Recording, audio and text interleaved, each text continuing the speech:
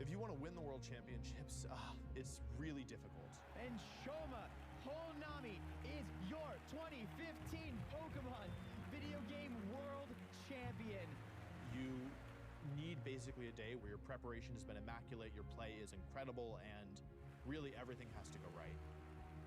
My opinion, it's a fantastic game. There is so much depth with strategies, and it's just so much fun to play. In Pokemon, there's so Opa, much boa freedom. tarde, gente. Como é que The vocês estão? Pokemon you use, Salve, the way you use Alexandre. those Tudo bom? Pokemon, how you Boa train tarde. them, and the moves you give them. Começando uma There's no livezinha one aqui. right way to play. Salve, Hugo. Como é que vocês estão, gente? Let's go aqui acompanhar o regional de Vancouver. Eu achei que eu ia dispensar hoje, mas eu esqueci que tinha o regional de Vancouver. Que maravilha. Então, né? Let's go.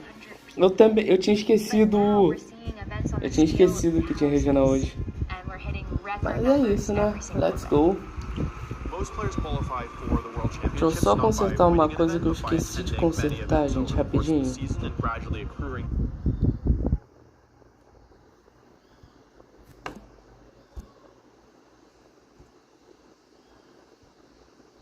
Ok, beleza.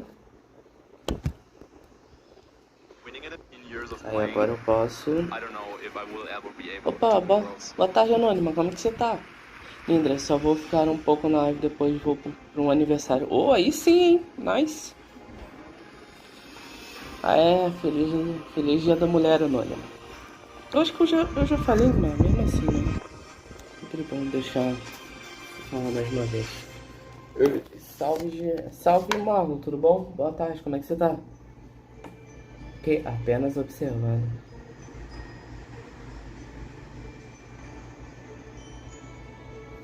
Let's go, chat.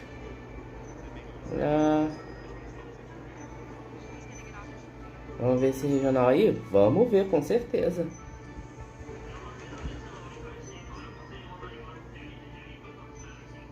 Hi, my name is Rosemary Kelly and I am a caster for Pokemon. Caster de VGC aí, eu acho. Arigato. I can't believe that either. Pera aí, melhor. Deixa eu só ver uma. Yeah. Gente, o volume tá bom My pra name is vocês? Como é que tá? I live in Frankfurt, Germany, and I'm one of the video game commentators for Pokemon. Being a caster for Pokemon is kind of like being a sportscaster for something like football or baseball, but instead you're casting over the Como é que video tá game o and you're volume pra providing vocês? commentary for those that are watching at home Semana or que vem já vou watching in preparar the meu venue time so pro that they can Regional de São Paulo. understand Ó, and hear what's será going que on. veremos Troif Urshifu no... is gonna take so much aqui na damage transmissão? with the one and not getting Será? critical hit. That's it, Fabian wins. The player from Germany has done it. Congratulations, Fabian. The pink Gastrodon. So I just shoved them all to the back and put a green one in front of it. And I was like, tô there's comendo, nothing então to tô see de here. boa. There's no pink Gastrodon. It doesn't exist. I'm so A glad I Anônima got está this se right. alimentando. I didn't get the Gastrodon. E aí, chat, gostaram do layoutzinho pro de Vancouver? Tá baixo? Pera aí, então.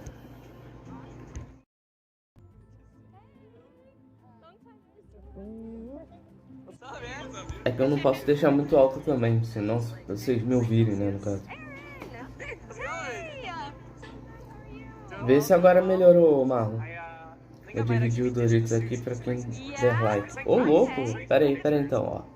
Tem 6 pessoas e 3 likes. Quero ver quem vai deixar o like aí.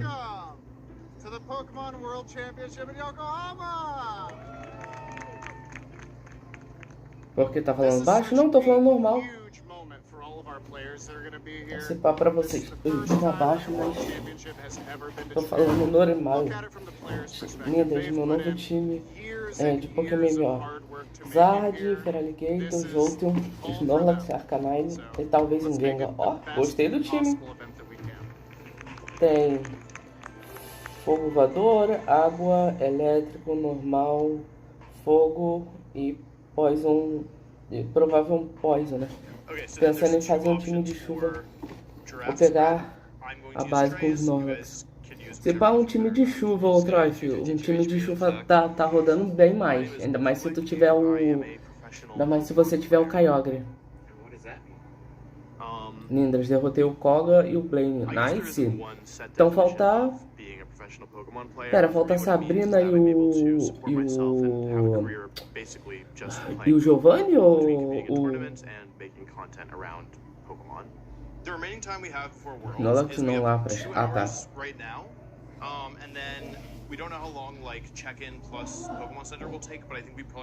É o Wolf? É, falta Sabrina e o Giovanni, é o que eu imaginei. Então, esse Pokémon, então, ele é baseado nas gens, é isso? É o Wolf. É o Wolf, não é? Ou o Marrom? National Championships and International Championship, the Players Cup 2, the World Championships, and many other lower level events as well. O ginásio da Sabrina é mais difícil. É, só pegar algum pouco que seja super efetivo contra ela, ou pensando no Ludicolo também. Ô, Troif, vê o que tá no regulamento G, cara, porque tu tem que usar os pouquinhos do regulamento G, entendeu? É o Wolf. I have the most experience with it, but it's also, at least for me, I want to give my friends a team and have them come to me and be like, oh, dude, like, this thing Vê o que tá no regulamento G, porque tu vai ter que usar ele. Ginásio do Blaine foi tão difícil que o Marlon teve que fazer um repero pra mim pra ganhar dele. Pô, mas, cara, o ginásio do Blaine é basicamente tu tacar água ali. Taca água nos bichos e acabou. Tu não tem nenhum bicho de água, não? Wolf is the single most scary opponent to go up in for anyone because of how good he is at the game. It is scary to me sometimes. I would consider myself a good player, or maybe even one of the stronger players, but even in my prime, like, Wolf was always one step ahead. Ele usa o Sanidale, o Blaine. Ah, tá explicado. Ah, mas aí é só... então, é só vocês entrarem com algum Pokémon com Drizzy. Aí vocês cauteram o Sanidale e é isso, entendeu? Eu não tenho nenhum de água, mas tenho Surfing Explode. Ah, mas aí complica, né? Hyper é melhor, muito melhor. Pera aí, Hyper é melhor do que muito tipo água, então. Os bichos estavam de fogo, estavam muito resistentes.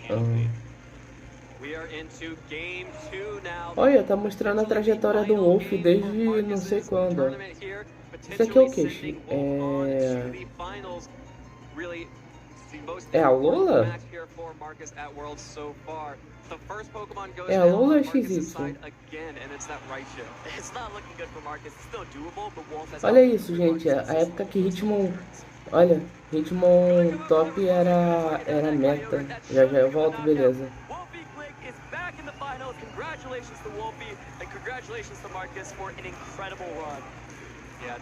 Lindra, você tá falando tão baixo que eu vou usar o fone pra te ouvir. Ué, gente, mas eu tô falando normal. Engraçado, eu tô me ouvindo tão de boa. Como é que vocês estão... Vocês estão com o ouvido ruim aí? Mas eu teve que maximizar as defesas do Raipido pra ele aguentar 2 golpes de água do surf porque o Repero caiu. Olha, gente, tá mostrando a trajetória do Wolf. Pelo que parece é o maior campeão que tem, né, do VGC até agora, né?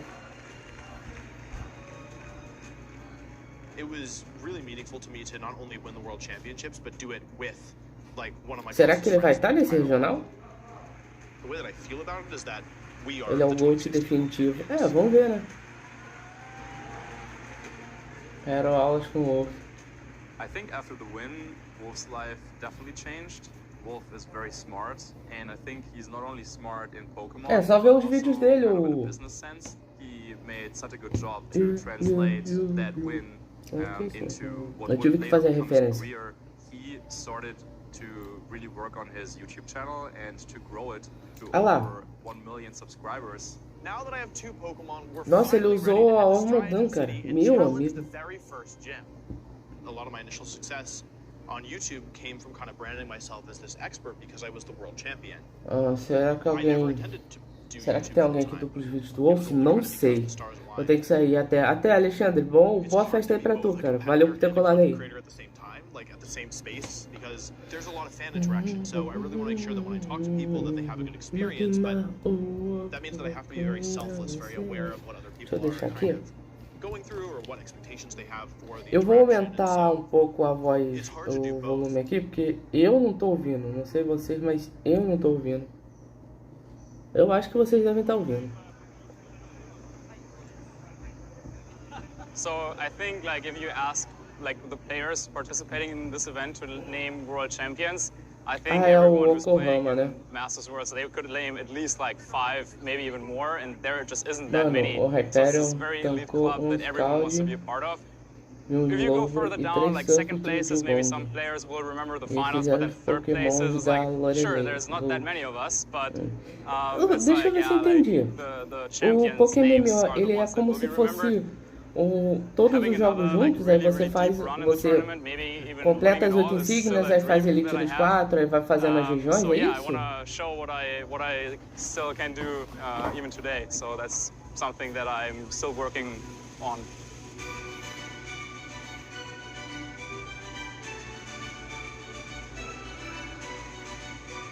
É a Tel Nova? Caraca, que doido.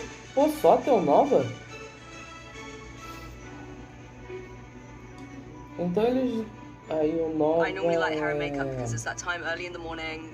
Just zone out, don't have to talk to Depois do Nova, que too é many Carlos? people, and just have my hair and makeup done. It's something you don't have to worry about in a Não. day that you're on camera a lot. You do have to Senhor, worry about everything you do because aí people are o watching you, they're Nova, watching what you say, they're watching how you react. So aí this is like a Carlos, nice moment where the pressure's off you a little bit. É a Tel Nova, porque I've depois always vem os been a jogos 3D. perfectionist, and I think something that is really Mas por que eles não unique colocaram aspect of XY, commentating is that it's really a subjective. Lola, Not everyone is gonna like you. Galá? It could be your voice. It could be things that are Por que eles intangible não that you colocaram? can't change. It Ia could just ser be da your hora se style. tivesse. Maybe it's just Tem not Mega for Evolução, everyone. pelo menos? I think there's always been an understanding that doing the Masters Finals is one of the biggest responsibilities as well as honors in terms of casting for an event. And so, after all the work that I put in over the 2023 season, I was really hopeful that I had done enough in order to earn that Masters Finals No spot. Pokémon é tão But difícil wasn't assim? the case to be this year, É, which os means I modelos just gotta deles, try hard normal, again for tem mais de 2024. skin de Mega Evolução. Okay, As awesome, mecânicas thank vão you. até o 9 também. É, mas não tem problema. Let's do it. Let's do it. I'm so nervous. It feels like a lot of pressure is on you to perform well. It's the biggest event of the year, and Só com mod de you just skin pra kind Mega of don't want to mess it Evolução. up. Pô, aí é F então. Pô, imagina, Estera, Mega Evolução. Welcome, trainers, to the 2023 Pokemon World Championships In Yokohama, Japan, I know this has been a coveted location Ah, é, for the Pokemon como World Championship, and foi our o players Mundial. are so excited to be here, and we are as well. O Mundial foi aí, ó, em Yokohama, no Japão.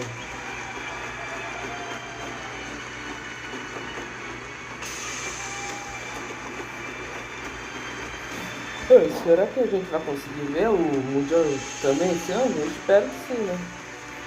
Please welcome to the stage, Mr. Tsunekazu Ishihara.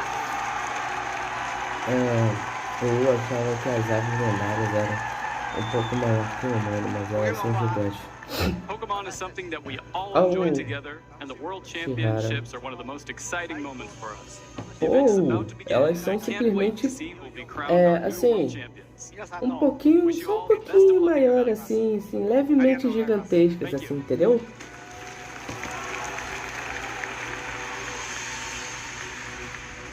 Competitors here in Yokohama, get ready to report to your tournament area right Cara, after 20 this. minutos ainda pra I hope começar, you have a gente. great event. Let's Vamos kick ver off como é que vai the ser, né? first Se day of the todos os 2023 lendários são Pokemon gigantes, então, World né? Championship.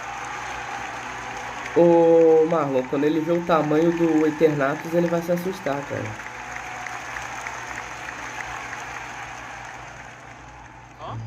Oh no. Oh, that is. Wait, that is the guy. That's Oe. That's the guy that you lost to in the tournament with Scream, Squirmsnarl, and Goldango Nasty God with Landorus. He, though, they've been running the Speed Booster, Fluttermane, Urshifu, Amoonguss. No Amoonguss. Ants. No Eternamax? Também, não só no Eternamax.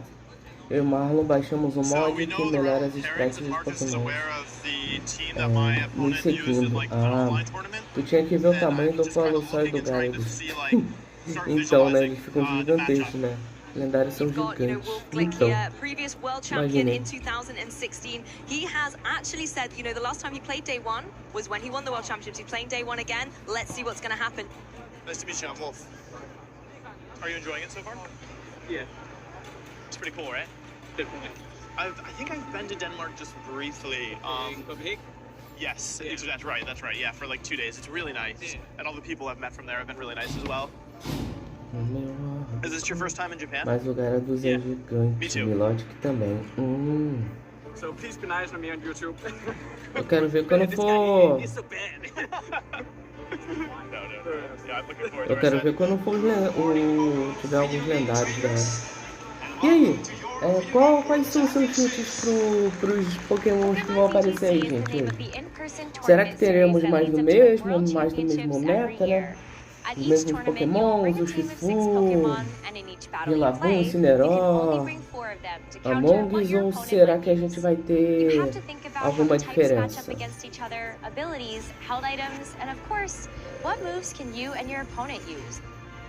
Qual será os Pokémons que vão aparecer hoje, né? Ele vai ter 3 metros. Caraca! Eu pensando que ele era do tamanho de uma pessoa. Não, quando você vai na Dex, você vê direitinho o tamanho de cada um dos Pokémon. Seu bicho de gelo tem uns 3 metros. Os bichos parecem pequenos demais, principalmente no anime. Não, pior que não. O Salona, por exemplo. Cara, o Salona parece pequeno. Mas se tu colocar ela em pé, olha lá, olha o tamanho do bicho. E a gente não é nem metade disso, cara. A gente não é nem metade disso aí. Good luck in the rest of your games.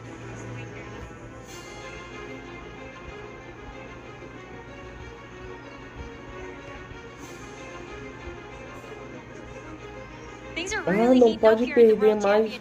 Olha que da hora, eu não sabia disso, ó. Não pode perder não pode perder 3 no primeiro dia. Se tu perder 3 já era.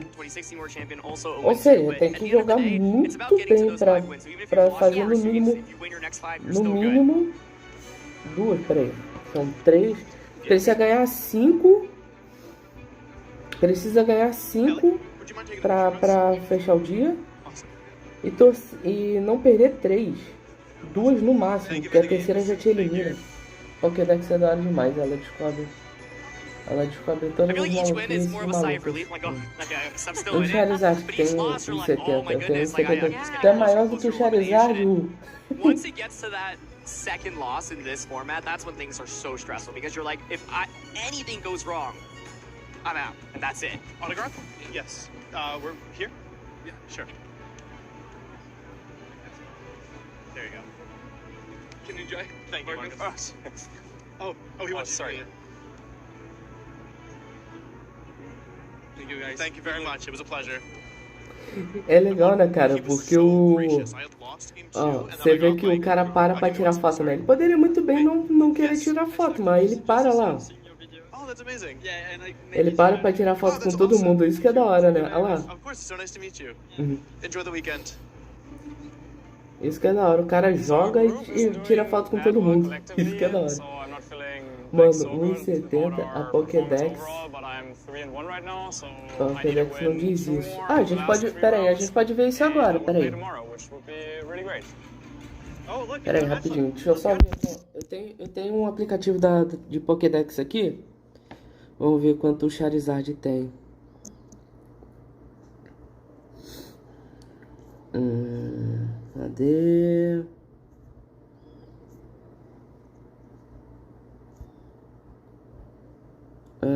Cadê? Cadê? Ele tem 49, índice de captura. Mano, onde fala o raio do peso do Charizard? Vamos ver. Ele tem... de altura? Sim, ele tem 1,70, o Marlon. Segundo aqui a vou mostrar aqui pra vocês, ó. Aqui, ó. Segundo a Pokédex, ele tem 1,70 aqui, ó. Vai mostrar na tela assim, em pé. Ó, ele tem 1,70 mesmo. Então, assim, ele realmente tem 1,70. Deixa eu voltar aqui pra tela do negócio. Não parece. Não parece, mas realmente ele tem 1,70. Caraca, que doido isso. Pô, eu tô mais com Charizard. Aí, ó, sinta-se maior do que um Pokémon. Então, meu Zard era pela variação imensa. É, porque se for principalmente da...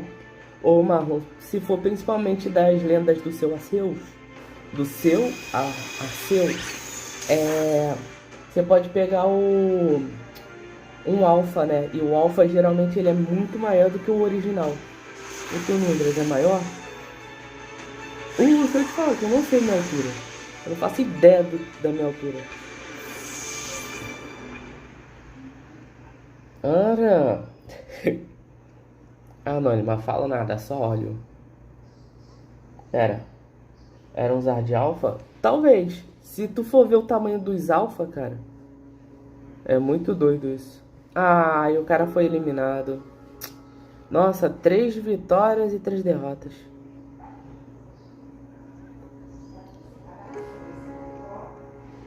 F pro cara.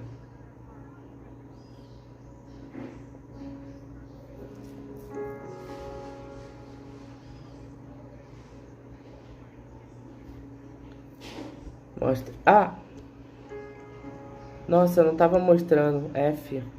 O cara perdeu aqui, tadinho. Olha lá, o cara... Nossa, totalmente... Eu vou voltar aqui pra vocês verem. Ó. Esse cara aqui, ó. Olha só, coitado do cara, ó.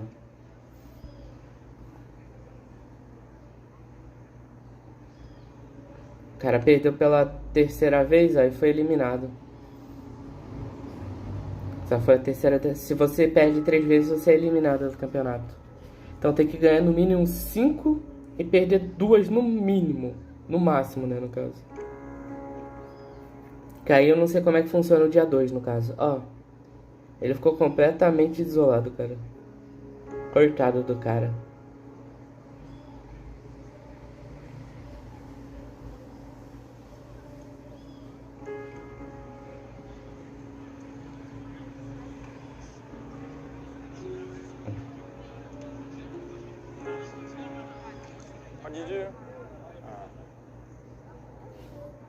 Fazer o que, né?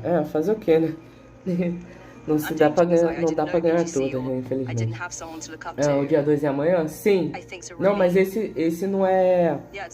Desse cara que mostrou, foi de um outro campeonato, totalmente aleatório, entendeu? Porque MMO tem os alfas, então meus Zard era alfa. Os alfas têm uma mudança além do tamanho? Não. Marlon. Peraí, rapidinho. Deixa eu ver se eu consigo mostrar aqui como é que é a diferença de um Pokémon alfa para um Pokémon normal aqui. Deixa eu ver se eu consigo mostrar pra vocês. Ah, tava no negócio do LOL aqui, peraí. Lá. E aí, como você quiser. Que são Pokémons alfas? São variações dos Pokémons normais, só que um pouco mais alto. Eles são de Legends Arceus, o Pokémon Alpha Legends Arceus.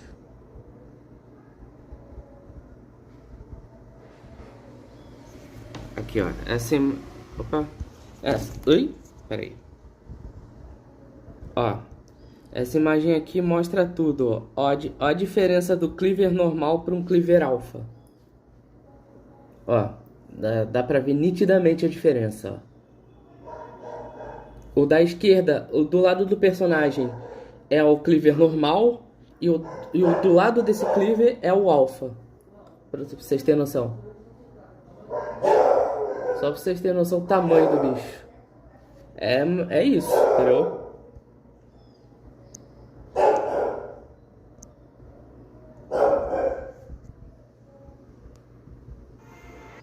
fine because you know if you win. É basicamente essa a diferença do Alpha. It doesn't get Que any more aplicativo intensive, é man. esse? This is your season on the line. Como This is assim? Que your aplicativo dream of é esse? O becoming a world champion on the line. que você acabou de ver foi uma foto. You cannot really get distracted by all the attention that is O on que you. você acabou de ver foi uma foto de um Alpha e o negócio. Foi no Google mesmo que eu achei, é só vocês procurarem Pokémon Alpha Legends Arceus. E vai mostrar alguns comparativos. Bicho, então, né? Ah, tá, foi And for Shiliang Tang, we will see the double genies with the landers and the tornadoes Double with Lando. Wolf bringing the Iron Hands and Contra Rendes e Amon. I think the Tornadus Landers lead here Então, is né? really well positioned. You pressure with Tauntaun's Leomoon's Não, e o speed, pior, and there is pressures with o the Marlon, Quake. que aquele é o Cleaver do tamanho normal dele. Pra você ver como o Alpha é gigantesco, né? Nossa, os bichos resistiram. Goldengo, ó, o Goldengo. Eu acho esse Pokémon muito da hora. Uma pena que ele é insuportável pra conseguir fazer ele.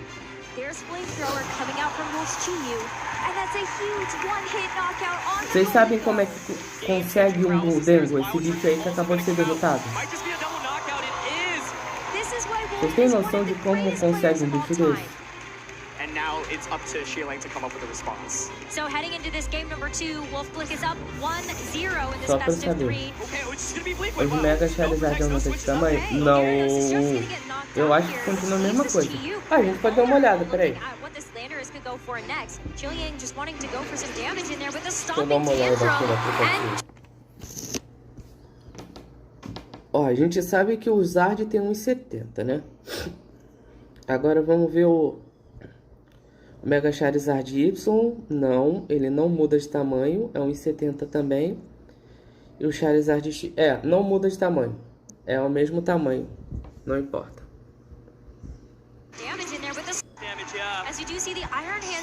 Você precisa pegar moedas espalhadas, são 1000, sim, exatamente. Precisa pegar 1000 moedas, 1000 evoluções dele, né, no caso também. Ah não, se bem que você pode pegar mais 1000, né? São 1000 moedas para evoluir. E o mais engraçado, se vocês repararem no cinto dele, ele tem um cofrinho, não um porta-moeda. Muito ridículo. Ó, Deus. Foi super efetivo.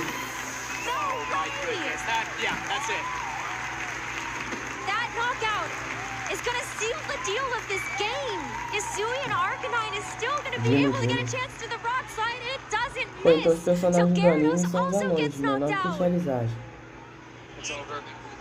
É porque no anime eles tentam fazer os Pokémons parecerem mais do tamanho dos personagens mesmo, entendeu? Hey, how's it going? Thanks.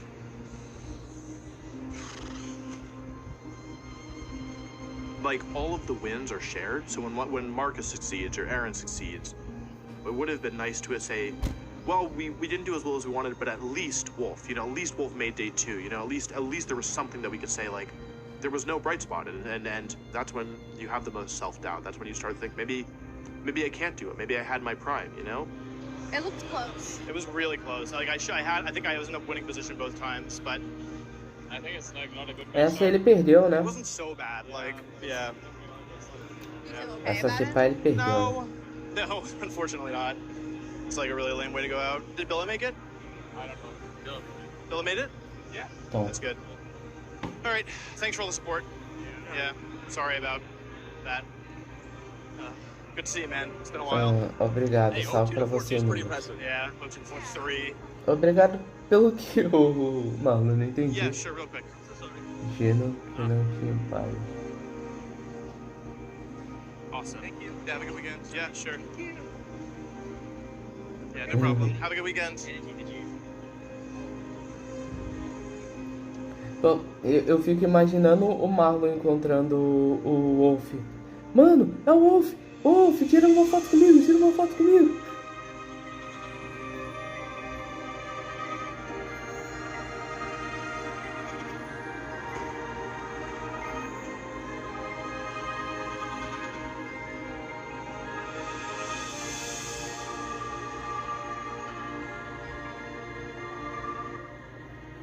Eu queria morar com ele? Struggling this morning to try to get myself ready for the day.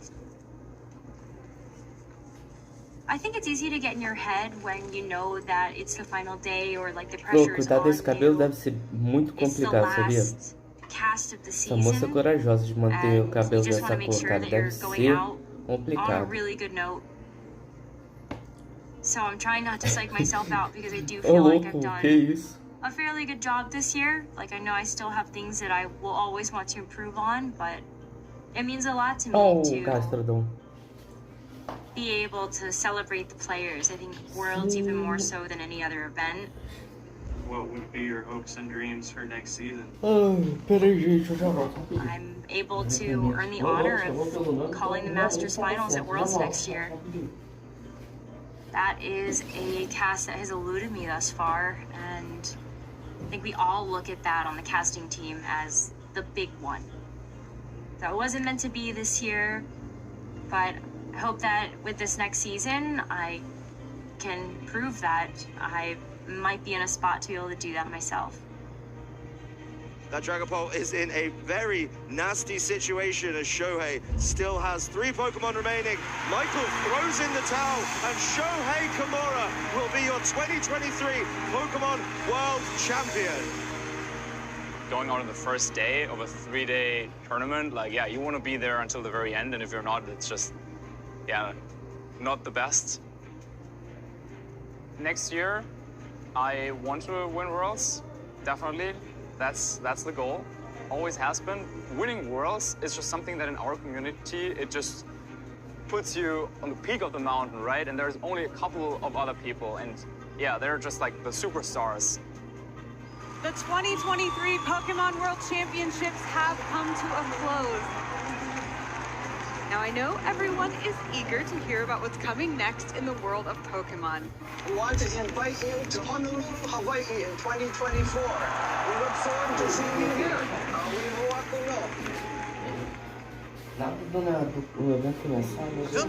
I'm feeling okay. I think I'm tired. A part of me still feels like, if I could have just built a better team, then, you know, my friends would have done better as well, you know, or like my friend's doing badly. I am in part responsible. It's not a rational thought, but it is a thought that I have sometimes, you know. It's a little bit tough to talk about next season accurately, but what I would say is that, yes, I will be trying to win Worlds again next season. But the first step is to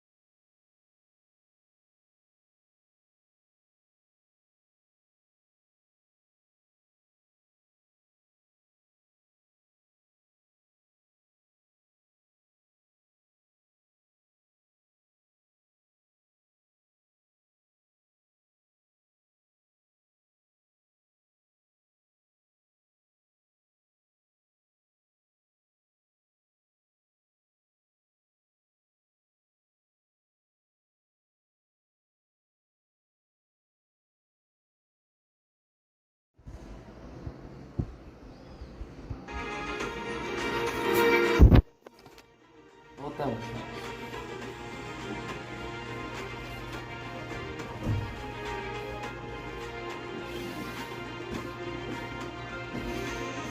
Vocês não estão vendo, né? Como é que vocês vão? Eu esqueço que vocês não estavam vendo. Meu Deus do céu.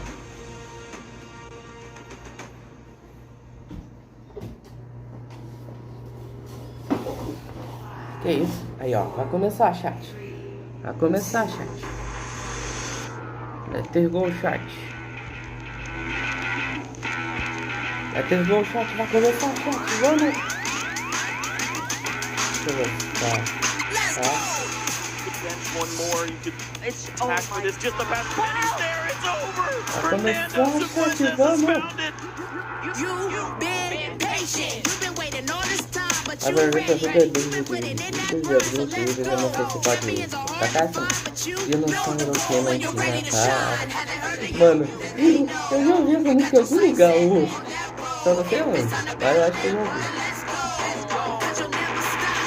Show 'em what you got. He's asleep. From that shit power. Onto a Morgan. Is that enough? O nome do cara aqui tá atrás. Show 'em what you got. Yeah, they already know. You got your sights set on victory road. Show 'em what you got. Yeah, they already know. You got your sights set on victory road. Ah, muito alto? Pera aí então.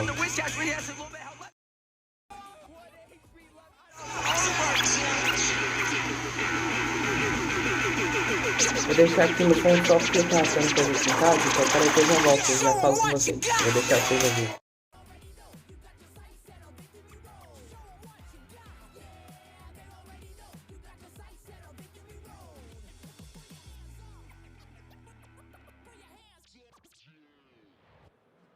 Good morning, Pokemon fans, and welcome to our coverage of the Vancouver Regional Championships here in beautiful Canada. My name is Rosemary Kelly, and I'm joined by Sierra Dawn and Jake Muller to be able to bring you through our very top of the show. Top of the morning to ya. Rainy day we got here today. It's every day like this in Canada, honestly. Anyone who's grown up near or in the Vancouver area knows it rains every single day. This is absolutely no exception. I warned them. They still wanted to try and walk this morning until they actually saw the weather outside. And yeah, Kyogre has definitely made an effect here. I wonder if we'll get to see any Koraidons come in and give us some sunny weather the rest of the weekend. Gosh, but save us. yeah, hopefully. No, but it's going to be an amazing weekend ahead, filled with Pokemon action. And hopefully that video got you so hyped, you know? We got our sights set on Victory Road here, and so we'll have to see how our trainers do get the job done. What are some of your expectations just with, we heard Kyogre, Koraidon, what else you got cooking up there? I think we got a pretty open field here in Vancouver. We're right after a big international championship where people are going to be looking to either, maybe use some of the strategies that saw success over in London, or maybe try and come up with their own to kind of counter those strategies. And so it's going to be a nice mix of strategies here. Well, that's a really great segue to show everybody about the schedule that we have here for the 2025 competitive Pokemon season. Because you're right, just 2 weeks ago, we were in London for the Europe International Championships, and we've just about passed the halfway point for the season now. We only have 4 North America regionals left, and then we've got the NAIC Championships over in New Orleans before we get to Anaheim for the World Championships. So not too many events left. It's the same thing, I feel like, every season where we start off the season and it's like, wow, there's so many events. Then we get about halfway through and it's like, oh my goodness, how are we already halfway through? The time flies. And then we're going to get to the World Championships and we're like, wow, how did that season just go by? Like, it's crazy. And then all of a sudden we'll be in 2026. And be like, oh, I guess Worlds was just like a week ago. That's crazy. No, we can't already start talking like that. We can't do it. My heart. We've got our trainers that are still fighting for those invites to the World Championships. So let's take a look at the qualification. Qualification looks a little bit different this season than it did last time, where last time our trainers needed to hit a certain championship point bar in order to actually get their invite, but now it's a constant competition. You need to be in those top 75 spots in North America or Europe just to be able to get an invite this year. The great part about it, too, is that you're actually never out of the running for an invitation to the World Championships, because if you do manage to win a regional championship or make the top 4 at an international championship, you automatically qualify regardless of how many championship points you have. So it is never too late to try and make it to Anaheim. Well, we also just had San Antonio, and now I know this was a couple weeks ago, but let's go ahead and actually take a look back at what happened at that San Antonio Regional Championships. It was a Tang takeover in Texas. The San Antonio Regional Championships were a return to glory for VGC, as the tournament format was Regulation G, the same format used during the World Championships in Honolulu. The dynamic duo known as the Tang Gang led the Calyrex Ice Rider Brigade. Justin and Shiliang Tang are team-building partners who each made it to top 4. Shiliang Tang would make the finals thanks to clutch KOs from Landorus Incarnate and Calyrex Ice Rider. Justin Tang would have to face his fears against Dawei's Dondozo, landing fissures and one-hit KOing his Pokemon. But Justin played perfectly, preserving Tailwind for the right time to outspeed Dawei's Calyrex Shadow Rider and punch his ticket to the finals. Now it was time for an exact 6 Pokemon mirror match between team-building partners, great friends, and titans of the game, Tang versus Tang. This final showdown would turn friendship into rivalry. In previous matches, Shiliang would consistently come out on top, but now it was Justin's time to become the leader of the Tang gang. Speed ties are crucial in mirror matches, and Justin was fortunate to win pivotal speed ties in both games, allowing his Pokemon to claim the championship knockouts. And with a third surging strikes, Ice Rider Calyrex goes down and Justin Tang winning the San Antonio Regional Championships. Think you've got what it takes to keep up with the Tang gang? Make sure to check out Pokemon.com/compete for the latest news and updates on how you can compete in the 2025 Regional Championship Series events. Now it really does feel like the San Antonio Regional Championships were so long ago. Truly. Like, oh my goodness. But so I'm glad we had that recap to be able to remind us about just how wild this regional actually was. It really was. When we're looking at that entire top cut, seeing that there is, first off, this team, but then a couple of the other more unconventional teams. I mean, Dawei's team was just incredible. But to then finally have these two in that grand finals, Justin Tang and Shiliang Tang, 2 team builders, a perfect mirror to see who would come out on top. And then so storied with Justin finally breaking through to get his 3rd regional title. I love that the finally gets his 3rd regional title, as if anyone else is, everyone else just has so many regionals.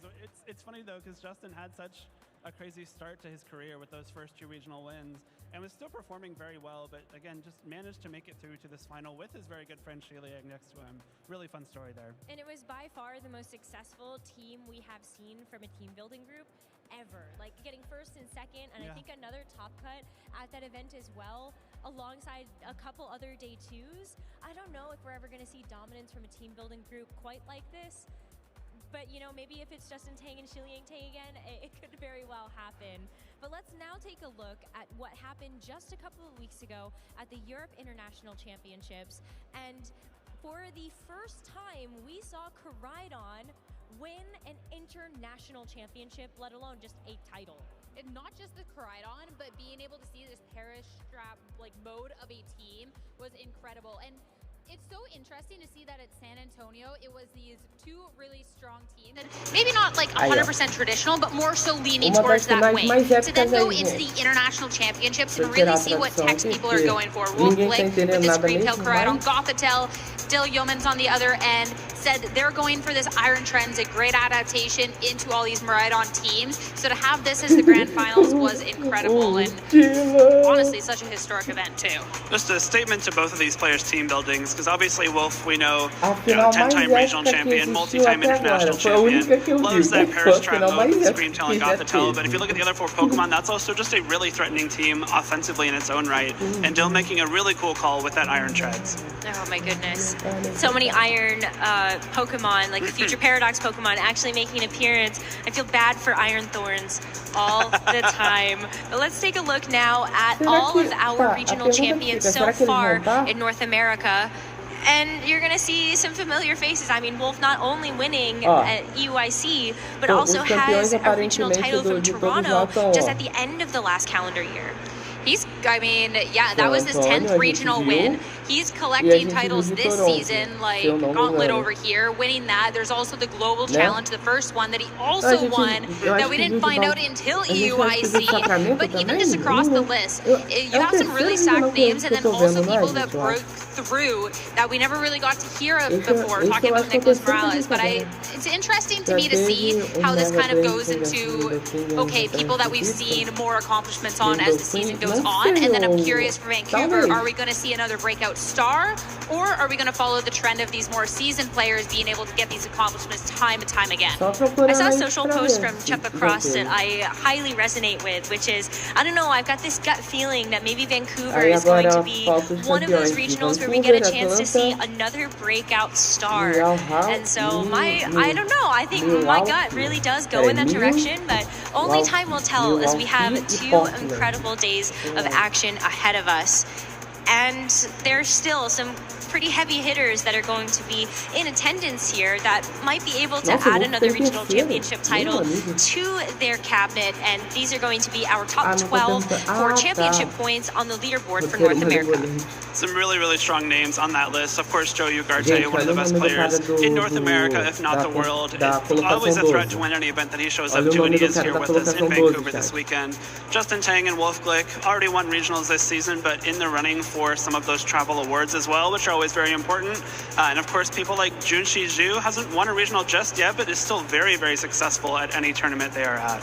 And this is an opportunity as well, since we are West Coast, and of course not everyone can attend these events. I know Junshi isn't here, for example. This is a really good opportunity for players that are maybe a little bit more lower on this list to try and climb up a spot or two. I'm looking at someone like Marcus Dion in that 6th place spot. A good finish here could start getting him a little closer up that list. And I'm assuming like anyone on this list is going to be safe for those the world's invites, but again, you're talking about travel awards, all that other stuff. Also, just being able to say that you're the best at the end of the season is also really nice. Like, I was the best player in North America going into the World Championship, no big deal.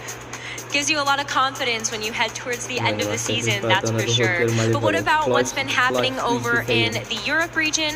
Here are your EU regional champions so far, and they're also just about past the halfway point. They only have 4 regionals remaining. I loved Eden's run in particular. Watching them do so well at Stuttgart was great, because I know they've been around in the scene for a long time. Very well respected and beloved community member, finally getting their first regional win, which was really exciting. And the team they won it with, too, I believe they took a modified version of it to EUIC and a completely different regulation and did pretty well there, too. So kind of fun to see a player like Eden have that success and then carry it forward throughout the different regulation sets. This EU region, like every year, is absolutely so strong, and having a couple of the really strong players as well, actually making the journey all the way out to Vancouver. Taryn Birdie, who top cut EUIC here as well, so an opportunity that instead of finding themselves on this list of champions, they're trying to get on the NA list. They're trying to make their stamp there. Well, I mean, what about Marco Silva? Came over to play at the Toronto Regional Championships. Unfortunately, fell to Wolf, but still got 2nd place at the event. So it's pretty awesome that we do have this kind of merging of the regions, almost, it feels like, where let's see, is it going to be a European that maybe actually wins the North American regional this weekend? I can see it. I could too. Anything can happen when there's Pokemon involved. But here is your leaderboard for Europe as well, as you look at the top 16 in terms of championship points. Marco Silva cracking over 2,000 points. I mean, considering, the 2nd place, Toronto, there was a 2nd place at another EU event as well. You know, just a casual LAIC victory, no big deal or anything. But then to see a couple of these other names and how many points they have, Victor Medina has been somebody, especially more near the beginning of the season, was getting a lot of Top Gun events, so just very safely securing spot. Really nice. Of course, Michael Kelsch, too, a regional winner last season, 2-time World's top 4. I believe the first Worlds he attended made it all the way to the final, so cool to see him having even more success. And like we've already talked about, Taryn Birdie, already doing very well this season, but looking to add some points to his total and climb up that leaderboard this weekend. He's already locked to the World Championships, too, after a top 4 at EUIC. So everything past this point, just gravy. We're going to take a look now as just kind of a mid-season check-in. Let's take a stock of what has happened so far. We are looking at the events and the winners from January and February, because while we have been able to show you what's been going on in North America as well as Europe, there's been a ton of events that have happened in Latin America as well. Yeah, looking back in February, we talked about Marcus Dion, that event that he got 2nd at. Well, who got first, right? Daniel Nunez, huge congratulations to him. Being able to keep the title there as well, seeing back on the video, they're all so proud and love to see that being able to secure invite in that sort of way. And then call out back to Rio de Janeiro. Juan Salerno is someone that we've highlighted a lot once we do get to these international events or do get to see him come out. So not necessarily surprising for that title. We got to make sure everyone else knows it too. Exactly. I mean, Juan literally won the very first Regulation G event that happened because it was simultaneously in Latin America as well as North America, and now wins the very first Latin America Regulation G event again. So I feel like it's just going to be another tale as old as time here. But let's talk a little bit about these top 4 restricted Pokemon, because I think maybe something that might come as a bit of a surprise to people is that we've got Koraidon up on this list alongside Calyrex Ice Rider, 2 Pokemon that I feel like have either not found quite the success maybe we would have hoped to see, because you look at Koraidon and its counterpart versus a Pokemon that also has kind of fallen out of popularity in the Calyrex Ice. Koraidon especially, I think, is a really cool case because it was always kind of around in the first time that we played this Regulation G rule set last season, but it wasn't super great. It wasn't usually near the top of the usage stats or, you know, making runs to the finals or even winning major events. But now we've just seen it win EUIC under Wolf's control, and with a really cool set too. A lot of times people are opting for Clear Amulet using Collision Course, its signature move, but Wolf opted for a much more offensive Life Orb close combat set. I think that might catch on a little bit more because people realize that that extra power can get you over the finish line a lot quicker. Yeah, Jamie Boyd, our EU counterpart, was someone that called that out super early, so I know. Yeah, Jamie Boyd, our EU counterpart. Então, não aceitamos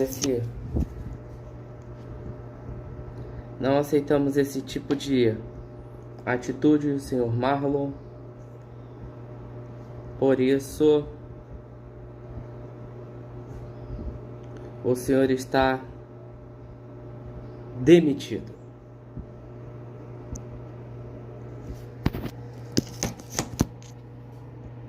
Of those, but before we get to that, let's talk a little bit about what we might expect this weekend. So we saw that top 4: Calyrex Ice, Koraidon, Kyogre, Koraidon.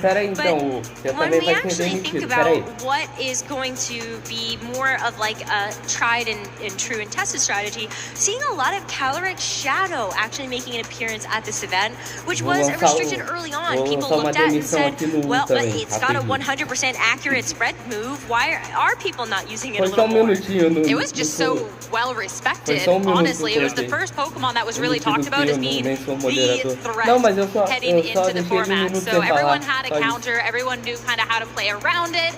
And yeah, from there, that's when we started seeing the other restricteds like kind of pop up a little bit more. But it's always been a solid pick, especially in this format where people are kind of like, oh, well, now I have to respect Koraidon and I have to respect all these other things. Maybe dropping a little bit more of those answers. And a couple of those texts that you got to see, those changes along the way. We've seen the Terra Fairy, we've seen the Training Kiss, the things that make sure you're not just going to get walled by a Wide Guard or a Terra Normal Pokemon. And as people shifted to, you know, the Terra Fairy and Calyrex Shadow, the people running their own Calyrex Shadow thought, okay, I'll go Terra Normal so I don't take any damage from Astral Barrage. Maybe they start running more Psychic-type attacks like Psychic or Expanding Force with maybe an DD next to it. And it's all a matter of capitalizing on, okay, I think these are what people are going to use to answer my Calyrex Shadow, and here's how I'm actually going to flip that on its head. So if you're relying on spread moves, Wide Guard can shut you down, and then you just switch to using Psychic instead, and all of a sudden you're still doing a lot of damage.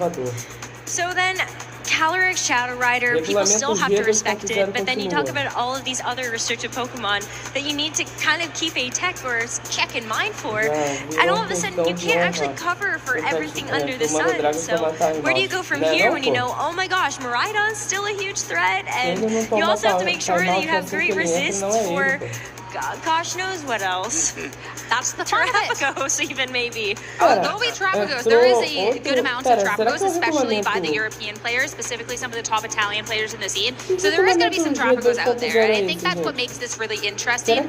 You look at the team building and those little differences to have on your team to then make sure you can come out ahead when you're up against a field where you can go up against realistically any restricted. And I love that you're talking about Miraidon, because that is one that we're going to see this weekend when you're looking at a couple of different modes that we see it. I mean, there's obviously Lucas Charavelli's version. There's also Joe Ugarte's version that actually won EUIC in the seniors division, right? So there's a couple of different modes of Miraidon that are really strong and need to be respected, and that's definitely one you cannot be disrespecting going into the weekend. It's cool to see how players are adapting their team building strategies from this first round of Regulation G to now as well.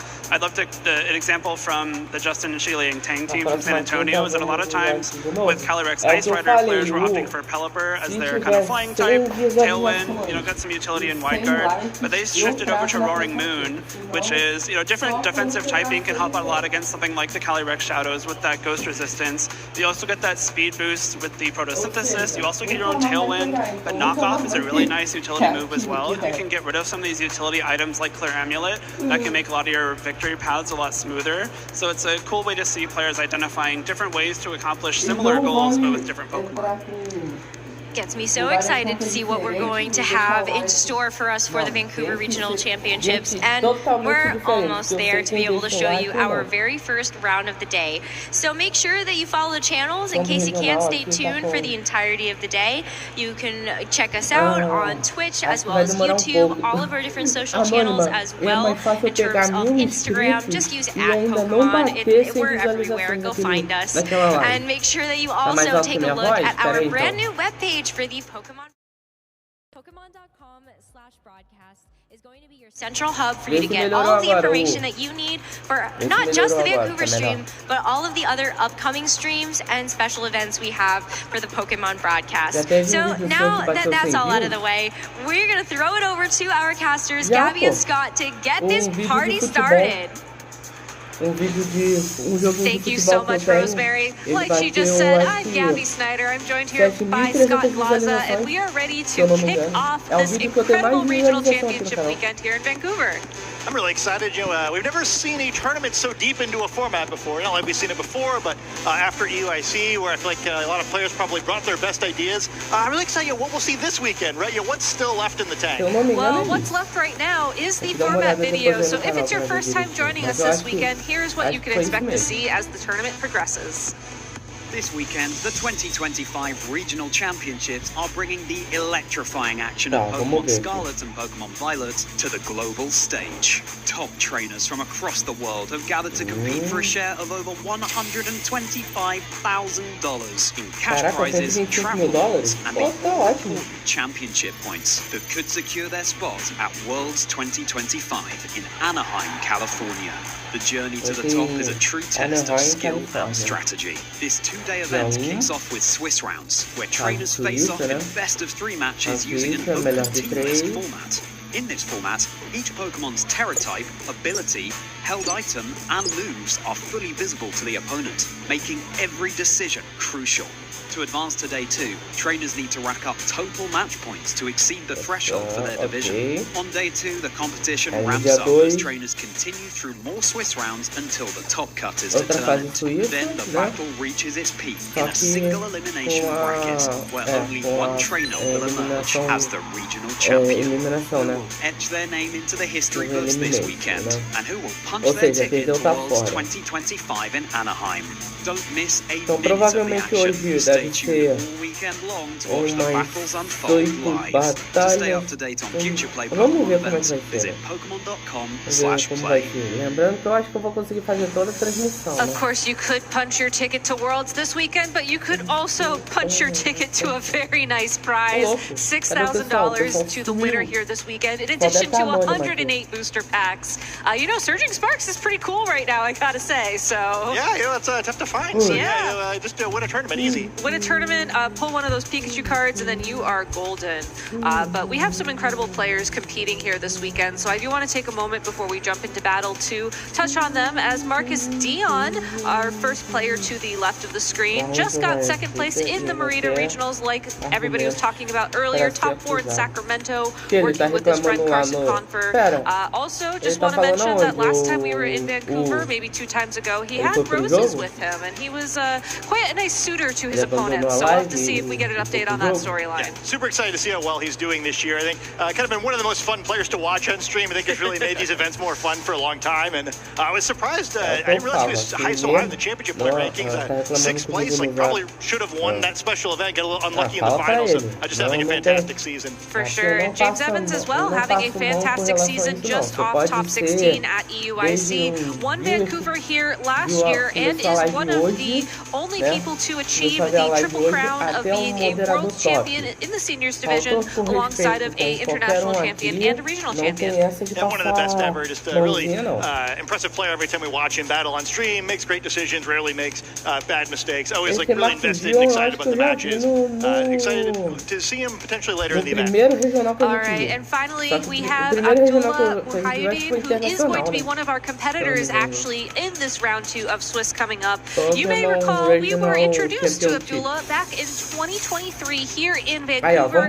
It was his first tournament ever, and he walked away with that champion title. It's so great to see him here competing again. Does have some other accomplishments to the names now that he's back once again. Got top 4 in the first Grand Challenge of the year, that was back in Regulation H, and of course top 8 at Worlds in 2023.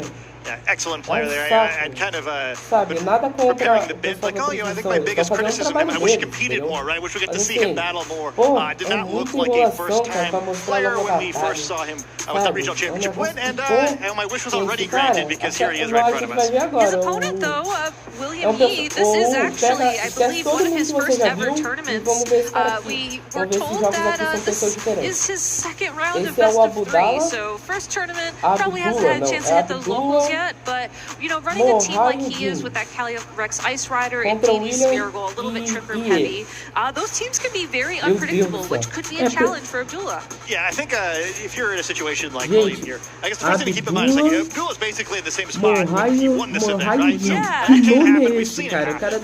But also, yeah, I mean, you kind of want to be a little bit more like high variance offense maybe on your team. If you do feel like maybe you're at an experience disadvantage where it's something where, hey, you get a couple turns really right, you can kind of quickly win a game. But on this other field, you kind of see Abdullah's team, which is a little bit more methodical. You say a little bit, I'm going to go ahead and say a lot of it, as this is one of the best Terrapagos teams I think to have been built in the Regulation G format. You have Fluttermane with speed control and taunt, which can really mess up trick room teams. You have Heatran with Magma Storm, which we'll probably have a chance to talk about a little bit later. Incineroar, this is more of a support set with Knockoff and Will-O-Wisp, really tough for Calyrex Ice Rider players. And of course, you know, Rillaboom, Ogerpon, great Pokemon, but that Terrapagos itself, it's that slower variant with Substitute and Calm Mind, wants to stay on the field, wants to get those boosts, wants to heal its health, and really just be a thorn in William's side, if you will. Yeah, I mean, I think it's really neat, too, as we've seen this format in its second go-around here. I felt like Terrapagos was kind of in a bad spot as we left the World Championships, where even though it had gotten second place at last year's NAIC, it just kind of felt like they kind of hit like a dead end in Terrapagos planning, and this version of the team is very different, right? We did not see the Heatran on that team or the Cornerstone Ogerpon back way back when, and it really makes the team play differently, so excited to see that a little bit once we get to the match. I mean, talking about teams playing differently, you do have the Calyrex Ice Rider alongside of Blood Moon Ursaluna, which is a core that's kind of been around since the start of Regulation G, but you have all of these different support options for it. Ogerpon Heartflame, I think, is the most unique pick here, as typically it is also Cornerstone that likes to hang out with the Calyrex Ice Rider, so you have the sturdy ability, you can redirect, and then hopefully keep it around for an IV Cudgel or two after Trick Room has been set up. And Didi has Heal Pulse, that's a little bit of a unique adaptation, and of course Decorate Smeargle, it can just boost up the Urshifu, boost up the Blood Moon Ursaluna, Calyrex Ice Rider, even the Ogerpon. This is a team that's very unpredictable, and I feel like Abdullah is really going to have to feel out how William wants to play this team before he's going to be able to respond like a player who runs a more balanced type archetype would like to play. Yeah, I mean, I do really feel like the teams kind of reflect the relative tournament experience of the players here, where this one's a little bit all gas, no brakes, and that does sometimes work, right? I mean, you probably don't want to get caught in a long, drawn-out game with a player who's had potentially a lot more experience than you have. I think Smeargle in particular is a lot of fun here. There are some options on the other side, especially the taunt from that Flutter Mane that could be a problem for it, but Spore is always really scary, and Decorate, one of the most fun moves in the game, able to boost up the Pokemon stats through Protect. And really, as long as you're able to go for that turn 1 follow me and then Trick Room, maybe turn 2 we see a fake out in the lead. You don't necessarily worry about your follow me user getting taunted, as you can always switch the following turn, and chances are once speed is on Calirex's side, it's going to be able to underspeed and just KO. And with a lead of the Smeargle and the Calyrex Ice Rider for William versus the Terapagos and the Rillaboom, that might be what we see. Turn 1, take it a little slow, turn 2, twist the vengeance. Won't imminently have to worry about any taunts, but there is the fake out option from this Rillaboom, and we see the Terapagos on the field as well. As you mentioned before, this is the slower version of Terapagos, so likely looking to set up a substitute at some point, which would help it avoid that Spore, and then boost up with some Calm Minds to really dish out a lot of damage. Should be a lot of fun in that regard, and then with the Rillaboom here, you'd assume with a Trick Room team here, decent chance that perhaps Incineroar is also in the back, so maybe a little slower style here from Adula with 2 potential fake out users. Yeah, but that's exactly what you want to do against a Trick Room player like William. You want to be able to slow the pace of the game down so you can fit in those Calm Minds, so then once the Twisted Dimensions are back to normal, you just Terrastalize Starstorm and take everything out. Interestingly enough, though, no follow me's, no protects. We just get a double fake out here from both the Rillaboom into the Calyrex, and now the Smeargle into the Terapagos. I would say most importantly breaking the Terra Shell ability, but with leftovers and with the grassy terrain active, it's going to get those 2 health points back quite quickly. Yeah, I talked a little bit earlier about kind of how you team build around Terapagos, and I feel like Rillaboom is almost a mandatory inclusion for exactly this reason. That Terra Shell ability helping out kind of like Dragon Eyes multi-scale to reduce damage when you are fully healthy, and very helpful here with grassy terrain to negate things like that fake out.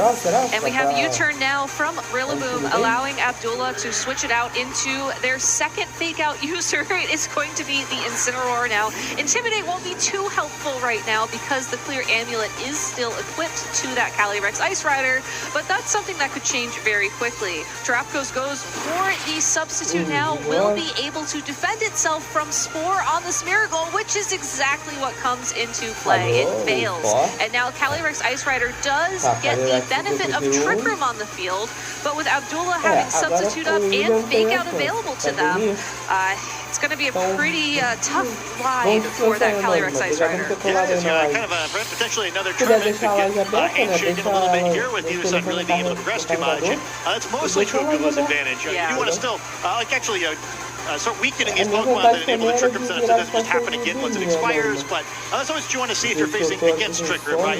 Trying to get them in a situation where even though they have the speed advantage, it's difficult to actually press it, and with Terapagos and that substitute up, kind of going to need, maybe an attack both from the Calyrex as well as a Spore to really slow it down, and lots of options on Abdullah's side not to let that happen. Yeah, to be fair, Incineroar is not holding a safety goggle, so that could have been a target for Spore. We could have also seen William try to decorate that Calyrex Ice Rider, but instead will switch out into the Choice Band Urshifu, which can attack through Protect moving forward. So a good Pokemon to have on the field later. For now, though, Terapagos goes for its first Calm Mind of the match, going to be boosting up its special attack and special defense by one stage. Yeah, so the Urshifu getting out here is, I think, a really nice switch.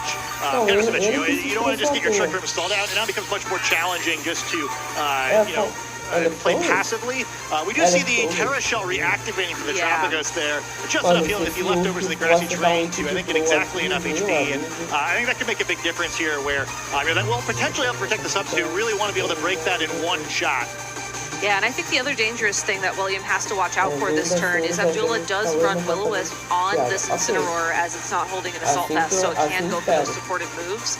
And if Will-O-Wisp connects here with either the Calyrex Ice Rider or that Urshifu, that's going to be huge damage mitigation in favor of that Terapagos. So very safe for Abdullah to keep using Calm Mind, go for those burns, try to connect him against William's 2 main attackers. The big question for me is how does William get around that threat? Yeah, it's a tough spot, right? But something's going to have to get burned here. I think double targeting Incineroar is super viable. it looks like we tried and perhaps didn't succeed. Yeah, unfortunately for Calyrex, that high horsepower did not connect with the Incineroar, but depending on how it was trained, that might have not even been a knockout. Will-O-Wisp will connect, reducing its attack power moving forward. Wicked Blow into that Incineroar as well. Is guaranteed a critical hit, but it's not going to do a lot of damage and will be hurt by Rocky Helmet in return. Now this Terra Starstorm is single target, will attack into that Urshifu, and that is a big KO. Ooh, that's a great turn from Medulla and really tough for William there. As you mentioned, they missed on a high horsepower. Unfortunate there. I think there probably would not have been a one-hit knockout, and I guess even if it had, it's still a pretty good trade from Medulla's side of the field. But the way it played out is just wonderful from him. Gets the knockout, gets the burn on the opposing restricted Pokemon. Really seeing the value of this version in Incineroar as well, where typically it tends to be a little more passive, and I think on this team where it's hard to think of Will-O-Wisp as like being like an aggressive attack exactly, but it does cause the Incineroar to pull a little bit more pressure, or a little more attention toward it, where ignoring it, you get punished a lot harder than you do with the average Incineroar. Yeah, and that's exactly why Terrapagos is benefiting from this field position right now, is that there is so much pressure to focus on that Incineroar to stop the burn. Terrapagos is free to, as we saw, go for a knockout. With the Ursaluna Blood Moon on the field now, this does shift the damage from physical to special, so certainly don't have to worry about getting burned. Unfortunately, though, with Terra Shell still active on the Terrapagos and that +1 special defense boost from the Calm Mind, it hardly does any damage, even though it can attack through the substitute. Knockoff onto the Smeargle will remove the Focus Sash, and now a second Terra Starstorm from this Terrapagos connects with the Ursaluna. It's able to hold on, but it is still a very uphill battle for William.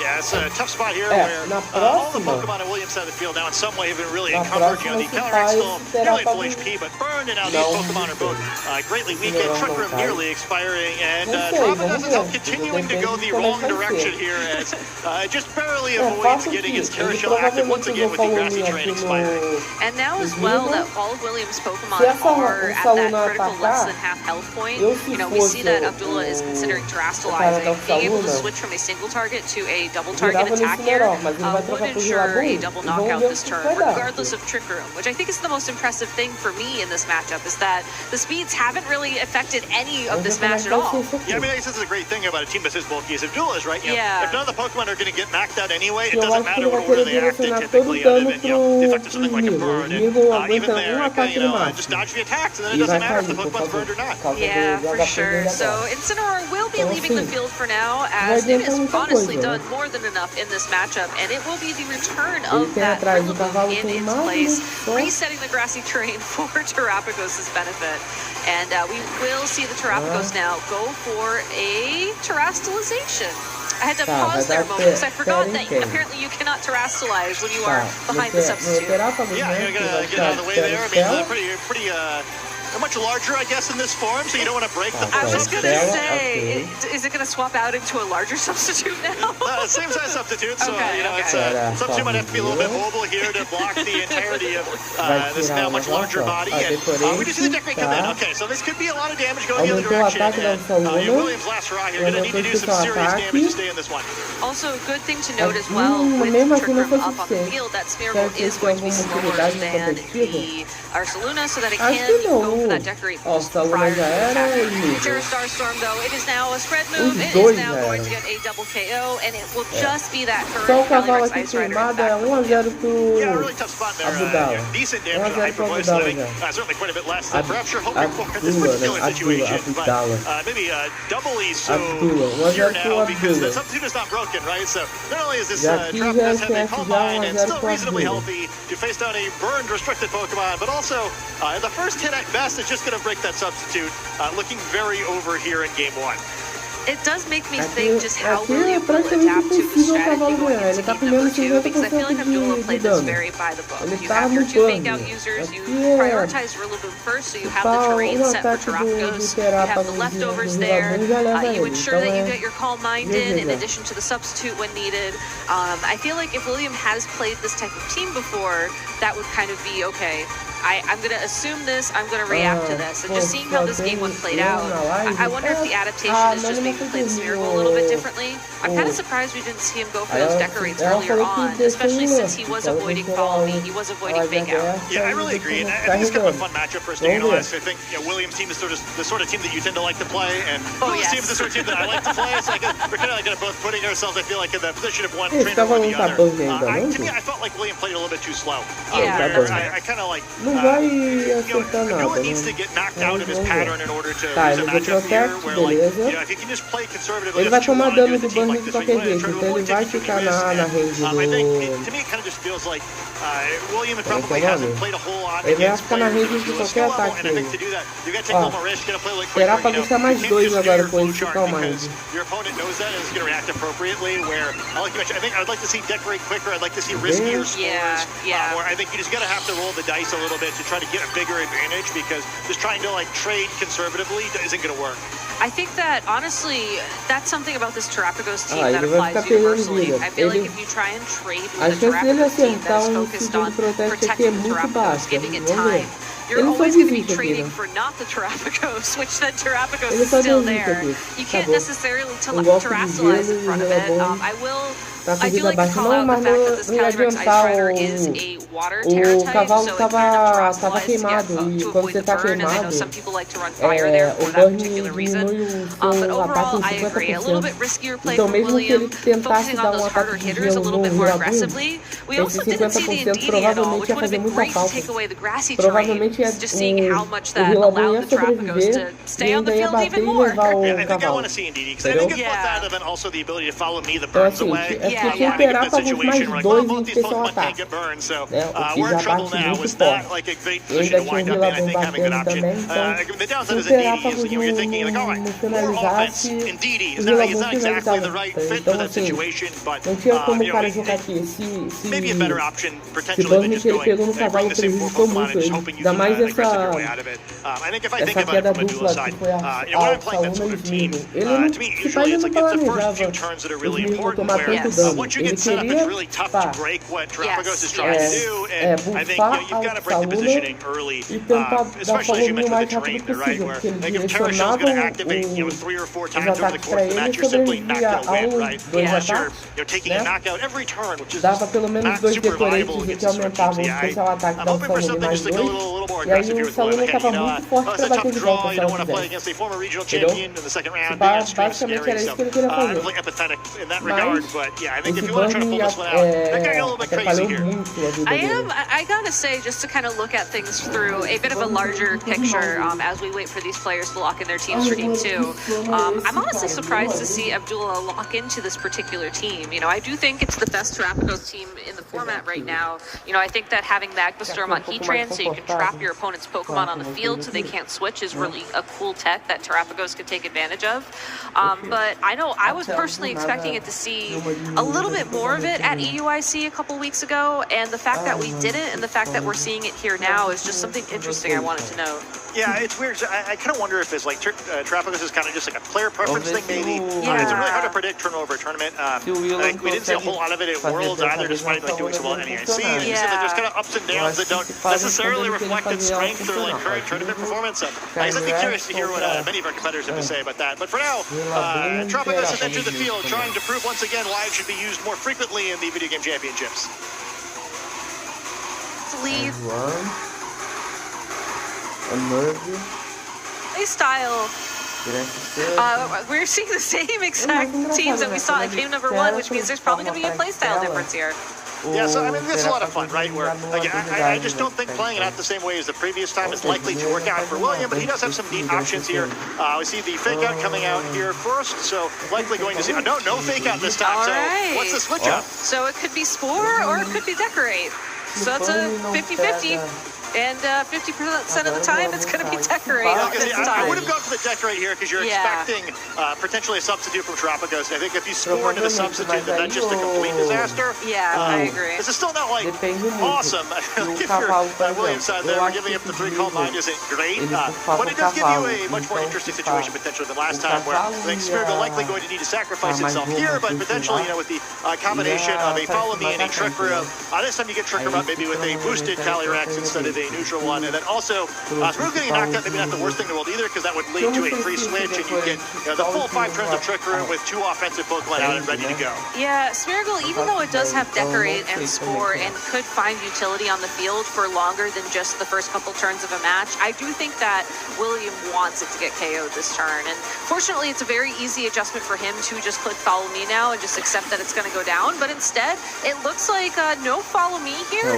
We do get another U-turn, so Abdullah following the same exact procedure that we saw him follow in game number 1, sending in the Incineroar now, going to be able to threaten those Will-O-Wisps and those knockoffs once again once we get through this turn. But what I find, again, really interesting here is that he did double target the Smeargle, but I want to know what William tried to go for. Was it another Decorate? Because that would have been insane. I was kind of thinking the same thing. Yeah. Trick Room. So, Terra Shell going to protect the Trapagos here, and it should still deal pretty good damage. This changes things, though, because now the Incineroar is going to be slower than a potential Urshifu coming out on the field, and this single strike Urshifu does have close combat.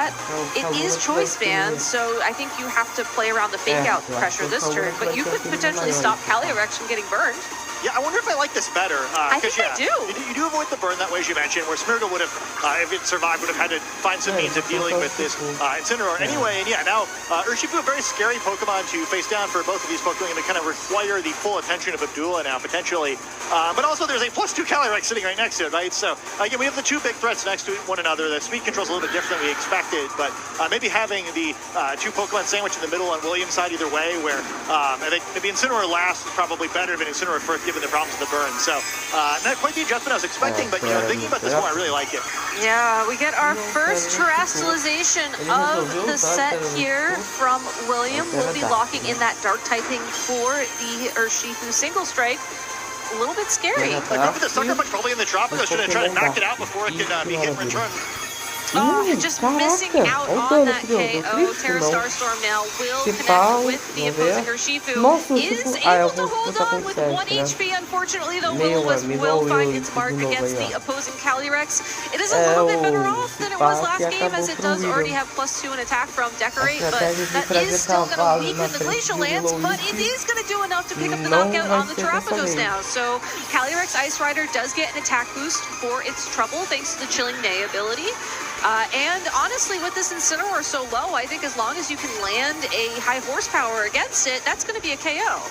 Yeah, and I think kind of an interesting way to get to this position, right? But in the end, Calyrex does have boosted attack still, right? +3 levels of attack, but more like +1 because of the burn, reducing its base attack stat. And, you know, it's definitely a better spot for William, right? You'll have to see if it's a winning position, but one of the downsides of this team is you do not have a lot of offense outside of the Trapagos. It's very important, as you mentioned, to get rid of that Trapagos early. And unlike that first game, this time William does disrupt the defensive synergy that Abdullah side of the team. And now we have 2 supportive Pokemon aiming to support one another. But, you know, with how weakened this Urshifu is, both Rillaboom's fake out potentially, as well as a Grassy Glide looking to threaten a knockout. Well, here's the interesting thing here. William did switch out that Urshifu for the Ursaluna, so he brought the same 4 Pokemon in game 1 that he brought in game 2.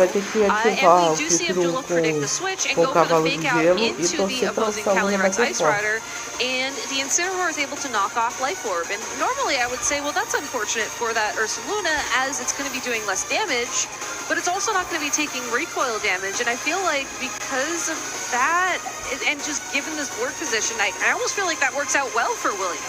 Yeah, I guess one of the nice things about William, too, is with spread attacks of both these Pokemon, he may not have to do a whole lot of predicting for the rest of his game. It's like, they kind of could just hit buttons. I do think the Rillaboom is pretty scary. You're not going to want to take too many attacks from this Calyrex, which does have super effective damage available and is sort of kind of a boosted attack. But, you know, Ursaluna definitely not going to want to get caught at the end with this Rillaboom. And on William's side, it's going to be pretty difficult to try to get a cheeky Trick Room off here. But Abdullah's going to go for the Terastallization here. Rillaboom not afraid of this Calyrex, going to go on the offense. I was going to say Terra Grass Wooden Hammer is probably Abdullah's second most powerful attack behind that Terrapagos. Does miss out on the knockout for this Calyrex. However, it does look like it's in position to be KO'd by knockoff, as it is still holding its held item, which means that is the full base power. And that's exactly what we see happen. Ursaluna, though, still free to go on the attack here. has Blood Moon, and that is the attack it picks to pick up the KO onto that Incineroar. So now both of these trainers are down to their final 2 Pokemon, and I think the big thing to keep an eye out is how many turns of Grassy Terrain are left. Yeah, I mean, that helps. Yeah, it's gone. Yeah, I think that's a big deal. Yeah, because I was going to say, the problem with this, like, okay, well, but you still have to knock out this Willowboom, right? Still a somewhat huge problem. We cannot see a Blood Moon on this turn because it was used on the previous turn. And acho que não. we like to see Acho a que o plano situation dele now where era só acertar golpe mesmo. Acompanhando goes for a follow me. Rillaboom knocks out Urshifu and then gets caught with this Ursaluna on the following turn with a very impressive type advantage. But this game's going to come down to a close one. After that first game was a blowout, this is going to be a pretty tight finish. It's all going to come down to predictions here. It doesn't matter. Never mind. Yeah, Easy. So no sucker punch. Easy knockout. No sucker punch. Okamon is able to pick the KO on to the opposing Urshifu. That is going to mean that the opposing Ursaluna will be the target of this Woodhammer, and even without Grassy Terrain, potentially even without that Terastallization, that will be enough to pick the KO there. And even though it got a little bit dicey towards the end, Abdullah was able to find a way to win this set 2-0 against William E, our defending Vancouver 2023 champion, already making his mark in today's tournament. Yeah, great set there. I kind of missed how easy the hit buttons endgame was there. So a little cleaner than maybe it looked at first, but yeah, a great set there. And yeah, I mean, I think it was a good adjustment. William certainly made the second game quite a bit more interesting than the first, but just a little bit behind where it needed to be in order to, kind of like really make that one a game. Hey, if Calyrex is able to get an attacker, more likely a Trick Room off on that turn where it gets knocked out, we're looking at a very different end game, and perhaps talking about an exciting game 3 here. But Abdullah proving why he's a regional champion, very well put together set by him. Yeah, I wish we could have seen the sucker punch as well onto that Rillaboom in that final turn. I would be very curious how much damage that would have done, because had that Woodhammer not connected, then we would also be looking at a bit of a different end game. But so it goes. I think William showed that he has a lot of potential with this team. His adaptations were very on point compared to what we saw in game number 1. It's just sometimes you're playing against a former regional champion who's playing with a lot of tools at their disposal, and that really does give them the flexibility to play around some of your adjustments. Yeah, and as you mentioned, I do think it was a good adjustment, right? Yeah, I agree. It really gets to adjust too, right? It's not like, he didn't do anything different in game 2. I thought the Calm Mind was pretty nice there, where there's a bunch of other options, right? I think so the substitute on Tropicos would have been tempting there. I think having the Calm Mind instead for the offensive pressure kind of put him in a somewhat significantly better spot. And I think it was a fun set there where, William seems like a smart player. I think I did, especially for someone who hasn't had a whole lot of tournament experience, I do like the way that he kind of played throughout the course of that set. We didn't talk about what was happening because we were analyzing the matchup, but I loved how long he took to close out the first game too. The game was obviously over, only the one Pokemon remaining. Spent all the time that he could to think about how to play the second game, right? I think it's a very veteran move from a newer trainer, and I'll be very excited to see kind of how Williams' tournament finishes. Me too, and I do want to also take a moment to go back to one of the points we were talking about when we were trying to, give the players enough time to think, which is like Terapagos' position in the metagame. And, I hope that when we talk to Abdullah, back here later on, we'll be able to ask him this question. But I do want to get your full thoughts on that. Vê se tem esse remédio na sua cidade e compra ele, porque ele te ajuda a dormir. Você toma ele na hora que for dormir de noite, você toma um e pronto, entendeu? Aí ele te ajuda a dormir. Entendeu agora, mano? Seems like it's probably the best restricted to the format, which I think has become a lot more debatable over the following months.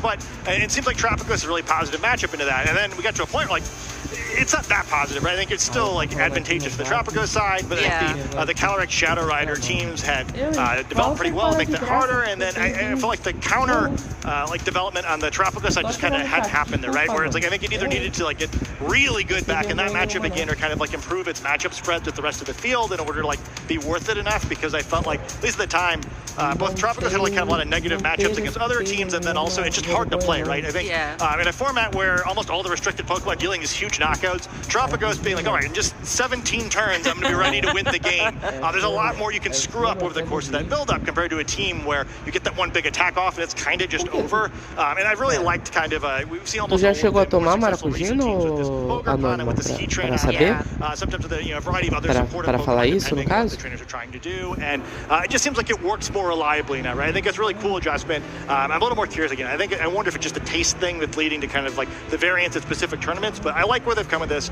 I think if Tropicus is ever going to win a regional championship, it probably has to be this weekend. So excited to see if it happens. For sure, and I hope we get to see some more Heatran as well. I mean, that's a Pokemon that has been very historical in terms of its impact in VGC, but hasn't really been seen in the Scarlet and Violet era. And I think that with terrestrialization, sometimes it can be a little bit of a weird typing. There are other fire type Pokemon that you get more utility out of. I'm looking at Incineroar, of course, but the synergy with Magma Storm, being able to trap your opponent's Pokemon on the field, trapping something that is advantageous for Terapagos to be in front of is so important in this team. And I just hope we get to see that mode play out a little bit more. Because, I mean, look at Wolfblick. I mean, everybody does, but he's been able to do so well in recent tournaments with, Perish Trap, with the Shadow Tag ability, making sure your opponents can't switch. Heatran and Magma Storm is just one other variant of that that allows you to take away one of your opponent's options to your advantage. Yeah, I mean, trapping is broken, right? I think this is kind of like it's a high-level thought. Not being able to switch command really limits what your opponent can do. I was thinking, speaking of like Wolf's team, I think sometimes even Screamtail on this Terapagos team as well. I kind of just think the disruptive support, I think, in general is really powerful, especially in this one restricted Pokemon format where, the restricted Pokemon's offensive power is just kind of so much better than everything else, where you're kind of like trying to influence the game board as much as you can. Like something like Urshifu or Fluttermane, you can do it by dealing damage, but other Pokemon have to find different ways of being effective. And Heatran, despite being a legendary Pokemon, doesn't have that level of offense, so it contributes in other ways. Yep, that is correct. I think my favorite Heatran moment, I just got to give the shout out. When it had Flash Fire and everybody was running Hidden Power Fire back when Hidden Power was still a move that we used in VGC, that was pretty great. Not gonna lie, those were the days. Yeah, I once, you mentioned Wolf. I definitely lost to Wolf at Worlds styling on me with the skill slap Heatran, so I'd be happy to never see this Pokemon again. So it goes. It feels like a high skill Pokemon every format, so I'll respect the Heatran players. All right, well, we certainly also respect Abdullah, who is a former Vancouver regional champion and who is in the lounge ready for an interview. So Rosemary, please take it away. Thank you so much. I am here with the winner of our very first round on stream. Abdullah, how are you doing? It's been a while since we've seen you. Yeah, it's been a bit. I'm doing pretty good. Have you been busy with just like school life? Yeah, school life. I think I talked about it at Worlds, but I was a little bit down. I'm really happy to be here. Really happy to be here. So I'm here now. It's really great to have you back and playing Pokemon. And you're playing Terapagos. So talk to me a little bit about the inspiration bringing this particular team to the event. Oh man, so I love fast teams. I love hyper offensive teams. I hate when rounds go forever. I felt like this was the call though. Pagos takes forever to set up, takes forever to play. I just feel like it's super good right now. I think the matchup spread is just really strong for it. The meta always changes, right? The best mod it's always undecided until the tour. I feel like Pagos is really good for this tour though. Like you saw in that matchup, I really like Cali Ice. I think in general it's just a great mod. So inspiration came from being boring for once, and otherwise I think the mod's great. I think the mod's really strong. That's the only reason I ever play. It's so boring. It's so boring. That is very fair. And the Terapagos, I mean, even though it did take a while, I think you have a little bit of a nice break ahead of you after a nice 2-0. So how did you actually approach this particular matchup, knowing like, okay, you've got this substitute as well in the Terapagos. Once you get that set up, you can really get ready to rock. Yeah, so I think the nice thing about the team is, I think a lot of restricted teams kind of spread their partners pretty thin. You're kind of forced to, with only 5 partners, you're kind of forced to do quite a bit with those 5 Pokemon. The thing I like about this team is the roles are super condensed. Like, the only way I can explain it is I brought the same 4 mons and did the same game plan every time. It's kind of on your opponent to respond. It's kind of on you to play a little bit better. But just because of the fact that I'm playing with like 3 really strong supports, a couple matchup mons, and a Pagos. I feel like my approach to the game is nearly always the same, especially on Cali Ice. It's get set up. The substitutes that come in like as needed. I had to dodge a score and things like that. Otherwise, I think it's a good matchup in general. I think that's the matchup. I think how I played it is pretty much how I'd approach it. Terapagos was dishing out some pretty good damage there, and knowing that you are okay, Ice Rider Calyrex is certainly one of the threats you're going to have to see in this tournament, but can you give us a little bit of insight on, is it kind of still such a clear-cut game plan? If you see Maridon or Calyrex Shadow Rider, any of those matchups are you worried about? Yeah, that's a good question. I think when you first approach a matchup, as long as it isn't something super hard to beat, like wide guard triple fighting type, I want to bring Pagos there. I think most of the time my plan is to get Pagos set up. I think it's just too strong of a mon. I think with everyone running super bulky in defense, you get one calm mind up and you have an AV, you have super defense, and now you have a Specs with the boost. So I really like the mon. Yeah, I think calm mind is just really, it's just too good to pass up. I think there's a reason that everyone's playing it now over Specs and all that stuff. It makes sense. It seems like you get a little bit more consistency as well in terms of the bulk. You also get a chance to really set the pace of these games. Exactly. That's actually a really good way to put it. I don't know the word for it. Pace is really good. Pagos sets the pace, and you kind of force your opponent to play around your pace. You set the pace pretty much, so you put it really well. So yeah, a lot of pace, a lot of just fake out spam, fake out combine spam. So got the right rotation of things going. Yeah. Well, it has been a while since we've seen you at an event, and I know we talked a lot about like the fact that you're back. Do you have any expectations actually for this weekend, or are you just here to have a good time? I'm here to have a good time. I think the issue I have with my past events, it's funny, I kept saying it to myself over and over again. I don't know why I didn't pick up on it, but when I went to Vancouver the first time, when I went to Worlds, I had no expectations for myself, and I think that's what kind of pushed me, right? When every round is, I don't want to say it's the same, but if it's similar to playing at home, when your nerves are that calm, you play much better. And I think I want to go back to that mindset, because I definitely had expectations for myself in previous events. I think I'm going to try to make it so that, if every round goes downhill from here, I'm going to be happy anyway. Okay. I like that mentality, because when we did see you at that high peak, it's so hard to top that. You won a regional, and then you went and you got a top cut at the World Championships. And so do you feel like, in a way, that's maybe where you started to put those expectations on yourself? Absolutely, yeah. I think I learned this about gambling. It's kind of a weird analogy, but if you win the first time you gamble, you're going to be hooked, just because of the fact that it feels so good to win the first time. You didn't have none of that trouble ahead, There's no losses, no bumpy road. I think I kind of got spoiled. I kind of expected it to come to me, right? I didn't play the game as much. I didn't put as much time into it. And like I said, even then I put expectations on myself. So I think it's definitely a much better approach to just take the rounds as they go. Enjoy the game. Actually enjoy the game that you're playing, and then it'll come naturally. Well, you're already off to a great start, Abdullah. 2-0 so far on the day, and hopefully a lot more great matches ahead where you get to showcase that prep. So we're going to let you go, at least get some rest now, but are there any shout-outs that you'd like to make before you do that? Shout-outs. My parents. I love my parents. I said it last time, my parents are the greatest. I barely came here. I was pretty sick before. My parents, without them, I would not be here. They helped me out so much. My sisters and Momo Nation. I'll leave it at that. I love it. Short and sweet, but family always in your heart. Yes. Abdullah, thank you so much for your time. Congratulations on the round win, and hope we get a chance to talk to you later. Thank you.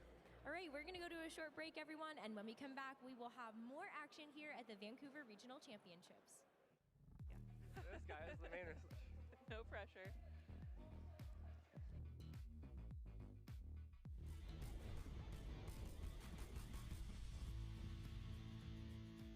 The 2025 European International Championships was the largest VG event to date. Let's take a look back at what went down during this historic event. It was a champion showdown to start off the day in the juniors division, with previous LASC champions Fabian Musicant and Ismail Ogi taking the stage. This was the 8th time these two have faced off at a major event, and everything was on the line. Calyrex Shadow Rider for Fabian was a strong pick across divisions, and it would prove to reign supreme once again as it took down Ismail's Calyrex Ice Rider in 2-0 fashion, earning Fabian his second international title. In the seniors division, Louis Fonvier was on a tear, winning 3 regionals back-to-back and looking to earn another title. On the opposing end was Ian Larson, who had beaten Louis in Swiss and was looking to defeat him once again. Maridon for Ian, Calyrex Ice Rider for Louis, and an exciting 3-match series ahead. Draco Meteor from Ian was key, taking massive KOs in games 1 and 3 and brought Ian to victory. In the Masters Division Finals, history would be made either way. After 6 years, Wolf Blake was in the finals of an international yet again and was coming off not one but 2 major title wins, having revealed himself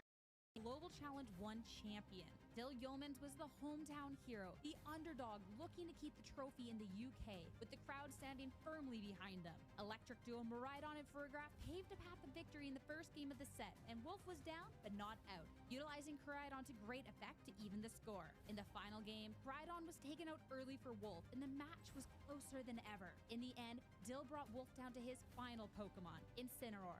But it was just the perfect piece, being able to 1v2 the endgame and make Wolf Flick your EUIC champion. 1,400 people showed up to this tournament, hoping and dreaming to win the entire thing. But it wasn't enough! With history made and new stories always emerging, you could be next. Check out Pokemon.com/compete for more information and see if it could be you as our next Pokemon champion. Hello, Pokemon trainers. I'm here with the reigning and defending Vancouver Regional Champion, James Evans. James, how are you feeling heading into this event? Do you feel like there's any expectation or weight on your shoulders because you're coming in as a defending champion? First off, it's really great to be back in Vancouver. Obviously, this was a regional that I kind of went to on a whim last year, and now it's the complete opposite. I have to go now. It's title defense. I'm not really expecting too much. I feel like the first time I wasn't expecting too much, like to keep the same energy about it, just have a good time in general with it. But obviously I would love to win again. Mostly like that's something that's kind of looming over it, but I'm just trying to take it as simple as I possibly can, like I did before. That sounds like you have a very level head, and I'm glad that you ended up coming here on a whim, because before you got here to the Vancouver Regional Championships last year, you were on a tear. What did you get? Top 32, you got a second in Knoxville, and then you come here with the exact same team and you win. So was that sort of why you thought about the whim? Just that recent success? Definitely. I would say I originally was supposed to go to the European International Championships last year, and I didn't get in. So I kind of had all this prize money lying around from Knoxville, and I figured, you know, go to something with it, you know, have a good time. I really like this team. I think it can win if I play my cards right. And then I did win with it. So I would say, funnily enough, the scripts kind of flipped this year again. Like, not only was this a completely planned trip from the beginning, but I actually did get into EUIC this year. So it's kind of like the complete opposite of what's happening, but I'm hoping it leads to the same result in the end. Well, that EUIC event ended up being amazing for you. Just a couple of weeks ago, you got top 16 at the largest Pokemon tournament we have ever had. So do you feel more confidence just after a result like that heading into this weekend? 100%, because I think before this, my season wasn't shaping up to be very good. I felt like I wasn't putting in enough prep, and I just didn't have enough time with just, you know, school and everything. But getting cut at the European International Championship, biggest event ever, it felt really good. Like, it just felt like everything that I had worked for. I would say whether or not the prep was good or not, whether or not I was running the same team like for most of my prep, because I was not. I literally made the team at like 4 a.m. the day of the tournament. It just felt really great to be back and playing Pokemon like I feel like I usually do. That's so interesting that you say that you built a team and locked it in at 4 a.m. before the tournament even started. And I think what's really unique about that is not only because last-minute choices like that can be really nerve-wracking, but you're also a player that has been rewarded for mastery of a team. Going all the way back to your win in Vancouver in 2024, you were using the same team for 4 events leading up to that. And so how nervous were you with a last-second lock-in, and that was what was going to be defining your EUIC run? The best way to put it is, because I would say I've done that a lot of times before. I would say I did it for Worlds. When I won, I made the team at 2 a.m. the day of the tournament. And to me, I would say it's kind of a weird thing where it kind of both like very opposite ends of the same spectrum, but kind of meet in the same thing, where I feel like there's not a lot of pressure because I either lock the same thing that I've always been good with, and I know I don't regret any of the choices I make at the end of the day, or I didn't really have a choice. I basically made the decisions with my back up against the wall, and I can't regret what I did at the end of the day because I had no choice. I had to lock a team. I had to play something. I mean, it's all built from like similar experience. Like, I played a lot of Calyrex Shadow Rider leading up to the event, but I didn't play with the exact build that I play. Like, I didn't have any practice with like half of the team. Like, it was very much improv, but it was still based off experience and like mastery of something that I was already practicing. It just so happened to come together very much at the last minute. And regardless of whether I lock something last minute for this tournament or I run the same thing back again, I'm probably not going to regret it. I just think that at the end of the day, as a player, the best thing I can do is play the best I can, and if whether or not, again, locking the team over and over and over again, and I master it, or I just lock something at the very end and we ball and we just see what happens, I'm just gonna be happy with it. Well, are you confident locking the same team for Vancouver, or is that to be decided? I would like to say yes. I think my team at Europe was really, really fun, and I had a lot of fun with it. So, sorry for those of you who play me tomorrow. Just expect the same thing, probably. Well, that team was awesome. I think one of the key Pokemon that I was looking at is Ogerpon Cornerstone. That is a Pokemon that has found its way onto a lot of Calyrex Ice teams, but just in general, I feel like it's provided a lot of stability. So how did you come to put that Pokemon on your team? So funnily enough, that was one of the original Pokemon that I had in mind when I was building around Calyrex Shadow Rider, and I was really, really shocked at just how effective it was, because you get redirection, you get sturdy, which is an amazing ability for such an aggressive Pokemon. It's weird, people like to play Ogerpon in this very defensive role, we see more of them remove a grass type attack for something supportive like Helping Hand or Taunt or something like that, or Encore. And I think Ogerpon Cornerstone is a really, really great offensive Pokemon. I think a lot of people they focus more on Ogerpon for support. I like focusing more on attack, and you play very aggressive with it, and you use Follow Me more so as a tool to obviously you get things off your back with it, but it's so much more pinning things down, where I'm like, okay, well, you have to deal with a Calyrex Shadow Rider and an Ogerpon Cornerstone. You're scared to Follow Me, or you could just be scared I'm gonna just Rock Cudgel your face in. It's just a really, really strong Pokemon right now. I think Rock is an excellent typing. It forces a lot of pins onto things that Calyrex Shadow Rider really likes clicking Astral Barrage into, because there are things like Ice Rider or Incineroar that love tearing the Ghost, or I would say Ice Rider just loves tearing into something like Water in general, and you can pin that with a Grass move instead with Astral Barrage. I think Ogerpon, just Cornerstone in general, really, really good Pokemon. I loved using it at UIC. I'm hoping to really enjoy using it here again.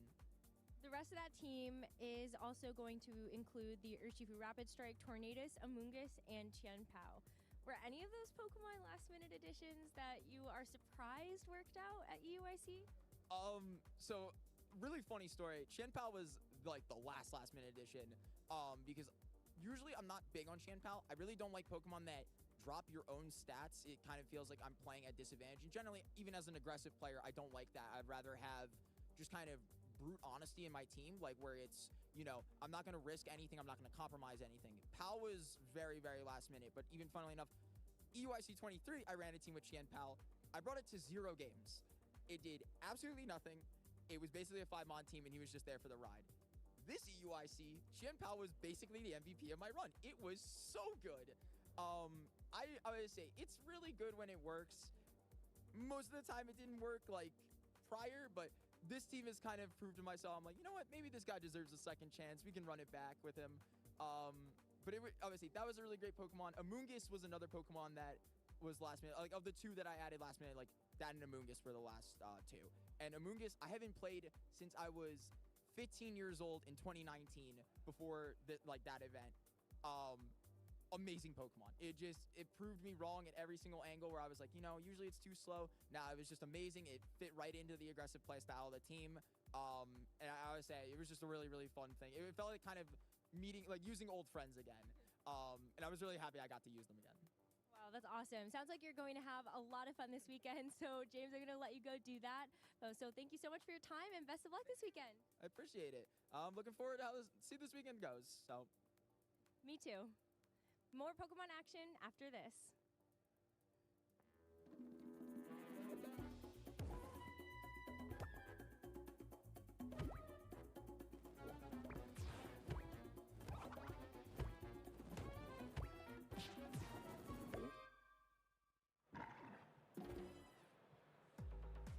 Hello everyone, and welcome back to the Vancouver Regional Championships, where we are going to discuss the events that just happened in the Global Challenge. Because that's right, not only do we have these amazing in-person events that you can go to at the regional and international level, we also have some tournaments that you can play online from the comfort of your own home that also count for championship points. So I'm here with Sierra and Jake to break down what just happened in our most recent Global Challenge. I'm mean, yeah, every single regional, it's like all these players have traveled for so long to then get here, to then spend their week on here. I want to not leave my bed and then earn some valuable championship points. I don't know about you guys. And it's interesting too with the global challenges, because first off, it's a great opportunity to be earning those points. It's also great practice. You do have that different format, but we've got to see the implications of the global challenges within the metagame for these events, which I think is really cool, especially with these being players from around the globe. Especially considering, like we kind of hinted at earlier on in the broadcast, Wolf Glick just won the European International Championships on the heels of winning the prior Global Challenge 1, with, I believe, the same team. And he got to reveal that it was on a account that we didn't know it was him until he got to tell us on stage in London, which is really fun. But you see Marco Silva there in third place. Like, if you are doing very well these in-person tournaments, you're going to be playing those same players, but also the fun aspect of these global challenges, you get to play a lot of players from the Asia region that we don't get to play a lot of our in-person events with. That's actually great context, I think, for viewers at home or maybe those that are unfamiliar with the Global Challenge, is that Global Challenges, including the Japanese players that you see on the graphic here, they actually utilize these Global Challenges in order to qualify to play at the Japan National Championships that qualify them then to the World Championships based on how they do. So this is just the first step in the process for them to be able to get to that national championship level. And so you do have to kind of separate out how the Japanese players did and then the players that actually do qualify for championship points. So in that situation, Marco Silva actually got first for the championship point leaderboard at this event. I want to look a little bit at the Pokemon because, I mean, looking at Marco's team, this is something that we got to see at UIC, and then making the run back, whether there is move changes, I'm not 100% positive, but bringing the same 6 Pokemon. Then you look at Wolf Glick after the Global Challenge 1, bringing the exact same 6 into EUIC. So obviously there is some teams that can work within that best of 1 or best of 3 environment. So looking at that first place team, I'm kind of curious about this in particular, because we have to see the success of like Ting Lu Dondozo at our regional events in this best of 3. It is slow, it is stally. You know, like whoever you ask will tell you whether they think it's fun or not. But I think that's something to look at, even potentially heading into this weekend, because that is definitely a strategy that can be played and paired up with something like that Glamora too. Like, that is really difficult for some teams to go up against. Well, not only is it best of 1, it's also a closed team sheet. You do still get to see the team preview, so you know what 6 Pokemon your opponent has. But you don't have the nice, you know, added bonus of knowing their Terra types, their abilities, their attacks, their held items. And so you have to figure that all out on the fly, which is how we used to play VGC. I think it's one of all the other fun aspects of these international challenges, the global challenges, is that people who started playing, you know, during this era of open team sheets haven't really experienced that. So they get a little bit of a taste of old VGC there too. Conversation has certainly opened up what type of skill set, if any differences, are required to be able to compete well at a global challenge versus competing well at a regional or an international championship. And I think what's so interesting, not just about what you bring out about the teams and the closed team sheet environment that the global challenge provides, most of these teams, when you actually take a look at them deeper, from players actually sharing their team on their socials, that's how we actually have 2 that are missing. Sorry about that. But they don't look very different than a team that you would actually see being brought to a regional championship.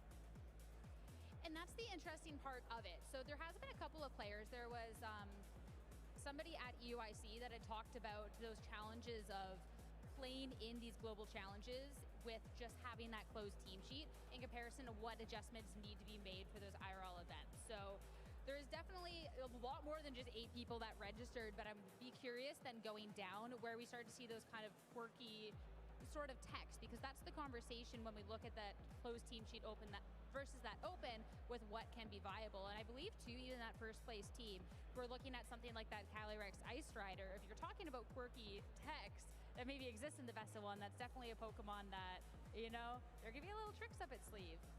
Have you ever had something get seed bombed by a Calyrex Ice Rider? It's not very fun. Have you? Yes. Sounds like you have some maybe trauma to unpack there from the bad Calyrex Ice Rider experience. Now, looking at the 8th place team too, Kimitake's, the mouse hold set, like that's something you have to play very differently against if you know it's like the Technician Population Bomb set or more of a friend guard, follow me support set. And just looking at that team, it really reasonably could be either. You know, it could be a more supportive set to clear some space for Kyogre, let it get off some water spouts. But also you've got Tailwind on Roaring Moon, you've got like fake out support with Rillaboom. It could just be Technician Population Bomb, and it's actually one of the big damage dealers too. Yeah, what's interesting about this list to me too is looking at all of the different restricted options that we have with the talk of, well, any of them could kind of be viable right now if we're looking at anything above the power level of maybe, you know, a Lugia or something, and everything else higher than that on our list state is maybe valuable. But you get to see that Calyrex Ice Rider, but then it goes into the Calyrex Shadow Rider. We get this Terapagos and right on. Like, it really is just a collection of everything else. Even with this Kyogre team in that 8th place spot, having this Urshifu, having something like that Mousehold, and Roaring Moon, a Pokemon that you were talking about earlier, Jake, with like these different capabilities. And there's a lot of different modes for these Kyogre teams. And it's one of those Pokemon that we're definitely anticipating to see a decent amount of going into this weekend, especially in comparison with how much we've seen versus different events. So yeah, restricted, cool Pokemon. I like to think that the teams that we didn't actually find the information for to show us even 2 different restricted Pokemon. Like maybe we've got Koraidon and Groudon hiding in there, and then you know, we've really got the variety under the sun. That was bad. I didn't mean to do that, and then it came out, and then I couldn't stop it. Next so time, bad pun. own it. Yeah, right. Cringe.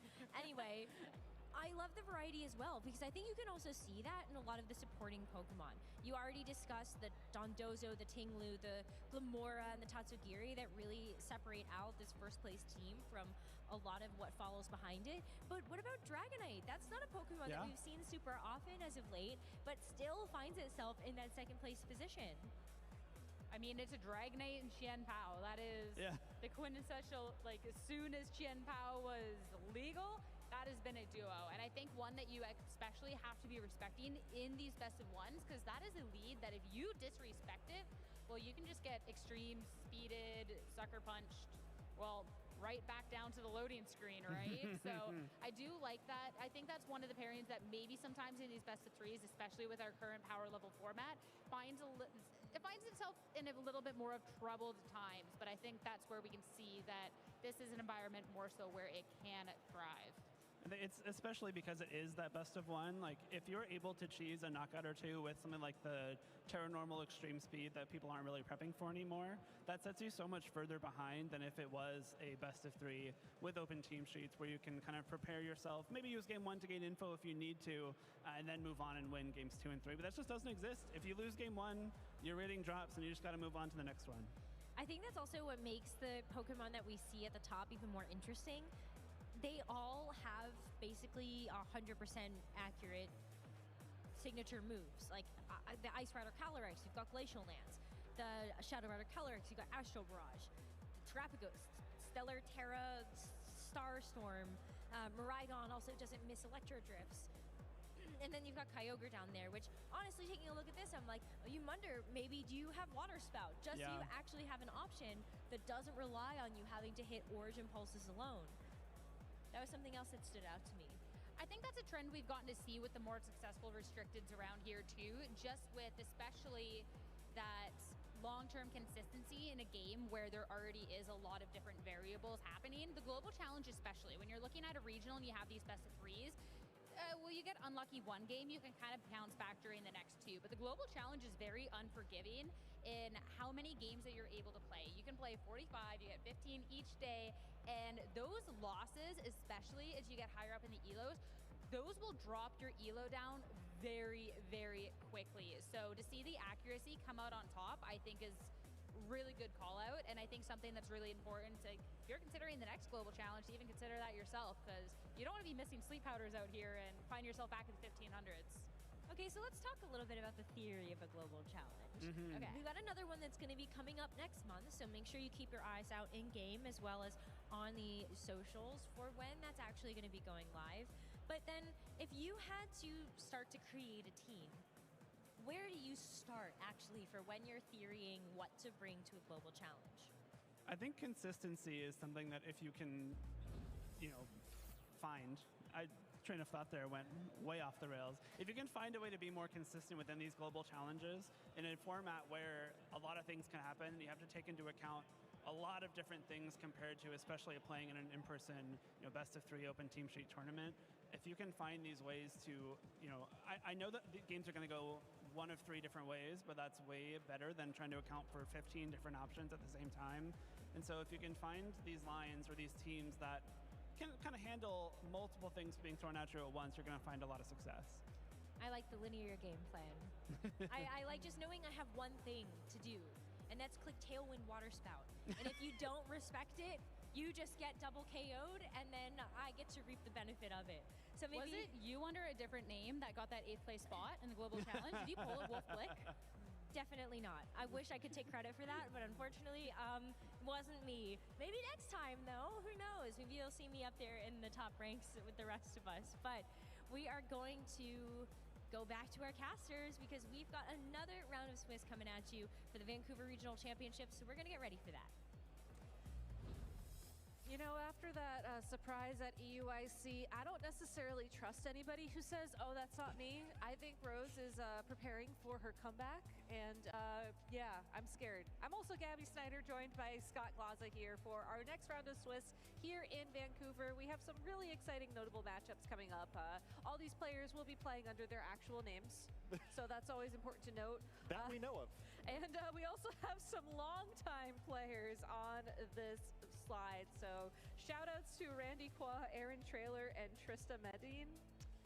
Yeah, I think, I'm not sure if I can remember a time where we've had a matchup on this before where I played against both of the competitors while I was a player, given my last event was about a decade ago. What a time to be alive. Though. Like, I mean, Randy Qua has been playing for years, and I remember he used to compete wearing the Battle in Seattle competitor shirt back in the day. Yeah, and I think the first great Canadian player in VGC. I'm really happy to see he's doing well so far here. He's a big innovator on the Togekiss Excadrill thing back when most of us thought those were both bad Pokemon, especially Togekiss at the time. So, yeah, always did things his own way, very creative player, hard worker. Glad to see him doing well. And yeah, I mean, a bunch of players, I think a good group of people here in these notable matchups. For sure. And I mean, if you want to talk about a creative player, our featured match, Michael Zhang versus Keanu Inosano, is really going to be some creativity here on the stream. So I cannot wait to see how this matchup is going to play out, as I think one of the cool things about Regulation G is that a lot of times we see teams that we know have done very well. Maybe they won the World Championships along with several regional championships and possibly an IC in the future, playing against teams that are proving themselves. Yeah. Is how I'm going to describe it. I mean, and I think it's kind of neat too. I think this is a really difficult format to kind of cook in.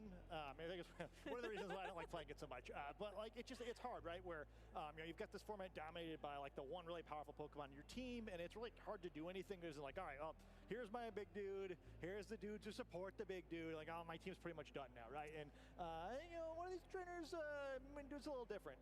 I want to play a team that's just 6 big dudes now. I think that would actually be a lot of fun. Yeah, I think I did that video once. You can't use 6 Mewtwo's, Gabby. I was very clear.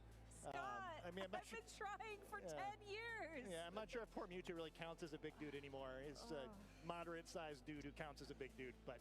Well, I'm just going to have to find some format that will allow me to run 6 Mewtwo's. But until then, let's go ahead and jump into our next matchup if our players are ready on stage. They are not. That's okay. Well, we're ready right here, so let's talk. Yeah, here's the thing. Like, one of the things that I think is really interesting about Pokemon overall, and, I feel like we get the chance to talk about this now because, we just saw a trailer playing against Trista, we have Randy Qua on the field, is that the more things change, the more they do stay the same. And you see people trying Pokemon like Heatran, or trying Pokemon like Whimsicott and Terrakion, who have proven track records in previous formats in this year of 2025. Yeah, we're partying like it's 2011 here with the Terracott combination. Haven't needed to know that one a little bit, and I'm hugely excited to see Okidogi, possibly my favorite Pokemon discovered in our most recent region here. Hasn't had quite the tournament success of several of the other Pokemon from Paldea here, but this is its chance. I'm a believer. I believe it's had some success over in the UK, actually. But for now, let's take a look at Michael Zhang. You may recognize him as our champion from Sacramento in 2024. We'll be running a team of Indeedee, Okidogi, Terrakion, Roaring Moon, Whimsicott, and Calyrex Shadow Rider. Yeah, so not quite the combination of Pokemon we usually see here. I think this will be an interesting one where I don't think too many people are preparing for this with their team building. He's actually one trigger Might, where I know in the past that they have worked together on teams, so you know, there's a greater chance than normal maybe that Keanu is aware of what's going on here. But certainly a team preview where I would be shaking in my boots a little bit because, yeah, I mean, why would you have a plan for this? I think a particularly interesting note too is that double kick on Terrakion, not a move we see in competitive play too much, but it does deal a whole bunch of damage if you've been hit with beat up first for that justified boost, and potentially helps break through things like focus sash or a substitute. Yeah, and the other interesting thing about Whimsicott and Terrakion is that I think a lot of it plays very similar to how one would approach Whimsicott Calyrex Shadow Rider, where you have nothing that necessarily stops you from getting Tailwind up, and then once Tailwind is on the field, your attacking Pokemon will go first, will do a lot of damage, or maybe we'll go for some Rock Slide flinches. That's a big throwback. Yeah, I think it's a lot of fun just in general, where like, you know, Indeedee kind of both has the Trick Room option, but also, you know, potentially just helps out by follow-meing attacks away from all these powerful offensive Pokemon. It just, yeah, I mean, you can see it can be a very explosive team. This side of the field, perhaps you've seen some of these Pokemon before. But again, the more things change, the more they do stay the same, as this is very similar to the team that Luca Ceribelli used to win the World Championships this past year. Keanu actually got top 32 at Worlds this past year running a Zamazenta team. Also got top 8 at Indianapolis last year. Iron Hands, Miraidon, Ogerpon, Hearthflame, Urshifu, Farigiraf, Whimsicott. Really, these Pokemon need no introduction. I think the interesting adaptation that Keanu has made here, other than some terrestrialization changes, is going to be Taunt over close combat on that Urshifu, which I've been noticing more players gravitate towards. Yeah, Taunt's just a great thing to have. You know, helps slow down a lot of you know, sneakier strategies your opponent might be using. I think with this team, I think is like, to me, like the core of it, like pretty clearly the best team in the format at this point. And yeah, I mean, I think when you have kind of like the team that wins a conventional matchups, you want to stop your opponent from pulling into a more non-conventional line of play where you might not have as big of an advantage. I think in that regard, but something that maybe Michael's team going to be a little trickier for, where again, you probably don't have this one flowcharted, and maybe similar to our last match in some regards as well, where again, you know, it's like, you know, like the big conventional meta team versus something a little bit different. But you also mentioned, though, that these trainers have been building together, so it does make me wonder if Keanu is starting off this game one with his lead with that information. And we saw Michael actually nod his head. I'm wondering if he was anticipating this lead of Whimsicott and the Hearthflame Ogerpon versus the Indeedee and the Calyrex Shadow Rider on Michael's side of the field. Lots of potential speed control happening here. A little bit strange where the quickest Pokemon by default on the field is this Calyrex, but it's the one sitting next to a Pokemon that has Trick Room. Other side of the field, kind of the other way around, where they're going to start a little bit slower probably, but have the option of the Tailwind to speed up. So a lot of different things could happen here depending on either the trainers opt to go for a speed control move, which could vastly change the turn order. I love this lead from Michael as well, because this was something that escaped me during team preview. It looks like he's just going straight for it. So Helping Hand will boost the attack power of this Calyrex Shadow Rider, and it's holding the choice specs, and it has Expanding Force, which now will be subsequently weakened from the light screen on the opposing side of the field. But still, this is a very oppressive Calyrex Shadow Rider, and will probably threaten a KO here on this Whimsicott, even through the light screen. Yeah, it does have that focus if it doesn't have the focus yeah, sash. So close call for Whimsicott there, going to happily drop that focus sash in exchange for staying on the field. And sort of an interesting spot now that we wound up in, where Whimsicott now does have an easier situation where it could get the Tailwind off and get both support moves on its way out of the field. But what happens in exchange for that, right? Your Ogerpon could potentially get a single free swing here, but if you Tailwind, you do have to be concerned about a potential Trick Room, although tough to take advantage of on Michael's team given how quick most of these Pokemon are. I was going to say, like, as much as it would be fun to retaliate the Tailwind with a Trick Room play here, without access to Protect on the Calyrex Shadow Rider, you're really going to run into a situation very quickly where you just don't have the speed on your side anymore. And I think Michael's best option here is really just to keep going on the offense, which you would assume if you're running choice specs on Calyrex Shadow Rider, you're very comfortable doing. Yeah, I see a switch on the other side here, so there will be an opportunity to deal some serious damage for Michael if he doesn't get baited by the potential of what Whimsicott could have done. And I think more importantly for this turn, will also change the terrain away from the Psychic terrain. So now Expanding Force, which the Calyrex Shadow Rider is locked into, is no longer a spread move. And with the terrestrialization on this Hearthflame Ogerpon, we saw this in San Antonio from the Justin Tang Shiliang Tang team. This is a potential knockout here if this Ogerpon is allowed to connect an attack with that Calyrex Shadow Rider. Will not, thanks to the follow me of this Indeedee. But there's going to be some big numbers here. First, Expanding Force without the terrain boost and with the light screen does about 50% to the opposing Ogerpon. And now this Ivy Cudgel will crash into the Indeedee and bring it all the way down to 0. That's a fantastic start here for Keanu. Yeah. Not only do you get the bell rung there for that one-hit knockout, but as you mentioned, the terrain was changed in that turn, and now it cannot be changed back because Indeedee's been knocked out. The Calyrex is still locked into that attack, and worse yet, because of that light screen, not quite doing 50% damage to that Ogerpon, and critically, the light screen changing that otherwise 2-hit KO into a 3-hit KO. Damage reduction is always great in theory, but it only matters if it actually changes how many times you have to swing, and this time it does. Yeah, the tough part about this matchup for Michael is that I think Keanu made the right call in that initial turn, going to favor the light screen, bringing a bunch of special attackers to the battle. Does send in Okidogi, who is going to be a physical attacker, but I'm not quite sure what it can do in this board position. Yeah, it's we see Okidogi on the field, but I don't know if this is going to be Okidogi for Michael. Still a pretty tough position for him. I'm going to see him try to position here because you kind of have to switch this Calyrex out now. Can't be stuck into this Expanding Force the remainder of the game, but Keanu's really taking the advantage early. For sure, and this is just what this team does. You have two of the best attackers in the format at this point in time. Miraidon also holding choice specs, has its terrain on the field, has its Hadron Engine ability active for a further attack boost. Really, any of the attacks Keanu can select this turn is going to threaten some really big damage. And even though Michael's own Whimsicott is also holding a Focus Sash, it might not be able to hold on depending on what Keanu chose for the move choices this turn. Okidogi will protect, Volt Switch into that Whimsicott to break the Focus Sash, but not quite activate it as it is holding on with a little bit of health. But again, the big thing here is who did Ogerpon target, and will that Whimsicott be able to hold on? Yeah, I mean, the bummer here for Michael, too, is like at least you normally would have gotten to see what Miraidon locked into, except it's already gone.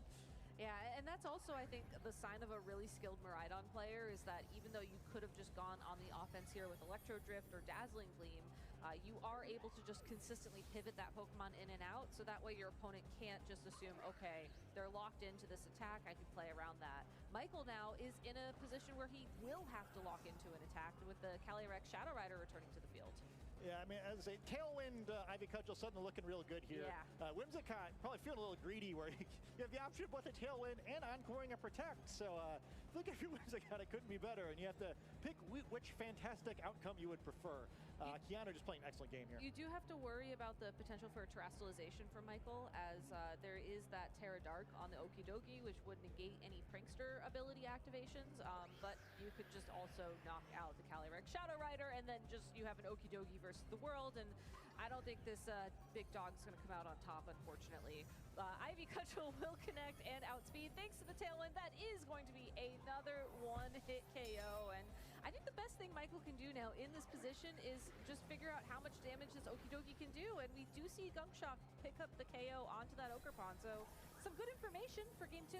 Yeah, not a 4-0, so it's always a moral victory, but really tough first game here for Michael. I mean, I think kind of we may see a lot of this, but it's really bombastic team on Michael's side of the field. There's a lot of potential for offense, but not a whole lot of potential for defense, so likely to win or lose games really hard.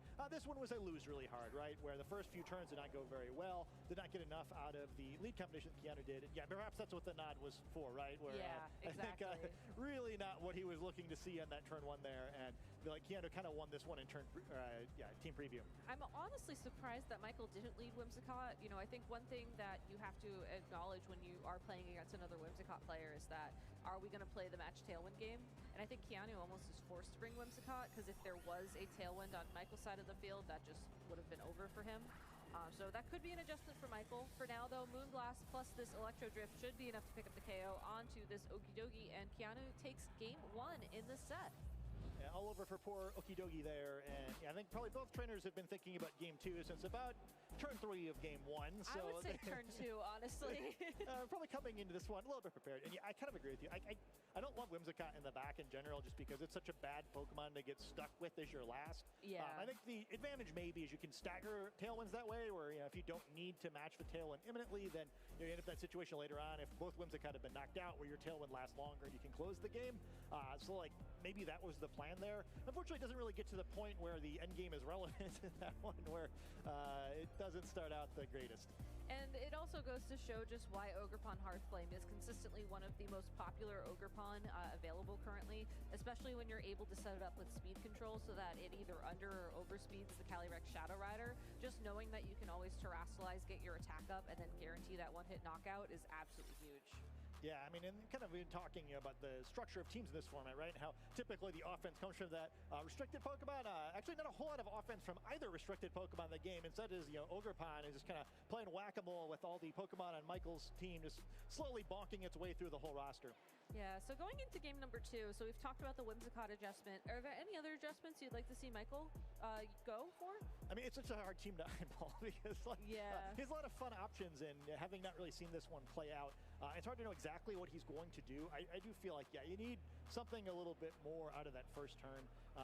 Again, it changes a lot too if they practice together or not, because if they have, are effectively watching like game 13 of this best of 3, and 100%. It kind of leads to both sides doing wonky things, especially because again, like this seems like a team where the lead matchups are really important. So I'm expecting to see changes. I think the biggest one is that I don't think that Indeedee Calyrex combination is super good against a team that can change the terrain like this, because if Miraidon doesn't get led, it just so easy to wind up in a situation where, we see what happened in game 1, where not only do you lose the lead, but it becomes kind of unrecoverable because you can't set the board back up into an advantageous position again. So I like to see something a little less all in for Michael maybe on this turn 1. Yeah, and then my old heart would also love to see Whimsicott Terrakion, but I don't think we're going to get that as we go into game number 2. Same leads for Keanu, but this time it's the Roaring Moon next to the Indeedee. So unfortunately, no Miraidon on the field to take the terrain away from, but I do think this Indeedee could potentially switch out here if it's feeling a little bit more comfortable. Yeah, I mean, I think this is an interesting spot here where Roaring Moon should easily be the quickest Pokemon on the field, so it can have some opportunity to go on the offense, and now it's sort of a fun spot where both turns have to make some predictions, right? Is the Indeedee going to follow me as it attacks away? Is it going to switch? Do you bother to go for the speed control on Keanu's side of the field? And again, if Whimsicott is in the back this time, I think we're much more likely to see a sequence of events on Michael's side where he could stagger the Tailwinds without kind of just losing the game. Yeah, the other thing to keep an eye on here is that this Roaring Moon's a little bit different from what we've been seeing do well here in VGC in Regulation G, opting for Dragon Dance over Tailwind, so sort of supporting itself over supporting the rest of the team. And whether or not that's going to make a difference, we'll just have to see as Whimsicott does leave the field, so no light screen up turn 1, which makes sense. There's no special attackers abound, but we do also get a turn 1 Terrasalization from Keanu onto that Ogerpon. Yeah, kind of seeing more of what we saw the first game, where who needs restricted Pokemon? I guess it's out in the field now, but Ogerpon is the restricted Pokemon in its own heart, going to go on the offense here and prove how powerful it can be by bashing one of these two poor Pokemon. And I think that Keanu's comfortable making this Terrasalization choice, just knowing how unthreatened this Pokemon is overall, especially if Terrakion doesn't show up. It's not like it can be hit super effectively by any of Michael's Pokemon. We get the Dragon Dance on the Roaring Moon, so it'll boost its speed and attack by 1 stage for the next turn. But Ivy Cudgel, with that attack boost, will connect with the Indeedee, and just like we saw in game 1, this should be a KO. Yeah, so there will be no more terrain resets once again with Miraidon winning out. Another nice one-hit KO. This time the trade-off's a little bit more interesting, though, where Calyrex potentially going to come in here, but not locked into a move. We do see Whimsicott as the remaining Pokemon, so perhaps a Tailwind much later in the game. But for now, 2 powerful offensive Pokemon here threatening some damage, and with neither side having any speed control active, Roaring Moon going to be the Pokemon moving first here, so it's going to exert some serious pressure out in the field. It's going to exert some serious pressure, and the Calyrex should also outspeed the Ogerpon at this position, so Michael could consider doubling into the Ogerpon to lock in a KO there. Obviously, you're going to favor Astral Barrage in this position. I feel like Keanu's only going to get one opportunity to attack, but I think also whatever Pokemon he attacks with is going to get a KO. But interestingly enough, the Miraidon will switch out and Farigiraf takes the field. So its normal Psychic typing means it won't be taking damage from a potential Astral Barrage. Also gets a defensive boost from the Electric Seed, so it could take less damage from an attack from Roaring Moon, but there's the Protect. This could be a game-winning move, this Ivy Cudgels going into this. But no, okay, just a spiky shield. We're playing it safe. There'll be no damage done. I mean, game one was so quick. They do have time. They can slow things down a little bit, feel out the opponent. And honestly, I like this play from Keanu because not only did he figure out what Pokemon Michael was sort of favoring in the targeting, the answer was both of them.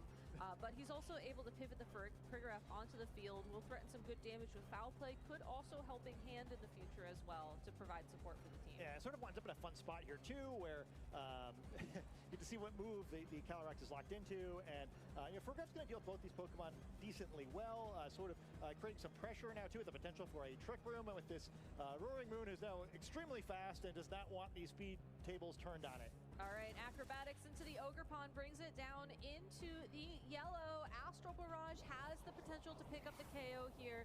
Will it do it? There's no light screen active, and it does. So now this Calyrex Shadow Rider will get a +1 boost to its special attack, and Michael gets his first Pokemon knockout of the game.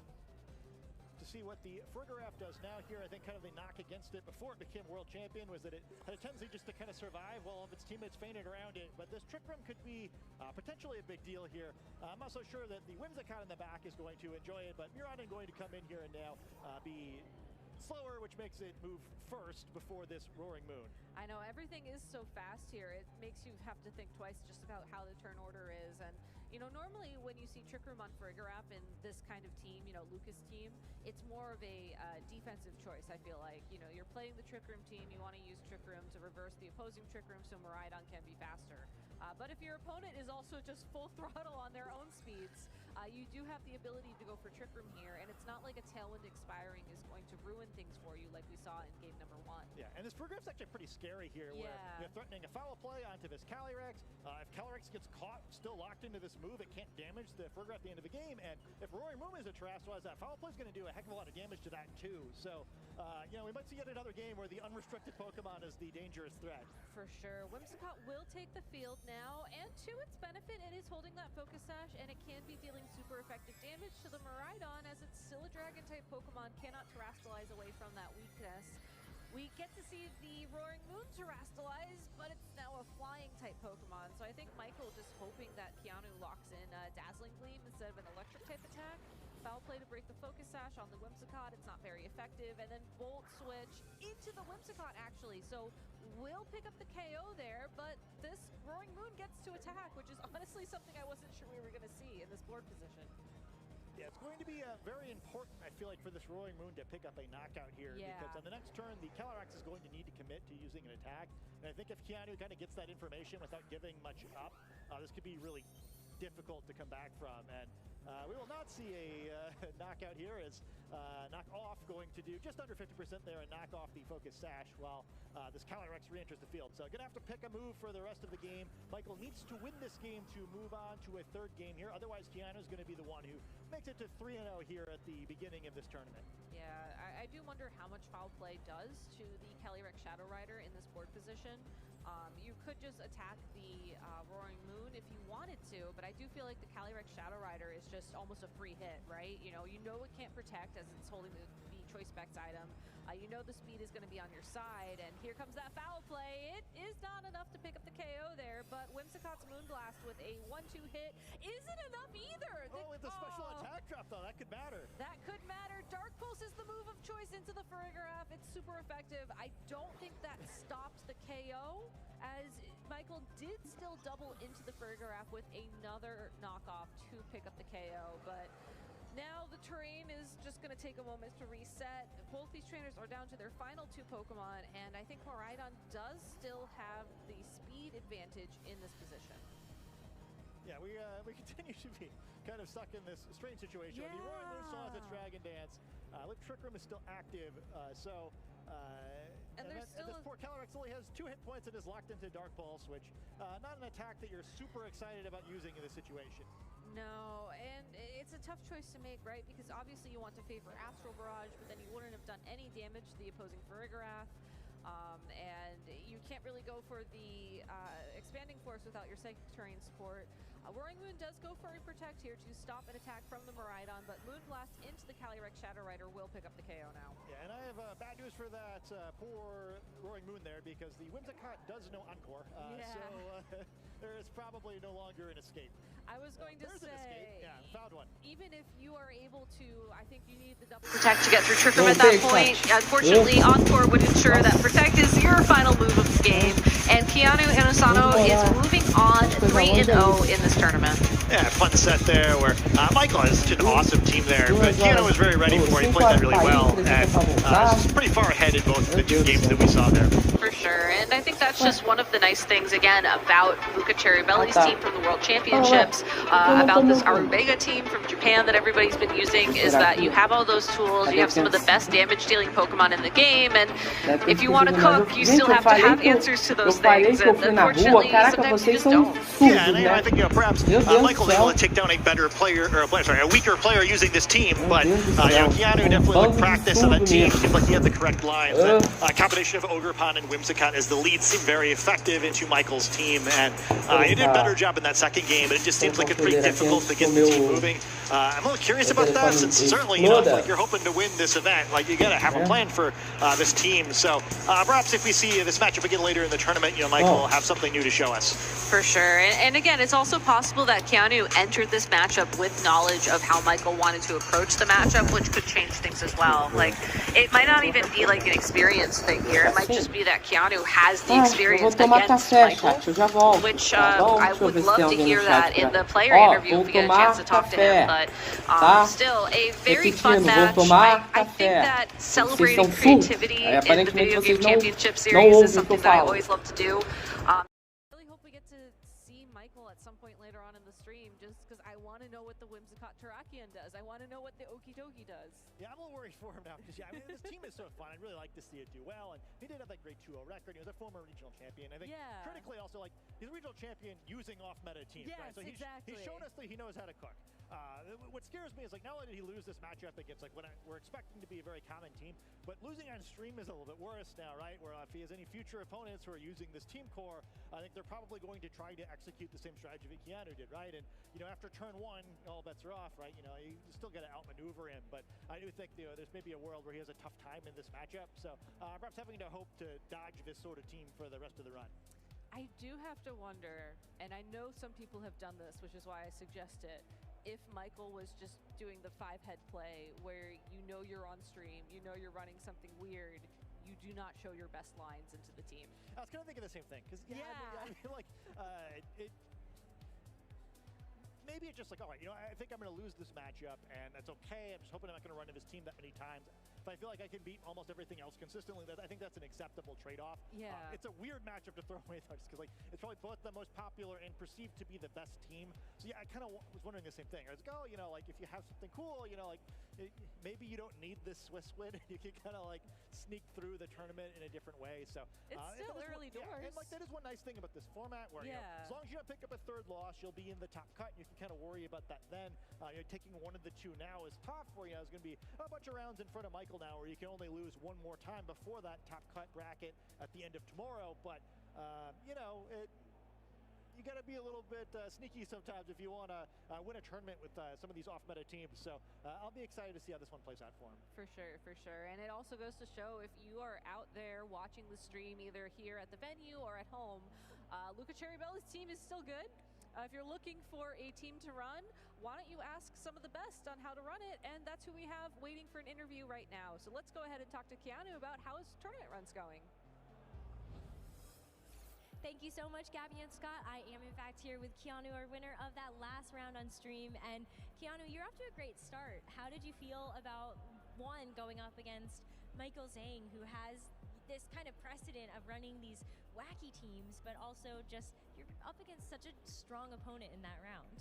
Yeah, Michael is a really good friend of mine, so honestly, as soon as I saw that pairing, I got really scared. I kind of thought we would be on stream because that would be such a fun match. Always love playing him.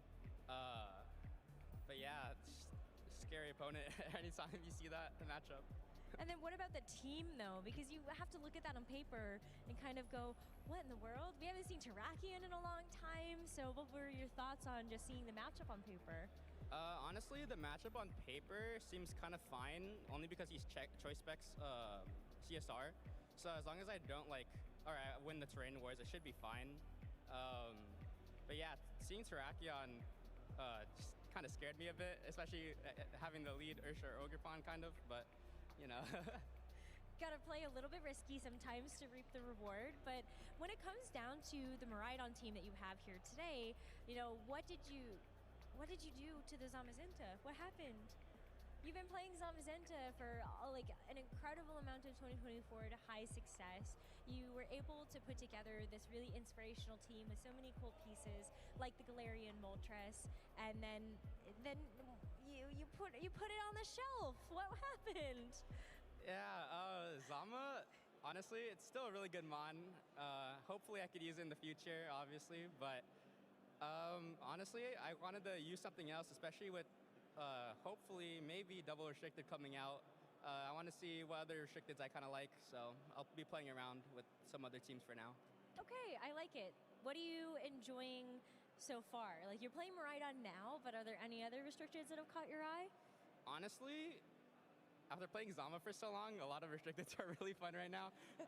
Just playing like anything. I mean, Tail Room with Miraidon is just really fun. You have so much answers into everything in the meta. It's such a strong team, obviously at one world, so that was definitely the first team that I thought I wanted to try myself. But yeah, Koraidon, so much CSR.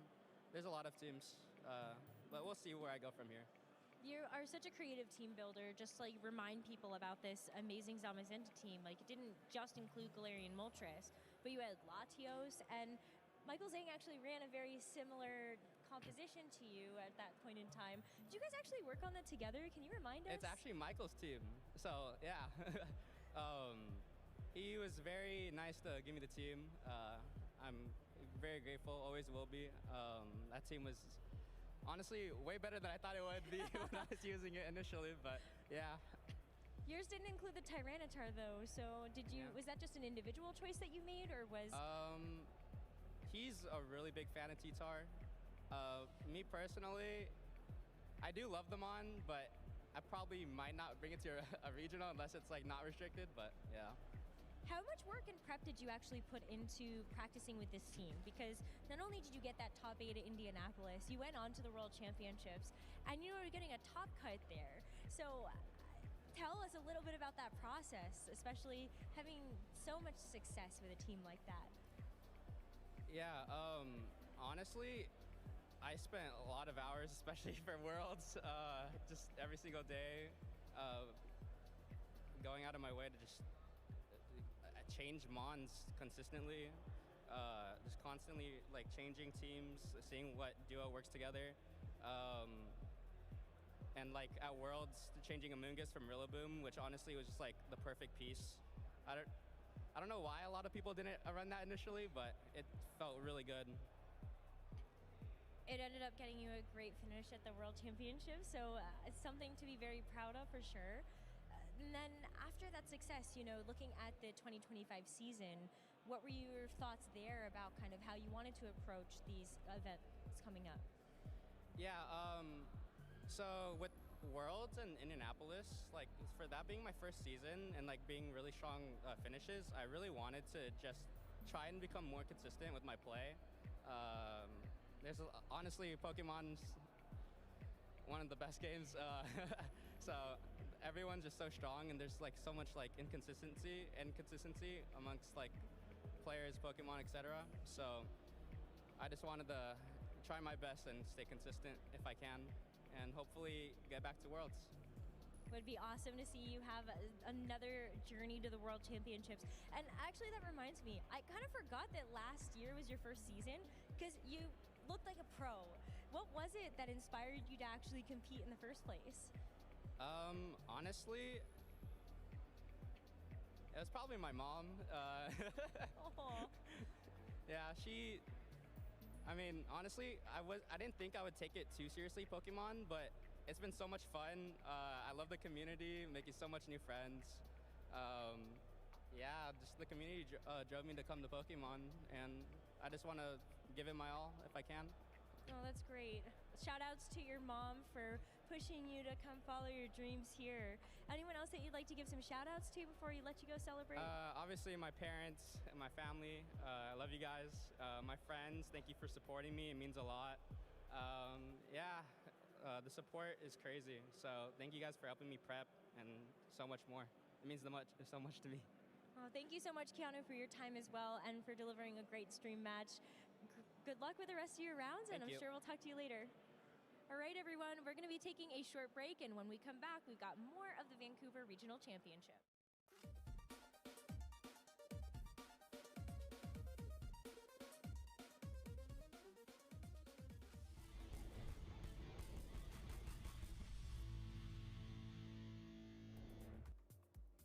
Hey, what's up, everyone? I'm here on the floor with Zach Minnick, one of our trainers at the Vancouver Regional Championships, and I'm really excited to talk to you because you're coming off the back of a 9-3 Day 2 finish at UIC.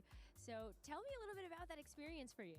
Yeah, sure. So that was actually my first time being overseas in Europe, and it was really fun to like prepare for London and work with people like Toller and Yotam to kind of just come up with like a team that was like fresh and people hadn't seen before, and then just prepare a bunch for what we thought would be popular in Europe and those kinds of balance cores. And getting to hang out in London before was really exciting. Just jump around, see different parts of the city, and then come through and compete. I think it was really cool to see a lot of the things that we prepared for and be like ready for all the things that I was seeing instead of kind of figuring everything out on the fly. What did a lot of that preparation look like in terms of preparing for specific matchups? How many hours of prep did you put in for that event? Oh, I would probably say like dozens, maybe like a little over 100 or so, but it was a lot of going on ladder, finding teams that we thought were challenging, and then pulling it back for labbing later, so like to work on it, to kind of hammer out what we thought the best approach were, and then saving those things for later to review as like EUIC actually got closer. Well, this isn't the first time that you've been able to find success with Calyrex Shadow Rider, but the last time we got a chance to see you use a team like that, it did look a little different. And so talk to me a little bit about the team that you actually ended up using at San Antonio to get that Day 2, and maybe what inspired you to make some Pokemon changes after that point to get to EUIC. Sure, yeah. So I was working again with Toller and Yotam, and I think Yotam played a pretty big role in creating the San Antonio team. The idea was that Life Orb Shadow Rider was something that a lot of people hadn't prepared for with their EV spreads and everything, so it would give you kind of the immediate offense that you needed to not necessarily need nasty plots to get damage down, so you could positively trade with a bunch of the other archetypes and then end up like winning through that way. And then transitioning from San Antonio to EUIC, we felt like Tailwind kind of upped what Shadow Rider would be capable of in terms of just like doing better into things like Miraidon and opposing Shadow Rider. So we kind of angled in on that focus instead of using a Flutter and Chi. It was more about like, we'll take lots of trades and have tools for everything with like Ogerpon and Whimsicott. Wow, that's awesome. And so you've been backing Calyrex Shadow Rider for a while now. Do you still feel a lot of confidence in this pick? Are you going to be running the same team back from EUIC this weekend? Yes, I'm running the same team back. I didn't have a ton of time after UIC to kind of look at everything and change, but I feel very comfortable with the team. I think that Shadow Rider still is like, you know, the fastest thing in the format, and it does really good damage, and it has a very, very strong ability. And so I think that if I can play well, and if I can find the right lines when I'm facing whatever I face, I think Shadow Rider can have success just like a lot of the other top restricted. So I definitely still believe in it. I'm wondering if you could comment on a social post we saw from Marco Silva saying that prepping with Calyrex Shadow Rider is mentally draining. Do you agree with this sentiment? Why or why not? Yeah, I definitely do. It's a lot of difficult matchups at hand, so it's like nothing's easy, but if you work really hard, everything's winnable. And I think that that's just like kind of the game demanding a lot from you, but I like what you get if you do put in the work with Shadow Rider, so. Well, you've clearly put in the work, so now turning our attention to the Vancouver Regional Championships. Last time you were here, you got a top 16 at the event, and that was a very meaningful finish for you. Can you expand upon that? Sure, yeah. So Vancouver is actually the first time that I made day 2 at an event, and it was really awesome just to fly all the way out here, see Vancouver as the wonderful city that it is. And I was additionally using Scott Iwafuchi's team at the time, and I flew out with a good friend, Bakumi, and shout out to him and the flock, of course. But we came out here to see everything on the West Coast, and it was just like a totally magical time. I'd never had a run go that well before, and I still haven't had one as strong since, but it was really awesome to be here, come out on the bay and see the sunset and everything afterwards, and then get to compete in day 2. So it was really special for me. Wow, that's awesome. And now that you're back, is there anything else that you're trying to do in Vancouver, or anyone else that's helping to make these trips happen? Yeah, there's a whole group of people. Like I said, at the flock, we all kind of plan together to go to different events, and we work together prepping for the events too. And I'm working recently with Toller, Yotam, Sam, and Colin, all on a bunch of different stuff for Reg G specifically. Yeah, I think it's just like a lot of fun to kind of run around at all the different events. And for Vancouver specifically, I'm spending actually a couple of extra days here just to kind of explore around and see more of the city before I head back over to Atlanta. All right, well, Zach, thank you so much for your time. Best of luck this weekend, and hopefully we'll see you at the Atlanta Regional Championships too. Yep, thank you so much. Now we've got more Pokemon action ahead, so stay tuned. Ainda parei, eu vou na rua e já volto. Let's kick off the 2023 Pokemon World Championship. I'm one of the commentators for Pokemon. You're on camera a lot. That's when you really start thinking a lot more about what it is you want to represent. Doing the Masters Finals is one of the biggest honors. Winning it all is still a dream that I have even today. To actually be the best in the world is something you have to open yourself up to failing. That's when you start to think, maybe I can't do it. Maybe I had my pride.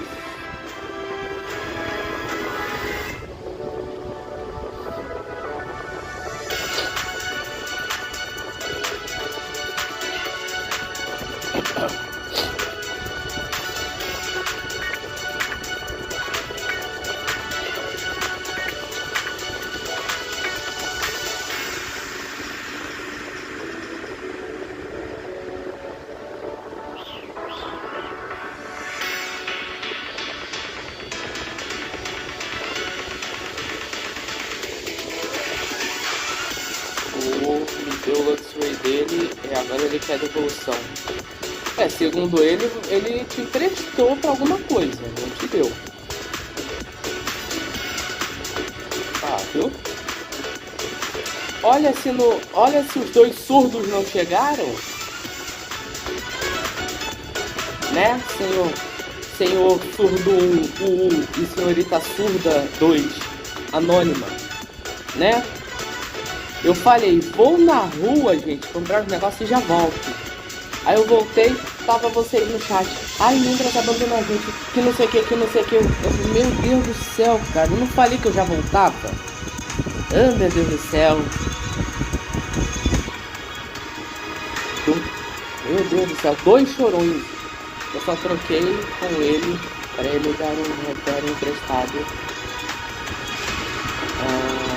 pra Metablade. Não, eu tô vendo, eu avisei. Miserável. Tá explicado. Tu achou que o ia te dar um Pokémon de graça? É sério, Marro?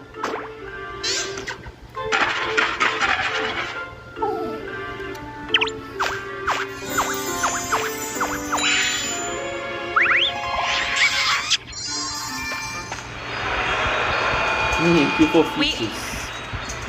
We are in the middle of Swiss round number 3 here at the Vancouver Regional Championships, and I'm here on the floor to give you just a couple of updates on what's going on around the venue hall.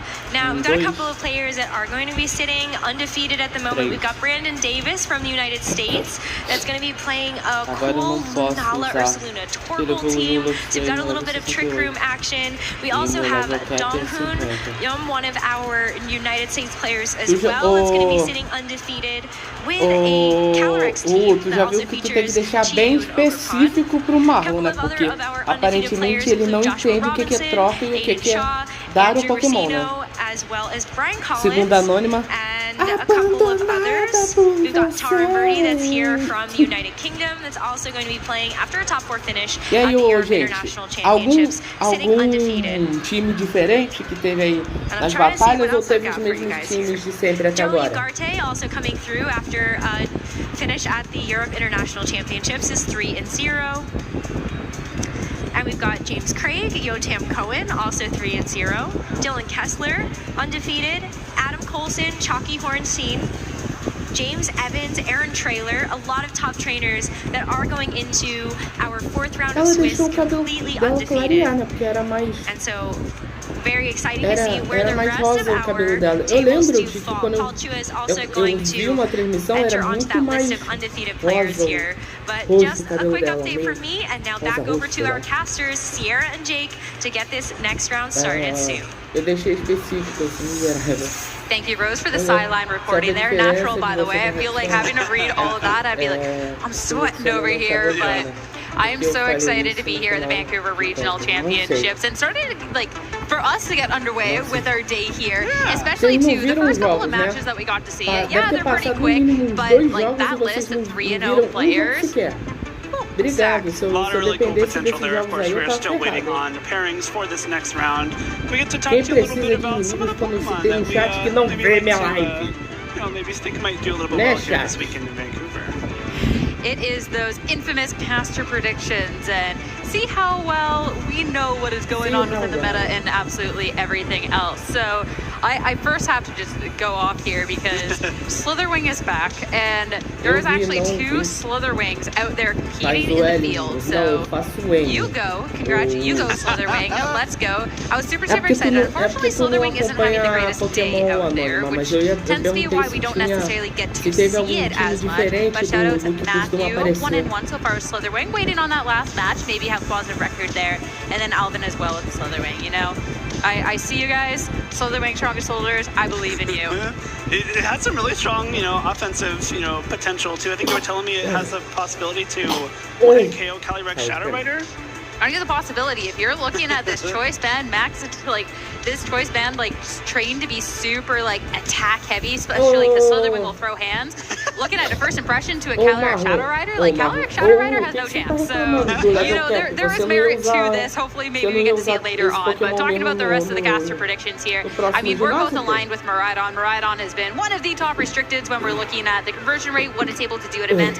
And sure, it was the counterpart that won EUIC, but how many Miraidons in general just paved their way through the competition with a couple of really strong archetypes out there? I think it's definitely a favor to be taking down the event, especially all of Rain.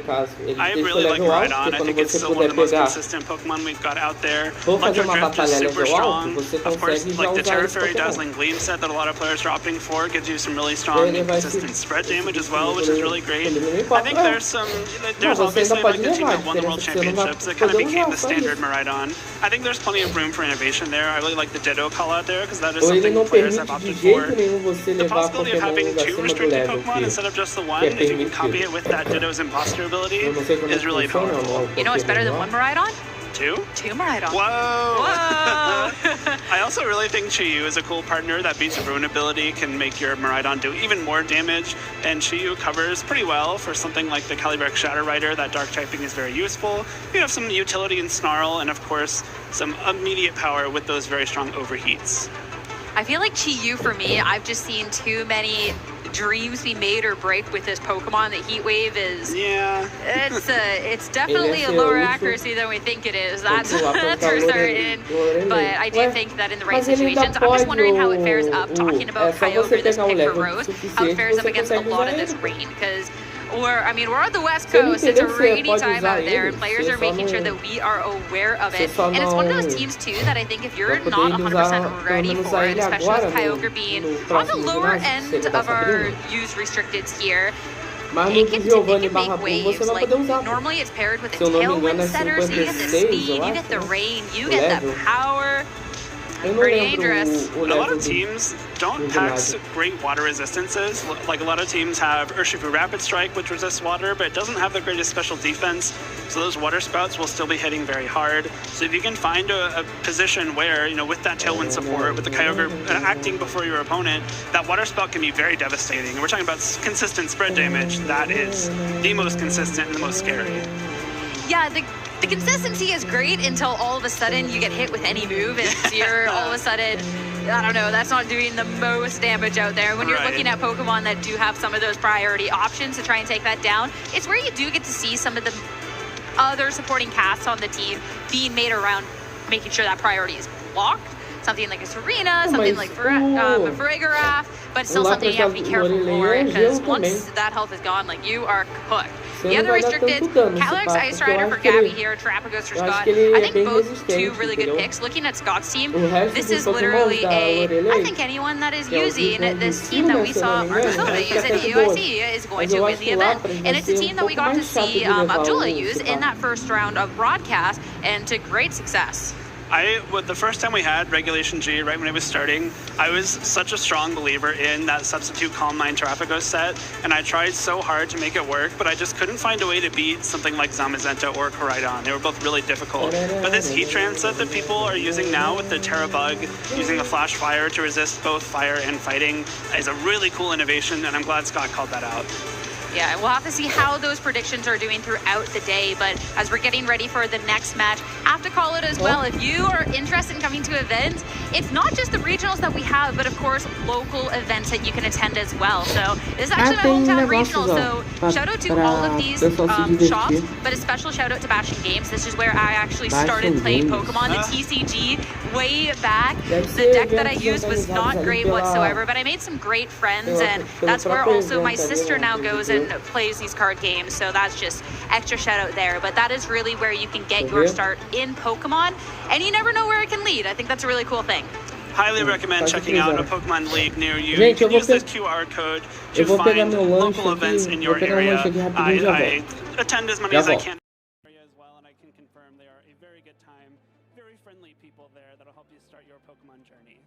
All right, well, we are getting underway to get started with the next round, so we're going to take a quick break, get the players settled, but after that, round 4 here in Vancouver. Stay tuned.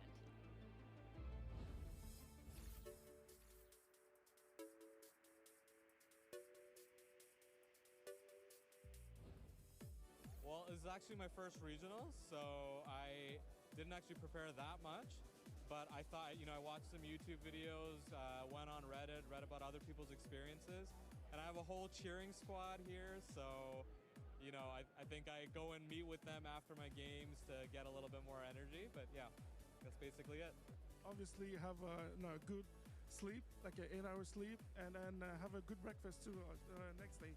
And then I think you should be good for a long day of Pokemon.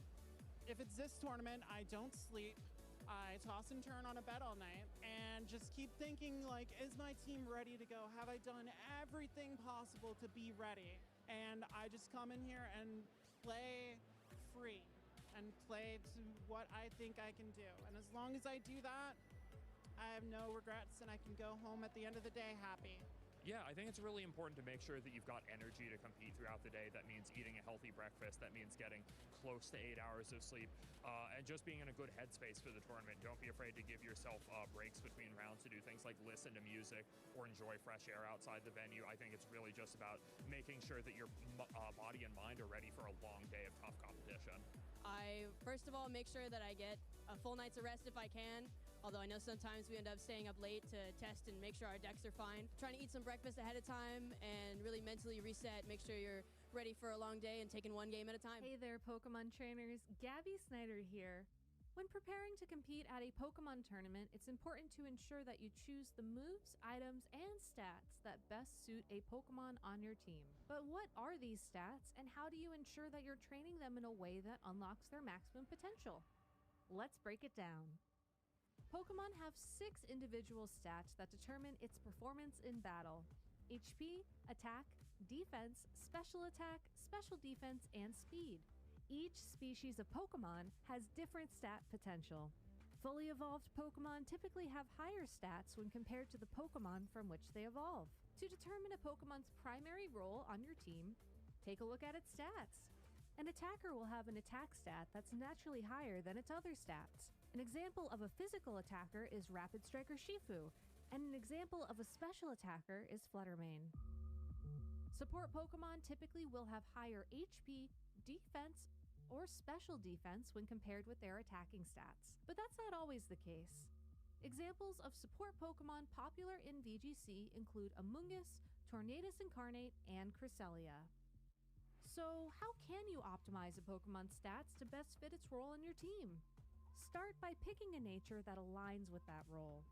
Most natures will boost one stat while lowering another, so attacking Pokemon should pick a nature that raises its favorite attack stat while lowering the other.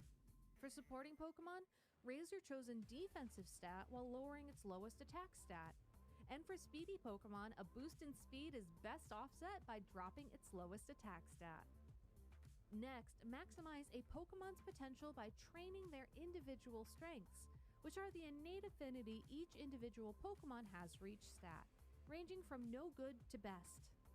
A Pokemon with a higher individual strength and attack will be able to reach a higher maximum attack stat than a Pokemon of the same species with a lower individual strength and attack. To examine a Pokemon's individual strengths, complete the main story of Pokemon Scarlet or Pokemon Violet and talk to the nurse at any Pokemon Center. This will unlock the judge function, which allows you to check a Pokemon's individual strengths in your boxes.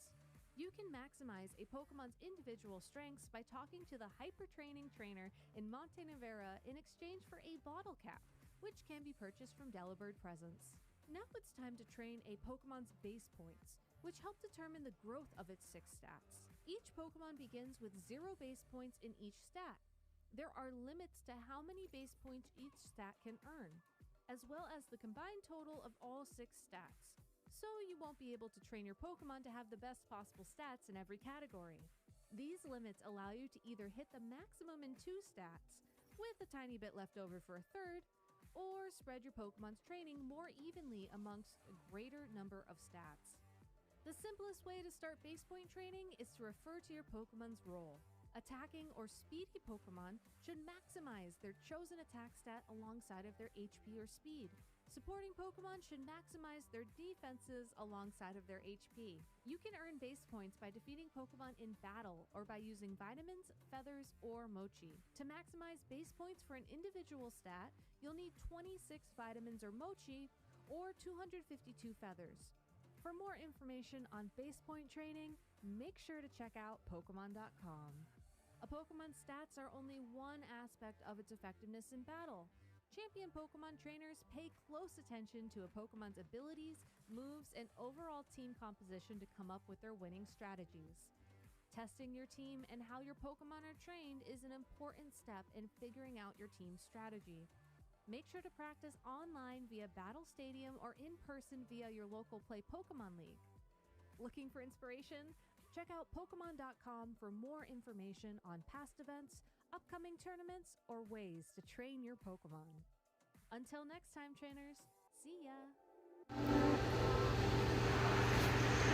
The beautiful but rainy Vancouver, home of the 2nd Canadian Regional this season, and the one we're at today. It has been a great day so far. It's only about to get better. I cannot wait to get started with the round 4 here.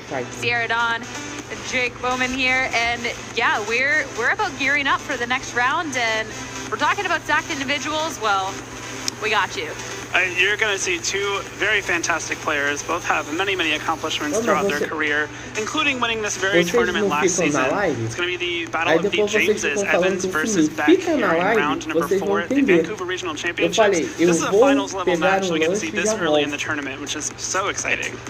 Yeah, apparently just people named James are good at Pokemon, I guess. Anyone who's looking out there for baby names, I would even say Pokemon to be a champion? Names that start with J.A. Very good at Pokemon? Right? No? Okay, I guess. Okay.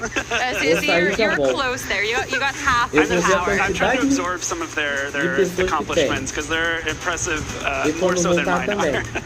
for now, but you know what? I believe in you. I got this. I believe in you. You can be the reason why Kate can be a top-tier Pokemon player. All right. But across the board, we got some stacked matchups. So as called out, it's going to be James versus James. Joshua Robinson, there's gotten a lot of really strong runs here in First Year Masters Division, going up against Taryn Birdie, making the journey out from EU after getting that top 4 at EUIC. Ian Campbell, top 4, I believe, at LA a couple years back, going up against Alex Underhill, Yotam, Zachary was featured, and Keanu, who we just saw going up here. So there's a lot of great Pokemon to be played here. Of course, all these are undefeated. A loss here doesn't mean the end of your run by any means. It's just, you can't say that you're undefeated. Of course, you want to make it into day 2 of the competition with as many wins as possible, because that sets you up for a quicker and easier path into the top cut portion of the tournament.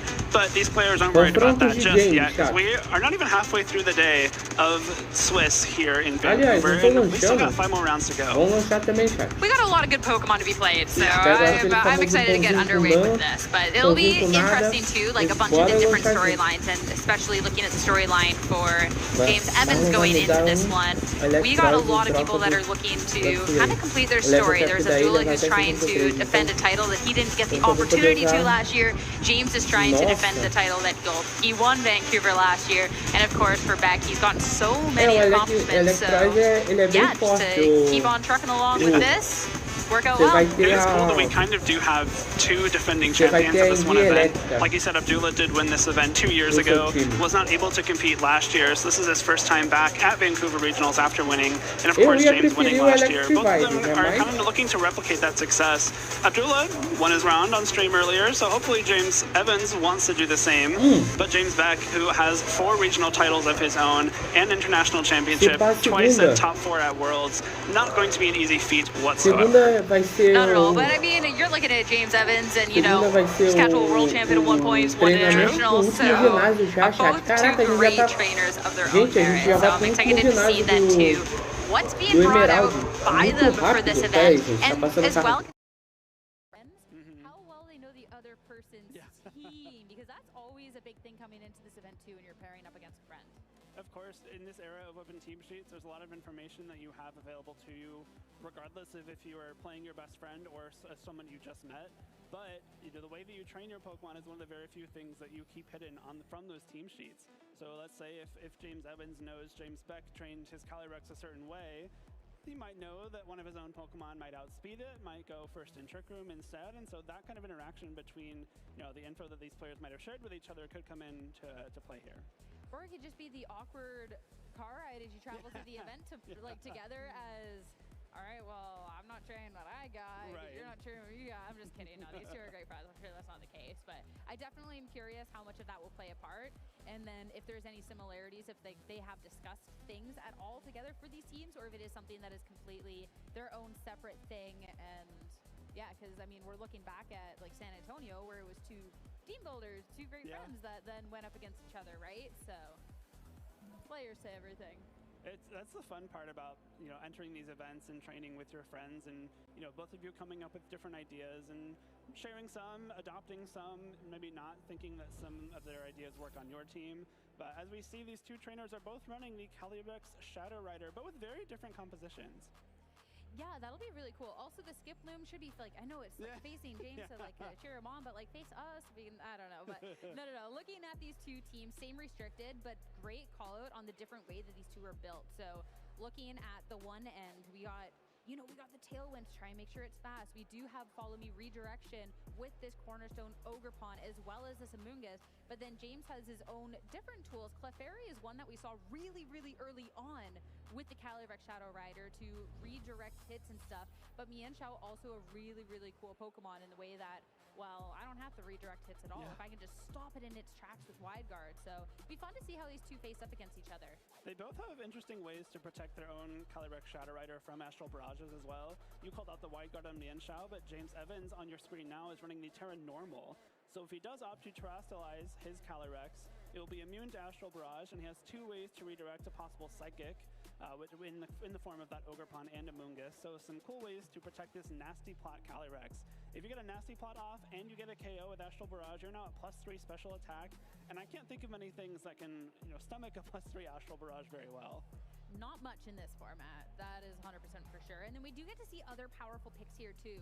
This Tornadus, you have the speed with the Tailwind, you have the Rain Dance, and you have an Urshifu Rapid Strike that can really capitalize off of that. The Mystic Water and the Surging Strikes. You're talking about Pokemon that are not going to appreciate hits or can't really stand up to things. Well, not too much minus like resisted hits can really stand up against that. So if you're looking at maybe any worry about the Calyrex, you do have aggression with the team in other sort of ways. And I do love that there is 2 different redirectors on this team. I love the Rain Dance call out too, because not only does it boost the power of that Surging Strikes and Aqua Jet from the Urshifu Rapid Strike, but it's a really nice way to mess with some of these Koraidon teams that are popping up. Like, of course, the team that Wolf just won the UIC with, but Koraidon was already kind of a threat in its own right. If you're able to shut off the sun with that Rain Dance, turn off the Orcal Impulse, turn off Photosynthesis from a lot of Pokemon that rely on Sun to get that boost, you can disrupt your opponent's teams in a lot of ways. Obviously, no Koraidon in this game, though, as it is this Calyrex Shadow Rider mirror, and James Beck has opted for Clefairy, Rillaboom, Mienshao, which is a really cool utility Pokemon, Urshifu Rapid Strike, and Incineroar as partners. And calling out things that may seem the same but are a little different, if we do see something like the Urshifu come to this match, it is going to be a Choice Scarf for Beck's side as opposed to Mystic Water. So the damage might be a little bit lessened, but you do have that natural speed, since we're not really seeing a way to set up a speed option for teams. Instead, you have that redirection with this Clefairy, you have the Fake Out with this Incineroar and the Mienshao, and then of course Mienshao looking to maybe shut things down with something like this Wide Guard. Taunt on the Pokemon is also really cool if you're looking at ways to maybe limit what this Tornadus is able to do in terms of that setup, or just shutting off anything else, make sure things don't get too out of control. So I'm curious then how James is going to be going up against this speed, and if this Mienshao is something that we do see, considering it looks like such a great answer into something, well, like the Calyrex. Yeah. The taunt on Mienshao is really cool. Oftentimes players run Feint in that slot, which allows it to break Wide Guards and allow your own Calyrex to attack with Astral Barrage through a possible Wide Guard. Taunt kind of does the same thing. If you taunt something, you can't use Wide Guard on the following turns, but also offers a lot of utility into Pokemon like Ogerpon or Amoonguss that want to be redirecting. I also think the Icy Wind on Clefairy is really cool. That's not something we see too often, and it gives James Beck a little bit of speed control on a team, like you said, Sierra, that doesn't have a Tailwind. That's kind of the only speed control option. Well, it's time to head into game 1 here of round 4. Figure out what these traders are kind of leaning towards when we're looking at 2 restricteds, but 2 very different teams. Rillaboom and Calyrex here for James Beck, going up against the Urshifu and the Amoonguss for James Evans. Bit of a setup lead here for James Beck. Looking at James Beck's team, it's much more focused around this Calyrex Shadow Rider setting up and being like the main source of damage, whereas on James Evans' team, you have the Mystic Water and Urshifu, you have Pokemon like the Ogerpon that can do a lot of damage on its own, especially with that Qianpao. So not surprising to see Beck wanting to start off with this Calyrex, hopefully get some nasty plots going, and then force James Evans to respond before this Calyrex just gets too powerful. And a little peek of what Evans has in the back there. We got to see the Tornadus and the Calyrex Shadow Rider. So if you can utilize this Urshifu early game to great effect, kind of soften things up a little bit, be able to deal with the restricted on the other end, that would be certainly nice. You could then try and just set up some speed, a strong Calyrex Shadow Rider in the back, and take the game from there. But early terrestrialization in the match into the grass terrestrialization. Of course, when you are staring down a Rillaboom on the other end, that threatens you a lot with a super effective hit. You don't want any part of that. No attacking into the Urshifu, though. Instead, making sure that this Amoonguss cannot do anything for Calyrex. That is a nasty block. +2 to the special attack. So next turn, you're going to be dealing a lot of damage, but you're going to be receiving a lot on this turn as well. No rain to help boost the damage, but still, this is not going to be taking another hit.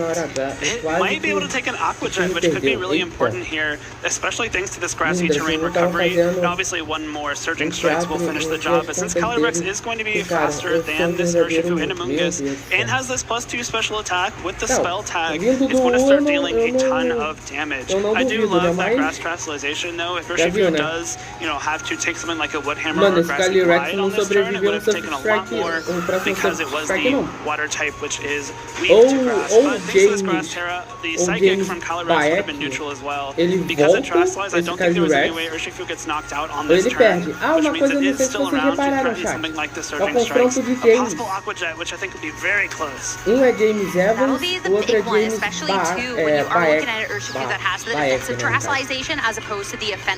Tira o cavalo, maninho. Não tirou o cavalo. Nossa, mas sobreviveu. Ele bate forte, o resto é saber se ele vai levar alguém. Levou os dois. James Evans already down 2, and he'll have to see the final 2 in the back. Well, I said that if you get a nasty plot at 1 KO, you're at +3, but what happens if you get a nasty plot at 2 KOs? Esse cavalo tá forte, é um Protect e um Accelerate. Shadow Rider is very, very terrifying, and of course James does have 2 Pokemon remaining, and the Aqua Jet took Calyrex down pretty low. You know, one more hit from anything should be able to knock it out, but is it too late? Does James Evans have enough in the tank to KO 4 Pokemon?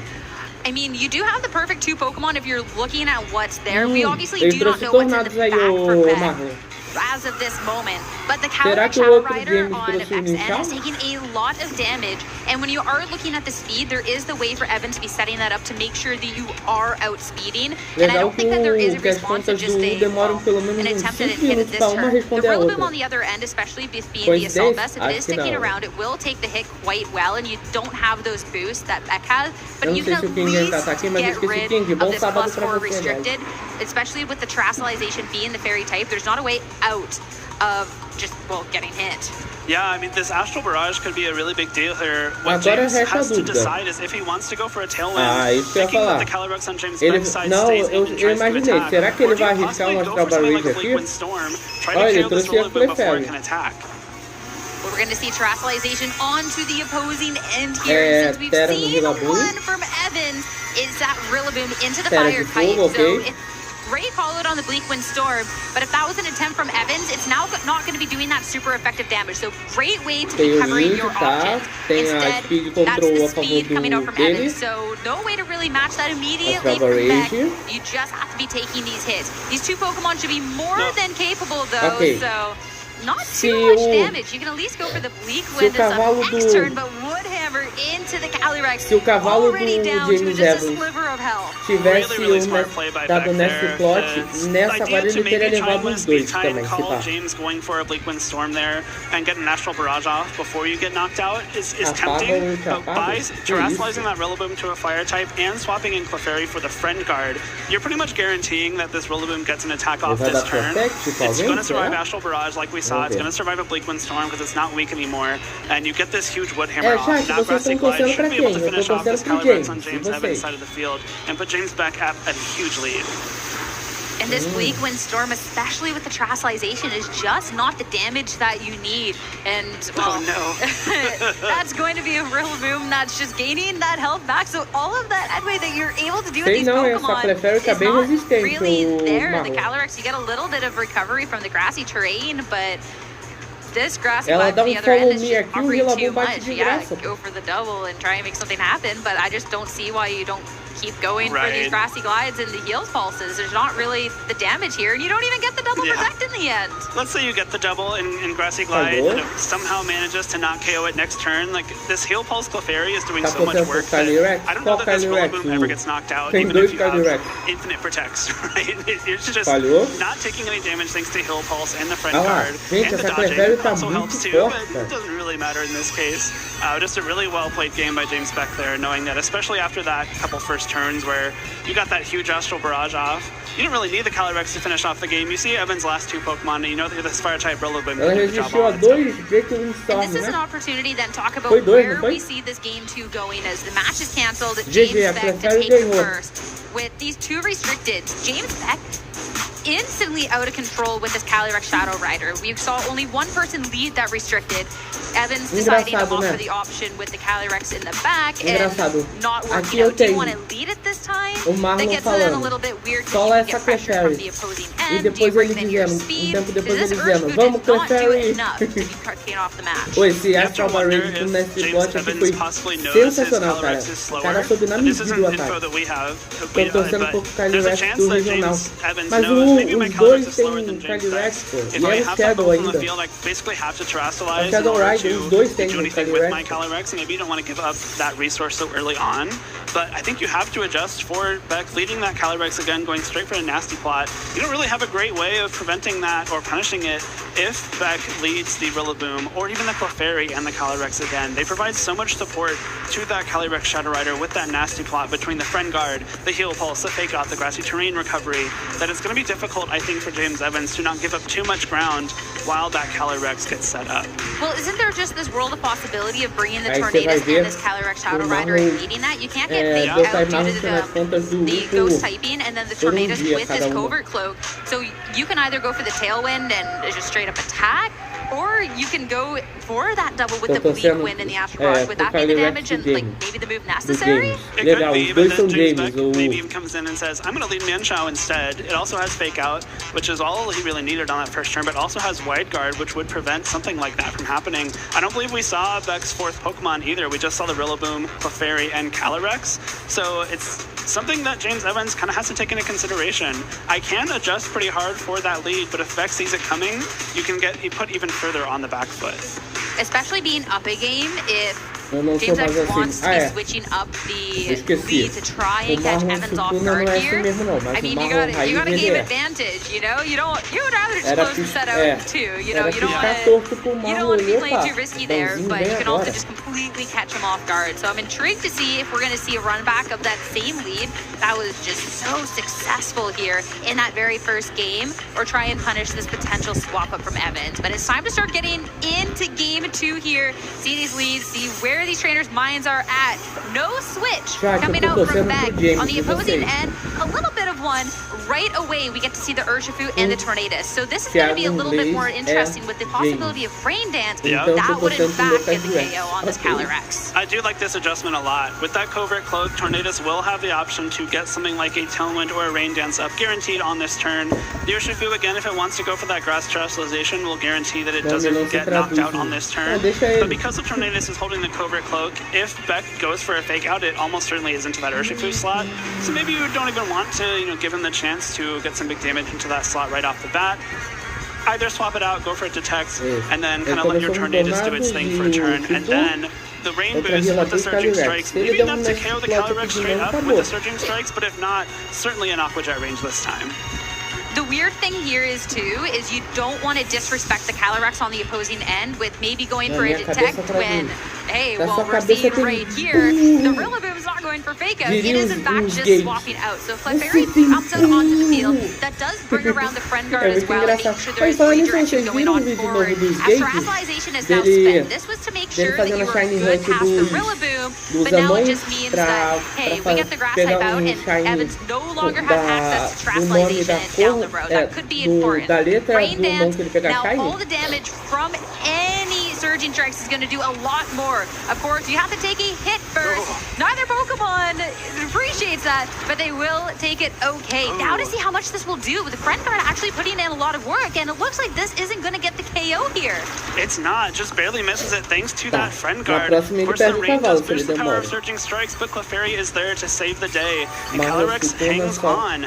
Now you have the option to redirect an Aqua Jet from the Urshifu, but if you still have the speed advantage with your Calyrex Shadow Rider. The Tornadus has the option to go for a spread Bleakwind Storm, but if you're Bleakwind Storming, you're going to be slower than this Calyrex because you have not set up Tailwind. So even though the Calyrex took a bunch of damage here, this Clefairy is standing strong and allowing this Calyrex to not really be scared anymore. And with the amount of damage that you took, you have to make that choice of which one, and since you need the speed to even make it past the turn, the Tailwind makes a lot of sense. So one opportunity to make sure that this Urshifu can do some meaningful damage before it's on its way out. Already looking at how much the first one does. Actually, this is getting close. That second one did a lot of damage. Clefairy will go down. So you're not getting rid of the restricted quite yet, but you are taking down one of the partner Pokemon to try and make sure that this restricted doesn't get out of control. Surely this is about to be an Astro Barrage, and we saw the damage last time. We're about to claim 2 KOs, and that's about to be 2 Grim Nay boosts. Another 2 Grim Nay boosts, but importantly, no Nasty Plot this time. Clefairy is down, so no more Friend Guard. and the Calyrex Shadow Rider on James' Beck's end, rather, is pretty low on HP. James Evans truly has his own Shadow Rider in the back, alongside one more Pokemon to weather the rest of this storm. It is the Amoonguss this time, so I kind of like this. You've got the Amoonguss, Calyrex, you have the Tailwind boost now for a couple more turns, which will allow you to attack before James Beck's Pokemon. And even though you did lose 2 Pokemon, I think getting into that Clefairy is huge. It really did look like the Surging Strikes might be a roll for the one-hit KO. Three-hit KO, Surging Strikes knock out there, but importantly it goes down, which gets the Pokemon countdown and removes the friend card. Rillaboom comes back out onto the field for Beck again. Assault Vest means that you're not taking nearly as much damage, and you do have the option of Figure into this Amoonguss, or to just deal some Grassy Glide damage into the Calyrex onto the opposing end. So Evans no longer has Terastallization on the table, and you kind of have to figure out, like, at this point, After Braw's probably just safe, get some damage, but he's already down 2 Pokemon, so is this enough in the tank to try and make it through the rest of Beck's team, including a 4th unknown quantity? This is also where James Beck's Calyrex not being Terra Normal is important. It is Terra Fairy, which will still be neutral to Ghost, so you have no way of, not making this Astral Barrage KO. So if James Evans does opt to go straight for this Astral Barrage, you either have to protect and stall out a turn, let your Calyrex go down, or let something in the back take this full-powered Astral Barrage. And it's just to protect from Beck for this Calyrex Shadow Rider, so no damage done. It's going to be surviving past this turn. And if you're eyeing up this Rillaboom with how much damage it did with the Woodhammer last time around, I think we know it's about to be on the horizon for Evans, and it doesn't look good. That's not the damage that you need into this Rillaboom. And now here we go. Woodhammer, so much down to his liver. That's going to be an easy Grassy Glide to pick it up next turn. Sludge Bomb will pick up at least the KO, so you did just enough with that recoil to be a bit of a saving grace. I wonder if that recoil is the difference maker. That's a lot of damage dealt by Woodhammer, which means in return a lot of damage dealt back with that recoil. And Sludge Bomb there being the attack of choice is huge for the Amoonguss because it allowed it to pick up that KO, but Mienshao comes in here, and you know what will prevent an Astral Barrage is Wide Guard. So you have to wonder, if you go straight for the Wide Guard, do you try to Psychic that Calyrex? And if you do, is that even enough?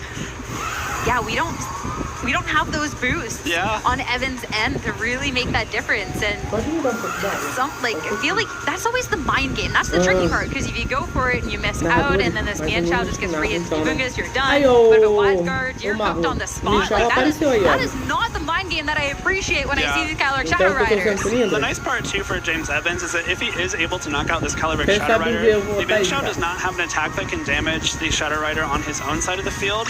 Wide Guard does come through, so it's going to be a matter of Psychic versus Astral Barrage. Right, time to see if there is going to be enough damage output into the opposing end. Not very effective. And it holds on with just a little bit. Now, Psychic from the opposing end, from back into this Amoonguss. It had all of those boosts. So 1 KO, easy. And now Evans down to 1 final Pokemon. Well, going for the Psychic there, does James Evans still have a way to win this? Is it going to come down to whichever is faster, I think? Because there's one more turn of Tailwind. And I believe that maybe I'm not seeing something here.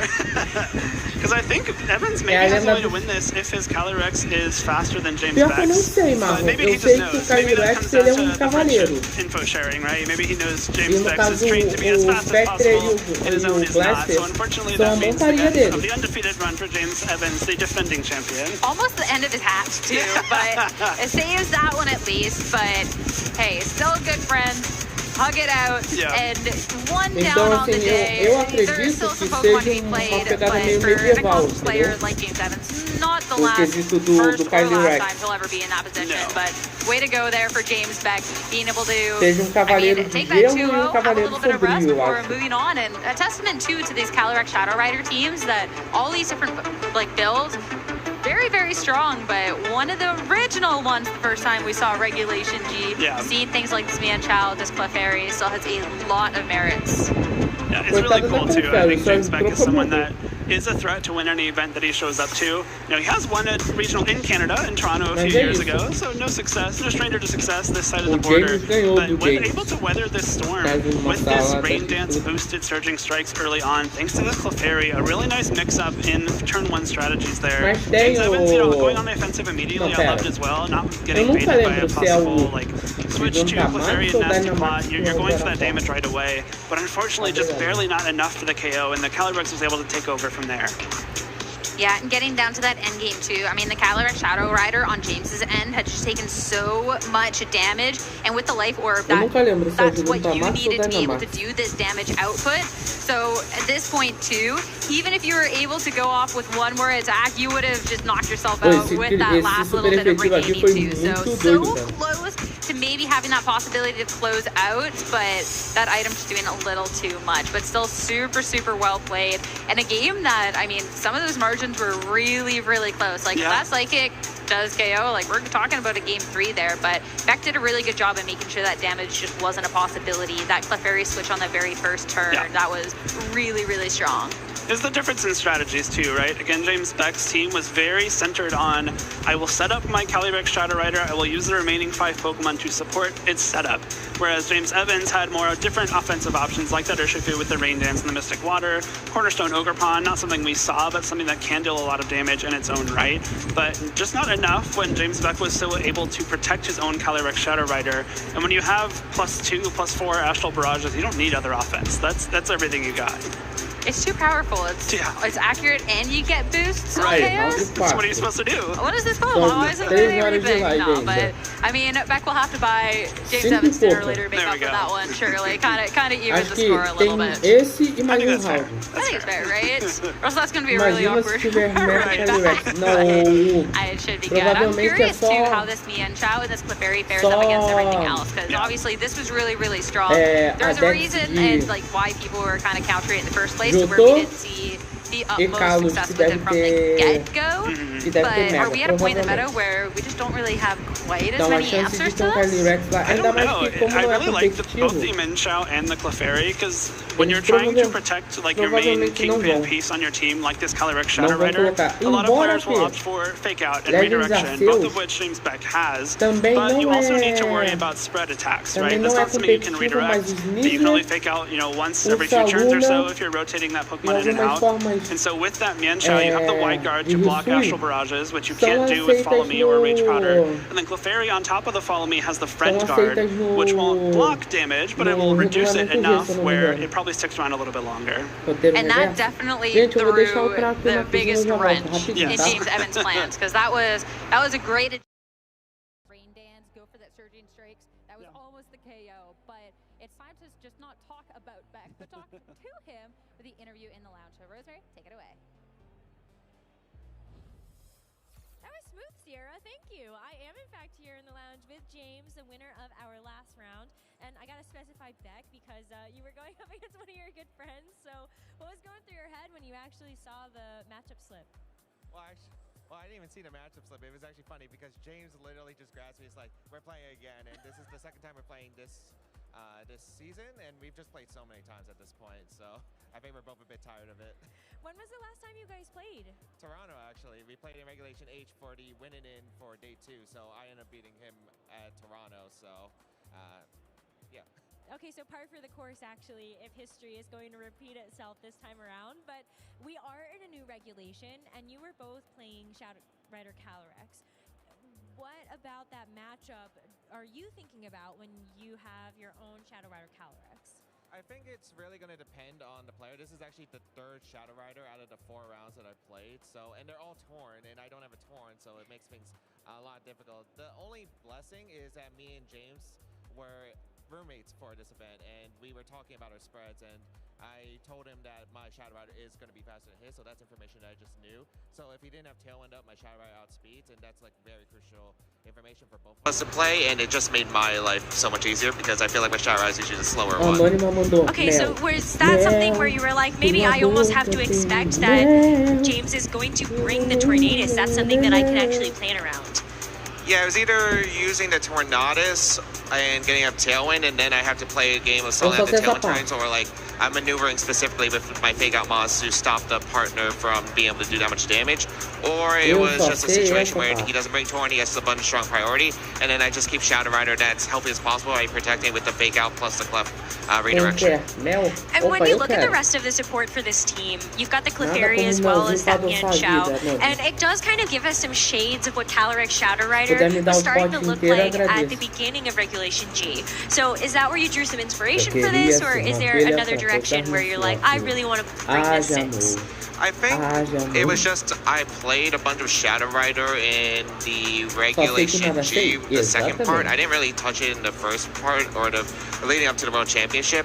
I think Shadow Rider is just one of my favorite fun mons because it's just so intuitive, and I feel like I really know how to play it at a high level. And I was just able to really click with it. I think I've tried out a bunch of different builds. I've tried out like Wolf's top 32 team from Worlds. I've tried out Edu's like top 4 and NIC variants, and I feel like I kind of squeezed together like just having a bunch of different Shadow Rider teams and just finding out what tools work for me and what gives me the best odds into like opposing different matchups in general.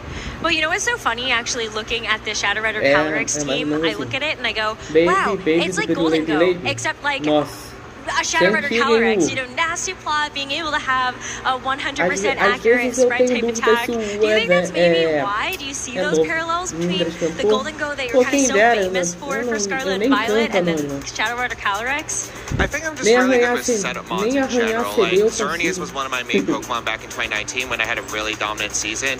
I had a really good time with like Zacian, of course, as well in 2022. And I just feel like Shadow Rider kind of plays similar to the Xerneas in a way where I'm having mostly Pokemon that just don't do that much damage across the board. So I really just am able to really heavily know on what Shadow Rider can set up those positions for it, so it's able to actually do damage, set up for a sweep or like a good cleanup in the end game. And I feel like it's just very intuitive. It's not like the most interesting team to probably play and watch for others, but it's like it's just something that I enjoy personally, so that's why I decided to bring it. It's a very safe team, I feel like. It has good matchup spreads across the board, or even-ish, I would say, so I can probably play out of a situation, so that's why I really like the team in general. Well, I think one of the Pokemon choices that actually does make your team very interesting to watch is that Manchow. So can you talk us through a little bit about how you decided to add this Pokemon on your team and also the use cases you see it for? Yeah, so there was a Japanese grassroots tournament like a few weeks before UIC that was very big, and it had basically the same 6, although there were some differences, like the Shadow Rider, for instance, had the Calm Mind Draining Kiss, the Clef had Sing, and I didn't really like those sets specifically. I was really loving the Psychic move on the Shadow Rider. I really like having Heal Pulse on Clefairy. It's really able to do a lot of work. For instance, we saw in the game 1 against James Evans, was able to Heal Pulse my real move to clean up in the end game. So I just took my own text. I took the Mian Xiao because Wide Guard is just so good into Kyogre, that's just running more on Origin Pulse mainly to dropping Hydro Pump, as well as like opposing Shadow Rider matchups, because if they want to go for Astro Barrage into my Shadow Rider, I also have this immunity or the resistance to Psychic type attacks, like we saw in the end game in game 2, that was like really important for my cleanup. Tem Cloyster It was so great to be able to watch you kind of think through all of those damage calcs in your head and actually getting those trades across the board, and then you ended up getting the set win. One of the moves that we actually saw on your EUIC team as well was looking at the Urshifu Rapid Strike. With a Choice Scarf, you have Rain Dance, and so now I didn't get a chance to actually ask you yesterday. That will make sense for all of you watching in like just a couple minutes, don't worry. But what exactly did you have that on your Urshifu for? And for what, yeah, what purpose exactly? So Rain Dance on Choice Scarf for Urshifu, I thought the main concept was I don't really click on project with Choice Scarf for Urshifu. Coaching doesn't really make much sense on my team. I guess it could have some utility, but in general, I want a move that can improve like a tougher matchup. And the reason I decided to run Rain Dance was specifically for the Koraidon matchup, because if you're able to get a Rain Dance off against Koraidon and a partner that really relies on the Sun for doing the damage, that just gives me free opportunities to set up potentially Shadow Rider as well as lower the damage output of their side. So it just makes a lot of sense to me.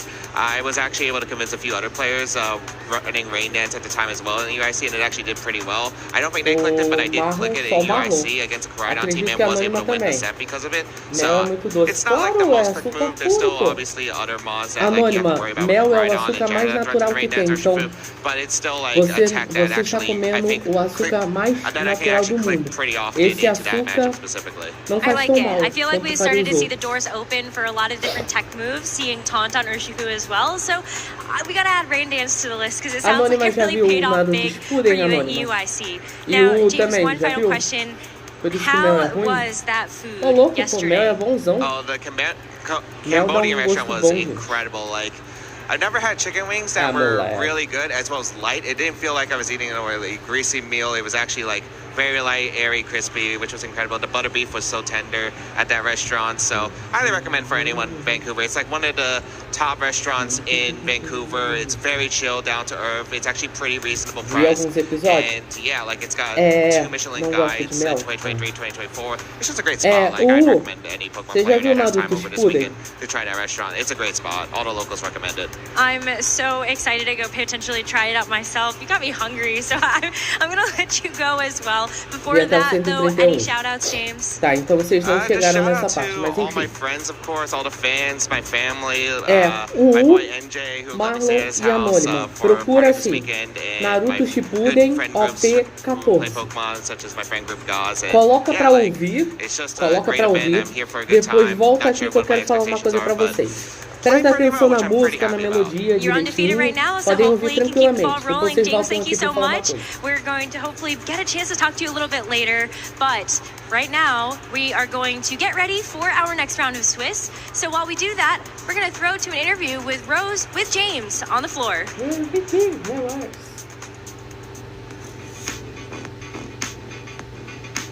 Sim, a abertura, sim. Anônima, sim, a abertura 14 de Naruto Shippuden. Ouçam rapidinho. Hey trainers, here with one of our top competitors at the Vancouver Regional Championships, Sim, mel é bom James pra Beck. saúde. É o que eu And falei, James, gente. first Mel off, want to é o congratulate açúcar you mais on your natural EUIC possível, ou run. seja, You ended up vocês making day 2, going 9-3. conseguem... How was that experience for you? Qual o nome da abertura? Não, é só é só colocar Naruto Shippuden OP14. but at the end of the day, I Que did like vocês my vão restricted achar. mon, and I felt like it was a team that could pilot well as long as I played well, and had a rough start. I Aqui, started ó, quer ver? 1-2, but then Eu was mostro able to até win aqui 10 pra straight vocês, games se to make vocês it to day quiserem. 2. Ó. I was really close to making it to the top cut. Went Naruto 3-1 in day 2, record-wise overall, but felt it was a great run, so I was pretty happy with the result. I mean, being one win away from being able to make a top cut is pretty awesome. And you were using Calyrex Shadow Rider. What made you decide to go for that restricted Pokemon after we've already seen you use Calyrex Ice to get a day 2 at LA Regionals? We saw you use Kyogre at Worlds, so why Calyrex Shadow? I think it was just the most fun restricted I had playing. Shizuki The only two no restricteds that I Kisa. really have enjoyed using in the restricted, or at least Reg G format, was Não, é Kyogre só and saber regular, né? And the problem with Kyogre is, as by my Worlds run, I não é was ficar missing comendo attacks, toda hora, so é it saber wasn't the most consistent. adoçar Shadow Rider has direitinho, the most entendeu? accurate moves for the most Pô, eu part. queria Its ver team uma build noite de composition filmes doesn't com really um require lutador. hitting moves as much, so just having one aspect of the game where Procura essa it's abertura less aqui, gente. likely that E depois spirals out of vocês control, voltam I e think me it's just falam. really nice. I think Kyogre is better at Vocês voltam pressing-wise, aqui but na live as pra long as I perguntar can play uma with coisa. Shadow Rider, like it's just very consistent across the board. Can you talk to me a little bit about your prep? Are you going to be using the same team for Vancouver this weekend? I will be actually using the same 6. I probably make like 1 or 2 small changes just because of how I think it changes a bit from the European metagame to Vancouver in general to just make it more consistent across the board and what in expectation of what I expect. But overall, it's pretty much the same 6. I just like the team; it's fun, and yeah, I just can't see why I wouldn't use it. Well, really looking forward to seeing how Vancouver goes for you. James, one final question. If you had to recommend a place to go get food here, what would you recommend? This is like really, like I would probably say any place in Richmond you can't go wrong with. It's the other side of the city with like all the Asian population, and I heard you get great food there. I know there's like this one place called like, it's like Pyeongpang or something similar that all the locals recommend too. It's actually where I'm going straight after this interview, so I heard their fried chicken wings are incredible, so that's where I'll probably be heading. Okay, we're gonna have to check back in with you on that one in a little bit. But James, thank you so much, and best of luck this weekend. Thank you. Hope everyone enjoys the show, and it should be a good one. Tem um rap de Jujutsu que eu acho que There are vocês vão, tons of vendors at vocês vão every amar esse single rap. Pokemon regional championships, and I'm always curious, what are the best-selling cards? What are the players picking up? And also, what are some of the high-ticket items that collectors are Já looking out ouviu for? Let's go a down the abertura, line and ou ask Marlon? each of our vendors what they've gotten rid of so far this weekend. Hi, my name is Ian Ram. Não, mas é bom. O Marlon, é bom, confia. É muito bom. Esse eu tenho certeza que vocês vão gostar. Tá. Já que a Anônima e o ainda não apareceu. Marlon, quantas pessoas você acha que canta aquela música? The most cards that are the most of one item that we've sold is probably Badu. A lot of Badu. Quantas pessoas você acha que canta aquela abertura? That I've sold is just any of the old, like really old EXs and like level Xs. I love it when we sell all of those, and people really like to see them. So, yeah. Hi, my name is Noah, Mr. Magic, and I would say the card that we have sold the most of this weekend would be the Festivity EX. One of the most cool things that we brought with us that we've sold is probably the agora vamos esperar a Anônima. Pokemon acho que é duas, o Marlon acho que é Thailand, and it would be a Dragonite holding a berry basket. Very neat item. Hey, how are you? I am Bobby. We're here at the side deck. It's a very fantastic weekend here in Vancouver. We've had a very well success this weekend. Our most popular card by far selling has been our Galadon. Very crazy card. I'm really excited to see how it does post-rotation. And the card that I feel like would be the most interesting that we sold this weekend had to be Ancient View, the old promo. It's very, very nice. So I was really excited to get that one. O nome é... So there you have it. A ton of unique items being sold this weekend, and also, of course, tons of very competitive cards. What I'm really interested by is the fact that each of our 4 vendors had a different answer for which card they have sold the most of this weekend. Aqui. Chat. Olha isso aqui.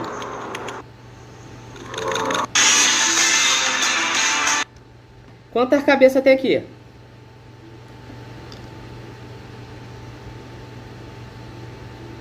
Quantas cabeças tem aqui?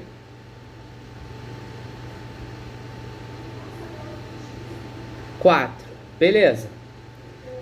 Beleza. Vocês pensam que acabou?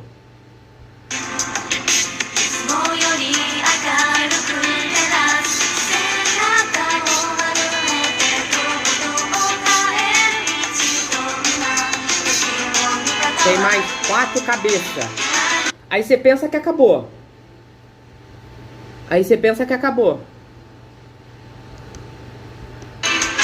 Tem mais 4. Mais 4. São 16 mulheres que cantam essa abertura.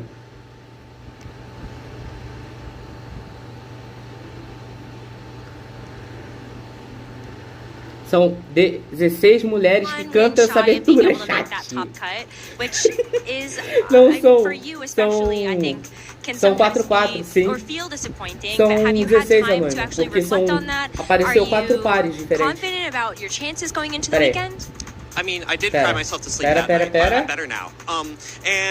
Não, apareceu... I'm actually, this weekend I'm not running Maridon, if you can believe it. I'm running Dialga Origin Form. 4, 8, 12... Não, é isso mesmo, 16. Wait, is that real? Dialga Origin Form? You'll see tomorrow. Mano, são 16 mulheres que cantam essa abertura. Gente, quando eu vi isso, eu falei, o quê? Como assim, cara? Porque então, é um grupo. É o... Acho que é Notita 46, um negócio assim. Mano, eu um dia fui ver, né? Aí eu vi, pô, tem um show. Tem um show de quem canta, vamos ver. Aí começou, né? Elas cantando, né? Sometimes when you're picking a team and you think this is the strongest team in the format, your deck's not has to be an I want to be the best player running. Aí do nada entra mais 4, eu falei, 2016, you know, that was aí beleza, aí acabou, vai pra outra, eu falei, ué, mudaram de cor? Aí do nada elas saem de novo, entra 4, eu falei, meu Deus, são 16 moleques que essa abertura. There's a lot to think about there. E sabe o pior? Não parece. What can I do better? What do they do well that I didn't? Não parece que são 16 porque a voz é tão bem sincronizadinha que parece que são realmente, parece que são 2 ou 3, no máximo 4 pessoas, né? Você vê como o sincronismo é tudo, né? Yeah, Dialga Origin Form is awesome because of telepathy, so you can dodge Ursaluna's attacks. It's pretty great. Então ele costuma dar but yeah, I mean, for me, Pokemon is all about like improving myself, like as much as it is a competition against other people, other trainers, you know. And so like finding that way to like be the best on my own terms is what I'm always in search of. No, that's great. Aaron, hopefully you're able to find that success this weekend, whether it is in that result or just how you feel about the team and what you do. So, best of luck to you, and I hope we get a chance to check in with you later. Now we've got more Pokemon action ahead. Tem uma que é a abertura 16. É a abertura 16 de Naruto, que eu fiz todos os meus amigos da rua, uma rua que eu morava na época, todos eles. Tinha até amigo que não assistia anime. Eu fiz eles decorarem a música e cantarem. Hello everyone, I am here at the Vancouver Regional Championships on the floor to give you some important updates of what's been happening for Swiss round number 4. First in, Dr. Aaron Trailer did in fact bamboozle me and is not running Dialga Origin form and is in fact running Miraidon. More to come later. We also have a couple of players that are still undefeated. Looking at Paul Chua, one of our top competitors in the United States, who is running Ice Rider Calyrex. We also have Taryn Burry, who has continued his undefeated run, sitting at 4-0 after an incredible top 4 performance at the Europe International Championships. Ryan Lassetto, a home-crowned favorite for Canada, is also going to maintain an undefeated record after Swiss round number 4, running the Kyogre team that he was able to do so well with at EUIC as well. A couple of other notable trainers that are sitting at an undefeated record. We've got Noah Feinberg, Faisad Mutazir, Kian Campbell, Yotam Cohen, Destin Edwards, and Ian Lee. We will still be able to see which other trainers are going to finish out their Swiss round number 4 with an undefeated record in just a little bit, but we're still waiting on a couple of tables to finish, so that's kind of the important stuff that I've got for you. We're going to send it back over to our casters now, Sierra and Jake, to get us ready for Swiss round number 5. That was a great update, Rosemary, but I am here with the update that the people want and the people need and they deserve. There is a Ho-Oh Pikachu team currently at 3-1. Yeah. Went up against Keanu, who we saw earlier on broadcast. Not Keanu. Rooting for Keanu was also rooting for Ho-Oh. I'm not gonna lie. Selfishly, I wanted the Ho-Oh Pikachu to win, but unfortunately, Keanu was too strong. He was able to get past it. I'm too strong. And the update that we all don't want, but unfortunately need to hear, is that Slitherwing is not doing the greatest out in the field. But that is still okay. It's a sad day. There's still a long day ahead. There's still the chance. There's still opportunity here. Slitherwing likes the sun, and it's raining here, so clearly this is not Slitherwing's weekend. Now we gotta wait for one of the sunnier regionals. Yeah. That's okay. No, we're at a point where there is still a lot of interesting teams out there. There's a Lanala at Faro. There's some really stacked names at Faro. So, yeah, we're waiting for, I believe, like the last 12 or so tables to finish up. Those are the people that took inspiration from the Global Challenge 2 and are running Dondozo. So, Anônima também, se quiser falar assim, qual é a abertura favorita de vocês, gente? Well, let's take a look at what people are using today. Here on day 1 of the Vancouver Regional Championships, let's look at the restricted Pokemon first. These are top 8 by usage. Miraidon taking that number 1 slot, just barely ahead of the Ice Rider Calyrex, with the Shadow Rider right behind. This is a pretty close race between the top couple of ones. So, USC, I believe it was, where we saw a lot more of the Calyrex Shadow Rider, but now it's the Miraidon, but it's pretty evenly split. And 10% of the field add to that Kyogre. I think that one's a really fun, interesting little look. Of course, when you are coming off the heels of an event where well, it did get won by sun. Also, we tend to see a little bit more rain on that west coast, even just in terms of the Pokemon. I think that's a really cool one to be keeping an eye on out throughout the day. It is interesting. It's really close up at the top there, like you said. I think a little bit closer than I would have expected. I think to me, Miraidon and Ice Rider Calyrex are kind of the two, like, not easy picks, but they're the more standard ones. There's a lot of different team comps around them if you need to look for inspiration. So a lot of trainers might default to those just because we all know those are very good. And then the rest of them are also obviously strong Pokemon in their own right, but maybe a little bit more difficult to either team build around or pilot during battles. But that gap closed really well. Even right behind the Calyrex Shadow Rider is Zamazenta, less than 1% fewer. And the Koraidon, maybe with a little boost after the European International Championships. They're in 5th place, fighting with the Kyogre and Groudon right behind it as the best weather setter of the bunch. My curiosity with the Koraidon team is how many are just straight up Koraidon teams, or how many are inspirations or the same version that Wolfwood used to win EUIC with, because that was obviously the biggest breakout performance for Koraidon so far, restricted that's kind of struggled a little bit in this format to kind of find its footing. So even just like quickly looking through, it seems that there's only a couple people that are kind of trying to run back what was accomplished there, and instead it's all these different, all right, we're going for sun, we're building around sun, we got some walking wake, they want to go for it. So not really changing up what Caradon's done so far, just hoping that finally this is the time it can break through. I think I did see at least one person at 4-0 so far using the parish version that Wolf was running in London a couple weeks ago, but other people running Caridon. I know that my local Geo Sitchke from the Dallas area, who's had some great success before, has been running Caridon like since the beginning of Reg G. And when I went to play him at my local events, you know, he's running a Caridon team with like Fluttermane and GU. That's exactly what he's using again this weekend. So seeing the success of Caridon, wants to jump back into that team composition, but still using kind of his version of it, which is really cool. Currently 3-1 with the team as well, so congratulations to him. So a lot of Pokemon to be played today, so maybe we'll get the opportunity to see him later. But looking at our non-restricted Pokemon, é engraçado que eu de vez em quando eu via o pessoal reagir nas aberturas, né? Urshifu, Rapid Strike, half of the field, considering all the rain that we're expecting, and the fact that it's just always so strong anyways. Checks out. Among Us, yeah, makes sense. A lot of this seems to be making sense for me.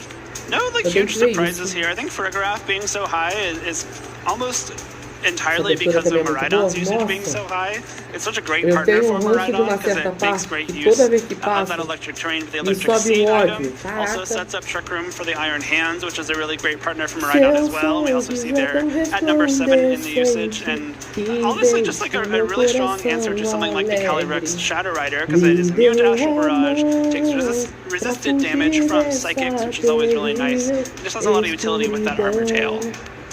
Essa é muito boa, na moral. Qian Pao as well, Pokemon that's been super powerful, but being able to, I mean, offer just a really great coverage moves and a priority one, and enable other partner Pokemon as well has been nice. So, yeah, looking across at everything else, like, I don't really think that there's anything here too surprising. This is kind of, we're getting to see different techs and different moves, or like that 6th Pokemon on the team being different, but there's no real, okay, well, everything has changed, oh my goodness, what is this? And I don't think there is really going to be much of that for Regulation G, at least not at this point in time. No, Urshifu Rapid Strike at number 1 is entirely unsurprising. It's just such a strong Pokemon. Unseen Fist is one of the best abilities in the game. Surging Strikes is one of the best attacks in the game. Water and Fighting is really strong offensive coverage, and you get some unique defensive typing in there as well. It stands up to something like the Ice Rider Calyrex very well, and so it just kind of slots into pretty much any team. And we also see a bunch of things that kind of slow it down there. Among Us, Rillaboom, the Raging Bolt, all strong answers to it. So if something is centralizing other than one of these, you know, restricted, very powerful Pokemon, Urshifu is, you know, jokingly kind of a second restricted on a lot of teams as well. I mean, it is. We saw the capabilities of it in that last match and how much work that it put in. So I'm not necessarily surprised. So I'm just looking back at UIC to see if there's any kind of like interesting adaptations. I think like one of the biggest takeaways is for the day 2 conversion of UIC, we got to see a lot more Cornerstone Ogrepon, which has been a pick that every time it does well, I feel like I hear from Rose and Joe Brown about how they've always been in Cornerstone Ogrepond's corner, and it did make the day 2 graphic for UIC for how well it was, especially with that sturdy ability, being able to take this hit, build the Focus Sash, and just the amount of offensive capabilities it had. So that's one of my biggest questions. I was curious if it would maybe sneak onto the graphic here, or if it's going to be one of those Pokemon that yet again we're maybe looking more of that conversion rate into day 2, or if like we're just in NA not the believers minus those 2. Yeah, that's a great point. The Hearthflame there being the highest usage Ogrepon and the only one on this top 12. I agree with you that Cornerstone is pretty solid right now. We've seen at least one of them on stream earlier today. I don't remember if, I believe Keanu was running it, right? And I think he won that match? Or am I mixing it up? I don't know. Someone won with Cornerstone Ogrepon. It was Abdullah. Abdullah won his match with Cornerstone Ogrepon.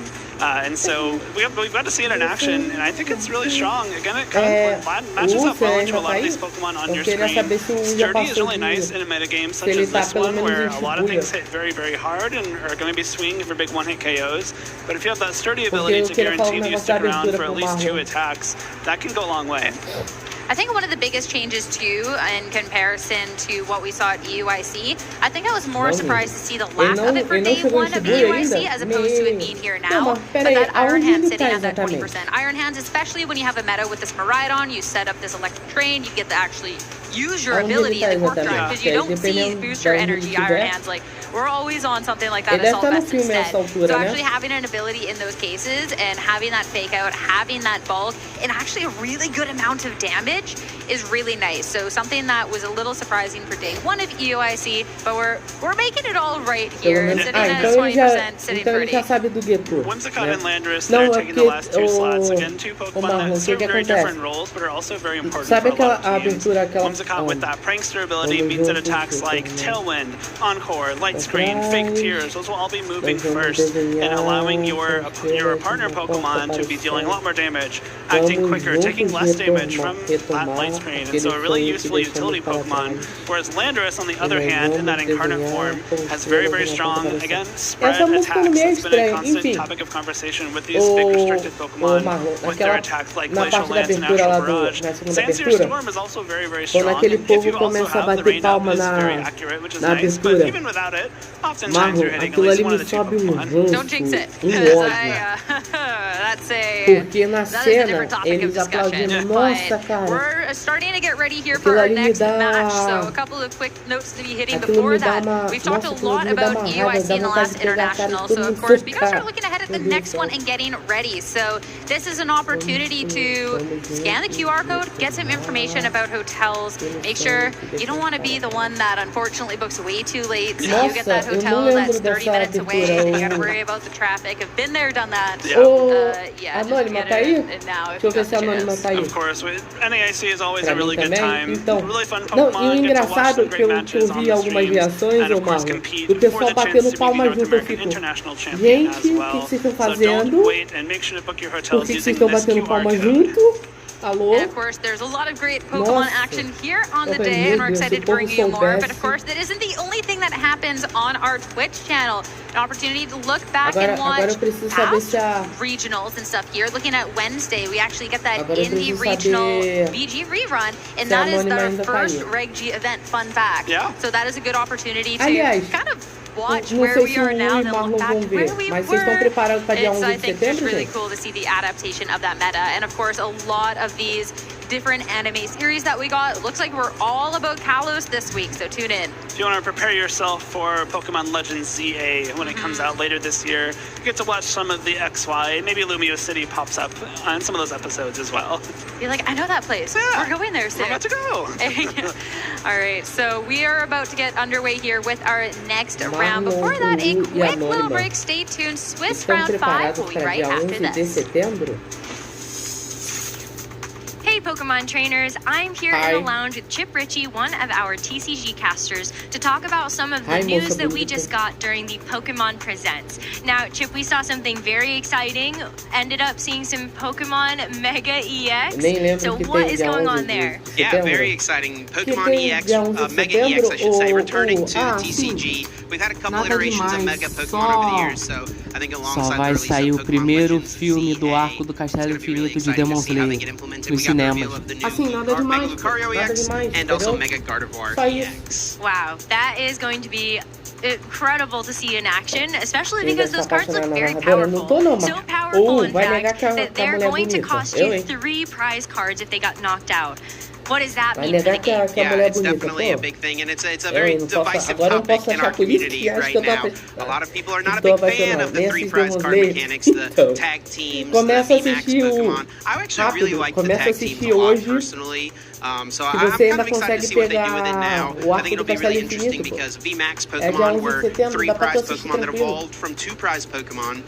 But this will be different. These Mega Pokemon EX are 3 prize Pokemon that evolve from single prize Pokemon. So I think it'll still keep the pace of the game relatively, in line with what we've seen in the Scarlet and Violet era so far. So yeah, I'm excited to see kind of what other Mega Pokemon get released, what other sort of support cards come out alongside it. We've only seen the 2 Mega Pokemon for the most part, and then one other trainer card got revealed as well. So there's still a lot to see before we kind of know exactly what Mega Pokemon gameplay is going to look like in the TCG. But É it does alguma get you coisa assim, thinking, mas dá doesn't pra it? assistir. Absolutely. It definitely has gotten the Ah, conversation going. That is terceira da without a segunda doubt. temporada. Well, cannot wait to see what else is going to be coming in the future as we look forward to seeing where those Pokemon Mega EX come from. So thank you so much, Chip, and let's get back to the Vancouver Regional Abertura da Championships. segunda temporada de quê? Do Jujutsu? Aquela. Aí, eu tô ligado. Sim, foi. Mas a data da estreia do filme é essa. Hello, Pokemon fans. I'm here sitting with Stephanie, one of our commentators from Pokemon Go, to discuss the upcoming updates to the PvP portion of the game. Now, Stephanie, we don't get these updates very often. They come every 3 months. But these in particular seem like they're really going to shake up the game. So what's got you excited? There is so much to talk about with the Might and Mastery Go Battle League update. Some updates are kind of small, they're not super impactful. Some are earth-shattering. This is a really nice in-between, where this meta shakeup is going to disrupt things just enough to keep it really interesting for the next 3 months. I would say one of the Pokemon that's the biggest winners out of this meta is Lapras. Lapras is getting access to both the fast attack Psywave and the charged attack Sparkling Aria. And it is just going to fill a role that's not really existing in the meta right now. It's really going to define a lot of the meta in the upcoming weeks. Until June. So we're really excited to start seeing Lapras starting next weekend. Well, a lot of times when we take a look at some of those updates, we do have very clear meta-defining Pokemon like Azumarill or Skarmory. And when you have Pokemon like Annihilate also that shape sometimes how you have to build a team, how do you see Lapras actually shaping the meta? What other Pokemon do you feel like may become more popular because Lapras is such a threat? Well, one thing that makes Lapras really unique is that it's so bulky. A lot of the Pokemon that we have in Pokemon Go PvP, a lot of the ones that are successful, aren't necessarily super bulky. So you're going to have Pokemon that can really chip through Lapras's defenses because Lapras is going to be so popular. I want to touch on a couple other Pokemon that I think are going to start seeing a lot more play.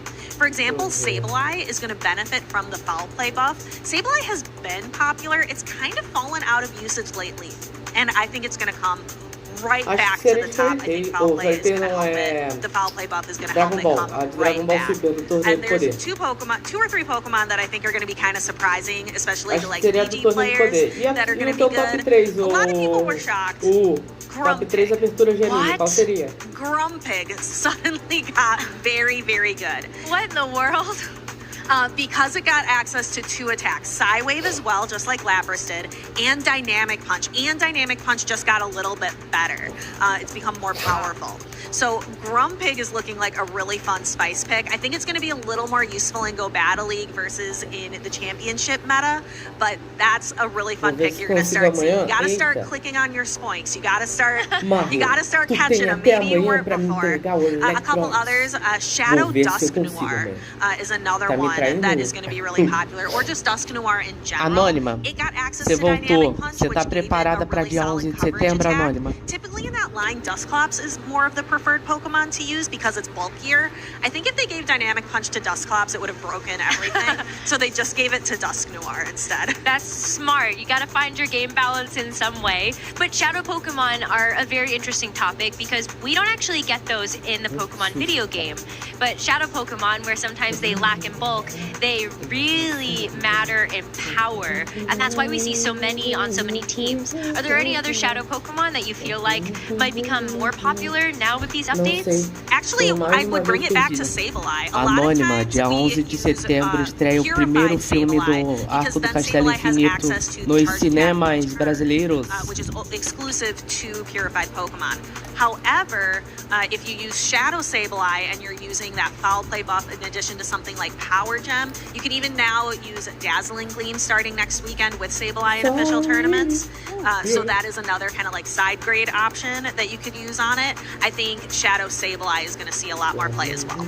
I got one ready in my battle box for just this very moment, it sounds like. Well, Stephanie, thank you so much for talking more about those PvP updates. And now let's get back to the real PvP action happening at the Vancouver Regional Championships.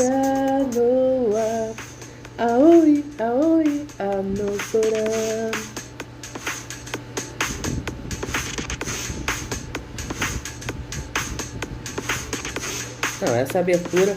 Pô, vamos classificar.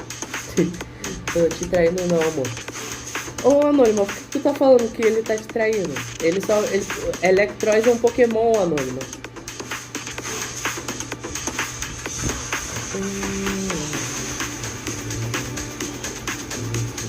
Tá sim.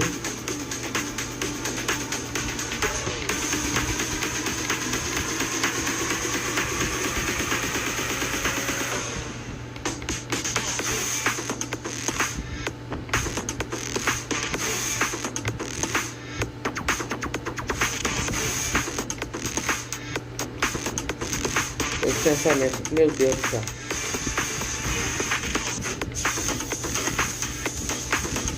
Aí, faça uma... os três aí do chat, façam uma classificação de aberturas que vocês mais gostam de Naruto. Top 3. Top 3 aberturas de Naruto. Pode ser o clássico e quem viu o Shippuden pode ser o do Shippuden também. Meu irmão metódica, né? Ciumenta. Como diria a música pra Anônima.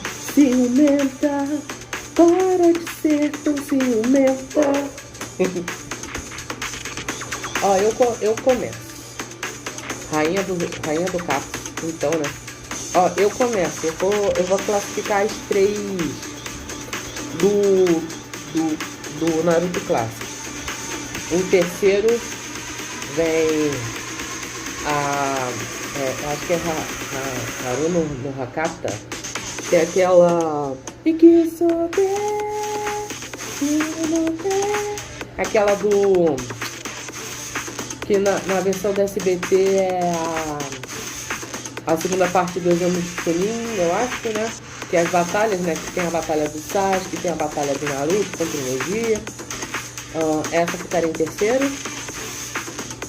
A abertura...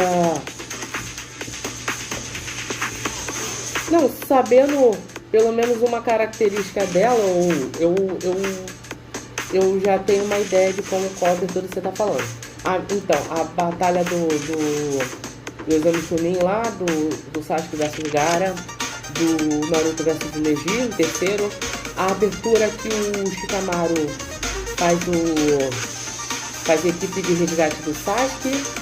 E a primeira, deixa eu ver. Apesar de não ter visto, por incrível que pareça, apesar de não ter visto terminado o Naruto clássico, Yura Yura, né? Que é a última dela, aquela Yura Yura no Yura Yura sorane kimi no kokoro, que é a última que ele vai embora. Tururu, tururu. Isso é som de track, Anônima, não é abertura. Vai, agora é a vez de vocês, chat.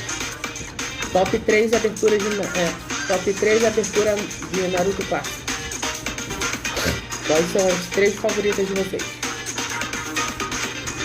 É que Naruto clássico não tem muita abertura boa, né? Não sei se eu sou chato.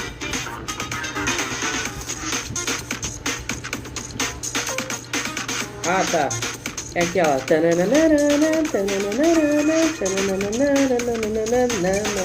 Eu não sei cantar, mas eu sei qual é, ô Marlon. Mas agora a gente tá falando de Naruto, Marlon. Top 3 aberturas de Naruto clássico que você gosta.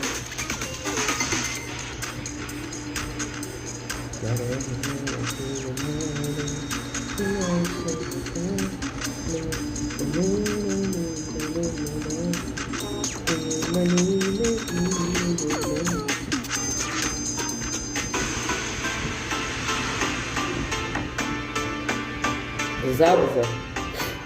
A do Zabuza eu acho que é a do clássico, né? É a primeira? Acho que é a primeira. Não viu Naruto? Tem que começar a ver Naruto hoje, Marlon. Acho que todos nós devemos concordar. Acho que todos nós temos que concordar que todos nós devemos deixar Naruto no tudo no balanço, professor na casa. Fez uma lavagem cerebral na televisão inteira para focar no Naruto. Não! Não fez. Quando você ver o Shippuden, você vai entender você vai entender o que eu tô falando. O Shippuden explica um pouquinho desse acontecimento aí. Entendeu? Exame Chunin e a Katsuki. Da Katsuki é Heroes Come Back, né? Mas aí já tá no Shippuden, ó, anônima. Ou é aquela... É a Gol, né? Aquela Way of Fighting. Essa é Gol. Se não me engano é Gol. É a... Peraí.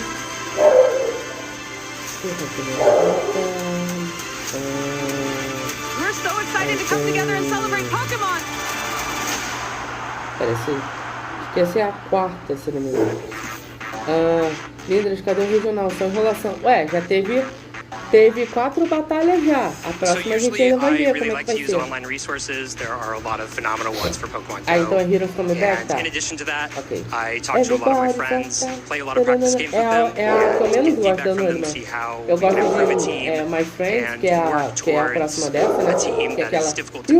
So the way that I build the best team is just hit hard, hit fast. So you either win fast or you lose fast, but either way it's quick. To build the best deck, for me, I play in a lot of locals, including cups and challenges. I also do a lot of play testing with my friends. Shout out to 88 Card House. I also, of course, watch regionals and look at the meta and make changes to my deck to whatever is great. And lastly, I watch YouTube, a lot of YouTube, just try to learn a lot from there. Não posso, eu acho que eu não posso, Marlon, senão vai... Senão dá copyright, eu acho. Mostly. I mean, I consider the meta, but for example, for this tournament, I really just wanted to bring Charger Bug. It actually does pretty well right now, but it's also just, it's an unstoppable bus. A lot of times I'll start with what my boyfriend or one of my friends is using, and then I'll play with it, see what I like, see what I don't like, and maybe make some changes based on my own style, since everyone plays a little differently. I like to listen to podcasts. There's 3 different podcasts I follow. Uncommon Energy, Metapod, Lake of Rage. Do a little bit of reading here and there, see what other people are looking at, and then ask my friends what they have of opinions on my deck. Pretty much just staying with what I feel most comfortable with. I like to be able to play what I like. Sabe uma que eu acho que vocês vão gostar pra caramba, que o ritmo dela é muito bom? Thank you for being patient, everyone. Welcome back to the Vancouver Regional Championships. We might be waiting over here, but everyone else is not waited at all to be having a great time out there. Fantastic vendors, a lot of plushies, and a lot of fun, great competition to be had. Sierra, Jake, round 5 just up ahead. I'm excited to get to it. Yeah, me too. It's going to be another great match between 2 great players. Who, again, another match of 2 trainers that have won regional championships before. So people that are used to being this deep in a tournament without seeing any losses. Again, these are our 2 4-0 trainers looking to get that 5th win and put themselves 1 win away from making day 2 here in Vancouver. Especially too, a conversation that we had going into today was people who had traveled to come here and how they were doing. So, of course, talking about Taryn with that, sitting at that 4-0 record, and someone we'll get to see very, very soon. So we'll talk about a couple of other people looking at our 4-0. Brian Collins out in the trick room, working out super well. Paul Chua, trainer that everyone knows here, sitting undefeated. Kian Campbell, Joseph Ugarte, Ryan Lassetto, Canadian, at this 4-0. So big congratulations as well to everyone else that is currently on this list. Of course, 4-0 is a great start to the day. You're not out of the woods yet. You do want to make sure that you can get as many wins as possible to be ending off the day. Because it's not even just wanting to get to day 2, but with not as many Swiss, you want to make sure you're sitting at a great record to try and make it to top cut. Plenty of trainers on this list that we haven't seen these huge results from as well. People like Destin, Michael, Bizad, Lucy, Mitchell, Alphonse, people looking to make, that first huge push into a top cut, into a top 4, into a championship game, and well on their way halfway through this first day of competition without losing a match just yet. And looking forward to our notable pairings who we're going to be seeing. It will be Taryn going up against Dong Yu. And then, across this list, We got Canadian versus Canadian at the very bottom. Ryan versus Ricardo. Keanu versus Beck. Two people we've gotten to see on the day. And then Randy, also Canadian, going up against Alex. So great stuff here. Adam Coulson was featured on our Global Challenge list as well. I believe after Marco, he was the top performing Western player. So someone looking to capitalize on that success as well. With a great start here so far in Vancouver. And this, like, notable match, not notable, our next dream match. Sorry, ever since Beck and Rose were talking about food, like, while we've been in this downtime break, that's all I'm thinking about, I'm not gonna lie. Once we get some Pokemon on the screen, I'll be back locked in.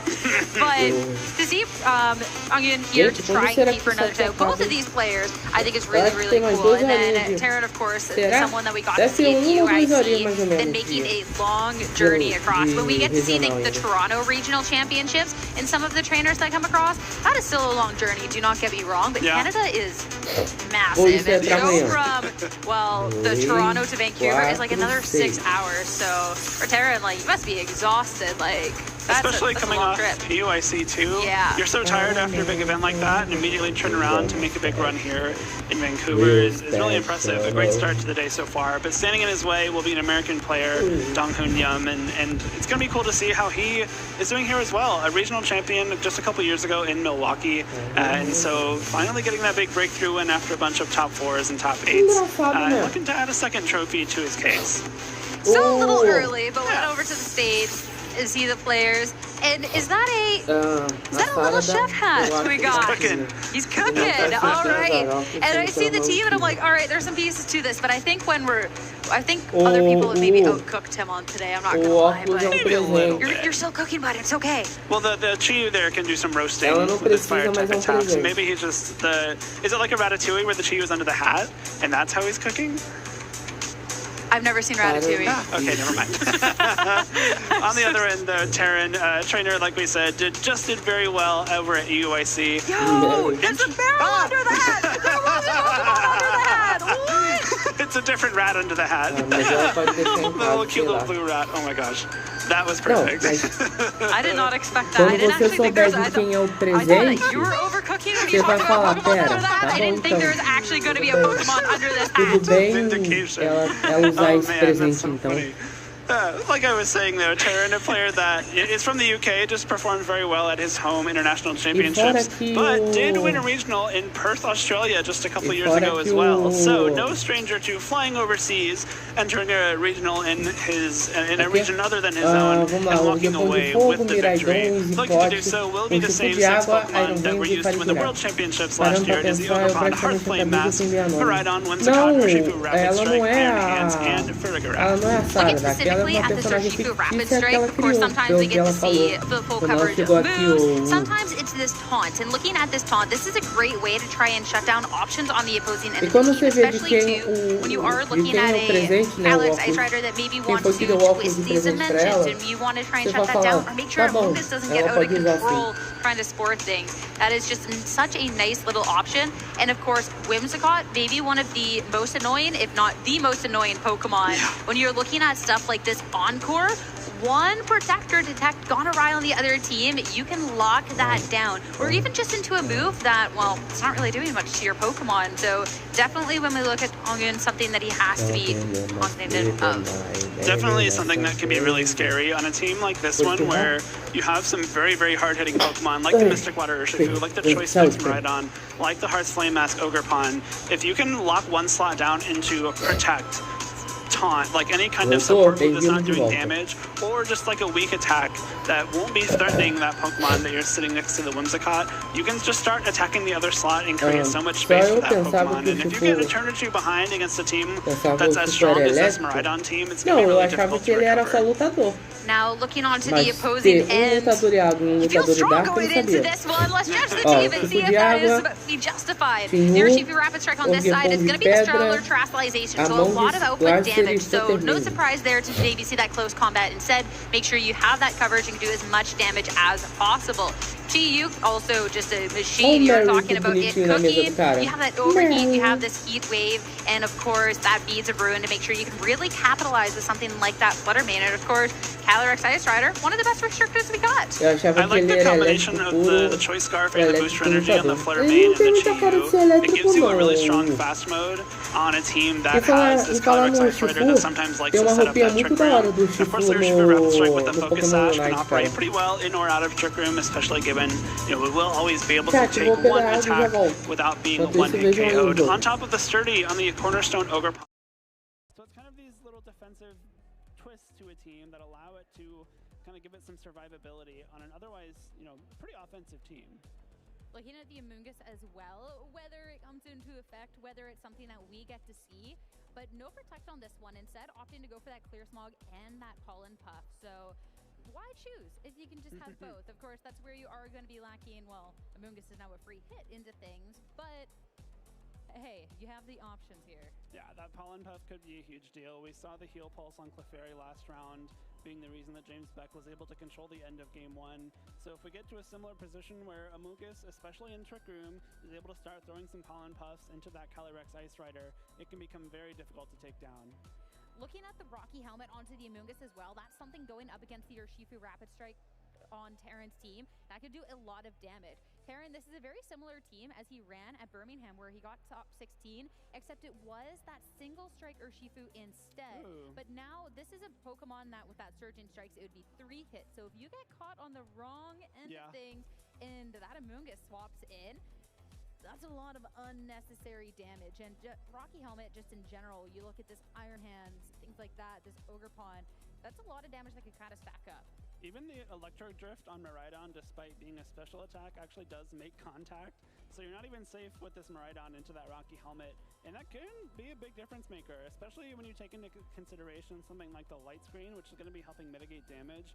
If the Rocky Helmet trades kind of turn that around, that could be a big deal for Donghoon. I'm excited to start getting into this match. We're just figuring out a couple of last little issues there. Don't worry, we're going to get to it sooner rather than later. Want to make sure everything is good as we start getting here into round 5 between these two undefeated players. As yeah, there we go. And Meryl's just sitting there all cute already. But let's see the lead. Let's get into the match.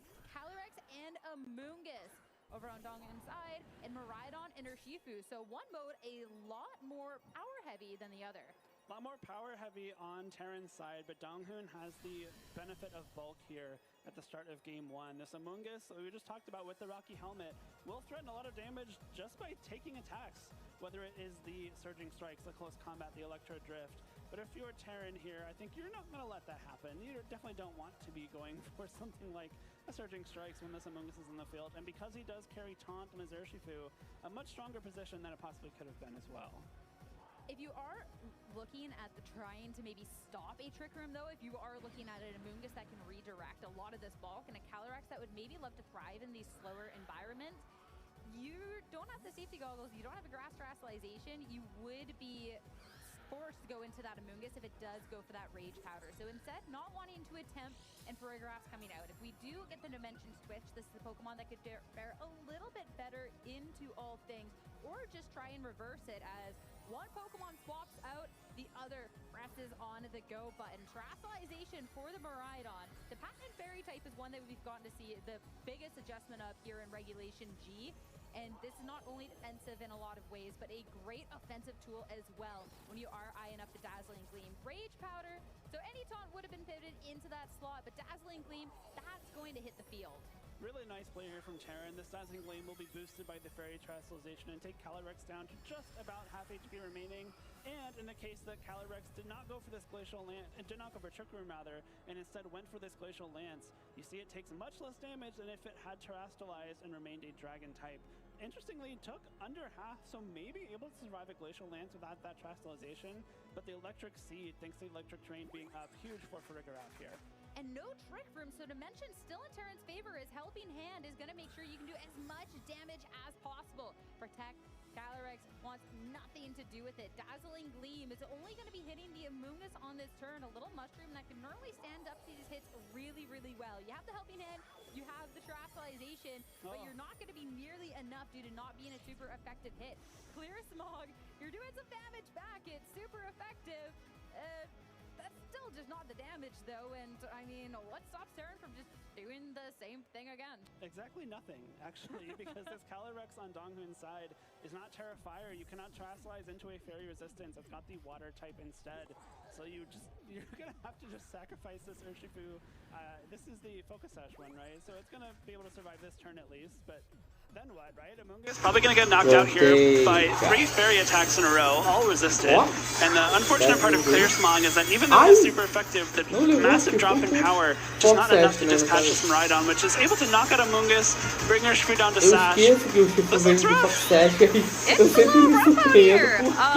Yeah, this Urshifu is not looking so great.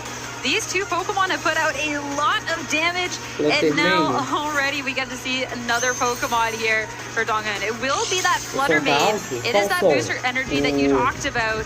See that, for instance, it will be the speed. So it will be a little bit on the speedier end there, which is going to be attack boosting Flutter Mane, it almost definitely would have been outsped by this Miraidon, and the disaster would have continued for Donghoon. But because it is the speed boosting set, it should be able to outspeed and most likely knock out this Miraidon with something like a Moonblast, maybe even a Dazzling Gleam if it does opt to go for this Terra Fairy here as well. Terra Fairy is the terastallization of choice. I would say definitely in these moments, don't terastallize the Urshifu. It's not going to run for too long. But make sure you can do as much damage output as possible. You have the Moonblast, you also have the Dazzling Gleam. And it was a Miraidon that has taken a considerable amount of damage, so that will go down. Burgraff does stick around at this point, but it is something that can be followed up here with this Urshifu. Since it's 1 HP, still means that it has this chance. So Surging Strikes going off into the Pokemon is going to get this KO, especially too since it was that Electric Seed that you called out. Means no Rocky Helmet, no recoil, all good. That's going to be 2 KOs on the turn. A nice turnaround here for Donghoon. It was looking pretty bleak, but this Terra Fairy Flutter Mane, not something we see too often anymore. It was a very, very popular set back in previous regulations when Flutter Mane was kind of the strongest thing on the field any time that it was, you know, sitting ready to attack.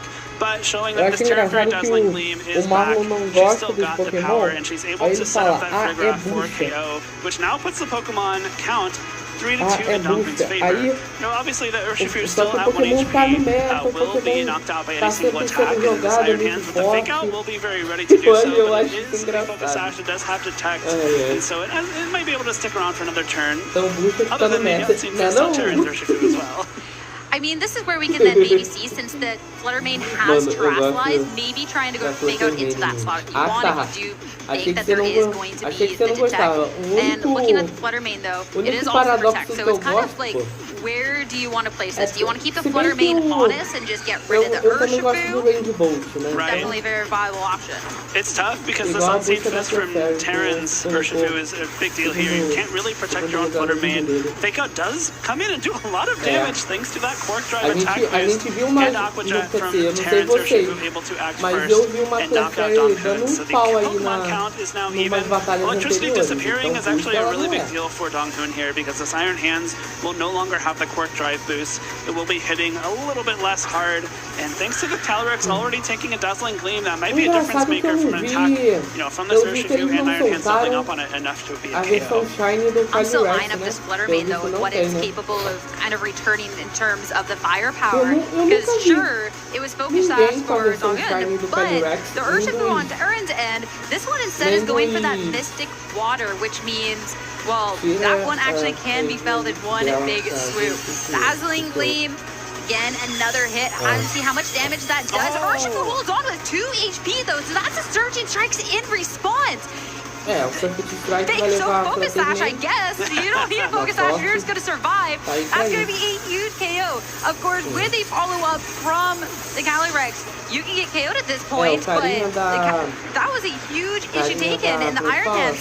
It's actually not even going to be the KO into the other slot. An attempt to go for the Iron Hands, but that won't be taken down either. Heavy Slam, a little bit of damage, but the Urshifu sticking around, okay, that's everything. That's a huge break for Terran there. That Urshifu barely hangs on and is able to KO the Flutter Mane. And I like the high horsepower selection there, assuming that the Flutter Mane is able to knock out Urshifu, which I really don't think is a bad assumption. You know, the Terra Fairy, Dazzling Gleam into the very weak Urshifu. I think I would probably have done the same thing. I would have thought that KOs and go for that high horsepower into the Iron Hands instead. Maybe a Glacial Lance there could have kept Donghun in the game, but Terran's Urshifu able to hang on and claim this Game 1 victory.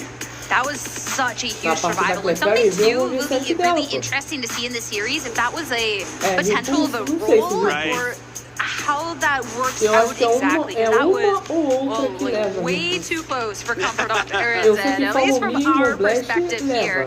And yeah, that was a really, really big turn. That Flutter Mane looked like in that endgame too, especially with that speed booster, that it could just sweep that endgame. There wasn't the opportunity. I mean, Terran had even considered going for that Trick Room to make sure that, hey, this Flutter Mane doesn't get out of control. So the fact that it doesn't quite pick up the KOs there is a really, really big deal. It wasn't locked in to a Dazzling Gleam either. Could have gone for the Moon Blast, but we assume when you're Terastallized, you would have gotten that. I think you had to Dazzling Gleam there, because if you don't get the damage on the Iron Hands at the same time, it might be difficult to knock it out before it can, Heavy Slam, Drain Punch through your Calyrex Ice Rider afterwards. That's just a really tough break. I think it's a very valid assumption to think that Dazzling Gleam when it KOs that Urshifu, but either Donghun's Flutter Mane just isn't trained very well in special attack. We did see the speed boosting, so we know its speed is at least higher than its special attack, or Terran just has an abnormally bulky Urshifu Rapid Strike.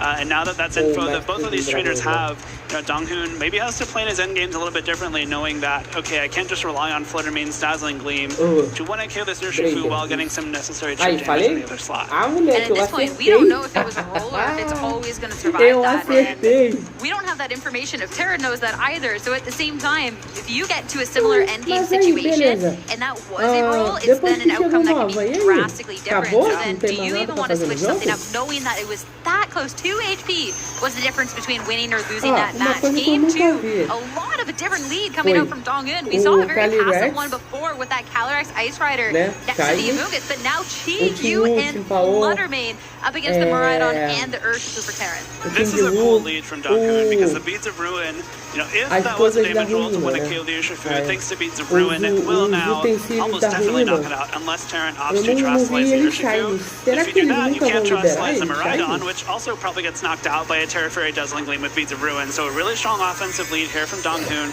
to try and take control of this game 2 immediately. Flutter Mane yet again with the Terastallization. If you need that damage output and you're eyeing up this super juicy Dazzling Gleam or Moon Blast, need to make sure that you got this to do just as much as possible. As a Terastallization piece, we knew this one was coming. It is going to be that Urshifu. So you're talking about where you are prioritizing because neither is going to appreciate a hit. Terran is putting all the eggs in the Urshifu basket here, looking to try and do as much damage as possible into the other end. Aqua Jet, that's going to be the speed orders, you get that priority into the Chi-Yu. It is Choice Scarf, so no chance of holding on at that point. Now, you're not doing that damage that maybe you wanted because that Beads of Ruin is now off the table. Dazzling Gleam, time to see how much this is going to do into the Miraidon specifically. And both are going to be holding on quite great. Electro Drift in response into the Flutter Mane. The defense normally for this one isn't too great. That's a double KO for Terran on turn number 1. Huge mix-up from Donghun, but Terran sees right through it. That is a crucial water Terastallization from the Urshifu Rapid Strike. Not only do you remove the Fairy weakness, you get the power boost necessary to one-hit KO that Chi-Yu. Make sure that your Miraidon doesn't take that Beads of Ruin boosted Dazzling Gleam from the Flutter Mane. So it hangs on pretty comfortably, no less. Able to one-hit KO that Flutter Mane, and now Donghun is immediately down to a 2-0 deficit. But thanks to the Electro Drift being the lock-in here, the Amoonguss actually could pretty easily go for a Rage Powder, and you can get Trick Room up. It's just a matter of if you have the firepower to knock out Terran's 4 Pokemon in the time before Trick Room can expire and this Miraidon can come back in. You have the option of the taunt too, and with no redirection here, Electro Drift burst into the Amoonguss. Not very effective, but still a nice little chunk of damage. Of course, you'll take a little bit from that recoil and turn, we talked about the implications of that, but taunt into the Calyrex. So unless it was readying up an attacking move, it's not going to do anything. It will be Glacial Lance, though, so you are going to make a little bit of headway here. That is the KO onto the Miraidon, but even if you had the opportunity to go for a Trick Room on the next turn, that is now completely taken away from you. I like this play from Terran. You just make sure you get damage out.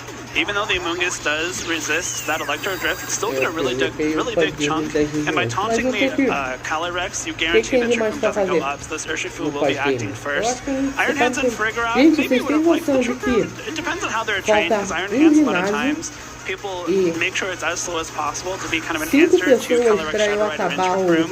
But Frigoraph coming in here will activate the the Electric Seed to boost its defense. And because this Amoonguss doesn't have a Protect, it doesn't have a way to Chastise, the Psychic from Frigoraph probably able to knock it out, which will leave Calyrex as the final Pokemon for Donghun. And even looking at the Calyrex, plus the fact that it got the attack boost, Frigoraph with the foul play, I mean, you're just going to be doing a little bit more and more. Urshifu's going to switch out of the field, though, and Iron Hand's coming on in. So Electric Drain, you're going to be doing more damage. That's going to be nice for that little attack boost. And also, make sure you're not going to be KOing yourself if you did go for the Surging Strikes and then get caught by this move. Glacial Lance now into both of these Pokemon. Critical hit on Frigoraph. It will survive by just a hair. As Psychic into the Amoonguss is going to put Donghun down to final Pokemon. Donghun down to his final Pokemon, but it is this Calyrex Ice Rider. We actually saw it act before the Frigoraph, meaning that if Trick Room doesn't go up here, which I guess we have the guaranteed Trick Room, right? The fake out into the Calyrex and Trick Room happens. So this is actually pretty fine for Terran. Now that I thought about it for a few seconds. Fake out does come out here, which will prevent Calyrex from attacking, and Trick Room goes up, so the Frigoraph and the Iron Hands should be able to be attacking before this Calyrex Ice Rider. The combination of Low Kick and Foul Play will be dealing a lot of damage, if not just KOing it outright. This is kind of where the attack boost from the As-1 can come back to haunt you, because now Foul Play does even more damage. Yeah, the Frigoraph normally is not the most offensive of Pokemon, but hey, the taunt was just lifted. Go for a Protect while you can. It would have been nice on the last turn, but Terran, it's funny when you see, like, maybe on the other end, Donghun would normally want these Trick Rooms, but having the perfect two Pokemon to kind of counteract that really showcasing in the beginning why you get a little bit more of those Glacial Lances. That Protect was also nice to get past that one turn of Warp Drive, but I still think with these Pokemon, that damage output that you're going to do is a considerable amount. I mean, Low Kick right there, so much. Glacial Lance, so okay. This Frigoraph Are they speed what? Oh no! You can see the look on his face. What? What a twist! The Frigoraph definitely attacked after the Glacial Lance on the prior turn. So Terran took that to say, okay, my Frigoraph is slower than Calyrex. If I set up Trick Room, I can foul play it before it moves. But it turns out that they speed tie, it seems. So when you have the same, two Pokemon have the same speed, it's just a coin flip for whichever one attacks first. And it looks like Donghun won that coin flip twice now. And this Trick Room that should have been locking up a game for you is now your biggest detriment, because your final Pokemon is this Urshifu. Forced to detect it. I mean, yeah, played your out. You do get the double detect. All right, so whether we go for the triple and hit it, is Calyrex on the other side. Hey, Terran got unlucky a couple turns ago with that speed tie. That was, it's only actually two that you needed. I thought there was one more turn. So instead, you get past this final one. This game is just crazy. Everything goes so wrong to then go so right. You get the Surging Strikes into the Calyrex. The final Pokemon take it down. That's just craziness. Okay. Terran gets this in two after what could have been devastating. Mano, esse double detect do cara foi muito bom, tá? Ele usou o time certinho. Ele viu, eu não sei se ele chegou a ver quanto faltava pro Trick Room acabar. Ele aproveitou os dois detects pra o Trick Room acabar, tinha metade da speed. Quando acabou, só pensou acabar. I thought there was 3 turns. A estratégia do cara foi boa. Foi, assim, foi preguiçosa e foi... I didn't think we were Daylight Savings affects Trick Room now too. Yeah, we're skipping ahead tomorrow. We're skipping ahead in our Trick Room, but I mean, sometimes the turns happen fast. With 2, you just needed that double protect. What a game. What a game. Terran Birdie moves on to 5-0 on day one of competition after what was a really well-played match, despite the craziness of that second game. Always a little bit of a step ahead of Brian, especially with the beginning of this game too. With that huge Terra Water Aqua Jet, one-hit KOing the Chi-Yu, allowing Mariana to survive an attack from that Terra Fairy Flutter Main, one-hit KOing it immediately with the Electro Drift. And it's one of those Pokemon for Chi-Yu, it's kind of had some struggles to kind of make it by, and yeah, you wanted the choice scarf so you get to go fast, but then that can happen if you have the Focus Ash, but you don't have the speed or sometimes the power, like, it's kind of a little bit of a tricky situation there, and then, I mean, even leftover... We were both of them. We're like, oh no, oh that's funny, oh wait I win, oh I lose, what's happening? Roller coaster from the get-go, but yeah, I mean, even like that game one, because there was that huge survival on that Urshifu to even get in a situation where Terran had won that, because yeah, I would have thought the Terran Vou até mostrar pra você, ó. Head in our trick room, but I'm not gonna lie. I don't want this game. Is Sharon got unlucky a couple turns connected. I mean, Donkun won that coin flip twice now. The Farigiraf definitely attacked after the Glacial Lance on the prior turn. So Terran took that to say, okay, my Farigiraf is slower than Calyrex. If I set up Trick Room, I can foul play it before it moves. But it turns out that they speed tie it seems. So when you have the same, two Pokemon have the same speed, it's just a coin flip for whichever one attacks first. And it looks like Donkun won that coin flip twice now. Cavalo de Glacial and Lance. this Trick Room that should have been locking up the game for you is now your biggest detriment, because your final Pokemon is this Urshifu. Forced to detect it. Agora ele dá segundo detect. Ele usou o detect. Alright, so whether we go for the triple protegeu. O cavalo do Glacial Lance protegeu. Beleza. Acabou o Trick 1 aqui. Ó. Acabou o Trick 1. Ele tem a vantagem da velocidade e ele tomou o Surf Strike. Entendeu? Everything goes so wrong to then go so right. You get the Surging Strikes into the Calyrex. The final Pokemon take it down. That's just craziness. Yeah, how well it's going to go. Everyone's uma boa estratégia. Eu não sabia que dava pra dar double it's protect worked out assim. so far, just about.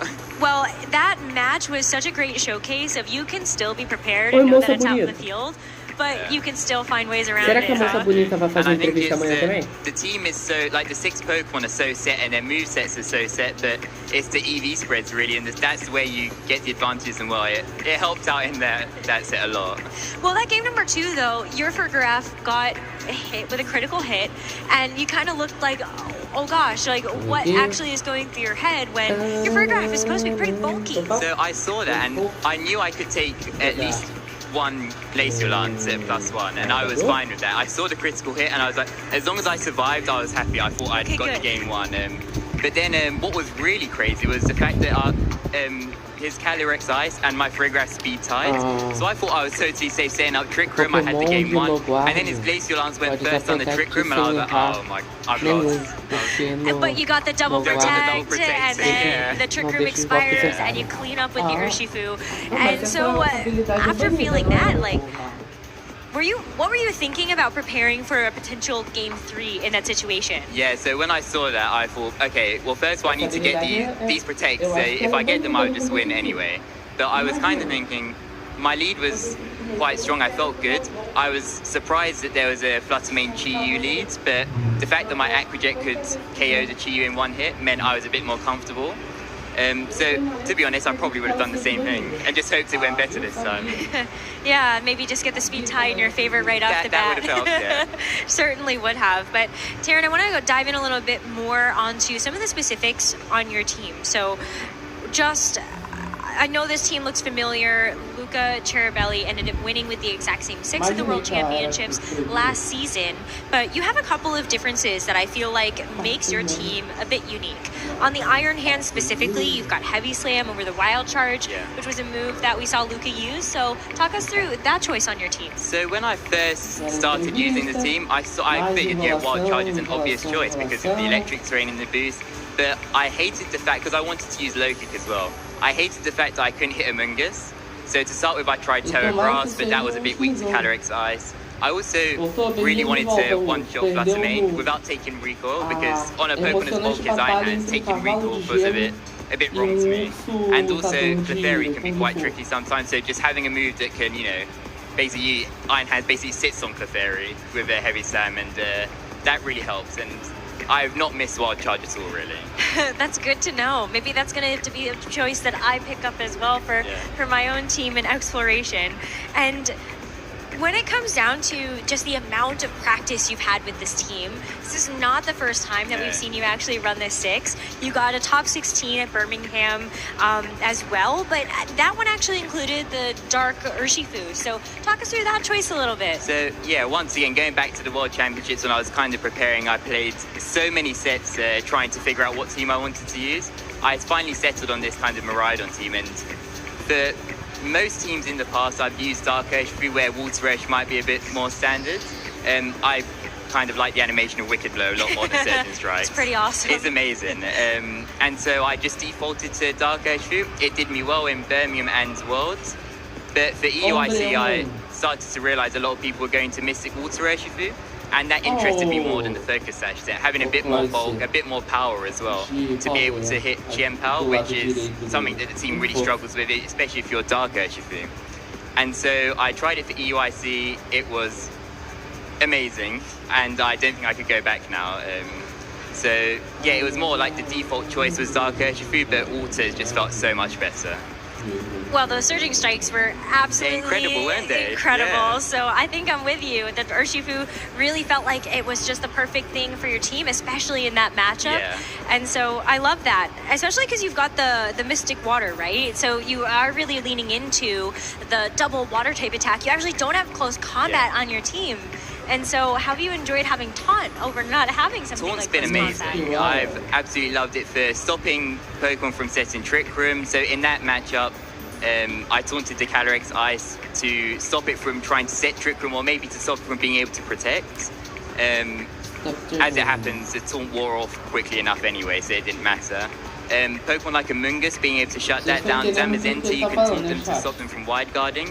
It's been such a good move, and I've not missed close combat really. I've got Iron Hands for that. If I want fighting coverage or just damage in general, I'll use Iron Hands and Miraidon. Yeah, I mean, Iron Hands, especially with that electric terrain boost, it's doing so much. And that low kick was crazy strong too. There's so many heavy Pokemon in the format. Miraidon, Koraidon, most legendaries, opposing Iron Hands, Calyrex Ice, and it's such a strong move that, yeah, it's amazing. It was so funny watching it in real time where you heavy slam the Ice Rider Calyrex first, and then you're like, wait a minute, that's actually not doing enough damage. I should do more with low I kick. tried to target the other slot that turned to Flutter Mane, but I didn't expect my Urshifu to live the Dazzling Gleam in game 1, so I was trying to double attack it to make sure I got the knockout. And so yeah, the Heavy Slam looks a bit silly, but I was trying to target the Flutter Mane there. Do you know if that's a role to actually KO your Urshifu? Oh, I assume so. I didn't expect to survive it, that's for sure. Well, that's good though. It ended up giving you a little bit of an edge in that first game. But you know, Taryn, just kind of going outside of the event itself, something that I've always admired about you as a player is you really make the most out of whatever city it is that you go travel to. Really like a world traveler when it comes to Pokemon. We've seen you at the Perth Regional Championships before, as well as, of course, making your way to international competition. And so you were here a couple of days early. What'd you get up to? So I went for a bit of a walk around the city on Wednesday. I got in on Tuesday night. The jet lag hit me quite hard on Wednesday, so I didn't get many hours outside, but the weather was amazing, so I had to go for some walks. And then on Thursday, I ate a lot of food. Like I a bit of a food coma at the end. Fill us in. What'd you eat? So I had a nice walk. There was a nice waffle place that got recommended to me. I had that. Also a Japan-style hot dog, which was very strange, but it was amazing. Sounds amazing. Wow. Well, you really sound like you've been getting up to a lot of fun. And, of course, the tournament is going great for you so far as well. So, Taryn, I'm going to go ahead and let you go. But before that, any shout-outs? Just everyone who's watching at home, really. Our home's quite far away this time. But, yeah, everyone who's stayed up watching. The time zones are crazy different. And then the friends here I've been staying with, so Sempra, Ink, Geo, they're great as well. Yeah. And everyone else in Canada. Canada's great. I love it. It's been awesome. Well, Taryn, thank you so much for your time, and best of luck with the rest of your Swiss rounds today. Thank you. We're gonna go to a short break where I actually think I get to talk to Taryn a little bit more. So stay tuned for that, and we'll see you soon for more Pokemon action at the Vancouver Regional E aí Championships. eu tô online desde então. Eu tô online desde 5 para as 2, Lula. Pelo menos esse regional, gente, foi de tarde, não foi o outro de Londres que eu tive que acordar às 5 horas da manhã. Hey Pokemon fans, I'm here with another one of our top competitors at the Vancouver Regional Championships, Taryn Birdie. Taryn, congratulations on your top 8 run at UIC just a couple of weeks ago. Top 4 actually. It was incredible. It was even better than top 8. So how do you feel after such an amazing performance? Engraçado que a moça faz uma entrevista com ele de meia hora, ela finaliza e mostra outra entrevista com ele de mais meia hora. Ai, tem mais um jogo, gente. From it, so yeah, overall very happy. Wow, congratulations, that's right. With getting a top 4 at the International Championship, you've already locked your spot at Worlds. So what now for the rest of the season? What are kind of your goals there? Well, now I can just kind of take it easy when I go to events. So I want to go to NAIC as well and a couple of other regionals in Europe. But now the pressure's off really, so I can try some things and just enjoy the trips for what they are rather than need to worry about results. Well, what are your goals then for Vancouver? Are you going to be running back the same team, or is this one of those events where you might want to try something new? Well, I was going to try something new for it, but then I did so well at EUIC. I was like, how can I use anything other than Miraidon? And it's really the only team that gets me like excited about playing events, and I love it so much so that I decided just to use it again. So same team. So give us some insight there. You said that Miraidon is really fun to use, but what about that team or that archetype or Pokemon is so fun? I think it's the fact that there's so much like raw power on the team. Miraidon, as we know, is incredibly strong. Ogerpon, Urshifu, such strong Pokemon. And you can support it with like Tailwind from Whimsicott, which is my favorite Pokemon to use, and Trick Room from Frigoraph. And then you have Iron Hands, which is a bit of both really. It's strong and it's bulky and it ties the whole team together. So it really feels like it's got a bit of everything.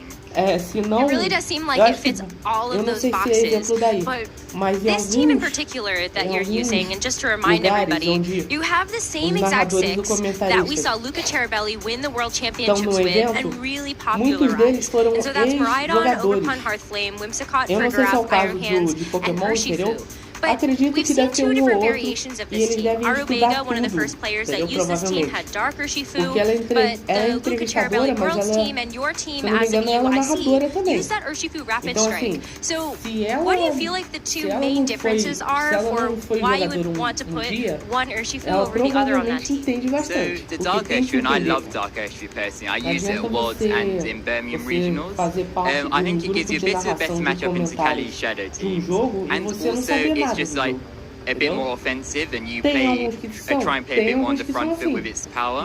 The Water Urshifu gives you a bit more stability with the water typing and a bit more defensive utility, while still being an Urshifu still, so it's still pretty good. And I decided to make the change for EUIC because I really liked the Mystic Water set, and for that defensive utility, and I'm really glad I did because it changed the way that the team played completely for me, and I can't go back now. That's right. I mean, even at Birmingham, though, you got that top 16, and so I'm remembering yet another top cut for you. And with that particular team, was that the right choice because of just where the restricted meta was at the time? And do you ever see a point where maybe Calyrex Shadow becomes more dominant? Probably, but also Calyrex Shadow has been a bit disappointing in Regulation G, and it's not had the results we might expect of it. And so I don't see myself going back to Dark Urshifu as much as I love it on this team. But yeah, I don't feel like the meta is going to shift so much that this team's ever going to become bad. And so as long as we have Regulation G, I'm probably going to keep using Miraidon. I love it. I feel like Miraidon has become such a strong force. But now let's turn our attention back to being in Vancouver, because Taryn, you're such a traveler, right? We got a chance to see you at the Perth Regional Championships. You love being able to make the international travel for the ICs as well. So what draws you to just the travel aspect of the Pokemon regionals and events? Well, I just kind of think to myself how lucky I am to be able to travel doing something I love. And so whenever I go or get the chance to go abroad, I try and make the most of it and just take any opportunity I get. So even here in Vancouver, I got some cheap flights and decided, why not? And here I am. I love the city so far. I like being able to see people from the US that I might not normally see. And I'm just really excited to play in a new country. All right, well, Terry, thank you so much for your time and best of luck this weekend. Thank you. Now we've got more Pokemon action.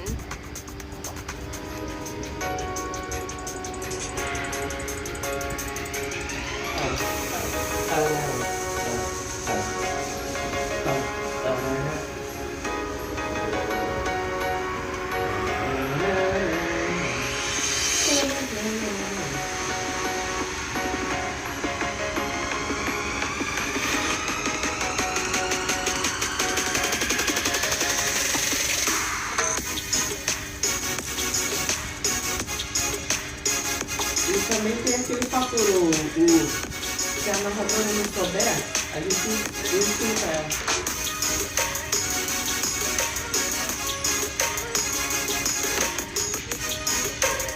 Entendeu? Eu ensino a jogar no competitivo de sistemas, acredito que ela sabe muito mais do que eu. Eu não sei quanto tempo ela trabalha nisso, mas eu acho que ela já tem um bom tempo aí.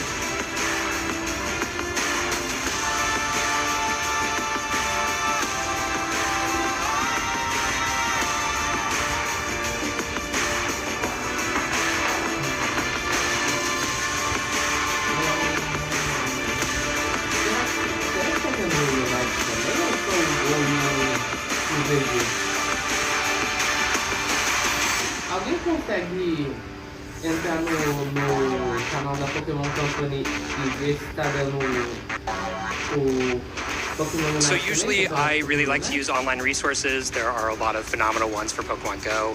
And in addition to that, I talk to a lot of my friends, play a lot of practice games with them, and get feedback from them, see how we can improve a team and work towards a team that is difficult to beat. So the way that I build the best team is just hit hard, hit fast. So you either win fast or you lose fast, but either way, it's quick. To build the best deck, for me, I play in a lot of locals, including cups and challenges.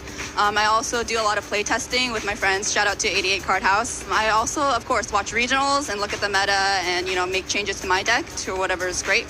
And lastly, I watch YouTube, a lot of YouTube, just try to learn a lot from there.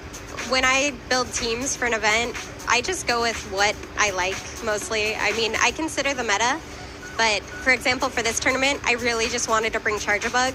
It actually does pretty well right now, but it's also it's an unstoppable bus.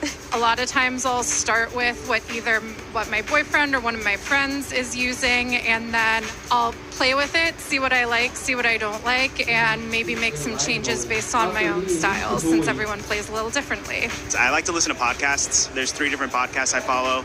Uncommon Energy, Metapod, Lake of Rage. Do a little bit of reading here and there, seeing what other people are looking at, and then asking my friends what they have of opinions on my deck. Pretty much just staying with what I feel most comfortable with.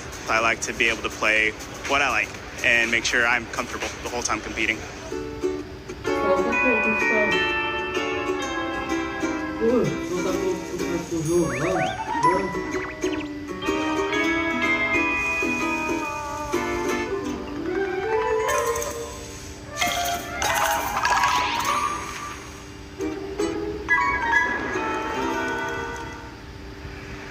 Welcome back to this lovely city of Vancouver here in Canada. The cherry blossoms are blooming outside and the metagame is raging on inside. My name is Gabby Snyder, joined here by Scott Glaza, and we are 5 out of 8 rounds of Swiss done for the day. Yeah, we've made it a great deal of the way through.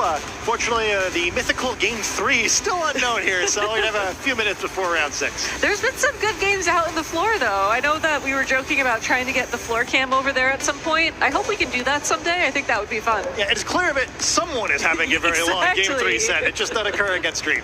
Exactly. And in addition to people out there on the floor, we have some lovely contributions from social media to share with y'all here. Shout outs to Agent V of Shiny Hunter, playing, looks like gold or silver, nope, actually crystal on the virtual console, hatching odd eggs this weekend while watching the Vancouver Regional Championships, hoping to get an elusive shiny, either Tyrogue or Smoochum.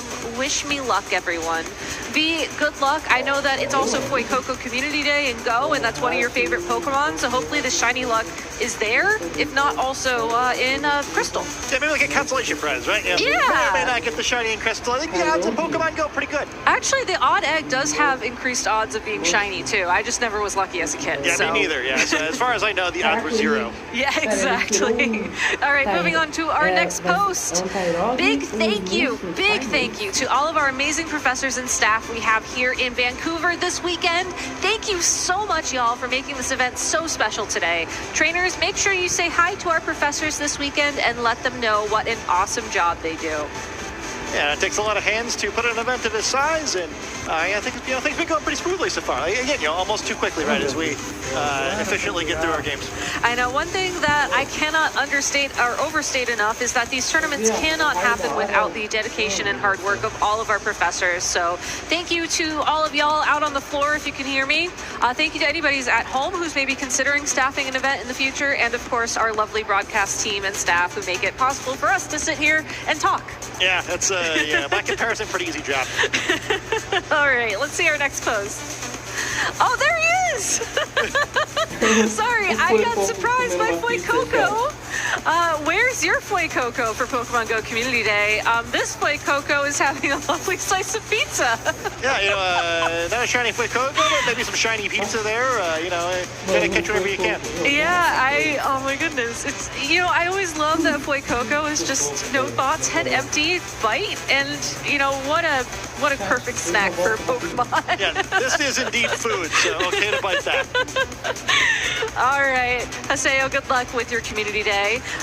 Shout outs to Orion as well. Vancouver Pokemon Regional Championships are on now, and it's a Pokemon family event with the little baby Charmander on top of the Bulbasaur to watch. That's so cute. It's good. Yeah, I hated to get that sight line. It seems like Fuecoco may have an obstructed view there, so hopefully, it didn't pay full price for those seats. Yeah, well, you got to get the discounts where you can get them, because then you can go and buy a slice of pizza afterwards. Sure, yeah. Maybe just paying special attention to what we say in order to follow the broadcast by listening. Exactly. And our final post for now. Oh, ready to go hiking in Vancouver. I believe that's a hiker trainer who's here to hike and or compete. Probably compete more than hike, right? Why not both? Great place for it. Vancouver, beautiful area. Lots of great wildlife without going too far from the city. So, if you're here for the tournament, definitely make sure you check out beautiful British Columbia when you get the chance, because just a wonderful part of the world. Yeah, well, hopefully, Buff Binary, you are able to find some beautiful weather to hike in later if you're not getting your steps in around the venue right now, I suppose.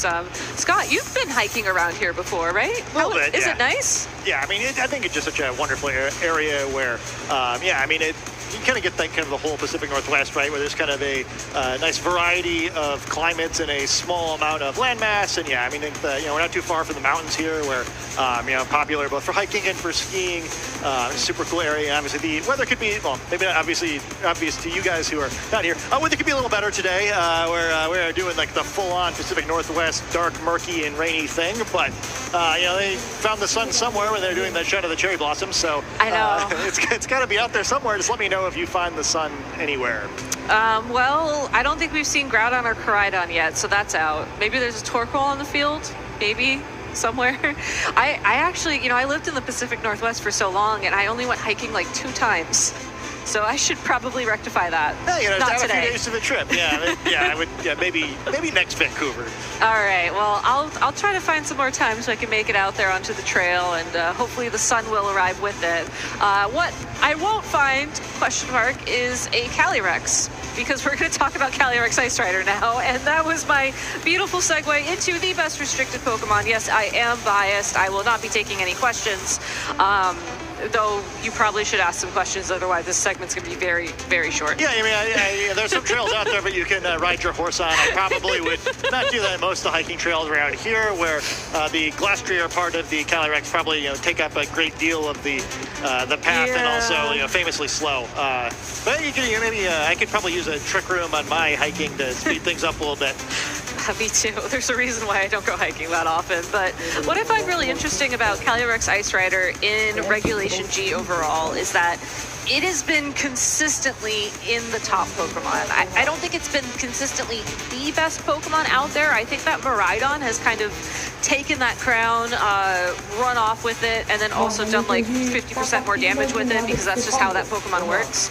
But I do think that Regulation G benefits a lot of people who like slower play styles, who want to be able to adapt to the strategy that the opposing Pokemon or the team strategy, whatever, has on the other side of the field. And the fact that there are so many different ways you can run Calyrex Ice Rider is really important for that. Yeah, I think that's exactly kind of what I find exciting about the Pokemon, is that, and like maybe it's kind of just one of the great things about getting to use these really powerful legendary Pokemon in general, is that all of their stats are so good that you're a little more flexible than you are with a lot of the other Pokemon, where they're like kind of very specialized into the roles. And even though Ice Rider Calyrex is kind of like our slow trick room restricted Pokemon, like slow could mean a number of different things in this game, especially because so many of the other restricted Pokemon are so quick, where basically anywhere you train the Ice Rider Calyrex is going to be slower than like opposing restricted Pokemon. We've seen kind of over the course of the season some like absolute minimum speed Calyrex and kind of like the harder trick room teams like we saw in the second round of this tournament. But also you can run a little bit quicker, right, and kind of like get over like the Incineroars of the world and have some more options where you're less reliant on the trick room. I think it's just like a fun Pokemon in that way, and maybe benefits a little bit from this open team sheet format, right? I think one thing that's different from past up to this format is that you know the Pokemon and its moves, you don't know how it's trained, and I think there's still being some mystery there as it needs strength for this Pokemon. Yeah, I mean, if you think back all the way back to San Antonio just a few months ago, we saw Justin Tang and Xiliang Tang running their Calyrex Ice Rider alongside of Roaring Moon, and what was really interesting about that Calyrex is that, they went on to talk about it after they essentially both won the regional, even though, obviously only one of them actually won. And they were saying that they actually invested a little bit of speed into their Calyrex Ice Rider so that under Tailwind it hit certain breakpoints. And I think that's the really interesting thing about this Pokemon, is that yes, there will always be the hard Trick Room team. There will always be the person who's running Size Spam alongside of Trick Room. I love you, I respect you for what you do, but this horse is not a one-trick pony. It has many different ways you can run it. And just, looking at some other results from recent teams, we had Joji Kaeda get top 16 at EUIC with Grimmsnarl and Kaliice, a bit of a bulkier take. Yosuke Takayanagi, sorry, I can't read my own notes, was running it with Chiyu and Fluttermane, kind of like what we saw Donghoon do earlier today. And then, of course, Navjeet Joshi got top 8 at Worlds with the Regieleki Farigiraf combination. And, yes, Farigiraf is kind of works very well with Calyrex Ice Rider, as it's another trick room user, it can block priority, but it also is one of those Pokemon that we've just seen really pop up all over the place in top teams. Yeah, I mean, I think, again, kind of like one of the things I think is interesting about this format is that, we see so many of like the kind of the same, especially unrestricted Pokemon, kind of used in different ways depending on the context of the team. Yeah. And where I think maybe this is true for Calyrex too, but like the same Pokemon can do a lot of different things, kind of depending on the way you train them. And I think kind of like mastering kind of like the way you want to play certain lines in the matchup and kind of training your Pokemon in a slightly different way in order to take advantage of that, I think is really neat. And sometimes even with like really similar looking teams, we see really different paths kind of based on both like what the trainers are comfortable with, and then again, like the differences in how the Pokemon are trained, which kind of lets you win or lose to different things. All right, so I have a challenge for y'all at home, as we are going to take a quick break after this. But before we do that, pick one Pokemon on your team of 6 Pokemon that you're running right now. Look at its speed stat and write down one thing it outspeeds and one thing it underspeeds, because really knowing those breakpoints, knowing just how that all works out is so important. And it's something that I have to do more, so that way I can remember where my own Pokemon speeds are. But that's a Gabby problem. You have a you problem, and we're going to take a quick break while we get ready for our next round of Swiss. We'll be back real soon. Hey Pokemon trainers, welcome to Pokemon Championships History, a series where we showcase important matches throughout the history of competitive Pokemon. It's time to flash back to Championship Sunday at the 2023 North America International Championships. Welcome to the finals in the junior division of the Pokemon video game. Most iconic moments in Pokemon come from trainers in the Masters division, but this time around, the juniors stole the show in Columbus. The trainers in the juniors division often show the purest form of passion for the game of Pokemon. Não acaba nunca, não? São. Mas eu não tinha derrotado ele? Não sei. Oh, this is a mess now. Avery's energy made him an immediate fan favorite. We've got Avery from the United States and Takumi from Australia. I am enchanted with these trainers. Avery made it to the finals with the help of his hard Trick Room team. Trick Room can be a difficult strategy to implement, especially when relying on an unconventional Pokemon like Orango. Orango is my favorite of all time. I mean, he supports other Pokemon.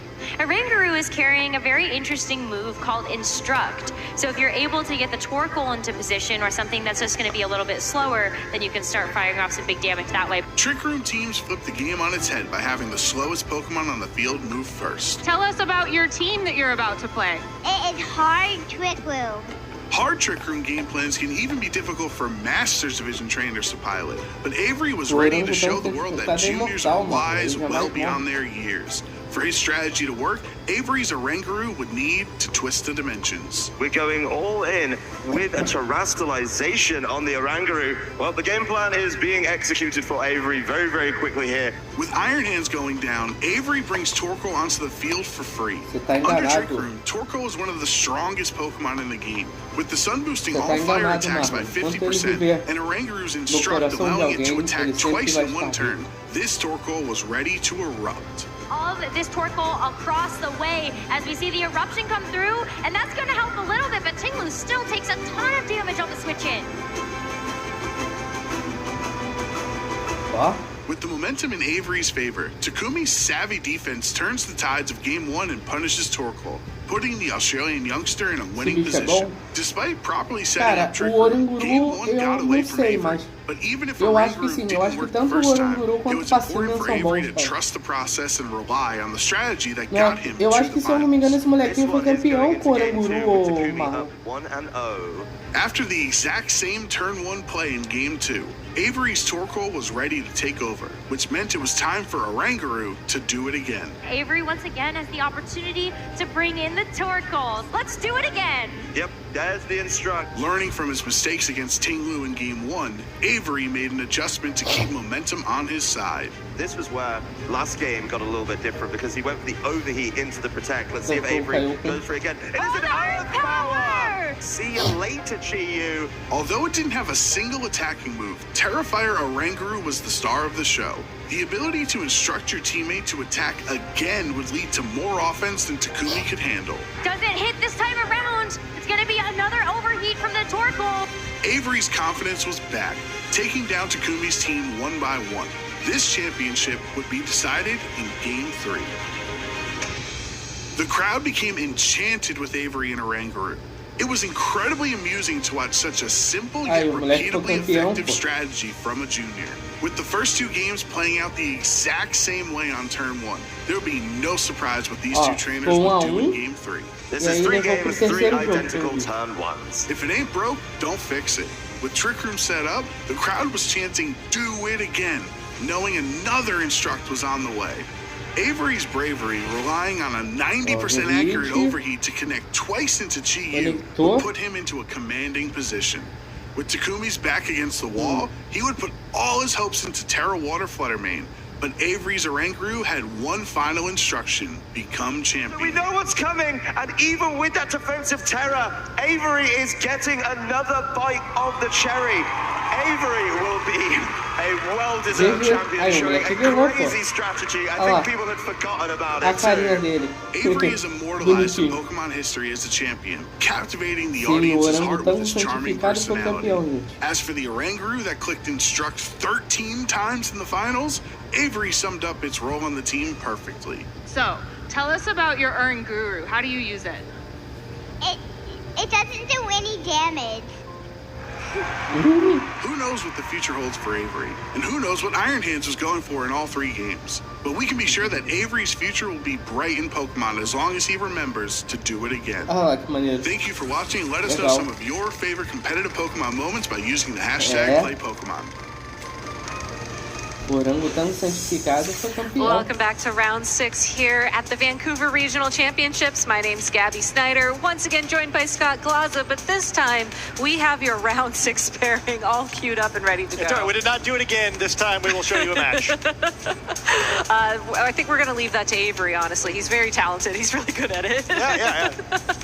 All right, well, let's take a look at our notable matchups from this round, as all of these trainers are currently undefeated. Actually, no, Swiss rankings first. As you can see, almost all of these trainers are undefeated. You were so close, yeah. I can do it again. It's okay. Yeah, if it wasn't for 15 and 16 there, that would have been all good trainers, though. We went for 4-1. And, several trainers we've seen on stream, a few others that we haven't, that probably we'll see out through the course of the weekend. So stay tuned if you'd like to see some of these trainers face off. Yeah, and let us know who you're cheering for as well. I think one thing that's really exciting about these regional championships is as these undefeated trainers start to whittle down, unfortunately there does have to be a winner and loser of each match. You know, the crowd kind of unites around them, and you get fun situations like at EUIC where you have everybody from the UK cheering for Dill because they're the hometown hero of the event. So let us know who you're rooting for, especially as we take a look at the notable matchups between all undefeated players here at the tournament. Hey, here they are. Yeah, I got it. I got it. Mostly the same names as the last slide, but now organized by who they're playing against this round. We should have a fantastic match with the highlighted match there, but pretty important match here. Trainers are eventually going to need to have a record in 8-2 to move on to the top cut tomorrow, but for today they only need to be 6-2. So with these trainers now into round 6, they are looking to earn their way at least into the first part of tomorrow.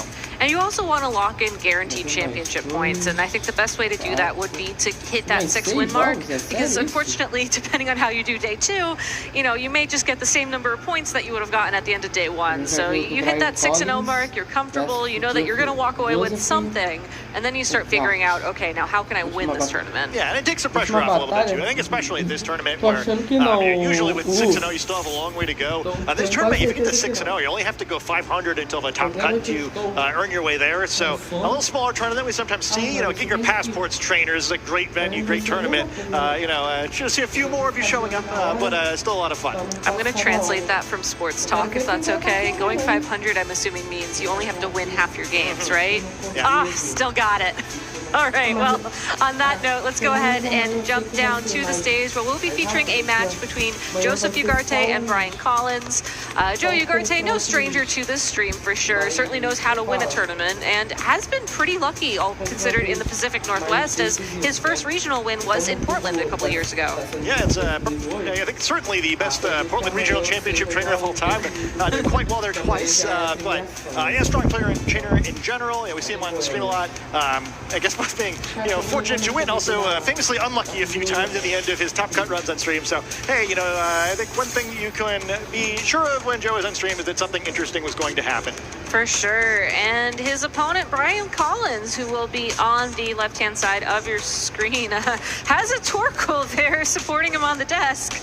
And maybe fortunately / unfortunately for Joe, will also be having a Torkoal on the team sheet. And unlike Avery's winning team that we just saw the video on, there is no Oranguru here, but there certainly is room for shenanigans looking at the team that Brian has chosen to bring. Yeah, I mean, a little bit of a betrayal here. Joe also famous as a trainer of using sun-based teams, so Torkoal on the other side this time. Certainly Joe has been betrayed by his own Torkoal a number of times, so hey, be interesting to see what attacks hit in this one. I'm surprised to see the Volcarona, though, on Joe's side of the field. For some reason, I would have expected a Slitherwing. Yeah, maybe he met Sierra halfway on this one. Maybe. I mean, it's all about compromise at the end of the day. Yeah, it's, I think Volcarona's it's been a pretty fun Pokemon in this format. It has. One of the highest stat Pokemon from from the Unova region. It's kind of been hit or miss over the years in the video game championships, where it's either like really good, typically using a Quiver Dance set, or just terrible. I think the jury has kind of been out this season. We're seeing a little more of it in this format, I think, than any past format. So pretty uncommon for a mostly offensive, non-restricted Pokemon to shine in a format like this one, but Volcarona has had a pretty good run the past several months. Refresh my memory while we're waiting for these trainers to get situated.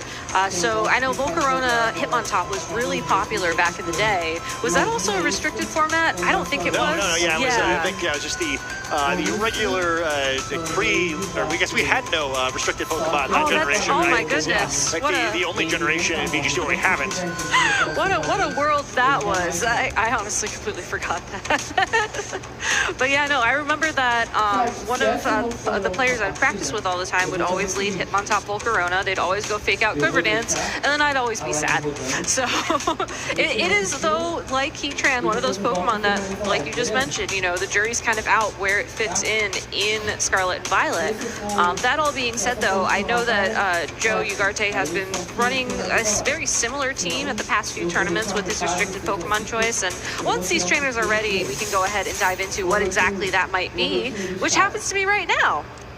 Yeah, I think these 6 Pokemon from Joe look a little bit familiar. There might be the same Pokemon that we saw him top cut the Europe International Championships just a couple short weekends ago.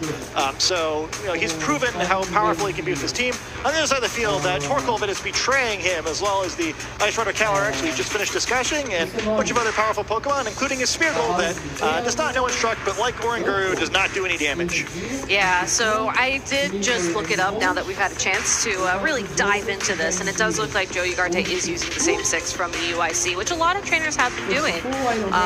But to talk about Brian first, as he is on the left-hand side of the screen, his fun fact was, I love Trick Room, and you can see that from his team. You know, picking the Calyrex Ice Rider, the Pokemon that loves Trick Room, with a few unique adaptations. You see close combat over high horsepower. The Torkoal has the choice specs item. Sometimes you'll see like Protect in that slot, depending on how people feel about it.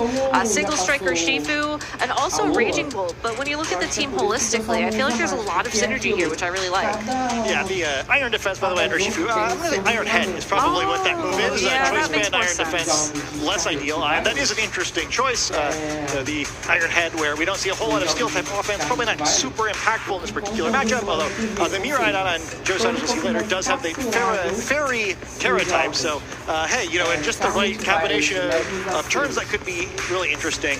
This kind of harkens back to the first match we saw on stream with the harder Trick Room team. A lot of the same Pokemon, including that Smeargle. So one of the big differences is that Raging Bolt, perhaps that'll be an impactful Pokemon in this matchup. Ryan Collins, also no stranger to top cutting the European International Championships, getting top 16 there in 2024. Also got top 8 in Orlando in 2023 and Sacramento in 2024. So a experienced trainer, and I think with a team like this, you know, I love how you can see the Eu tô longe, Marlon, por isso que não dá pra ouvir minha voz. Tried and true Pokemon, but then you can also see his own twist on it. And I think figuring out what exactly that twist is going to be key for Joe going into this matchup. And, you know, given how much experience he has with these 6 Pokemon now, I think that's a really thing he's going to have to fall back on as we go into this match.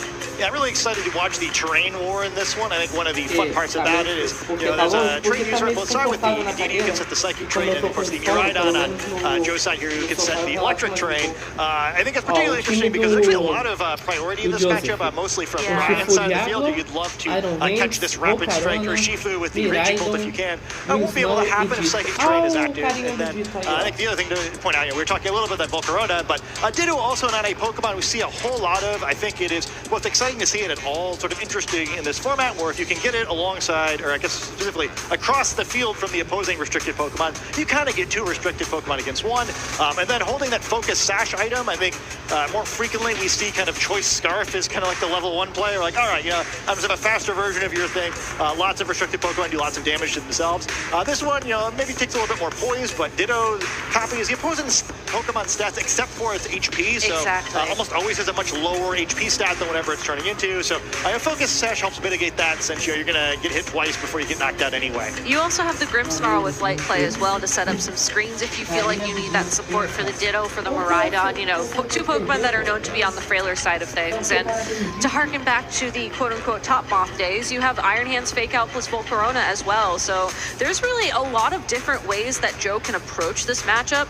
And I'm curious if he's going to choose something to try and just like make a hard read, you know, knowing that Brian is probably going to set up Trick Room turn 1, and the best thing he can do to position himself around that, or if he's just going to do like Miraidon Iron Hands, just be strong, be bulky, and do your best. Yeah, it looks like we're going to see the Grimmsnarl entering the field here. I feel like Grimmsnarl really is the Pokemon you normally see as the counter answer to these sort of Trick Room teams, where it tends to be much more difficult for them to get those one-hit KOs if they have screens up, and then at that point it doesn't matter so much who goes first. Pronto, Marlon, voltei aqui pra perto. Você tá me ouvindo agora? Kind of two fun things about Smeargle in this matchup. One is the decorate, which we got to see the last time we saw Smeargle on stream a little bit, where potentially getting Calyrex back to the level of offense where it can pick up one-hit knockouts. Also, you know, the potential of a Psychic Transmog back get a spore, but not yet. Interestingly enough, Fake Out into the Miraidon, allowing that Grimmsnarl to set up Reflect, which will boost its defenses, which it's going to need as Glacial Lance, no Trick Room just yet, will connect directly with these two Pokemon, and Miraidon is able to hold on. So that's definitely something that Joe calculated for, and you can see it's not a lot of HP, but it's still going to be one of the faster Pokemon on the field, as Smeargle cannot do any damage. Yeah, I'm curious what Joe's game plan is. I mean, he survived, but that's a lot of damage, and being quicker here is still sort of tricky, where it's great now, but you know, what gets tricky is that Trick Room, and if it gets up, I mean, certainly Miranda not going to be able to survive any attacks going last with so little HP. Follow Me will ensure this Volt Switch connects with the opposing Smeargle, activating the Focus Sash, and Joe has found a way to pivot here, which will be very nice for this Miraidon. It can come back on the field in, let's say, 5 turns. However, I think what's really important for me to see right now is we didn't see Grimmsnarl go for a priority attack, which means it had to have gone for Foul Play. Smeargle is going to be knocked out, so this Calyrex Ice Rider is probably setting up Trick Room, and if there's, I don't know, a Torkoal in the back, this would be the perfect time for it to enter the field. Yeah, very free switch in that regard. It's likely a free Trick Room. You do get a knockout for those Joe, so certainly you're not like completely upset. And it's a Glacial Lance, actually not a Trick Room, going to come down here, deal a decent bit of damage, but I think on Joe's side, you're probably both liking and disliking that. The good news is that, you know, Miraidon isn't the slowest Pokemon on the field if it comes back in yet. But with this Indeedee coming out now, is now another opportunity potentially to set up that Trick Room or to deal a bunch of damage, and also critically turns off the Quark Drive for the Iron Hands, and with the Psychic Train active, stops a potential Fake Out unless Miraidon comes back out in the field.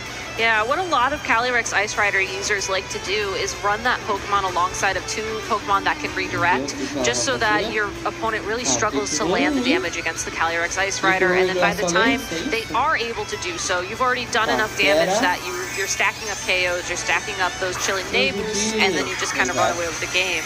We will see Joe lock in the first Terastallization of this set into a Water type onto that Iron Hands, but I think another Terastallization is right here, as we're going to see the reveal of a Fire type Terastallization on the Calyrex Ice Rider. I think the way this matchup's going to play, I think Iron Hands is going to play the role of the restricted Pokemon for Joe this time. It's very difficult to knock out, both with its typing and with the melt from Grimmsnarl here, where Miraidon going to be the one playing support this time, I think.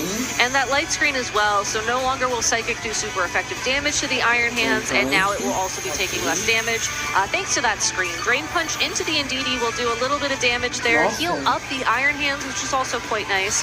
But we see Calyrex once again on the offense, just consistently clicking that Glacial Lance to lock in a knockout against the opposing Grimmsnarl. And since Calyrex has been focusing on damage, this opens up the opportunity now for Indeedee to go for Trick Room. Yeah, you know, if not that Trick Room would have been a great time to bring this Miraidon back in. Instead now, the slowest Pokemon on the field should it enter the battle, and instead Ditto's going to have to come in. However, it is across from this Calyrex, so going to become a Calyrex of Joe's own and copy that Grim Day boost. Unfortunately for Joe, this Calyrex does not have high horsepower, so it will not be able to do any sort of super effective damage against the opposing Calyrex Ice Rider now that it's a fire-type Pokemon. However, you are guaranteed a speed tie here, so you could just underspeed and go first, and then it's possible that a combination Glacial Lance plus damage from this Iron Hands will eventually pick up the KO onto the opposing Indeedee. But for now, Joe playing it very safe, realizing that you can use Protect and probably should to get through these Trick Room turns. Glacial Lance from Brian's own Calyrex will connect with the opposing Iron Hands, and it got an attack boost, but it's still not doing a lot of damage, and a Bold Switch is the move of choice to connect with the Indeedee and reset the terrain, and I think more critically give Joe something bulkier to switch back in the next turn to keep the Miraidon safe. Yeah, sort of interesting here where Miraidon going to be fighting for its life, trying to survive through the turns of the Trick Room here. Switching terrain's potentially helpful. One of the things that allows is that if Iron Hands is safely able to get back in, there is the fake out option later on. And for now, at least, we see some sort of passive play, but still sort of a tough spot for Joe. He's way behind in the Pokemon battle and does still have to worry about the final Pokemon from Brian that's going to slide into battle right here while the Miraidon is threatened. Yeah, and that's going to be Torkoal, one of the best Pokemon to deal damage once the Twisted Dimensions have been set up. No switch on Miraidon. It will just be knocked out. Ditto takes a little bit of damage from that Glacial Lance. But now it's Joe's turn to go on the offense with that Pokemon. And, I mean, depending on what you target here, if you land a Glacial Lance into that Torkoal, it's not going to do a lot of damage. But it's still chipping away, and that's important as you want to threaten damage, so those eruptions, the move it's known for, just doesn't do as much damage. Yeah, and speaking of things that Pokemon are known for, Indeedee just escaped to the back, so it's going to be able to use that Psychic, or be able to activate that Psychic Terrain once again if Brian chooses to. So now this makes a more difficult turn for Joe, who can no longer safely go for that fake out, knowing there's the potential of it switching into battle here. And then once again, we see that Chilling Neigh. I gotta work on my horse noises, but Chilling Neigh getting a second level of boost on this Calyrex, now going to be able to more significantly out damage the Iron Hands healing, even if it's lucky enough to get off another Drain Punch against two Pokemon, they're going to be eager to knock it out. Well, no terrain switch means Fake Out will flinch the opposing Torkoal, and we see Joe's Calyrex Ice Rider go first this time, winning that speed tie. Will connect close combat for the KO into that Pokemon. Takes a defensive drop in return, but I don't think that's necessarily a bad thing, as long as Brian has continued to lock into Glacial Lance, we've seen how much damage that's going to do, and it actually just goes straight from close combat into the opposing Iron Hand. So Joe is down to his final Pokemon, but it's a Ditto pretending to be a Calyrex Ice Rider. It's not unwinnable for Joe at this point. I think the thing that I would be worried about is just the speed. I do think it is unwinnable. I think the trouble here is the imposter facing down the original. Not only does Brian's Calyrex have far higher attack now because of the extra knockout, but Ditto's lower HP is going to be a factor. The Focus Sash is broken. The Indeedee has the option now of follow meing away in close combat from the opposing Ditto slash Calyrex, which would enable a close combat to go back to the direction. With the speed tie, there's interesting things can always happen, but Joe's going to make a lot work here in what is a complicated situation now. That is very true. And the other thing you have to keep in mind is that I guess Indeedee could always choose to go on the offense as well. Normally I wouldn't recommend Psychicking into a Calyrex Ice Rider, but given that it's a Ditto and not a Calyrex Ice Rider, it's possible that that would do some significant damage here. And I think it's a scary spot too, because you also have to be careful. Brian has so much of an advantage of it. He can potentially get away with making a risky move where Joe's options are more limited. He's usually a helping hand, so Brian making a bet here about the damage calculations. Oh, but Joe is looking like he's trying to, okay, so we got the speed control, and it's not a crit, but that's a KO. Well, I guess there is a way for Joe to win that one. A little strange move on Brian's side, kind of betting the game on the speed tie. Does not go his way. Joe picked up the knockout, and suddenly it's a Ditto versus Indeedee here, the two support Pokemon facing off, although the Ditto not looking especially supported there. Doesn't know any attacks normally, but certainly has learned some through its transformation. Yeah, that's such an interesting play from Brian as well, because usually you click Helping Hand when you think that you need the extra damage in order to pick up the KO. But we've already seen Calyrex Ice Rider take several knockouts at that point in time, and assuming Brian did also go for that close combat, I would have assumed that's enough. And yes, at that point you are still playing the speed control game, but then if you don't go for helping hand, you can go for follow me, and then that's like your win con. So I'm very curious about just what the thinking was in that turn. Yeah, I mean, these trainers have played each other repeatedly throughout the course of the season, where they faced off at both of the Californian regionals in the last calendar year, splitting those matches. So both trainers really respect each other. I think they realize how strong each other are. Maybe trying to get a little bit in each other's heads, trying to make some plays, expecting their opponent to expect certain things, and that always leads to some interesting looking turns. I guess there was also still the screens in play, which is worth calling out. You know, we saw the Grimmsnarl set up Reflect turn 1 and then Light Screen later on, but at the end of the day, we're going into game number 2, and I think that Joe did a great job of playing to his outs there, which brings up the question, how can Brian make it so that he has 2 attackers on the field in the end game instead of an attacker plus a DD? Yeah, I think Torkoal is kind of a letdown in that one, where he never really got the chance to do anything. Maybe you try to maneuver in a way to get a stronger attack off, although I think kind of the showdown at the end is what we're likely to see a lot of in this matchup. Again, Miraidon kind of struggles in this matchup, but simply, it just kind of becomes a train bot where it's kind of playing the role of Tapu Koko with this one, more so than Miraidon trying to keep the train advantageous. But it's really this Iron Hands that is the important Pokemon to deal with for Brian, and this time both of the electric types are going to start on the field for Joe. Yeah, and to the benefit of Brian, the Iron Hands is right there, and while you do have to worry about a potential fake out in this first turn from that Pokemon, if these Pokemon are trained as one would assume, that Smeargle probably would be faster than the Iron Hands. You can outspeed it and fake it out, and then you can go on the offense, or you could just trade fake outs for a turn and figure out your game plan from there. Yeah, again, this is another one where in theory you have to be concerned about the possibility of a DD switching in, although in this position it seems fairly unlikely, so I assume you're pretty confident that Joe said you don't have to worry about that one. All right, fake out into the Miraidon will be keeping it on the field, and fake out is slower into the Smeargle. Unfortunately for the Miraidon, that means it's going to be taking a Glacial Lance already in turn 1 and just get knocked out. Well, that is a tough first turn. The restricted Pokemon on Joseph's side of the field going down for nothing, and while this is probably not a matchup where Miraidon is like hugely important now, conceding control of the train for the rest of the matchup to Brian, on top of all that damage, and Iron Hands does not Terastallize yet, so takes far more from that Glacial Lance than we'd seen previously, and gives up that Chilling Neigh boost. So really great first turn for Brian, and while that fake out did a surprising amount of damage to the Smeargle, I can't imagine Joe's too happy with that trade.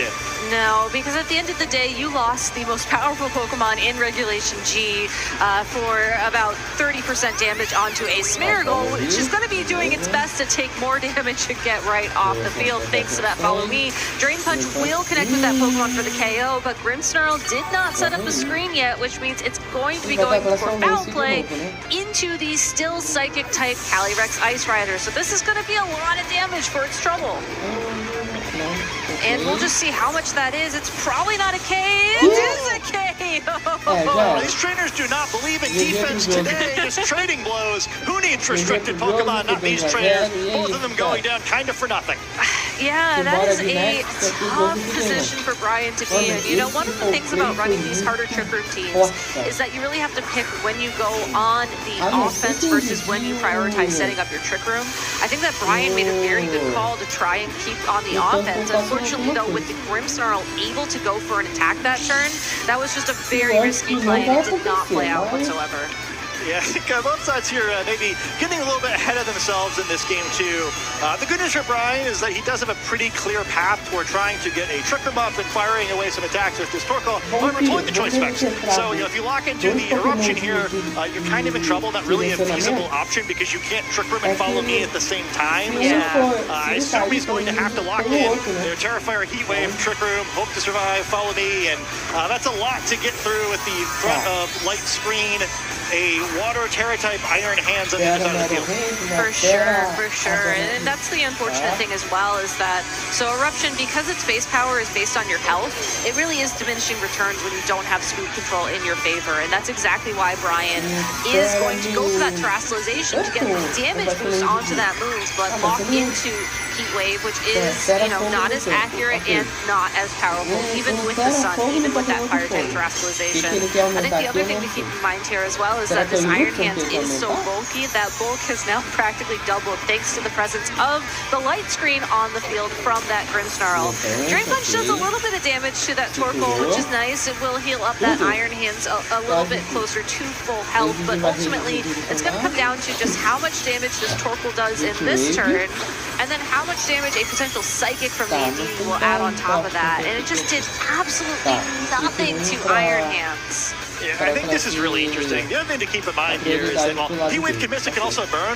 A burn on the Iron Hands would be really critical in this matchup, and I think Brian's going to need to move fairly quickly here to have a good shot at it. All right, well, here comes the second Heat Wave. Will hit both its targets, pick up the KO onto the Grimmsnarl, but no burn onto the Iron Hands. Psychic will now connect with that Pokemon, but thanks to the light screen and the Assault Vest, it just also hardly does any damage. Oh, it's big. Doesn't get the burn, does get the special defense drop. Yeah. And, you know, Torkoal's still going to be able to take a couple of these Drain Punches. I kind of wonder if, you know, I mean, Heat Wave can miss, so things can still go wrong here, but things still looking pretty decent for Brian, except for Ditto is still here, who does not become Torkoal, instead becomes Indeedee. So now you can't necessarily follow me because a Heat Wave is a spread move. So I think you either lock into Helping Hand or you go to reverse Trick Room. Yeah, there's actually a lot of really interesting options for Joe here. I see the Helping Hand, so this Iron Hand's trying to end things quickly and get some of its health back. I was going to say, you know, you get the damage boost, but that also means you heal a little bit more. So this Heat Wave is absolutely critical. Can it land a burn onto the opposing Iron Hands? It does not. Psychic now does have potential to drop the special defense. Once again, it just hangs on by a thread, and now Drain Punch is going to be enough to pick up the KO onto that Torkoal. That's a huge knockout. Iron Hand just barely survived with a special defense drop, and now things look great for Joe. Able to get that knockout, removes the threat of the spread move, which means that Ditto Indeedee now able to follow me, the Psychic from the opposing Indeedee away. He's going to resist that attack, take it pretty well. And even if the knockout occurs with the Indeedee knocking out the Ditto, Iron Hands may heal enough up here, but it's able to close out the game on its own. Yeah, so one other fun fact about Ditto, as we are closing up this game with a Psychic and a Drain Puncher too, is that when you copy a Pokemon, you also copy its boost. So we did see Indeedee activate the Psychic Seed earlier on Brian's side of the field, and now that item is unfortunately being used against him. As you saw, that Psychic just didn't do any damage. Brian is going to lock in the forfeit, and Joe Ugarte is currently 6-0 here in Vancouver, doing an amazing job considering he wasn't even sure he wanted to attend this tournament earlier on this week. So excited to be in Top Cut. He almost forgot to take his headset off, but really great stream match there. What a fun game too that was. We still avoid the legendary, mythical, possibly non-existent third game of a set, but I think it was a lot of fun to watch that one there. Really aggressive beginning of that match where they're trading blows back and forth. The poor restricted Pokemon really had a rough go of that one. But you see the strength of the team that Joe's using there, right? Where Miraidon, like kind of a non-factor from an attacking point perspective in both games of that set, but still able to take the 2-0 just through the power of that Iron Hands instead. And the other thing, I mean, it's not really dealing any damage. It's not really helping with the terrain, as a lot of the Iron Hands time on the field was spent with the Psychic terrain active. And if you look at like Luca's team from the World Championships, it had the Farigiraf on that team to sort of be the anti-Trick Room Pokemon. But Ditto, it sort of fills that role. You know, it's a very different strategy to play it, but being able to copy your opponent's Pokemon, knowing that they are trained to be optimized for Trick Room, really does pay off if you can, you know, have the knowledge and the confidence in order to play that kind of style. Yeah, I'm really glad that we got to watch that set. I think we always kind of talk about Ditto as an option in formats like this. I feel like Ditto has traditionally looked just terrible in stream matches. I don't know what's wrong for this poor Pokemon, but like just like comes out, does nothing, gets knocked out a lot. Ditto kind of dominated this set, where it's a big deal both game 1 and game 2. It's tricky to play where you're at that imposter ability. You don't get to choose what you're transforming into, right? You have to enter on the right side of the field. In both games, Joe sets it up, transforms into something, has a huge impact, plays a little bit differently, where, you know, Ditto was kind of on the offense in that first game, second game, was able to copy Ndidi play on the defense. And then, yeah, I mean, he endured that special defense job, was like fairly close to being a difference maker, but had just enough margin left. And even getting the unlucky roll, he was able to win the game. A lot of fun to watch that one. And props to Joe, where that was kind of an unconventional set for a one restricted Pokemon format to see Miraidon kind of play such a secondary role. But it was a great game plan, and he won it out. I mean, I think that's just the confidence that he has with this team, you know, taking it to EUIC and doing so well there. You learn what matchups you want Miraidon in and what you don't want Miraidon in. And what I think was really interesting is that typically when I play people who run Miraidon with Calyrex Ice Rider, we see a lot of terrestrialization away from the Electric Dragon typing, typically into Fairy typing. But Joe knew that he wanted to save that terrestrialization for the Iron Hands. And by making that choice, I think you're just resigning that Miraidon to be a supporting player. And he was able to add up to his playstyle, like you were saying, which is really cool. Yeah, I think a really mature line, right? Yeah. Where I think it's easy to be like, oh, I need this Pokemon because its stats are big, but not always, right? You know, you need to knock out the other 4 Pokemon, right? That's how you win the game, and he picked a better path to doing that. All right, well, we have Joe standing by ready for an interview over in the lounge, so let's go ahead and take it away.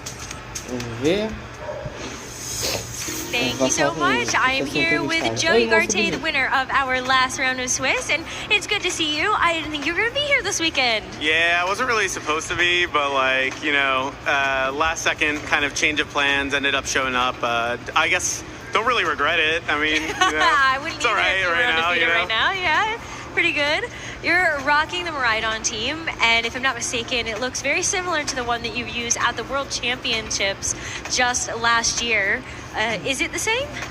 It's pretty similar. So I ended up using this team obviously at UIC as well. I kind of just ran it back at UIC because I didn't really have anything better to use. So I was just like, oh, like this Worlds team was probably pretty good. Like even though like I didn't do too well at Worlds, like I went 5-3 at least by my standards, right? But it was really good at UIC, so I was like, I should just run it back again, like if I'm gonna show up, because like coming to Vancouver was kind of a last second like decision. So like I was just like, well, I don't have time to like use something else, and like the team's still really good, so I'm just gonna bring it. So. I want to go back to that World Championships really quick, because I know for you 5-3 is a disappointment. Yeah. How did you separate out I'm disappointed in my finish versus the team didn't live up to the hopes that I had for it? Yeah, I mean, to be honest, looking back at Worlds, like one of my biggest regrets is like, I mean, typically you see me as like the player, I lock in really quick, like I make the plays I want to make. And at Worlds, I felt like I let the nerves get to me a little bit in some of the rounds, and I made some like mistakes that like I definitely shouldn't have made, along with the fact of like just pulling some weirder teams like matchups, because in Worlds there's a lot of variance, especially because they got rid of day 2, right? In previous Worlds, I'd played 22 and 23, I'd been playing from day 2, and typically you're playing very standard like meta teams at that point, right? When you're playing in a day 1 field, it's a whole range of different players who have qualified, so the teams that you're going to be hitting are very different, right? And I think that was like, it was a good World in terms of like figuring out like also how to like not let nerves affect you as much, but also to maybe giving a little more credit, or like I guess like thinking a little bit more about the fact you might play more random teams throughout the tournament, you know? So what about then EUIC? Like fast forwarding, you're back at another Regulation G event. You walk away with a top cut at the largest Pokemon tournament ever. Do you feel like you were able to take those learnings from the World Championship and actually find the opportunity to apply them at EUIC? Definitely, EUIC is like kind of a weird, like a bittersweet one for me, because I felt like in my top 8 versus Terran, there were a lot of like, I mean, I did get a bit unlucky in game 1, but I put myself in that position. And also too in game 3, like there were things I could have done better. So it was kind of like hard because, which sounds weird because you get top 8, you know, you're like, oh, you should be happy. But like, I think I just hold myself to like a really high standard, and I know that like, if I want to win Worlds, I want to win it international. Like those small mistakes, like they make such a big difference in like whether you're like the champion or whether you're the guy who lost in top 8 or top 4. And what I think this team has been good with is like making me think about like, okay, like where can I avoid making mistakes? Like how do I find like the most optimal play possible, and like trying to take away different like lessons like you kind of mentioned. And I definitely think it's been good for that. I felt like the team has let me like definitely practice like making sure I'm putting myself in good positions, and I feel like with this team you have to be very technically like sound in what you're doing. You have to really be thinking about your plays and thinking a step ahead, especially with Ditto and a couple of other setup options. So I think it's good for that, for sure. I think we got a chance to see that on full display in this match as well. Your use of the Ditto in game number 1 to be able to copy the Ice Rider Calyrex, and then similarly in game number 2, you decided to take it in a more supportive direction to have that Indeedee support at the end game. So walk us through that a little bit in terms of what do you actually choose to copy if you're going to bring Ditto to a match? Yeah, I mean, Ditto is a very versatile Pokemon, so you kind of, like, what I like a lot about it, especially with the Sash version, is you essentially get to play it like a free Pokemon, like, because behind screens it could be anything, right? So in some cases it's better to copy the Cali Ice, like in the situation in which I did game 1, right? Like Cali Ice was snowballing, it was kind of getting an early lead advantage, and it was able to start like really racking up KOs, right? And I think that the big thing there is like it's my main source of damage output if I'm able to copy it. Whereas in that game 2, I have Terra Water Hands, and Terra Water Hands is really the thing that can win me the game versus Indeedee and Torkoal. So being able to copy that Indeedee gives me so much more value because I can Helping Hand to Drain Punch, knock out Torkoal, or follow me to protect it from Indeedee, right? So really seemed like you had a good grasp on the game, and especially when it came down to positioning, to have the Ditto in the right place and at the right time. And you were playing against an archetype that I think has really started to pick back up. So I'm curious to know your thoughts on where the meta is. Your Miraidon team looks a little different than some of the more standard Miraidon 6 as we've seen from Luca and otherwise. So how do you feel like your Miraidon team is now stacking up against their kind of restricted wheel we're seeing as it turns? I think it's a really strong team, honestly. Like, I think after Worlds, I definitely was doubting it. I was like, oh man, like I invested so much time, like I didn't do well. But after, like, I mean, top 8 UIC, like doing well here, like it's a really strong team. So I'm pretty proud of it. Like, normally, like, you know, my teams are very like sun heavy, right? Like they'll have like jump left, that. But it's really cool building something that's like unique away from that, but still feels like I can play it really well. And I think it's definitely, I mean, like, not to gas myself up too much, but I do think it's like definitely one of the stronger Miraidon builds in the format for sure, if you're not playing like the Arubega version, which is the standard like for draft Whimsicott. So I was going to say, I think we can take a lot of inspiration away from a team like this, and maybe it opens up the door of possibilities of Miraidon doesn't have to necessarily be just that considered standard 6 that we see from Miraidon. Yeah. What are some of the other restricted Pokemon that you feel like still have a little bit of room for growth in that regard? It's interesting because I feel like every restricted technically has that potential. It's just that as you progress more into meta, and this is our second time around, it becomes very hard to find like those specific things that you can change or like small differences. Like, to be honest, I don't know if I would have come up with this team if I hadn't had the context of working on it for World in the previous regulation. So to be honest, I feel like sometimes you just have to get lucky and find a good idea, you know? Like it sounds dumb, but like, because obviously people do it consistently, but sometimes I really just think you have to like try a bunch of different ideas, theories of how, like, you see something weird on ladder, you're like, oh, maybe this will work, or like, oh, you like think of an idea in your head, you're like, oh, maybe this works out, you know, and you have to just kind of give it a chance sometimes. But I think it's good to balance it between knowing when to do that and knowing when to play something a little bit more standard if you can't really find that in the format. Well, it worked out for you great to be able to lean back on that idea that you figured out for the World Championships, and now you've had such a strong start to Regulation G again in this year. So what's next for you? Yeah, I mean, honestly, I was already planning on doing Atlanta, so I'll be there for that. I'm doing all the rest of the North American events as long as, you know, I can do that, which I don't see why not. And then, you know, Worlds is pretty much it. So just looking forward. I'm just going to be doing the best I can. I know, obviously, on standings, like, I'm already, like, super high up, so I'm not really worried about like Worlds qualification or anything, but every tournament my goal is like I just want to get, even if I improve 1%, I feel like that 1% will be very impactful for being able to win Worlds within international.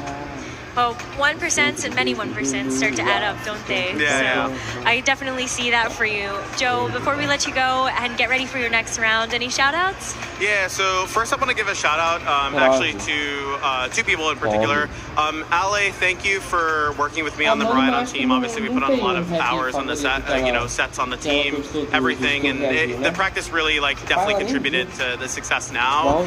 As well too, I want to give a big thank you to Brady. I originally like like wasn't really gonna come out, but we had like I talked to him on the phone for a while. And he was like, honestly, bro, he's like, look, he's like, just put yourself, like, just go, you know, you're good at the game, like you can play well, and like I'll be rooting for you. And it really motivated me to just you know, get going. Mom, dad, you know, cousins, and all my friends watching as well. I really appreciate Sierra, of course. Thank you very much. She gave me the vocal runner right before the set, which was nice.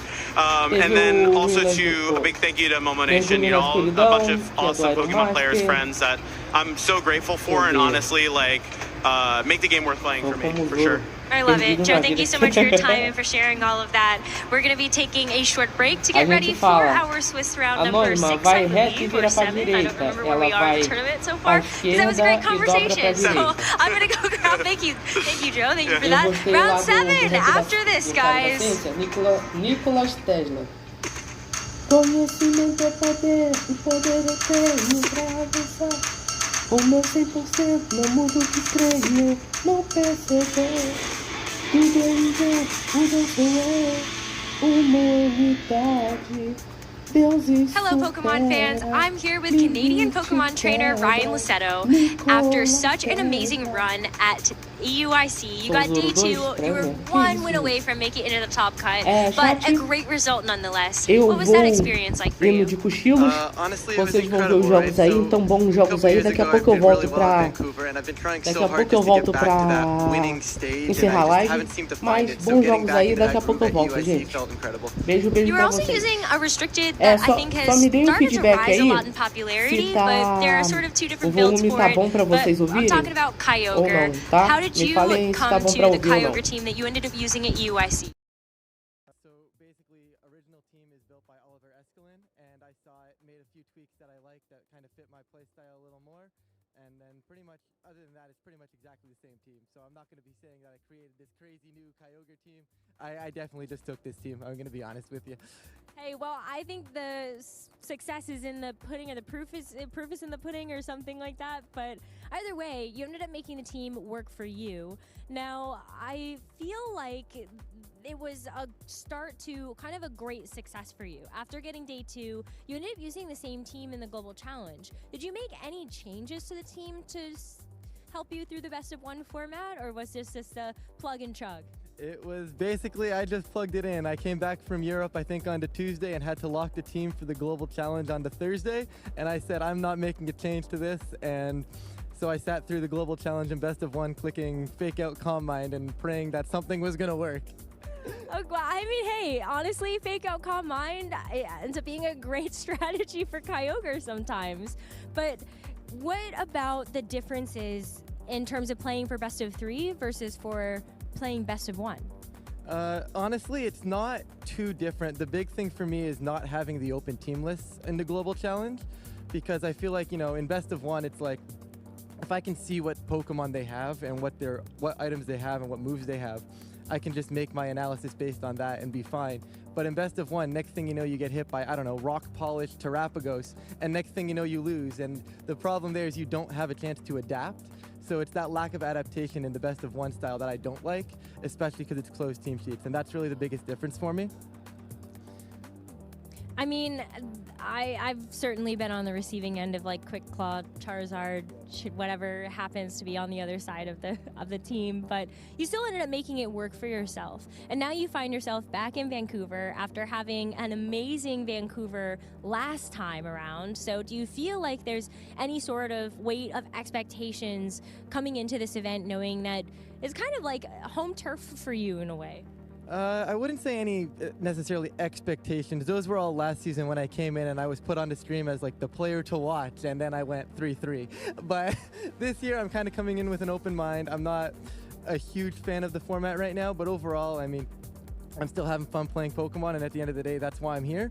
So hopefully my Origin Pulses treat me well this weekend, and we'll see what happens. That's actually a great point about the Calm Mind Kyogre team, is that you actually don't have Water Spout. You have to rely on Origin Pulse.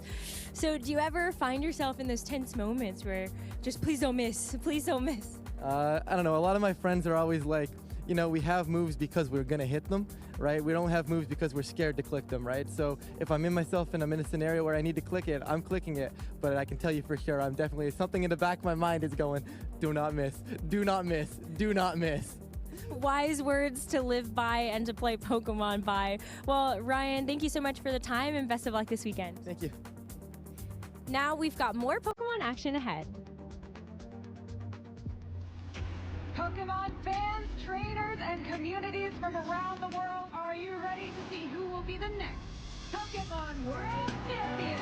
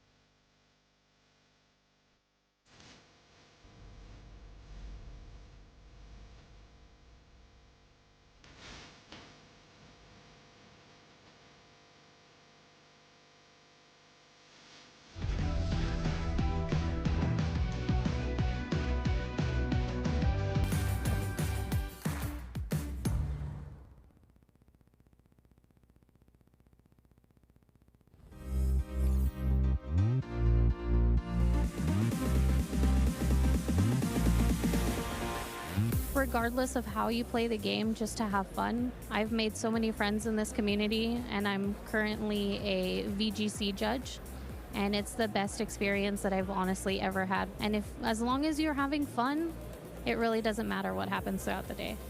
The best piece of advice I was given from my friends is just to relax and believe in yourself. It's just tapping on a screen, you know, like don't overthink it. Just calm down, relax, take that deep breath, and tap away. Set a tangible goal for your first time and stick with meeting that and allow yourself to be, happy with achieving that tangible goal. And if you do anything better than that, then it's just a cherry on top, but at least you know that you came here, you did what you came to do, and you can just kind of leave knowing that you accomplished something, then you can be proud of that. So the best piece of advice I've been given by a friend when playing Pokemon is being okay with losses. Something that's really helped me out is seeing it's not really truly a loss unless you can't learn from it. And so even through your losses, oh man, my attack didn't do as much damage. Great, now you can use that for the next game. Or oh man, this opponent used a really cool Pokemon. And actually I've been inspired by my losses to use some of my favorite Pokemon of all time. So yeah, be okay with winning, be okay with losing, because at the end of the day, it's about learning and evolving.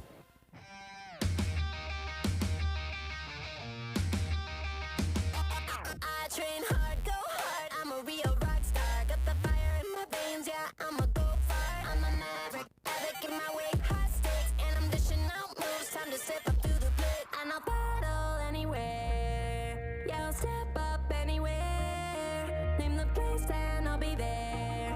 Anytime, anywhere. And I'll battle anywhere. I'll step up anywhere.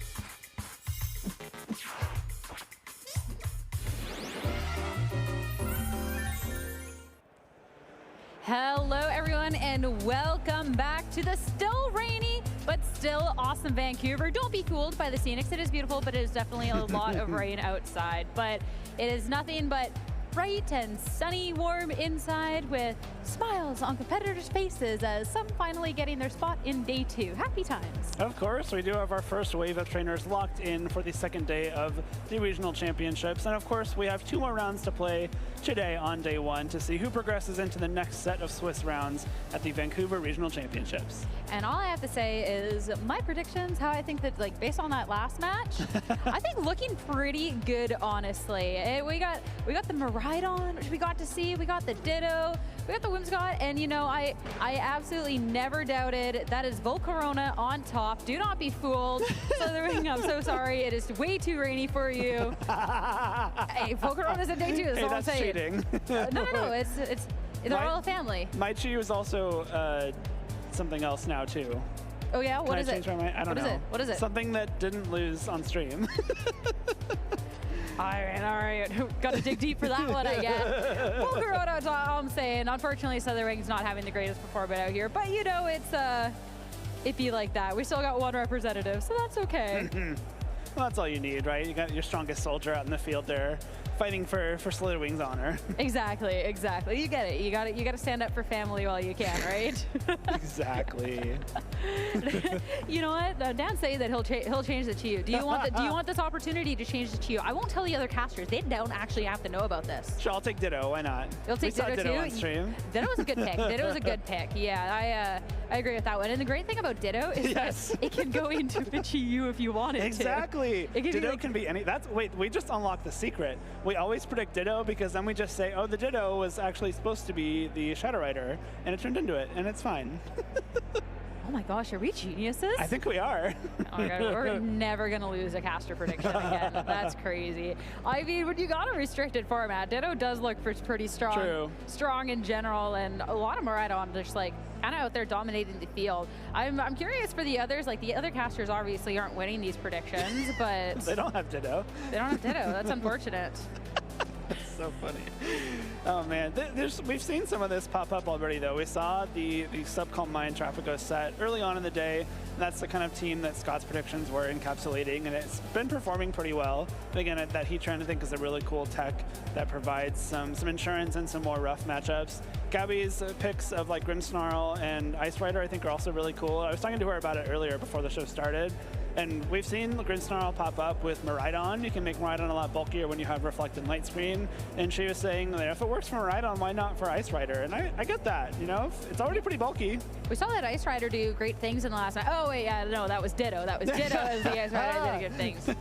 Not one step ahead, but, you know. We knew this whole time. We knew, but that is okay. But going on to what else we have other than Sierra and Jake, yet again winning the caster predictions. I say yet again like we actually have ever gotten them. But yeah, there is a lot more other things to kind of discuss going on to the event. I think too that there's the opportunity to talk about it's not just these regionals you could be at, but these local events kind of in the area as well. There's always side events at the regional if you do have the opportunity to have a hometown regional near you.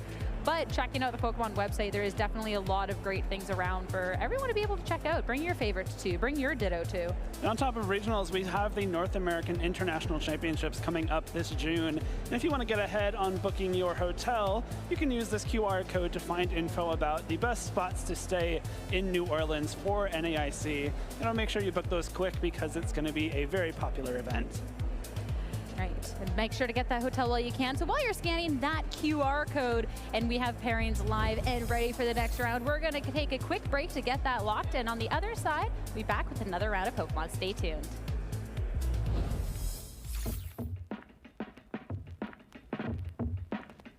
I'ma tell you about the come up, how I learned the game. Every challenge that I faced, how I earned the name. Nobody said that it was easy going for the gold. You gotta take risks, you gotta be bold. But I'm here to run the race, yeah, I'm here to go far. Here to take names, here to be a star. And when I finally make it, I'll be at the top. Best of the best, yeah, I'll be walking. Where legends are alive, I'll be walking.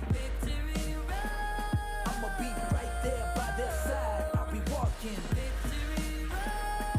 Where everyone can see, I'll be walking. That I'm the best to ever be.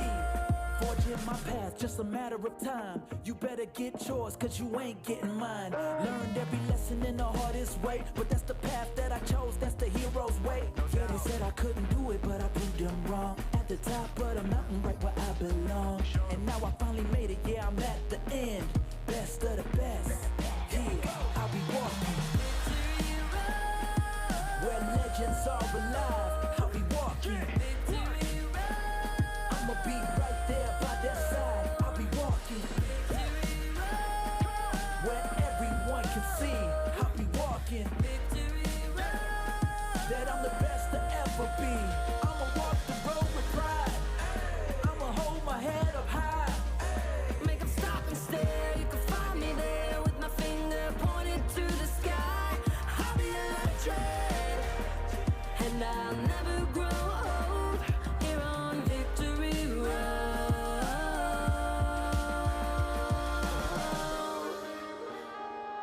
where legends are alive. I'ma be right there, right there. Just watch me. I'll be walking where everyone can see. I'll be walking that I'm the best to ever be. I'ma walk the road with pride. I'ma hold my head up high. Make them stop and stare. You can find me there with my finger pointed to the sky. I'll be electric. Now I'm finally home here on Victory Road. Victory Road.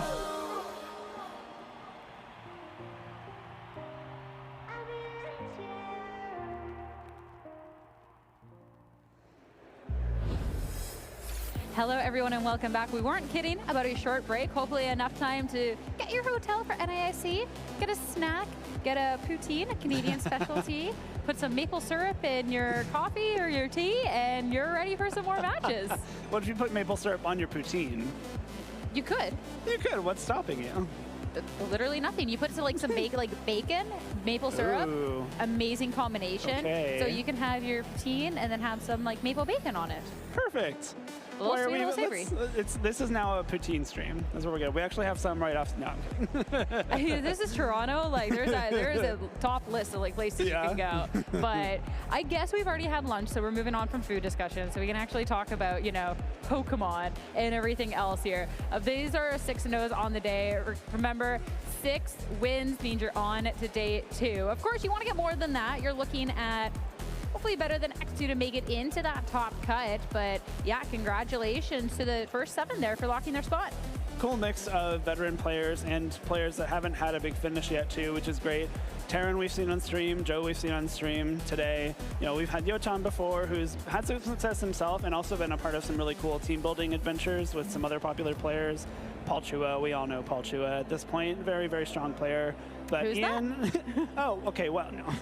But Ian, Bizad, and Dustin locking day 2 already, which is great. It would be really cool to see how they fare in the next day of competition. But we're going to be focusing on some 5-1 players on this next round, likes of which, obviously some other players that we've seen already today. Brian and Keanu have both been on stream. Abdullah won earlier as well. Aaron Trailer, a friend of the stream. I believe we had an interview with Zachary Minnick as well, which is really cool. James Beck already doing so fantastic. But I don't believe any of these players are who we are going to be featuring just yet. They are not, Jake. Let me tell you who we are featuring instead. As you said, we're looking at 5-1, so players that are looking to get their spot, and we are going to make sure to feature a hometown Canadian hero going up against a really fun restricted on a really fun team. Ryan Lusetto going up against Brandon Davis. I'm really excited to get into that one, and some other crazy pairings there. We got to see Taryn earlier going now up against a Yotam. And also shout out to Randy Kwa, who is one of the OG VGC players. If you've been playing VGC, Randy's probably been playing longer than you. Really cool to see him doing well here. A Canadian himself having another round of success at this event. But some other fantastic names pairing off against each other. Of course, those top few are 6-0 players playing each other, trying to get that 7th win and put themselves even closer to a spot in top cut. after having locked day 2 already. But again, Ryan Lissetto, Brandon Davis at 5-1, hoping to keep their tournament hopes alive with a win and a berth into day 2. Especially looking to be able to push a little further on their previous accomplishments. Ryan at 2 Vancouvers ago, so 2023 Vancouver, got 2nd place, so great accomplishment there. But you know, again, the first place is always like a little bit better. And Brandon is someone as well that, looking back at Vancouver just last year, getting a top 8 finish, and then Portland as well for 24. So there is definitely opportunities there to improve. But the fact that they have both top cut this tournament before, I think, super exciting. Also, I think one of the funniest moments from last year's Vancouver. That was him. Yes. Oh my goodness. So if you remember, there was an Iron Moth and a Gallade on stream. The Gallade went for Terra Grass, and the Iron Moth sludge waved and knocked it out. And he's a great sport about it. I mean, we always ask our trainers for some fun facts, and we have them on. And he said, "I sludge waved myself last Vancouver." That is so my favorite Scott Cassie line of all time. I'm glad we can joke about sorry. it. Yeah. So hopefully no self-KO is an accident this time around, but it's just a memorable moment both of these trainers have had on stream. Obviously Ryan, a runner-up here when Abdullah won 2 years ago. So hopefully we get to see another great match between these two great players. Me triple checking to see if he has any sludge Pokemon on the team right now. Make sure history cannot repeat itself. Oh no. And thank you for giving us such like a fun stream moment. You know what happens sometimes, you know, it'd be like that. But hey, an opportunity to, I don't know, take a clean 2-0 and just be like, yeah, I did have the sludge wave, but I also won Vancouver and, you know, did awesome. So, true. Like, you know, ups and downs. Of course. Wow. I really, good memories. Yeah. Maybe for us. Are we sure there's no like? Okay, we're looking. I'm looking at the team sheet here. But there's some spread moves, so maybe there is some spice here. There is some spice. That but too. Yeah. I think we have only single target poison type moves on this team, so I think we're okay. I think we're saved at this point. Of course, we'll make sure that players are seated and have headsets fully on before we fully dive into the teams and everything else. But I think that this is exciting, considering that is one restricted that we've talked a good deal about coming into this weekend, specifically corresponding with the weather outside, and then one that we have not discussed at all in a very long time. Kind of flown onto the radar, really pretty much the entire course of Regulation G, both the first time around and currently. So it's going to be really fun to see. There's a nice combination of Pokemon that work really well with it. Of course, making sure we don't give away too much before we have confirmation that players aren't hearing our lovely little voices. So we get to like tease you with a little bit of, something fun is coming. We just get to sit here like, man, I really wish I could talk about it, like, but we can't. Well, very soon. Soon we will be able to, yeah. It's fun, too, being able to see these players at this 5-1 record and being able to play for this winning in on stream. Yeah. So this isn't the end of the day. So if you lose here, you still have another opportunity. Don't get me wrong, but man, it would sure be nice to win this one, then win the next one, and go into day 2 with the 7-1 record. It certainly feels better to be in round 7 or 8 already having day 2 locked up. Yeah. I promise you don't want to be in the situation where it's your last round, you're 5-2, you got one more chance to win and make it in. That is a very stressful place to be. And so if you are Brandon or Ryan in this situation, it'll feel fantastic to lock up day 2 right here. We got one headset on. I repeat, we have one headset on. Come on, Ryan. Come on, Yay! Ryan. Yay! Let's go. All right, plushie on Ryan's end, giving away a little bit of what's to come here. Yeah. We're going to be able to see that Kyogre, that rainy Pokemon. Brandon, though, with this Lunala, which is not a Pokemon that I think I expected here. Certainly but not. I'm for it. It's really cool. It's got expanding force. It's paired with the female Indeedee to set up the Psychic Surge. It's got access to the Power Herb Meteor Beam as well, which is a very powerful attack that will raise your special attack by 1. It is a 2-turn attack, so that's where the Power Herb comes in. We'll be able to let it attack immediately exactly 1 time throughout the game. I like looking at these teams as well, this head-to-head, because Ryan, with this Kyogre, of course, when you're looking at the restricted, wanting to be able to do all of this damage, you want to have the weather on your side for that. Yeah. Whereas Brandon has ways to counteract this weather with the Torkoal, but this Torkoal is also something that could be a heavy hitter in the Trick Room. You also have Pokemon that are also very okay to not have the weather. You don't need the sun for your own Pokemon to work, whereas for Ryan, if you find yourself in the sunny sphere, you find yourself taking a vacay out of Vancouver, well, this Kyogre is going to start to but kind of flail and like not do so well. As well, when you're looking at the moves of choice, I know Rose was talking earlier, like, oh, well, how much like this water spout can do all of this damage, etc. with this Kyogre. But Ryan, instead foregoing it, more going for this Calm Mind setup-oriented route with leftovers. It's really cool. It's almost a very similar composition in teams to something like a Calibre Shadow Rider that has Nasty Plot or Calm Mind.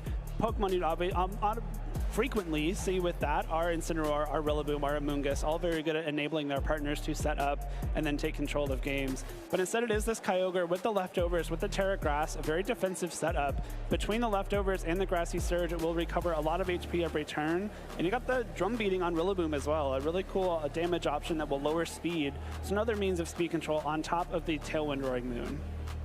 I like that you have that alternative mode built in with a Pokemon that you already want to be bringing to have that Grassy Train recovery, as you called out. You're not reliant on needing to bring a Roaring Moon, a Pokemon that doesn't appreciate, well, these Miraidon, Draco Meteors, doesn't really, like, at all these Flutter Mains, like, you're able to have these alternative routes. So I really, really do kind of like that.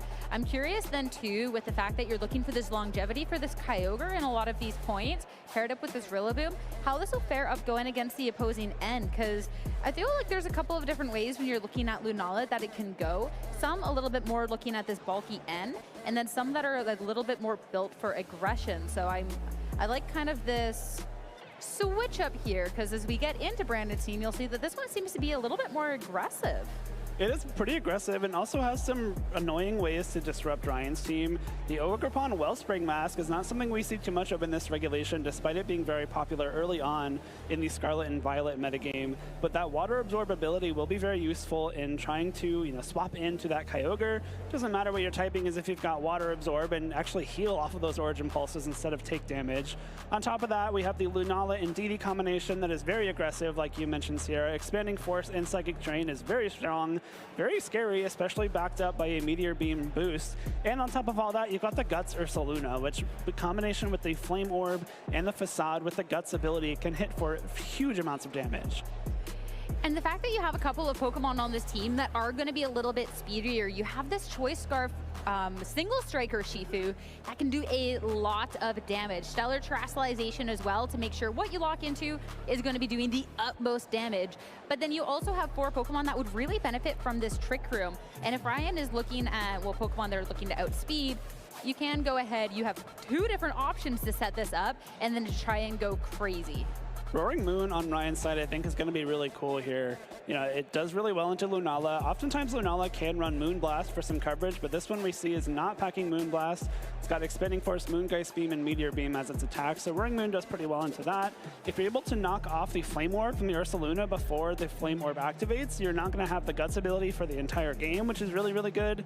The speed boosting, presumably speed boosting booster energy photosynthesis will allow you to outspeed the Urshifu and hit it with an acrobatics if you really want to. So I think this Roaring Moon could be a huge piece for Ryan in this match.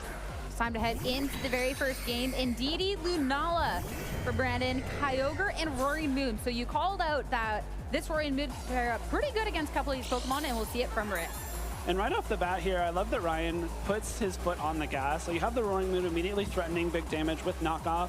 Thanks to Shadow Shield, the Lunala should be able to take 1 knockoff, but if it does have to eat the knockoff, it'll lose its Power Herb, which much like the Ursaluna, it's like a really big piece of damage there, because if you don't have the Power Herb and you're trying to go for Meteor Beam, you're stuck with that 1 charge turn, which is a big deal.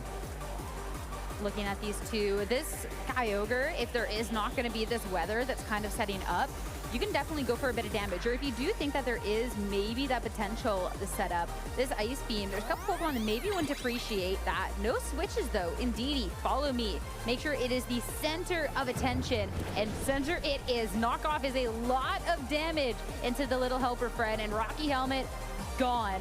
Looking at a follow-up move though, that would be what's important, but Lunala here is going to be the first to act. Meteor Beam, and of course with that Power Herb, you're going to be able to use this right away. Special attack raise, the damage that it's going to do into this Roaring Moon, not nearly as much as maybe I would have thought if you're kind of have that special attack and you're relying on this for your restricted. Calm Mind for the Kyogre, so now you have a special attack and a special defense raise, and well, Lunala is not going to do, I guess, as much as it would want to that either. And especially now that the, Ndidi has taken so much damage, if you are targeting it with one more attack, it should be knocked out, which would leave Lunala all on its own. Thankfully for Brandon, he has a way to prevent Lunala's Shadow Shield from being taken out by the Roaring Moon, thanks to the Follow Me. Because if you do, for example, have to take a knockoff and then an Origin Pulse without Shadow Shield, you're taking a lot of damage on that Lunala. The Roaring Moon just swapping out, though. Instead, Incineroar hits the field. So you're not looking at an attack into that Ndidi.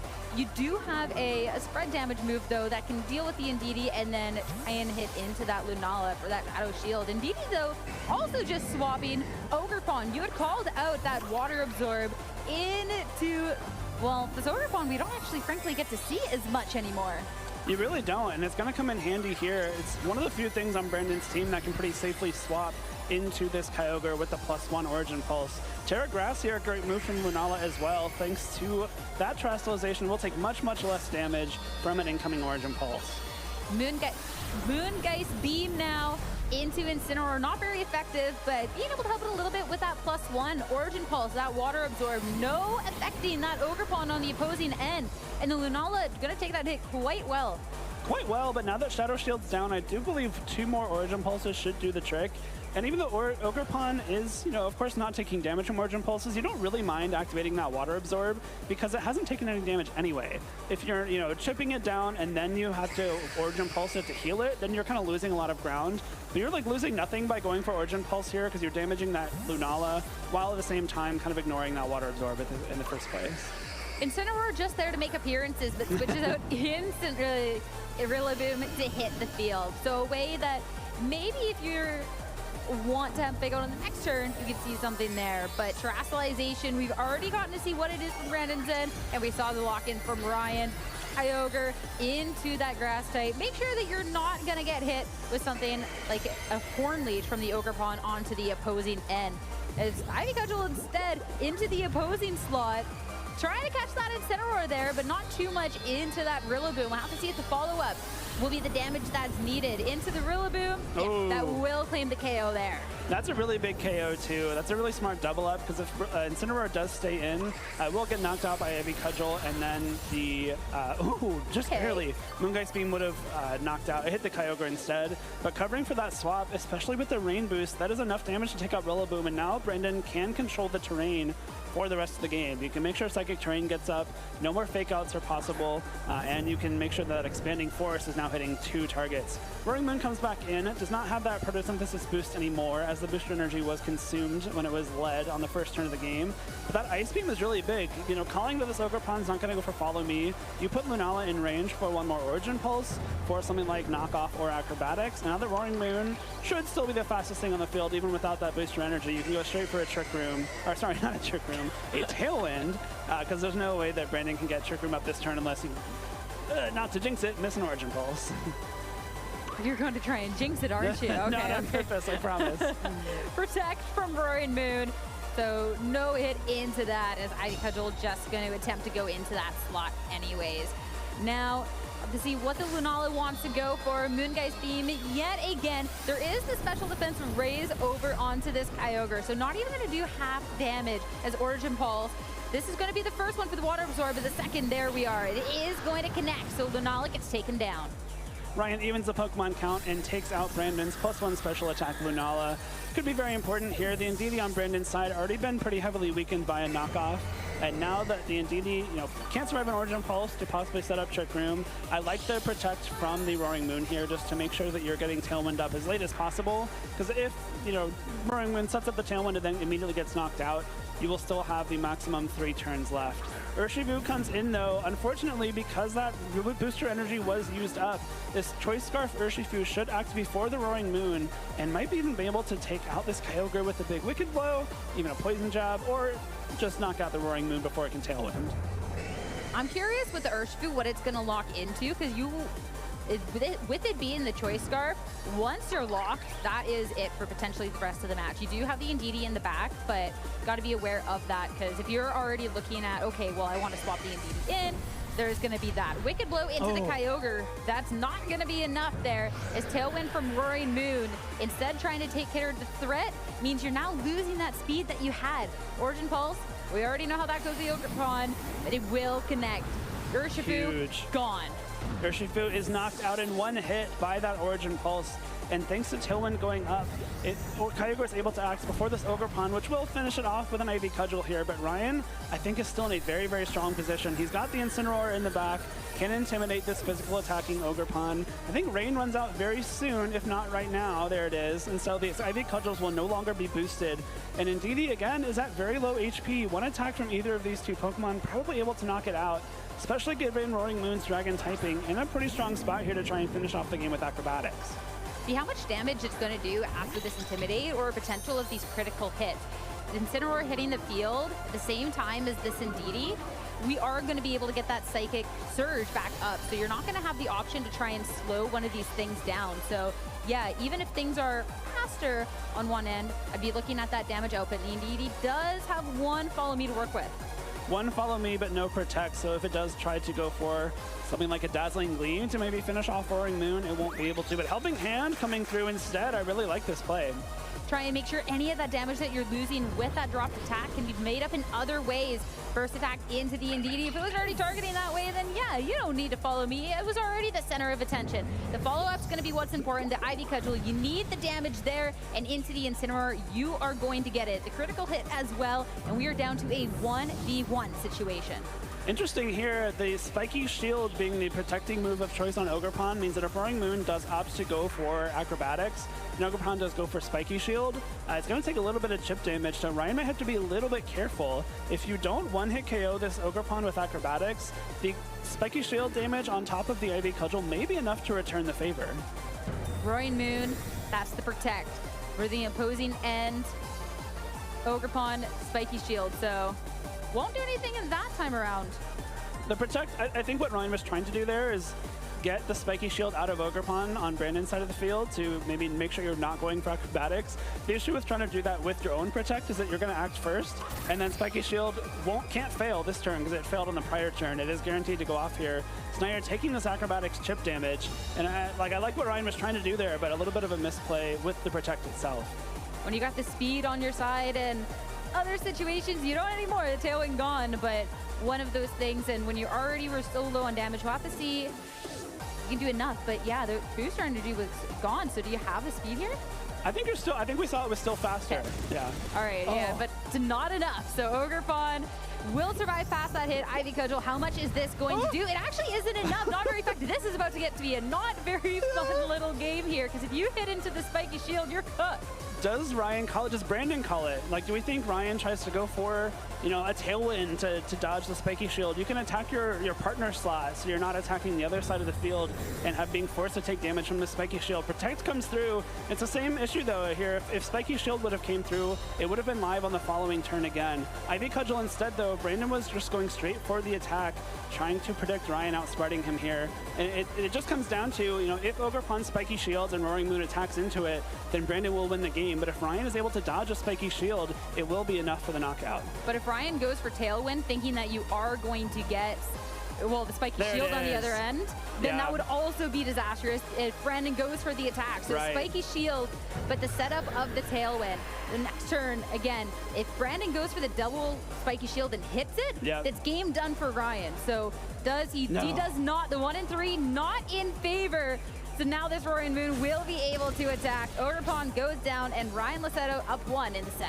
Really, really tricky end game, but well played by Ryan to make sure he's not taking damage from that Spiky Shield more than he needed to, and able to finish off the game with the Acrobatics from that Roaring Moon. The early part of that game was really interesting because we saw Brandon go straight for the Meteor Beam, and as soon as the Meteor Beam was used up, the Incineroar became very, very safe. The Lunala only has Moongeist Beam and Expanding Force, one of which does 0 damage and one of which does almost 0 damage, because Meteor Beam, again, is a 2-turn move without that Power Herb.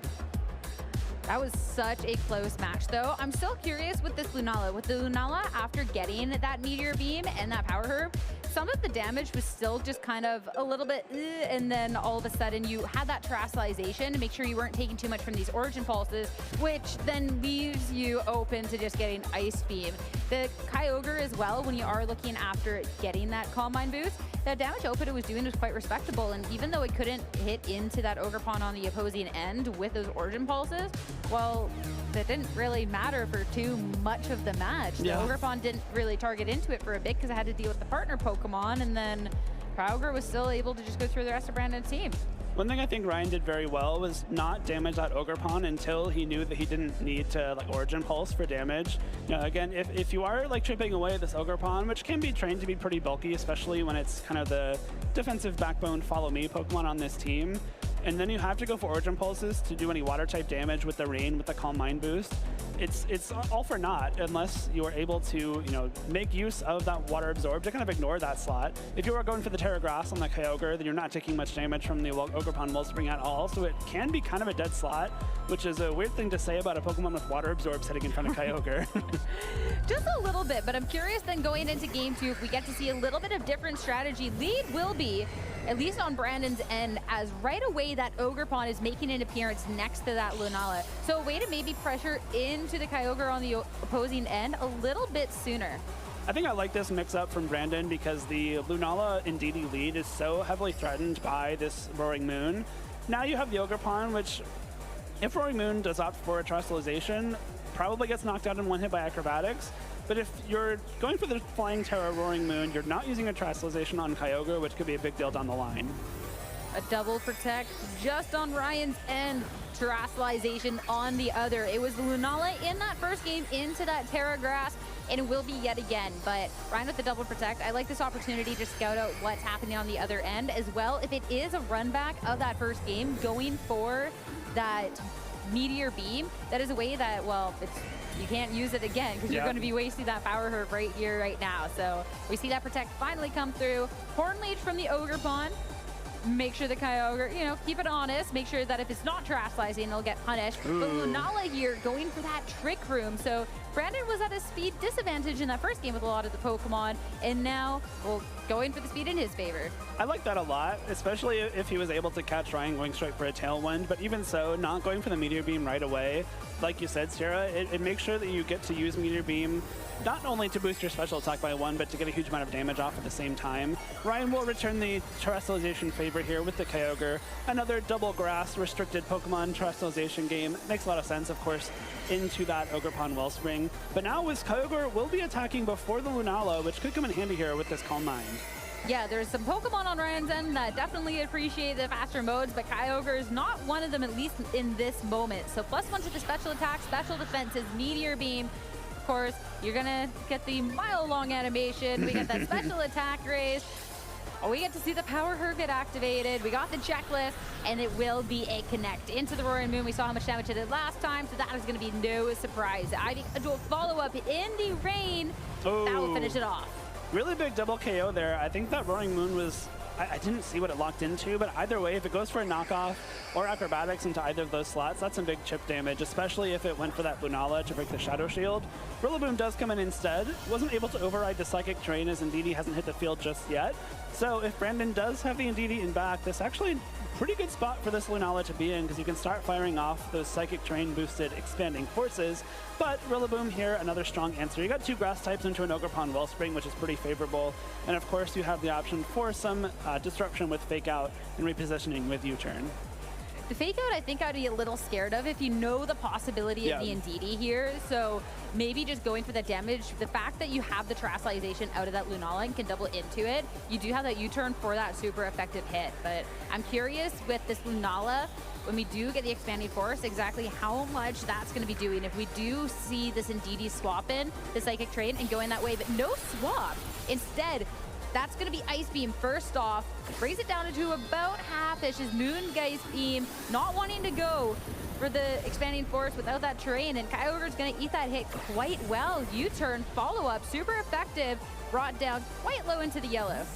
Now Rillaboom swaps out. We will get to see Ryan's final Pokemon of this second game, and it is the Incineroar. A nice swap here, unless Ivy Cudgel comes into that slot. Yeah. But, you know, Incineroar into 2 grass types, getting an Intimidate onto this physical attacker. Ogerpon Wellspring with Trick Room being up as well. Pretty nice spot, but Ivy Cudgel is the move of choice. I mean, looking at the moves, the Incineroar will survive after the Intimidate, so that's nice. But looking at the moves that this Ogerpon has, I feel like you're better going off for this Ivy Cudgel and see if you can get that swap in, because it's not like the Horn Leech was going to do the most damage to either of those grass-type Pokemon anyway. So being able to get a lot of damage down, and even if the Lunala's taken a lot of damage, this Ogerpon's done a really good job in kind of whittling away at the Pokemon. And that could be all that difference maker, especially since we haven't gotten an opportunity to see the last 2 Pokemon that Brandon has. We're still on lead, but that will get to change with this next turn. Lunala is out, and Ursaluna comes out. Ursaluna wants to switch in here and try and catch something. Actually, I don't really know what the goal is here, because if Origin Pulse comes through, Ursaluna just gets knocked out. We see the Parting Shot going to the spiky shield of the Ogerpon and will be ineffective. And now Kyogre has the chance to attack. It's going to be the Ice Beam into this Ursaluna with the +1 boost, able to do a lot of damage, but barely miss the KO. But the freeze! Oh no, you can't get frozen. You can't get burned by the Flame Orb if you're already frozen. And things just go from bad to worse. You're not, even if you, first off, there is the opportunity to just not thaw on this next turn. So that isn't great whatsoever. And then if you do, you're not getting that damage output that you really want to and frankly need to with this Ursaluna, especially when it's going to be one of these final turns of Trick Room, and you would have needed to capitalize off of that. So that is not what you want to be seeing at all in that spot. I wonder why the Ursaluna swapped there anyway. You know, there's probably either an Ice Beam or Origin Pulse hitting that slot. Maybe Brandon just wants to buy some time, let the Trick Room expire, and was willing to give up the Ursaluna. Instead, this is probably worst case, right? If it swaps in and survives the Ice Beam, at least you get the Flame Orb going, you get to attack at full power on the next turn. But instead, it is frozen by Ice Beam and spends this next turn frozen as well. Parting Shot already. This Ogerpon was at -1 attack, now at -2. And Rillaboom can hit the field once again for that next turn. I mean, maybe with the Lunala, you had set the Trick Room, but then the Lunala was faster. You had gotten rid of the Roaring Moon. Maybe you want to preserve it for once the situation is done. You can then be one of the speedier options out there again. Ogerpon. Oh no! A double! Both of Brandon's Pokemon are frozen. You have got to be kidding me. That's wild. Ryan really wants to lock this match up in 2 games here, and his Kyogre agrees. That's a really fortunate swing for Ryan there. Ogerpon, it wouldn't have done too much damage there, right? It's at -2 now. It's firing into 2 grass types, both of which will resist either attack it could have gone for, but it never feels good to have your Pokemon frozen, especially if they fail to thaw like on this turn. Ursaluna needs like 2 turns to be attacking at full power, because if it thaws this turn, if it even survives the turn, it won't have the Guts boost until the turn after. And so now this is a really great spot for Ryan. You kind of get 2 free attacks here. I'll say something. There is always a memorable stream game when Brandon's on the broadcast, that's for sure. Double freeze, nothing from Ogerpon. Drum beating's not enough for that KO. Of course, even if the Ogerpon makes past the turn, it will be slower. If it even thaws at that point, Ursaluna won't even have the opportunity. That one's gonna get KO'd. Well, still cold, still frozen. Man, what a game. Now, it'll be whether the Lunala comes in, or there is still a 4th Pokemon that Brandon has here that we haven't seen, and yeah, it will be a Lunala instead. So this one definitely has some mileage to make up. It does, but considering both of Ryan's Pokemon are at full HP and Lunala has used up its Power Herb, it's not going to get that special attack boost for the rest of the game. The +1 special defense from the Calm Mind and the Assault Vest are working very strongly against Brandon right now. Switch out. Indeedee in Ogerpon is out. So Psychic Terrain in. So if there was this Grassy Glide coming out from this Rillaboom, this is going to be shutting that down completely. U-turn instead into the Indeedee. A lot of damage. Incineroar can come back out. And if it is something like that Expanding Force, well then nothing to the Incineroar. And then you're contending with this +1 special defense Kyogre as well. Another situation where Incineroar has become very safe into this Indeedee Lunala combination because Meteor Beam is off the table. Intimidate not doing a whole lot of work here, but that Dark typing is all it needs. expanding force. So sure enough, Incineroar, that is one safe cat into the other slot. The Kyogre, well, barely a tickle at that point. Ice Beam has done the most mileage this game. At least it doesn't get the opportunity to freeze, but that's on the downfall of Lunala, just gets straight up KO'd. I mean, freeze or knockout, both are pretty debilitating for a Pokemon, I would say. And a really tough spot for Brandon to be in here. Again, that Ogerpon is frozen. Even if it wasn't frozen, you got an Ogerpon and an Indeedee to deal with the Grass-type boosted Kyogre at a Rillaboom on top of the Incineroar that's already on the field. So a really tough spot to be in. And now that Ryan has Brandon kind of on the ropes, again, this is a situation where now Origin Pulse is a bad choice, right? The heal from the Water Absorb will be relevant, but will not happen as Brandon forfeits and lets Ryan lock his spot in day 2 of Vancouver. Congratulations, Ryan. Being able to take down the match, make your way into day 2. Great stuff. Brandon, I am so sorry. We gotta, yeah. we want to showcase the fun stuff you got, but we're just, we jinxed you, unfortunately, on the freezes there, but it be like that sometimes. Truly. Hey, I mean, it's Canada, it's cold. Those ice beams, they're gonna freeze. True, especially when Ryan's Canadian and Brandon's American. Yeah. Ryan, his Pokemon are Canadian as well, and they're just defending their home turf. The Canadian difference, I guess. I don't know about Vancouver, but I know for Toronto, like, it is still snowing. Like, or it's, wow. Like, you're talking about freezes, like, yeah, that's gonna come on through. But I think just a lot of the parts of this was a little bit difficult. Like, that first matchup was really, really close. But when you're looking at this Kyogre that you can't necessarily out-damage, at least not immediately, you're looking at the terrestrialization of choice, and the fact that this Lunala, you have to get, well, set up before you're doing meaningful damage, and you lose that when you swap out. It was just a couple too many barriers to go through, especially when you have that damage mitigation onto that other slot, and the freezes don't help. But when you give up that special attack boost to switch out, the Ursaluna goes down for free. It's just kind of unfortunate.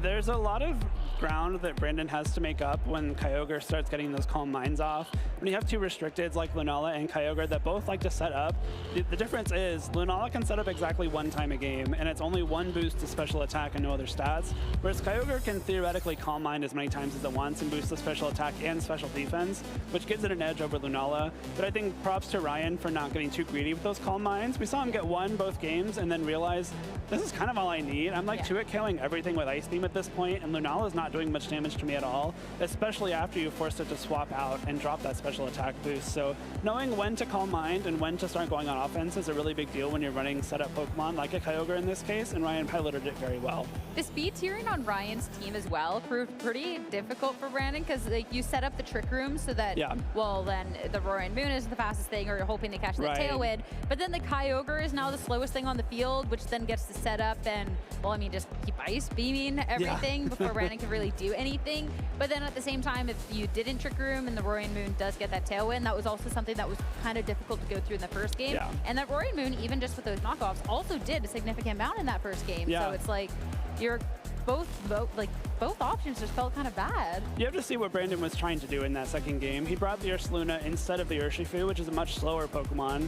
So you're thinking, okay, Trick Room might be a benefit here, especially when you got the Trick Room up essentially for free when Ryan just double protected. But unfortunately, Ryan just kind of didn't give the Ursaluna the space to switch in. And when it did, it caught, you know, an 85% of its HP and a freeze for its trouble. So it just wasn't able to utilize it. Yeah, that's still, I just still cannot believe that. It's the one especially onto that Ursaluna on the swap in was crazy, but it's just, it'd be like that sometimes. And we had laughed about the fun facts beforehand. Ryan's fun fact was that he's never had a winner's interview on stream. So let's break that right now and head over to the lounge to get interviewed now with Rose. Yeah, Ryan, you earned yourself a winner interview. We finally had a chance to do it. So tell us, how you feeling after that match? You know, I feel a little lucky. Obviously, I got very lucky in game 2 there. Played pretty well game 1, but obviously Brandon's a super good player. He's been playing archetypes like that for as long as I've been playing the game. So anytime you go up against a player like that, that's that good, it's sometimes you need a little luck, but I would have liked to see a game 3 anyways, because I think he had me game 2. Well, we were all, I think, just on the edge of our seat when a lot of those moments happened, but particularly at the end of game number 1, we got to talk about that end game, because it came down to some pretty intense mind games there. You got to deal with the spiky shield, you've got a Roaring Moon that's so low, so give us a little play-by-play of what's going through your head when you're trying to make a decision in that final end game. Okay, so basically in that spot, I mean, it's a spot I've kind of been in more than I'd like to be in this kind of situation, but I figured I'd play it safe immediately, go with the protect, and then see if I can see him not doing anything, and then just send my damage. Obviously that one hit the spiky shield, but in a sense I feel like that kind of conditions him, in a sense where now all of a sudden I live the cudgel, get my damage off, and he comes back out, and now the mind game's on him sort of thing, right? Am I gonna protect immediately again? Am I just gonna send an acrobatics? Got the protect off. He didn't see me go for he saw me go for the protect, not the attack. And then I figured, okay, he's not gonna just spiky shield knowing I just did the exact same thing 2 turns ago by protect and then attacking. So I figured he'd go for the spiky shield. I figured that was a pretty safe bet, and I got it right. I mean, at that point, it's legitimately kind of just a 50-50 and seeing what happens, but it worked. It sounds like a tough situation to be in, but you said maybe you've been in these situations a little more often than you'd like. So do you think that comes down to just kind of some of the teams that you're facing up against, or why do you feel like you are in that situation so often? I think a lot of it is just the way I like to play the game, where it's that more so slower paced game, and then kind of just preserve my pieces. Like, I'm the type of guy that even if I have something on 1 HP, I'm gonna probably see if there's a line where preserving that actually keeps it alive, right? So I always end up in these scenarios where I have like 2 HP, and are you gonna spiky shield? Are you gonna not spiky shield? It's interesting. It's probably just relative of that, product of that. But it does keep it interesting, right? It keeps your blood pumping, I guess, as you're also playing out those That's one way to games. put it.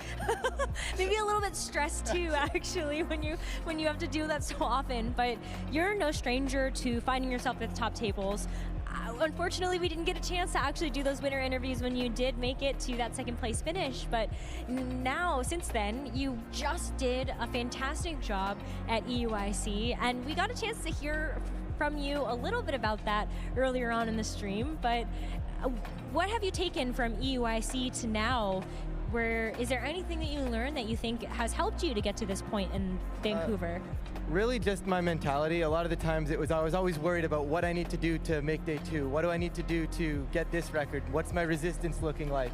But I realized that like after EUIC, none of that like realistically matters if I don't win the game that I'm playing right now. So a lot of my new mentality is just focus on that game that's in front of me right now, focus on that, and if you can get that, you can talk about all the circumstantial stuff after the fact, and as long as that's out of your mind during the set, you're a better chance of actually focusing up on the set. Well, you got one more round today, but you've already locked a spot to continue to compete in day 2. Any of that pressure off your shoulders now, or is it still gotta get through this final match of the day? I don't know if it's necessarily pressure off my shoulders, because that extra win is so nice, especially knowing there's only going to be about 2 rounds tomorrow with the lesser number of players. But there we go with the hypotheticals again. but it is definitely a weight off my shoulder for sure, because like I don't have to now worry about my next set, right? I already have it, and I can just focus up, like I said before, on playing that set, and it's going to be a lot easier to do so. You attributed like a lot of your prep to this amazing practice, this amazing practice group and just team building group that you're a part of. I want to shout them out real quick. You got Small Live Garden, and I want to talk to you a little bit about what does that having that sense of community actually do to help you as a player. You guys are so close knit. You guys do a lot of prep. You guys play a lot of tournaments together. So yeah, tell us a little bit about that. No, it's just nice knowing someone's always got your back, right? And you can build together. This actually wasn't like a creation we came up with in Small Live Garden. We prepped a few games, obviously, just because, like you said, we're a close friend group. Big shout-outs for this one are Vince for sure and Gabe as well. You guys really helped me fine-tune this team. Obviously, Oliver as well for the initial creation. But that community in Small Live Garden, just having friends in this community are so strong. It's like, there used to be a joke back in like 2017, like that friends are overpowered, and honestly, I still stand by that statement. How long have you guys actually been team building or like prepping together? So the Small Live Garden has been since about just before my big run at Vancouver 2 years ago. So about 2 years now, almost to date actually, which is kind of funny. But Gabe, I've known Gabe since I started playing back in 2015, and Vince is a newer player from locals, but he's really, really good. He's actually 4-2 going into this round, so hopefully he can close it out. All right, fingers crossed for them as well. Ryan, any other shout-outs that you'd like to make? Honestly, if I try to name a couple people in specific, there's going to be too many. Honestly, if you... All right, we'll be here for a while. if you guys talk to me or help me prep in the slightest, thank you, thank you, thank you. I really appreciate every single one of you, and I'm not sitting here without you guys, so thank you for that. Friends are overpowered. That's the sentiment I got from this. Well, Ryan, congratulations on the win. Best of luck with your final round as well. Thank you, thank you. All right, we are going to take a short break, but don't go anywhere because we do have that final round of Swiss, and that's going to be coming to you right after this break.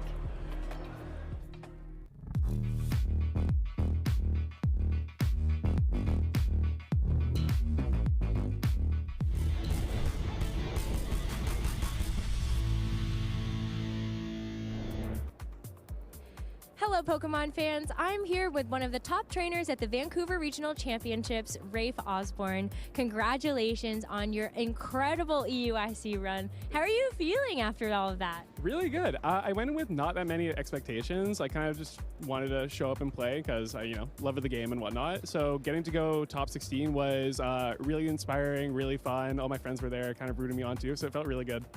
Well, it wasn't even just a top 16, but you also were the best performing Zamazenta and the only one to make top cut.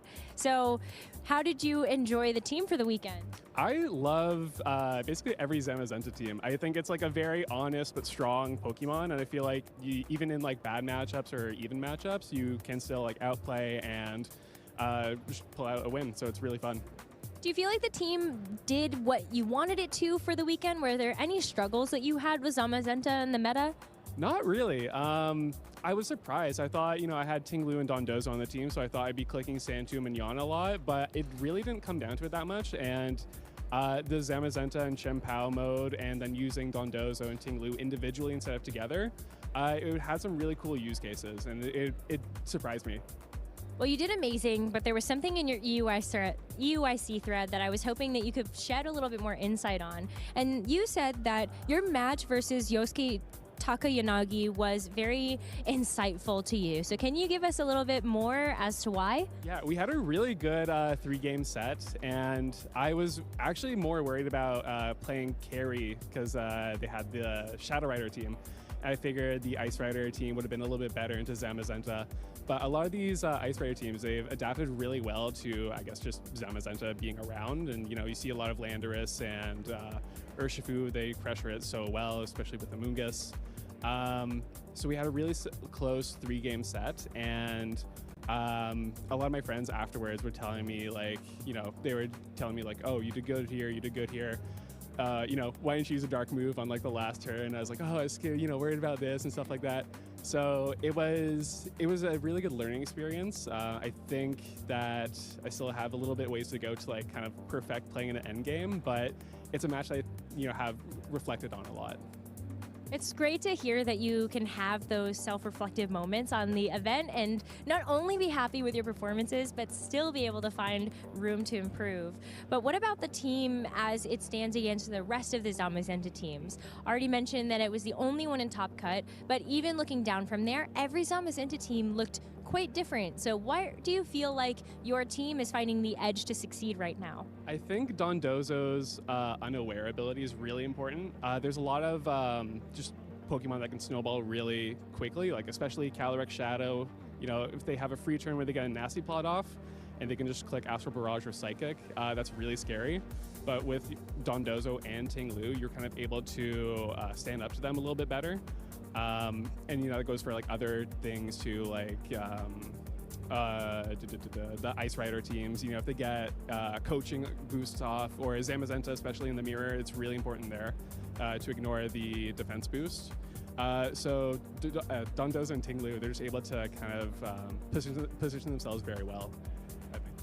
They have such great natural bulk and just good defensive typing, so I totally see how those are really valuable pieces to your team. Now, heading into Vancouver, are you just going to be using the same team? Are there any adjustments that you're making? A couple minor training adjustments. Yeah, I found some of them a little lacking in defense or speed, so I definitely have made the changes there. But other than that, same Terra types, same moves, same mostly everything. Really, just 2 small changes. Now, Rafe, we haven't really had a chance to talk to you before, and so I'm really glad we get the chance to now. I was wondering if you could take this moment to kind of tell people, how did you get started playing Pokemon and when did you start playing? My first event was Charlotte 2023. My friend and I from university were kind of just talking about going to one of these for a while, and he was like, oh, after my master's, like we should go to one. And I was kind of like, it's taking too long. Like, I'm just gonna go.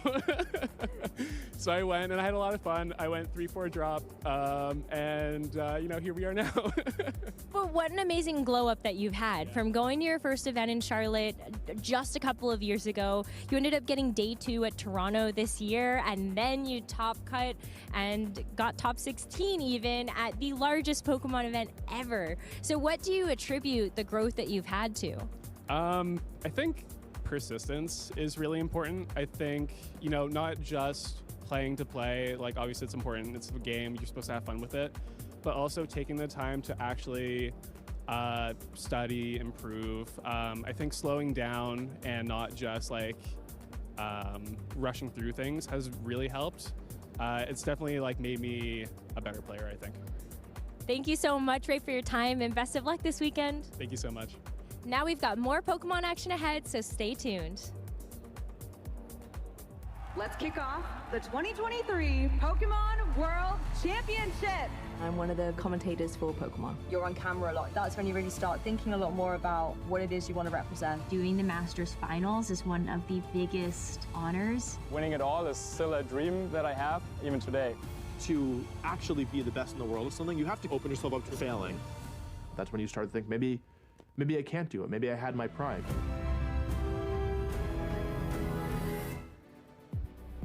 Hey Pokemon fans, I'm here with another one of our Vancouver Regional Championship players, Navjeet Joshi. It's been a little bit since we've seen you, since the World Championships where you got top 8 with Calyrex Ice Rider. Have you been doing since then? Yeah, I've been pretty good. I'd say I haven't gotten a chance to play too many tournaments since then, but I've been keeping up with a lot of the teams and the meta trends, and I'm just going to do my best this weekend, and hopefully I can have a run back with how I did at Worlds. Are you going to be using Calyrex Ice again? Yeah, most likely. It's just the restricted I feel the best with at the moment, and it's just the jack of all trades, People have been a little bit down on the Calyrex Ice stocks after seeing just the last couple of tournaments. So where do you feel like this Pokemon still finds strength given the current meta? I think Calyrex Ice as a Pokemon, and I guess the format in general it speaks to, it's a very cyclical format, When one thing rises, you see a response to it. We saw Zamazenta at the beginning of the rule set returning, surging up, and that really hindered Calyrex Ice. But now we see kind of Zamazenta plateauing a little bit in usage, and Calyrex Ice again, just a very neutral Pokemon. Like I mentioned earlier, a jack of all trades. So I've always been a believer of it, and I don't think I haven't seen anything from it in my prep to dissuade me. So I think it's definitely going to be the right call for myself, and definitely other players choosing to run it this weekend as well. Well, sometimes it does come down to that personal experience, and Navjeet, it has been a while since we've seen you at Worlds, but you've been really great with every single regional that you've gone to, even just in the 2024 season leading up to Worlds. It wasn't too many events either, so how did you kind of manage the preparation for so few events and trying to set those expectations heading into each one? Yeah, I think it just, at the end of the day, for me, it comes down to team building and fundamentals. Like, as long as you're clear on what you want to do and you're clear on how you want to approach the game, regardless of how much prep you put in, as long as you have that clarity, you can power through. Like, even for this tournament, I know Calyrex Ice, I've put in so many games for Worlds, so even though I haven't had too much time to prepare for this tournament, it's not that all the prep I put in for Worlds just doesn't go away overnight, right? So there's a lot of things that you can apply, transfer, really fall back on. So I feel good about it. That's awesome. Navjeet, one last question for you. I know there are a lot of fans that are visiting Vancouver, maybe for the first time. Do you have any recommendations for things for people to go do or see? Sure, yeah. I mean, I think close to the convention center, we got the Flyover Canada. We've got the aquarium close to the convention center. Obviously, if people have time, I always say I'm a UBC alumni, so go visit the university. There's obviously different things to see there, like the Museum of Anthropology, the Botanical Garden. There's no shortage of things to do here. It's a very scenic place, but if you like being about in nature and like being around, different things, it's definitely the spot to be. Thank you so much for your time and your insight, and best of luck this weekend. Thank you.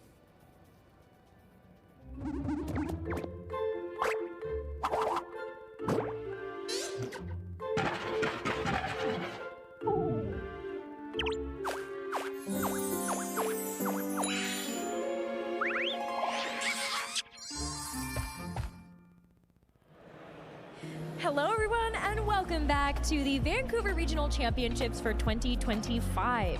We are here at Canada Place. Pretty awesome. I haven't heard a boat sound yet. Someone please explain. I mean, boat sounds. Yeah, I mean, because as you can see in the video there, we're just outside some water. Boats do come in there. They do sometimes make loud honking noises during our matches. Has that happened yet?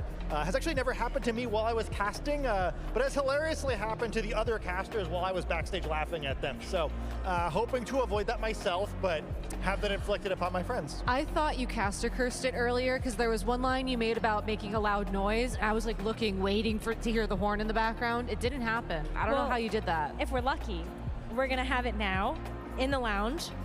Go through the mics, and then you guys can also hear what we mean. Because I heard it yesterday, and I'm not gonna lie to you, I jumped. I actually got very scared. Pokemon's latest jump scare. Amazing. Well, how about another jump scare? We got a tier list. We got to talk about the... Gabby actually jumped. That was quite funny. Thank you for the commitment to the mid. But we have to talk about the Regulation G meta and actually put our Pokemon on the tier list again, because it's been a while since we've done this, and I would like to think that since the last time we talked about this with Sierra, things have changed. So we're gonna start with a fresh slate here.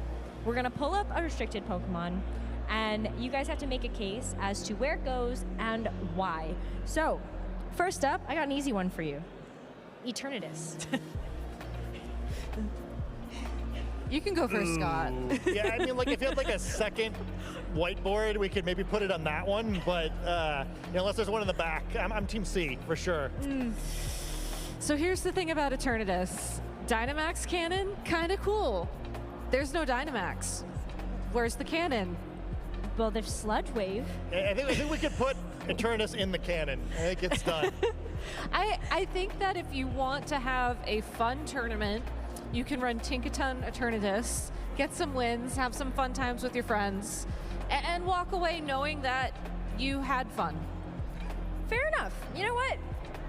Eternatus is going to go, can you see? Yeah, you guys can see that. It's going to stay here for now, and maybe we'll get some thoughts from Jake and Sierra on that one too. Someone help me cook here, please.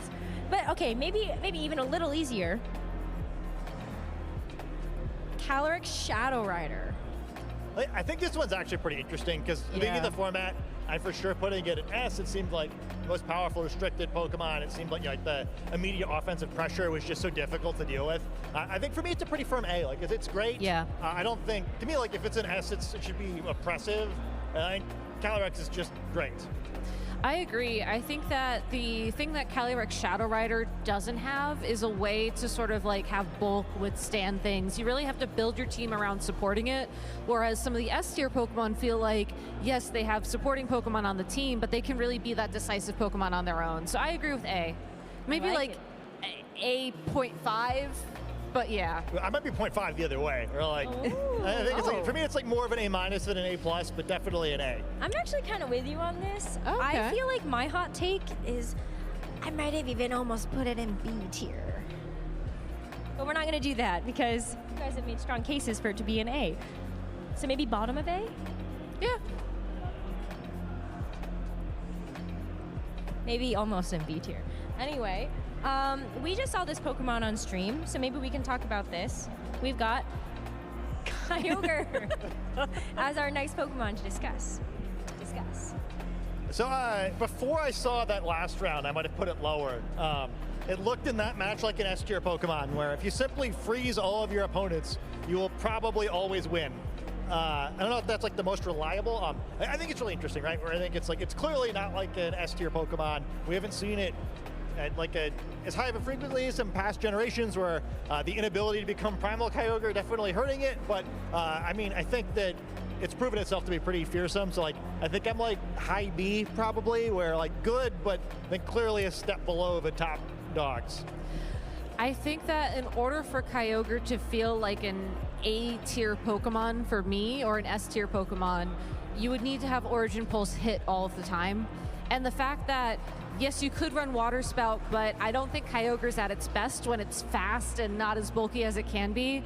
It kind of almost hurts it in a way. I agree. Like, if someone comes up with a way to, I don't know, give Origin Pulse and Precipice Blades the Glacial Lance and the Astral Barrage treatment, we would be talking about a very different Pokemon. But for now, unfortunately, I agree.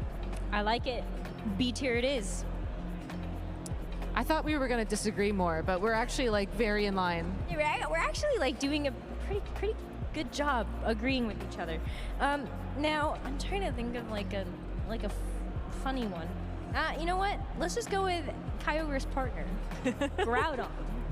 Well, as a Team Magma member, I have to say that if you haven't thought about investing in land development, that's an S tier move right there. Yeah, I agree, and I think it'd be great because you could maybe you could use some of that development to buy a retirement home for Groudon, who might be worse. I mean, I don't know. That might. I was gonna say it might be worse than Eternatus. I think that's a hot take. That is a hot take. But I do think it and Eternatus, they can be friends. Yeah, I think that all Pokemon deserve friendship, and they deserve each other's friendship. I think that if Groudon had something a little bit more, it could match Kyogre.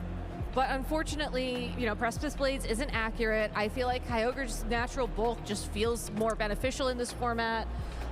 I don't want to say it's C tier because I do think it has play, especially if you can land your sleep powders if you're running like a chlorophyll Pokemon. I think it's bottom of the B tier for me for that reason. I feel like I should at least give some actual reasons. I was gonna say, very funny that you gave the funny answer and Gabby gave the political answer. Yeah, I mean, the problem I think to me is like it's definitely a playable Pokemon. The problem for me is just like I don't know why I'm picking it as a restricted I want to build around. I think it has all of its weaknesses Kyogre does for the most part, but like it doesn't really have the strengths. Where I think being specially bulky is usually better than being physically bulky. Although Kyogre takes physical hits decently well too. I think like even though the Calm Mind niche might be better occupied by Terapagos, at least Kyogre has that.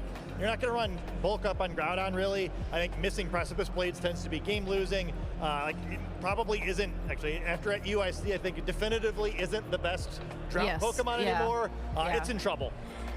I think I'm with you guys. And this is like my favorite restricted to use. But sorry. This makes me sad too. I love the Pokemon where my first in-person tournament was a Journey Across America in 2006. And I purchased a Groudon plushie to remind me that Groudon is broken and when Groudon is available, I should always play Groudon. But always didn't last forever. I also ran Groudon in that tournament actually, but I purchased a Pikachu plushie because Pikachu's everything and Pikachu will never let me down. They're hugging. I think Pikachu might have a, I'm not actually not joking. I think Pikachu might have a better record today than Groudon. Ooh, that's a hot take. The Pikachu was at 3-1. That actually might be right, because there was that Pikachu at 3-1. So I think we're going to actually have to go back into the standings and see how it ended up doing. I think all of the restricted Pokemon being outperformed by Pikachu, probably D tier. That is incredible. That's the second whiteboard. That's actually, we just put it on the back of the whiteboard so people never look at it again.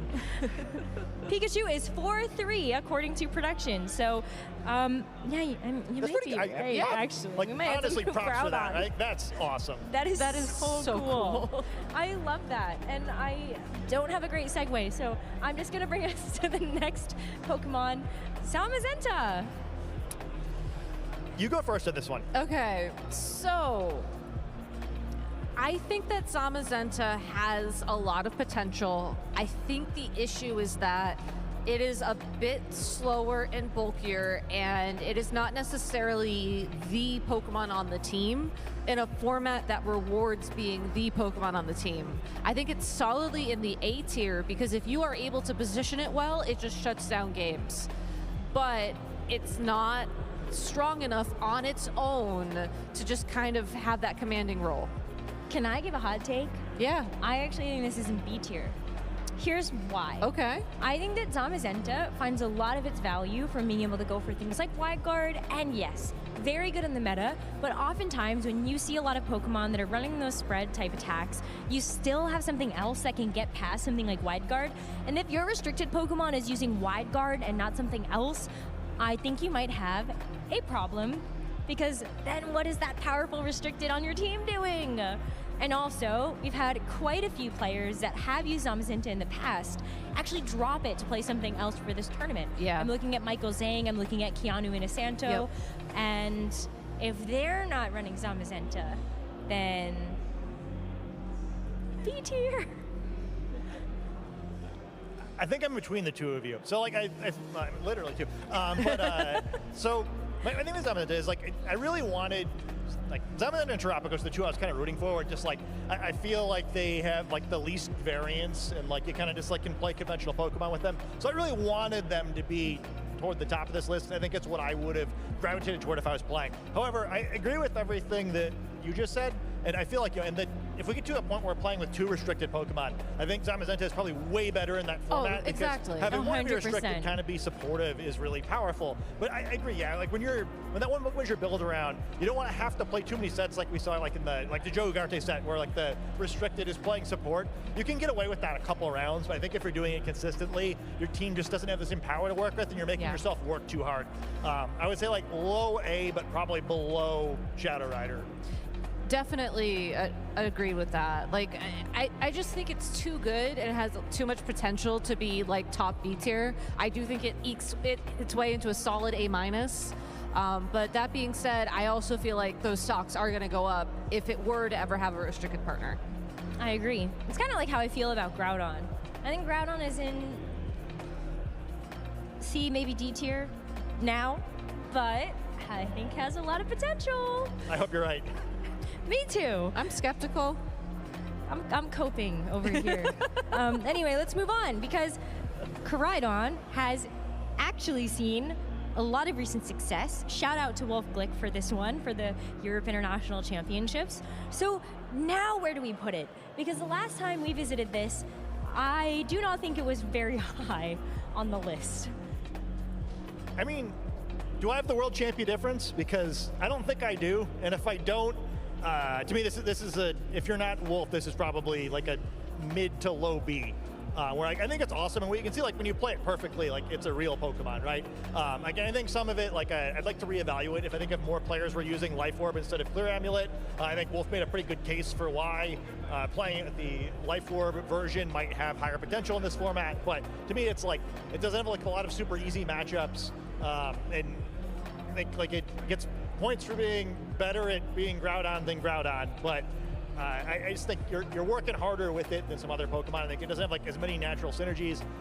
Like I think its ability is kind of scary because enemy Fluttermane becomes such a pain when you're activating its ability every game. Or I think it's cool and fun, but like I have a hard time putting it higher just because I think you have to. It makes the game more difficult for you to win, kind of compared to some of the other restricted Pokemon as build-arounds. I mean, here's the thing that I think about Wolf's team, and admittedly, I haven't caught up on all the interviews he did at EUIC, so I don't know this for sure, but I have a sneaking suspicion that he built the team to be a Perish Song team with Fluttermane, and then he picked Koraidon because it fit the puzzle the right way. Like, I don't think that Koraidon was good on that team because it's Koraidon. I think it was good on that team because it played to Wolf's strengths, and it supported the Pokemon that he needed it to support. So for me, it would still be pretty in the B tier. I don't think that anybody else could have gotten the result with that team. And maybe there'll be another team someday where like the puzzle's right and Koraidon fits, but I just don't see it happening here. But if we were going based off of ability name, Koraidon is S tier. Orichalcum Pulse is the coolest ability name I think we have in the entire format. But for now, I do want to apparently get credit, it's covering Zamazenta. Yeah, I do think Screamtail's broken. I think being the best Screamtail enabler is pretty cool. Yeah. But that's another one where, like, boy, in a 2 restricted format, I think I would be really interested in it. But that's why I'm a Groudon hater, even in the 2 restricted, though. Like, give me Koraidon in that format for sure. Yeah. I like it. Okay. Well, could you actually use Koraidon and Koraidon together? I don't want to think about that, actually. Anyway, Zacian. Thoughts? It's a Pokemon. It has a sword. We do not all have swords. it was a Dynamax Pokemon. There is no Dynamax. Like, I think it has the same issues that Zamazenta has, but it's attack weighted instead of defense weighted, which is why it's hanging out in what I'm going to call the fun tier. Yeah, I mean, it's weird because like it was such a problem last year. I agreed. Yeah. I mean, it was such a problem in the last games. And not only does it have kind of like the issues with its ability getting drastically worse, but like I do think like Zamazenta's niche probably scales better into future games in the sense that like nothing else really fights like it does, and like having boosted defense is just, you know, it's a difficult thing to deal with, where I think Zacian's kind of like stuck being in the damage arms race forever, where it's like I just want to be fast and hit hard, but like so does almost every legendary Pokemon. Yeah. And also I question the animal safety of letting it have a sword in its mouth. I do too. I've not thought about that, and I kind of hate that you've now made me think about that. Just imagine your dog running around with a sword in its mouth. What could go wrong? That is a horrible idea because Archer is like the size of your ankles, so that seems like a bad idea. More like a dagger at that point. Yeah. All right, well, we have really derailed ourselves, so we're gonna throw it back over to the casters because we are ready for the next and final round of Swiss for day 1 of the Vancouver Regional Championships. So we're gonna put this on hold so you can get back to the action. Thanks so much, guys. I got so many comments, so little time. First off, there's not a single Pokemon in S tier. Like, I just haters over there. Second, like, I don't have a dog, but like, if my cats wanted a sword, like, I would give them one. Like, that's my bad for having ankles they can slash, honestly. It sounds like an OSHA violation if we're giving our animals or our Pokemon swords now, right? We gotta be careful backstage, huh? It's like, I don't know, I can't say no to them. They're too cute. The one cat was laying in my suitcase when I was trying to pack, and I almost brought him with me. Like, it's just, it has to be like that sometimes. Yeah. But we got one more round of Swiss for today. It's already gone by so fast, which is absolutely crazy. There's been 8 rounds of Swiss and not a single boat sound. It is travesty out here. But looking at it, of course, 6 wins is what you need for day 2. Congratulations to the 3 still sitting at an undefeated record. And of course, when we are looking at the amount of players that we have for Vancouver, one more win and it should be good. Yes, of course. Moving on to day 2 is important, but after that, you know, if you are able to make it to, I believe 8 wins is going to be the cutoff for the top cut portion of this event. That is the final stage of the tournament where you enter that single elimination bracket if you escape the Swiss stage. So the 3 trainers at 7-0 so far, Taryn, Ian, and Joe, are 1 win away from locking up that top cut berth, and of course, making it, you know, 1 step closer to the championship. Looking at what we're going to be showcasing next, though, when we were looking at those 7-0 records, looking for that 8-0, you have to be calling out Ian Lee as well, someone who we haven't necessarily gotten to see too much of, going up against Ryan Bingham. Got down fared, is in day 2, but of course, you still want to be winning out as much as possible because once you make day 2, that next step is to try and make your way into top cut. So a lot of notables here. One I want to call out is Kylan Van Severen going up against NJ there. 2 Canadians, both 2 very, very accomplished players, and that's a win in. Only one of them we'll get to see now tomorrow. Yeah, that's a rough match there. I think both of those trainers are people that we could very well see in top cut of a regional, but unfortunately one of them will have their tournament run ended in this final round of Swiss on day 1. Players like James and Paul that we see down at the bottom of the screen there, again, 2 trainers that wouldn't be too surprising to see take home another regional championship. Between them, they have probably 11 or so already under their belt. Too many. So, yeah. Share the wealth. Come on, guys. It's not fair. Let us have some. I want a regional title, but all right, I'm stuck here. But let's talk about 2 players that definitely in that contention still. Talk about Ian going up against Ryan. And this is interesting, too, because there's a lot of normal pieces on the team, and then you start to look a little bit deeper, and you're like, wait a second, what's going on here? So a mirror in terms of restricted, but a couple of these key pieces here, very, very different.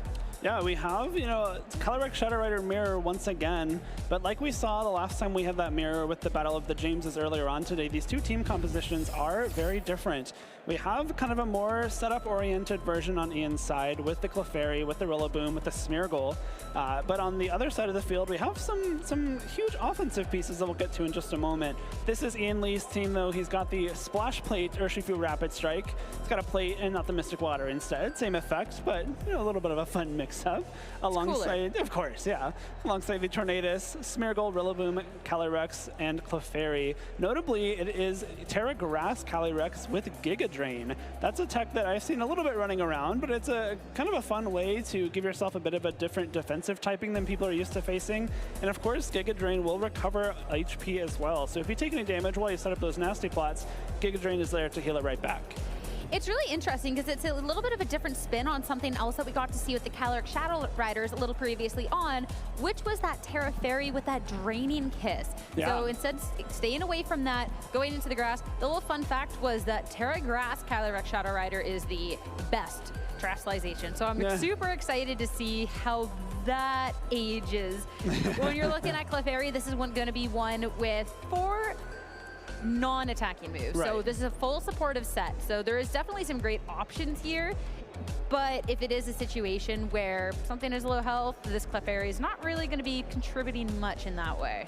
The fact that it doesn't have an attacking move, or a damaging move rather, is a little bit of a hindrance in some ways, but in other ways it just means you have even more support options available to you. After You is a really cool tool if you're going up against Trick Room teams. On the inside of the field, of course, the Urshifu and the Calyrex want to be going as fast as possible. So if Trick Room goes up, After You allows them to act first once again. But he will have to deal with no Trick Room on Ryan's side of the field because he does have the Tailwind instead. He's got Tornadus Incarnate Form, Tinkaton, Landorus Incarnate Form, Amoonguss, Calyrex Shadow Rider, and Urshifu Rapid Strike. And I just got to say it, Sierra. Thank you, Genies. They're right there. There's 2 of them, and I love it. I know who you're rooting for already. You can't see it, but I'm reaching out to our monitor. I was too busy counting all of the different things here that could hit a Terra Grass Calyrex Shadow Rider. There is way too many options there, but one of those, if the situation's right, that would make sure that you're not affected by Raid Powder, Amoonguss, all this other stuff. But you're talking about Genie's Tinkaton, currently sitting at a 6-in-1 record. So this will be really interesting. Not only do you have that fake out, but you have this mold breaker to be able to bypass these abilities and be able to hit into a Pokemon. So I'm curious then if that's going to be something that we see come into great effect here when you're looking at a Friend Guard Clefairy that maybe wants to help save its partner Pokemon. Fake Out and Feint are also just great utility moves in general. Again, you see the combination. You see the Calyrex with something that can bypass Wide Guard. On James Beck's team, it was the Taunt on Mienshao. This time around, it's the Feint. And then Smeargle on Ian's side of the field is carrying Wide Guard, so that could be a really nice way for Ryan to bypass, not even bypass, just break that Wide Guard and possibly waste a turn for the Smeargle while it's on the field. Also, something I want to call out is the difference in the Calyrex Shadow Rider builds. Ryan is running a Terra Ghost Calyrex with a Focus Sash, whereas like we talked about with Ian, it is Terra Grass with the Life Orb instead. So Ryan opting for pure offense there. You don't have the Life Orb to boost your damage, but with the Terra Ghost, you're boosting the power of Astral Barrage even further than a Life Orb would. The only difference is you have to commit your Terastallization to get that attack boost. So it can be a bit of a resource hog, but if you do get it off, big deal. I want to take this moment to real quick talk about these players before we get into this match, considering that these are 2 names that we're not quite as familiar with. So for Ian Lee, he managed to make day 2 at Sacramento, which was his first day 2 after attempting at a couple of events. So this is then, all right, Sacramento, you get that day 2. Now at a 7-0 record, you've already locked and have been locked for day 2 and have the opportunity here with this win to get yourself a top cut position. As for Ryan, this is also someone that we haven't really gotten to see any of these bigger accomplishments from, though has been competing for a little bit, but not a stranger to some of these more quirky Pokemon filling out these teams. He's got a list of these different Pokemon he's gotten championship points with Reg H. You wouldn't even guess some of these. We got Oricorio getting 32 championship points for him. Crazy. We got Chestnut. We got Hisuian Decidueye at 62. Like there is some good stuff here. So I'm excited to see that as well. Getting 3rd with this crazy Weavile, Toadstool, Slacking, Redeema. So when you see something like this Tinkaton, I think this is a little bit more on the more usual side of things that we can see. So I'm excited to see that how this tech bears up against all of these different Pokemon, especially considering the damage output that something like this Gigaton Hammer could have. It's really cool to see that success with these quirky teams and item choices and Terra choices and whatnot at the local level translate to success here as well, because Ryan has now found himself locked in day 2 and putting himself in position to only need one more win for top cut. Again, with the number of rounds we are playing, it's only 2 tomorrow on top of 8 today. So that means that if you have 8 wins, you go 8-2 or better, you're going to make it into the top cut portion of the tournament. So if Ian wins this match, he has essentially guaranteed himself a spot in top cut on day 1, which is huge. If you go into day 2 already knowing that, okay, I'm set for top cut and I can use this time to prepare for those matches. Ryan, on the other hand, wants to put himself in position to only need to win 1 tomorrow, which is a much better spot to be in than 6-2, where you have to win tomorrow or you are eliminated. Both a big tournament for both of these players considering the other tournament. So super happy to jump into this and see what they're truly made of. There's one of your genies coming out for Ryan next to that Urshifu, Calyrex Shadow Rider, and this Smeargle here for Ian. It is once again the Rain Dance Tornadus with the Choice Scarf Urshifu.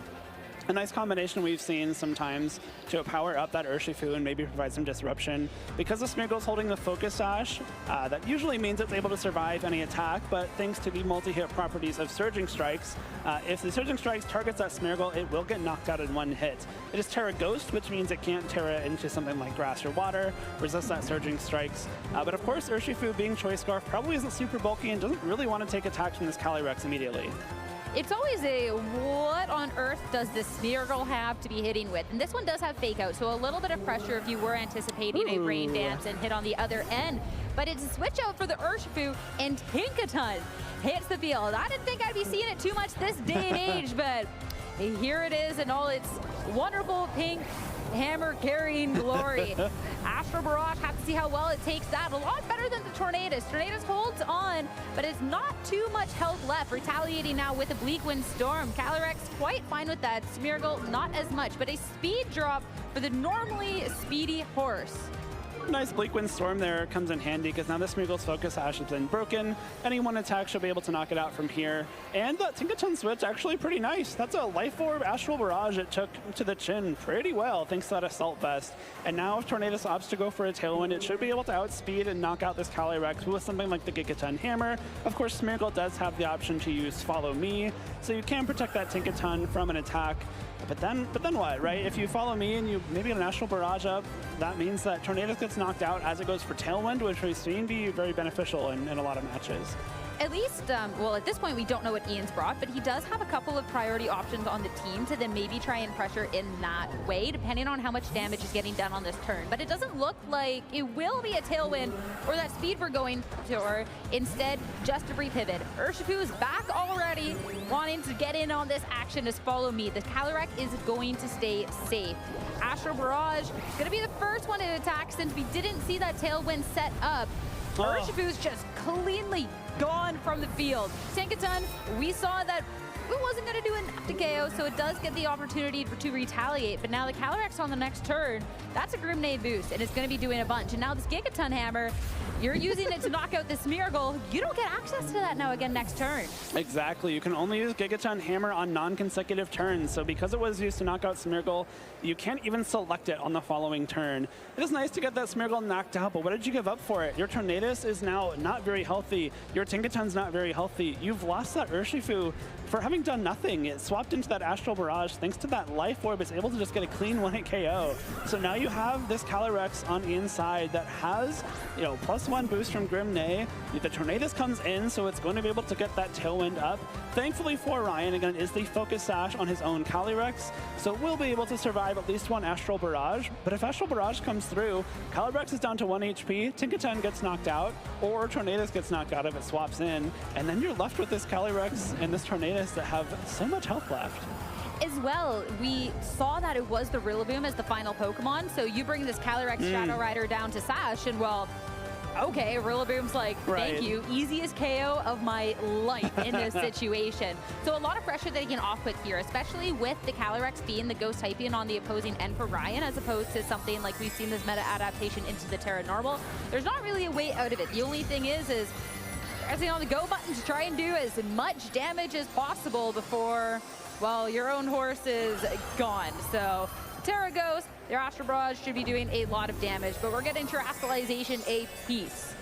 This Terra Dark from the Tornadus on Ian's side is going to be very useful. Now it is immune to the Psychic and will resist the Astral Barrage from this Calyrex on Ryan's side of the field. Importantly, should be able to stick around after setting up Tailwind on this turn. So Tailwind, Ian, we don't have to worry about speed ties. We are going fast as Astral Barrage.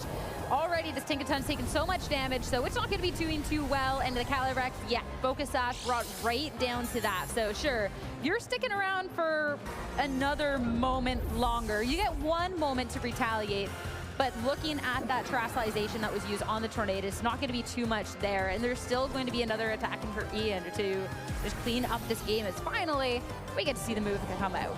Terra Ghost Astral Barrage doesn't have any special attack boost, but is about to get one from knocking out Calyrex, and Tornadus easily hangs on. Now that it has set up this Tailwind, we know that Ryan's final Pokemon is his own Tornadus, and if Ryan has a way back into this game, it would be to match Tailwinds. Unfortunately, because the Tailwind on Ian's side of the field does carry Taunt, and his own Tailwind has been set up, there's no chance for anything like a speed tie to see which Tornadus acts first. Ryan can't Terastallize his own Tornadus into Dark to be immune to that Prankster Taunt. Taunt will be able to shut down Tailwind from Ryan's Tornadus, make sure it doesn't get matched, and of course, like you mentioned, Rillaboom can very easily pick off this Calyrex with a Grassy Glide as well. So Ian put himself in a very strong position to close out this game. Yeah, it doesn't matter what type of speed Ryan's going to have on his end, as the hover over the run button got my heart for a second there. No. But yeah, you can just keep pinning this quite easily at this point. Even if you don't go for the taunt, which is just staring you in the face, it's bagging, you're still fine. You just keep the Calyrex, it protects. The Tornadus tries to do anything. The Rillaboom has the Assault Vest. You're not going to be taking too much damage. And then you can go for it on the next turn. So just strong either way. Rain Dance, we're in the business of clicking some moves. It's raining over here. Grassy Glide, Calyrex is gone. If the leak win on the opposing end, if it comes out, it'll be accurate, but you're up against these Pokemon that are still going to give you a little bit of a rough time. The Rain Dance there, actually, I think a really good idea. You know, maybe it doesn't seem too useful anymore, considering that you don't really have any Water-type Pokemon left to use the Rain Dance, Water-type attack boost. But by going for Rain Dance there, it means that if Ryan did opt to go for Protect with Calyrex and Tailwind, you can make sure that you go for a Bleak Windstorm on the following turn, and it's perfectly accurate. If Ryan's Tornadus had gone for its own Bleak Windstorm and managed to somehow knock out Rillaboom with a critical hit or something, you have your own Bleak Windstorm to guarantee you win the game on the next turn. So just a nice heads-up play to guarantee, I'm not letting myself lose this lead, and make sure that you get a 1-0 lead here in round 8. And that momentum taken by Ian with the Calyrex was so strong there. And I have bad news for your double pair of genies, but I have good news for the one genie that we got to see come out from Ian. But I like that we got to see the Tinkaton come out in this matchup. But I think when this Tornadus swaps out, we don't really get to see the speed, and the Urshifu's just given up for free at this point. I think that's a little bit hard to come by. Like the Tinkaton, you didn't get to do the damage you wanted because the Smeargle was still around. If we saw that opportunity instead where a Tailwind was set up and, I don't know, maybe Calyrex brought out sooner, that maybe you could have pressured a lot more. There just wasn't a whole lot Ryan could do to not take a bunch of damage from those Astral Barrages early on. With the leads that we saw, the Urshifu would have been vulnerable to a Fake Out, and we obviously saw it just get cleanly one-hit KO'd by that Life Orb Astral Barrage. So if you're not going to have something on your team that resists that Astral Barrage naturally, you're going to have to position yourself in such a way that you're able to trade damage with it, and just wasn't able to early on in that game because the Smeargle was able to threaten that Urshifu with the Fake Out. I'd be curious about seeing the Calyrex leverage just a little bit more in this, considering you do have that Focus Sash. It's something that's a little bit dangerous later on, of course, when you're going up against the Rillaboom that can handle it. But if you have these other options to maybe be able to counteract the Tornadus with the attack, maybe the Landorus with Sludge Bomb or anything else, that could do a lot of headway. But when the Calyrex finally came out, well, you got the one Astral Barrage. It didn't make the most momentum because you're playing a catch-up game at that point, and then the game kind of collapses from there. So heading into game 2, Calyrex is a piece, both sides of the field. Smeargle for Ian, and then Tornadus for Ryan. I like the mix-up from Ryan here. You have your Calyrex right on the field immediately to start threatening damage. But looking at Ian's Smeargle, it is carrying Wide Guard. So if you now put yourself in a position where, if you want to, you can just go straight for that Wide Guard. Again, it's the Psychic coming out from the Calyrex on Ryan's side, so not going to be able to do too much damage to Ian's Calyrex. And if the Wide Guard's in play, this Calyrex just starts going straight for Astral Barrages again, and I'm not sure what you can do to stop it. I mean, looking at one of the options that we have here is if we do look at the potential of the Protect, there is the taunt to maybe kind of shut it down for next time, but then that is going to lose like one turn of attack. So it's whether you want to call that out or take the opportunity to try and switch up what you can. Yeah, and this turn, like you said, okay, Tornadus does have taunt. Both of them are carrying taunts, so that is very helpful. If you do want to try and go for a taunt on this turn, it is carrying the Covert Cloak, so it can't be faked out. This taunt will come through, but you have to give up too much ground to do that.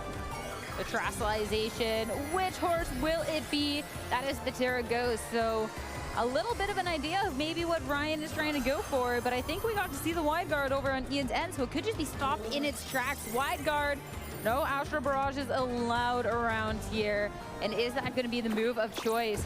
Taunt coming on through, but just going to be a little bit late for that one. Next turn, we can't get the Wide Guard, but not going to help you out too much here. It's going to be Ian's to act first since we don't have a speed advantage on either end. Tornadus, a lot of damage. Calyrex Shadow Rider down to Sash.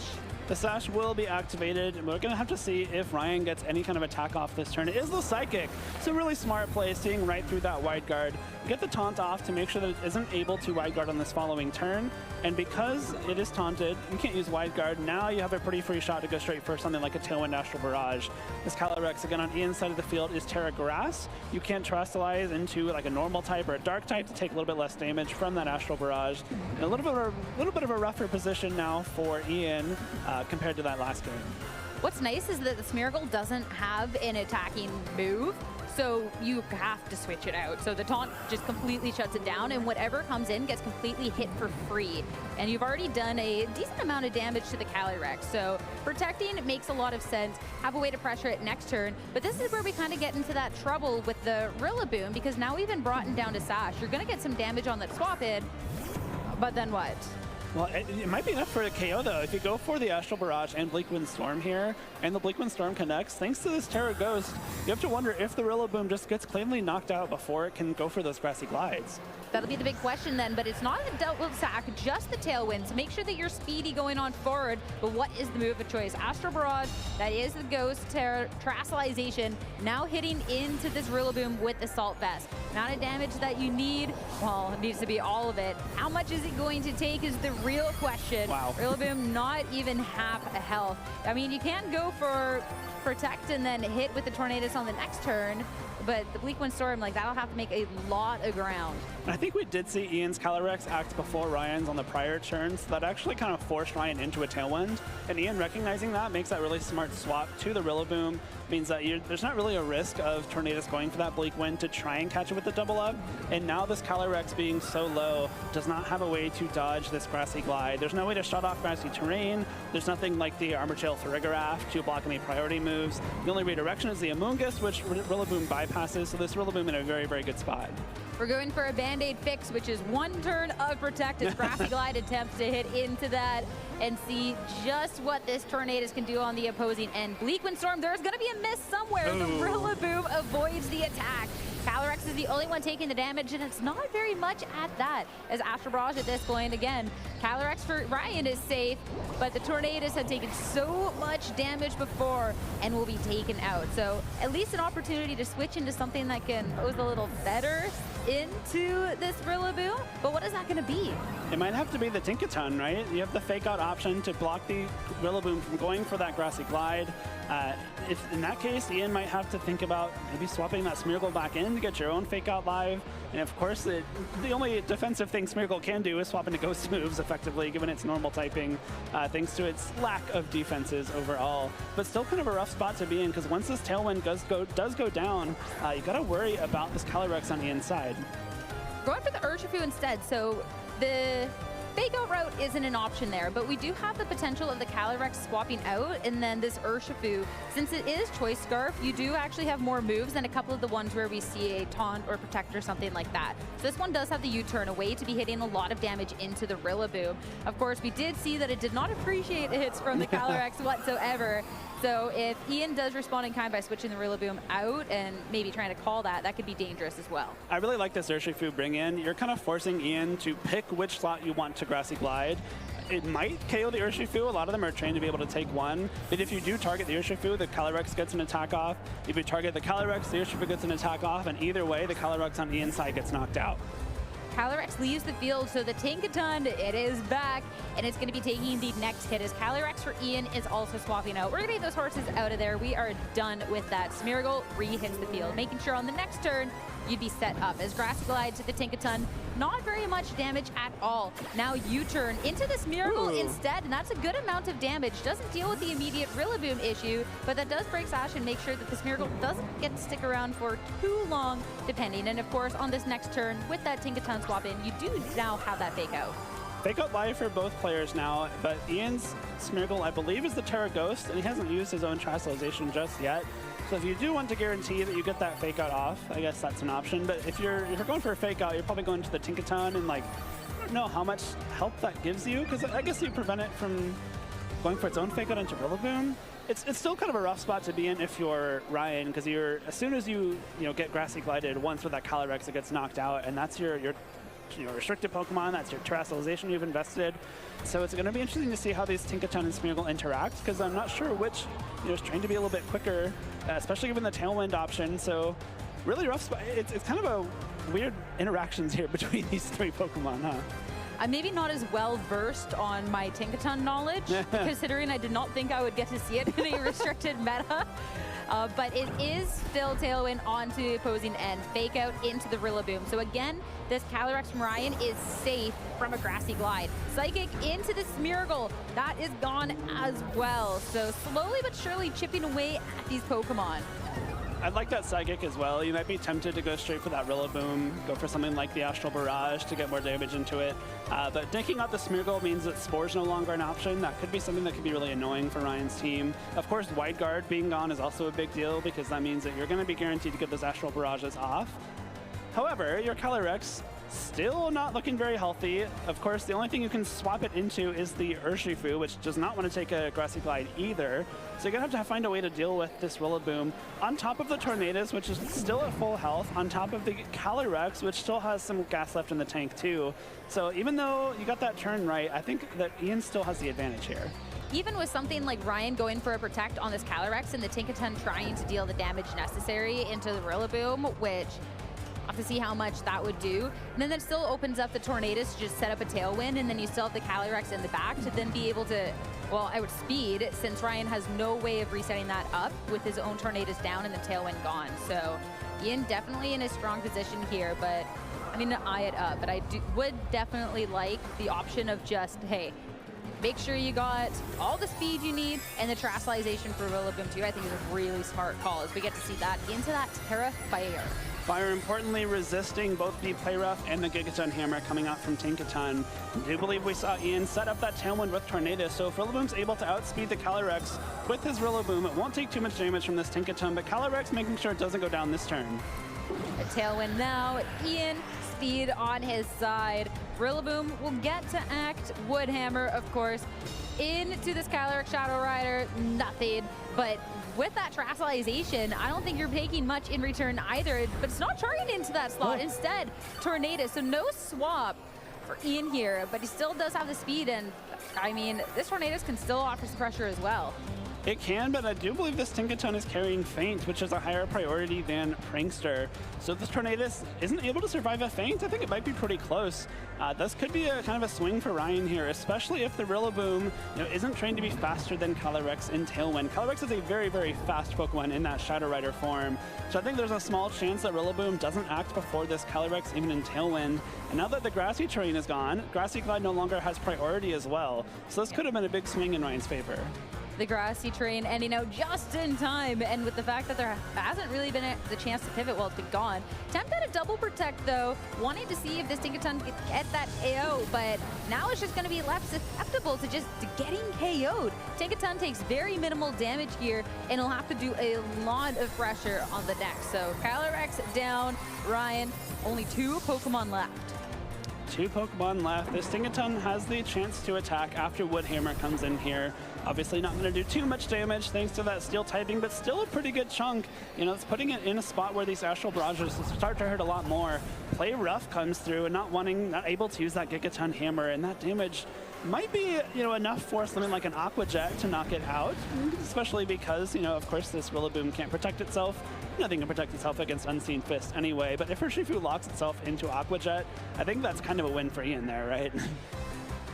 It's definitely the situation. So 2 more turns of Tailwind for Ian. 2 Pokemon that are slowly but surely being chipped away, and the Urshifu Rapid Strike with Choice Scarf that once you're locked into a move, that is it. And as you called, if you go for that priority, you may be missing out on a bit of the damage, and it's going to be damage that you miss out with naturally with the fact that, well, it's the Choice Scarf and not something like a Choice Band, right?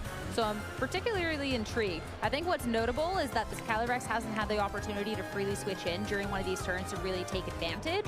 Yeah. It's whether you get enough done with these limiting turns. Rillaboom does go down to the Aqua Jet, so now it's going to be 2 apiece for these trainers. I'm curious with the Tornadus. First off, it has to connect these moves, and then how much into the opposing end. Bleak Wind Storm is going to miss something. The Tankaton is the one that avoids, though. Urshifu holds on through that. You would have liked to see the avoids the other way, but play rough. Ian all of a sudden only has 1 Pokemon left. I think he really needed to hit that Tinkaton. I think it's barely just out of range for an Astral Barrage here. If the Calyrex is even able to survive an Aqua Jet here, that means that it does get 1 Astral Barrage off. And because Urshifu did survive that Bleak Wind Storm as well, it still has the reduced damage from being a spread attack. And a really smart choice to use that Play Rough on the prior turn as well, because now you have the Gigaton Hammer, which is 100% accurate. As long as you're surviving this 1 Astral Barrage, you're able to get that attack off. Calyrex will survive. The first survivor will have to see if Tinkaton is the second hero's Astral Barrage coming out. It is holding on with enough health. So Urshifu goes down. That is no surprise. And now Tinkaton, of all Pokemon, here in Regulation G, in our final round of Swiss here for day 1, doesn't even get the KO because of Life Orb recoil. Robbed at that point, but hey, the win's the win, and with that, we'll get to go to a Game 3. Our very first Game 3 of the day, Sierra. We finally got one.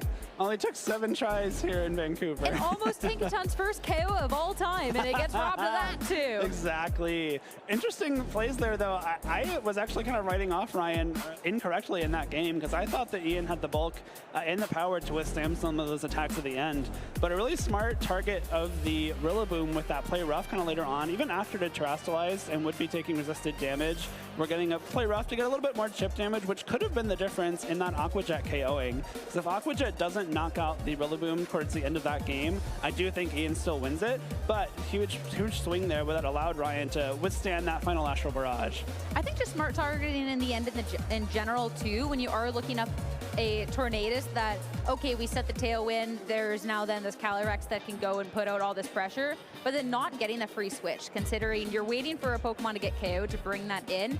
And, well, Ian's Pokemon weren't necessarily having that damage output, but then we're slowly and surely getting chipped away to when the Calyrex finally hit the field, well, that was it. That was the only Pokemon remaining, and then that's when there is just the double up. There's still 2 Pokemon on Ryan's end to take care of, and with the spread damage attack, you're just not doing enough. So really good way of finding outs in a game that looked a little bit rough at the beginning, especially with the Calyrex right from the get-go being brought down to Focus Sash.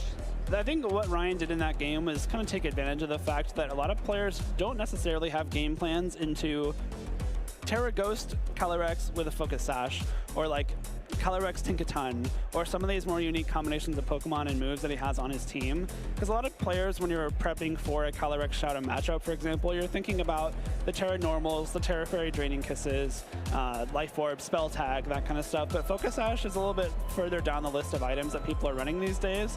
And so it's a nice way for Ryan to use that to his advantage and try and mix up the strategies that his opponents have to use. But speaking of mix-ups, we've got the Landorus and the Amoonguss right off the bat.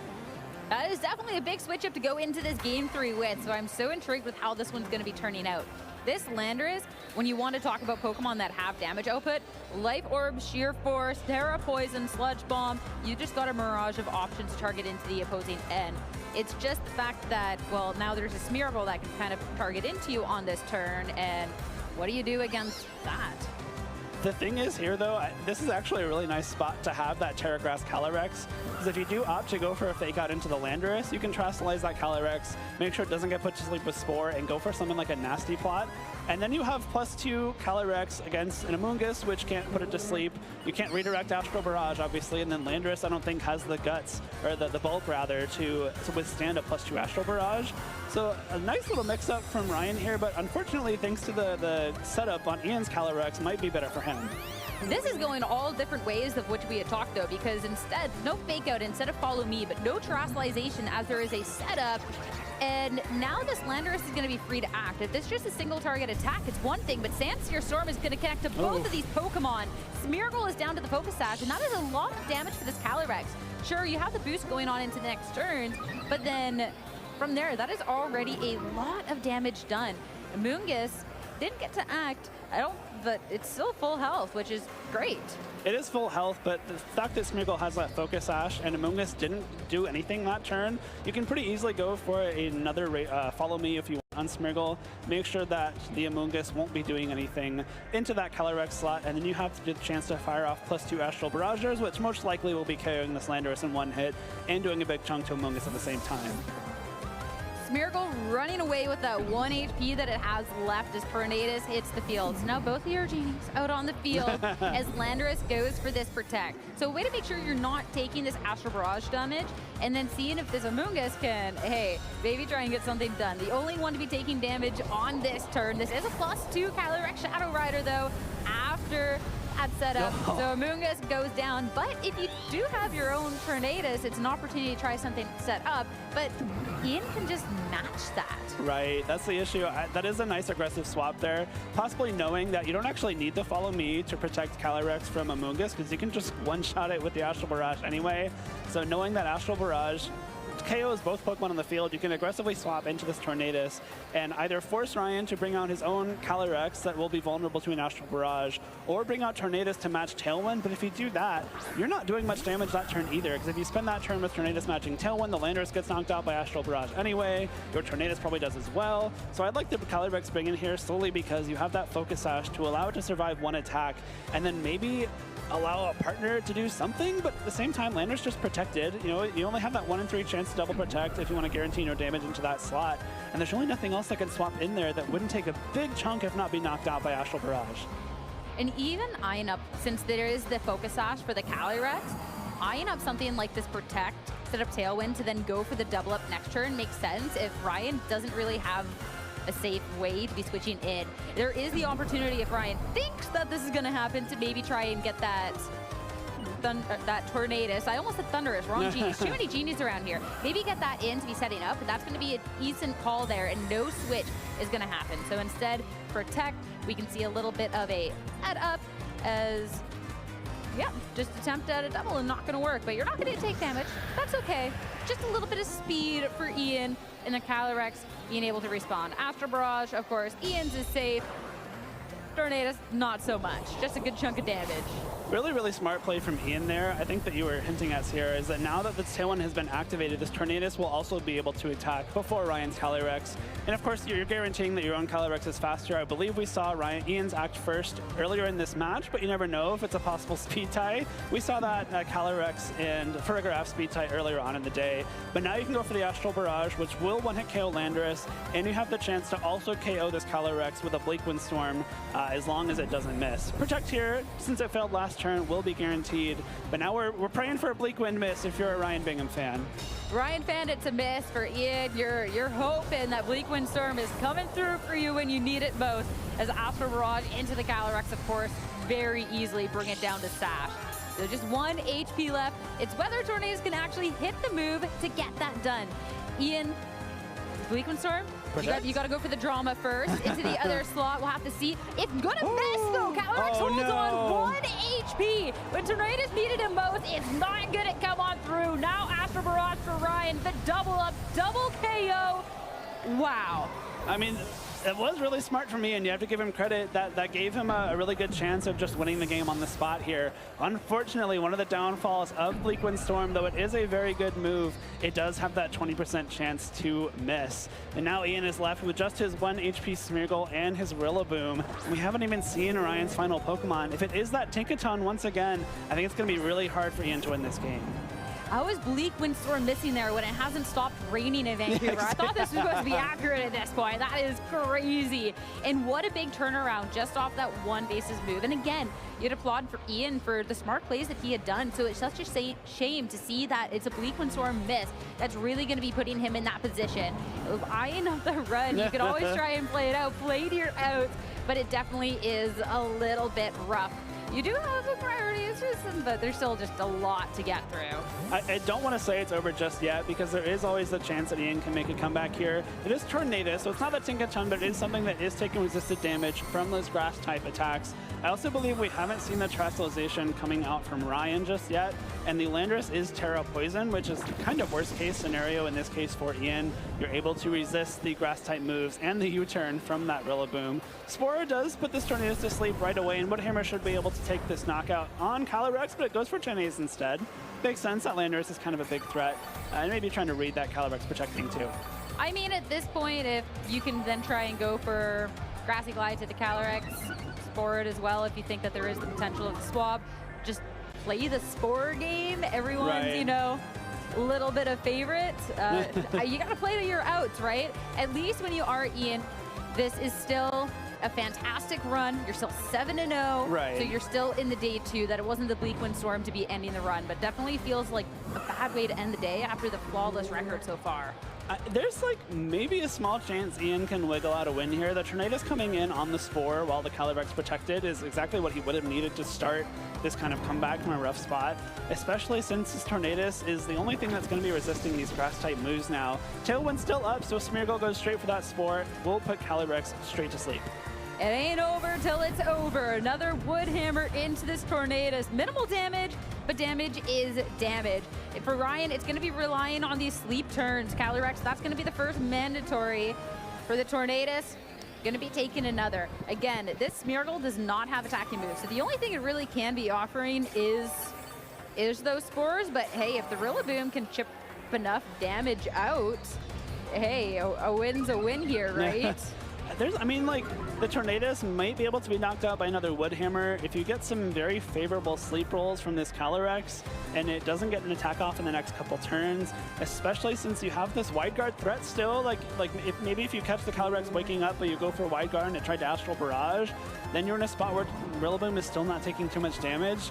The issue still is that Landorus is in the back at full HP with that Terastallization available. I'd be very surprised if Ryan used that Terastallization on anything else except that Landorus going forward, because again, it is the Terra Poison, boosts the power of Sludge Bomb while also resisting the Woodhammer's Grassy Glides and U-turns coming out from Rillaboom. So I think still Ryan very favored here, but maybe with some really good sleep turns, maybe a critical hit, maybe some good calls, could go Ian's way. I mean, Calyrex is done with this. I do not want to talk about these Spore games. Smeargle, you are gone and out of here. So any play out to play into these Spores is now off of the table. Gribnay boost, I think we're at the position now where, yeah, we can see the writing on the wall. Tornadus is going to be sleeping. Woodhammer, if this is even enough for the damage, it won't be. So you don't even get to claim that KO there. Yeah. But now on this next turn, well, Tornado should wake up, the Calyrex gets to attack, and you have no way now of dealing with this Landorus when it does come in, except for, well, fainting. Exactly. Seeing the writing on the wall, especially with grassy terrain running out pretty soon too. There's a point where Grassy Glide no longer has priority and you can't just snipe this Calyrex. I think if you're Ryan, you just let it happen how it happens and then bring in Landorus to seal up the game. That Bleak Wind miss, I think the crucial point of this match. Again, Ian played that really well, setting up a position where he could take 2 KOs at once with the Astral Barrage plus Bleak Wind Storm, just really hitting that 20% unlucky chance to miss and allowing Ryan's Calyrex to stick around. At this point now, yeah, just play it out. We've had every single game only go to 2 games, so really making sure we're getting that runtime here on game 3 of the set, our very final one for the day. Astral Barrage finally puts the nail in the coffin. With that, Ryan Bingham, congratulations. Win the final round of Swiss for today, 2 on record. Ties them up at 7-1 total, so they're both in a really strong position going into tomorrow, right? You only have 2 more rounds of Swiss left in the tournament. Anyone that's 8-2 or better should make it into that top cut phase of the tournament, so only needing 1 more win tomorrow feels great. If you're Ian, it feels a little bit worse than being 8-0, I would say, especially knowing that is kind of a top cut lock, but get some rest, you know, kind of reset that mental and make sure you're ready for tomorrow to come back, claim that win, and get your spot in top cut. Have a stern talk with that Tornadus. Yes. I'd like to imagine that was the luck evening out, and it's hit all Right. the other bleak wins, and we just get that one moment, but Definitely. it is what it is at some point. If like, I have to applaud Ian yet again for how that was played out at the end. If you're looking at a winning board state that is just then modified by a Tornadus that doesn't really want to cooperate, thank you, genies. Well, then that is the situation that you know that, okay, well, I did play it well. This was a little bit out of my control. So you can still keep your head held high going into tomorrow. Like, I am playing good Pokemon. And for Ryan to be able to, like, these adjustments made in this game 3, I think was just super well done. And I really then want to give out the props to that game 2 as well, that when it looked to be a really tough spot, these targeting decisions and everything else, to give himself this opportunity to take it to the game 3. And it's Pokemon. Sometimes moves miss. Yeah, it happens. It's what you signed up for. Yeah. Blake Windstorm is very, very strong, but it has the cost of that small mischance. And so across the course of a tournament, you know, you should be hitting most of them, if not, you know, a very, very large portion of them. But sometimes just those 1 or 2 chances where you really need it to hit, and that team building choice can be a little bit of a detriment.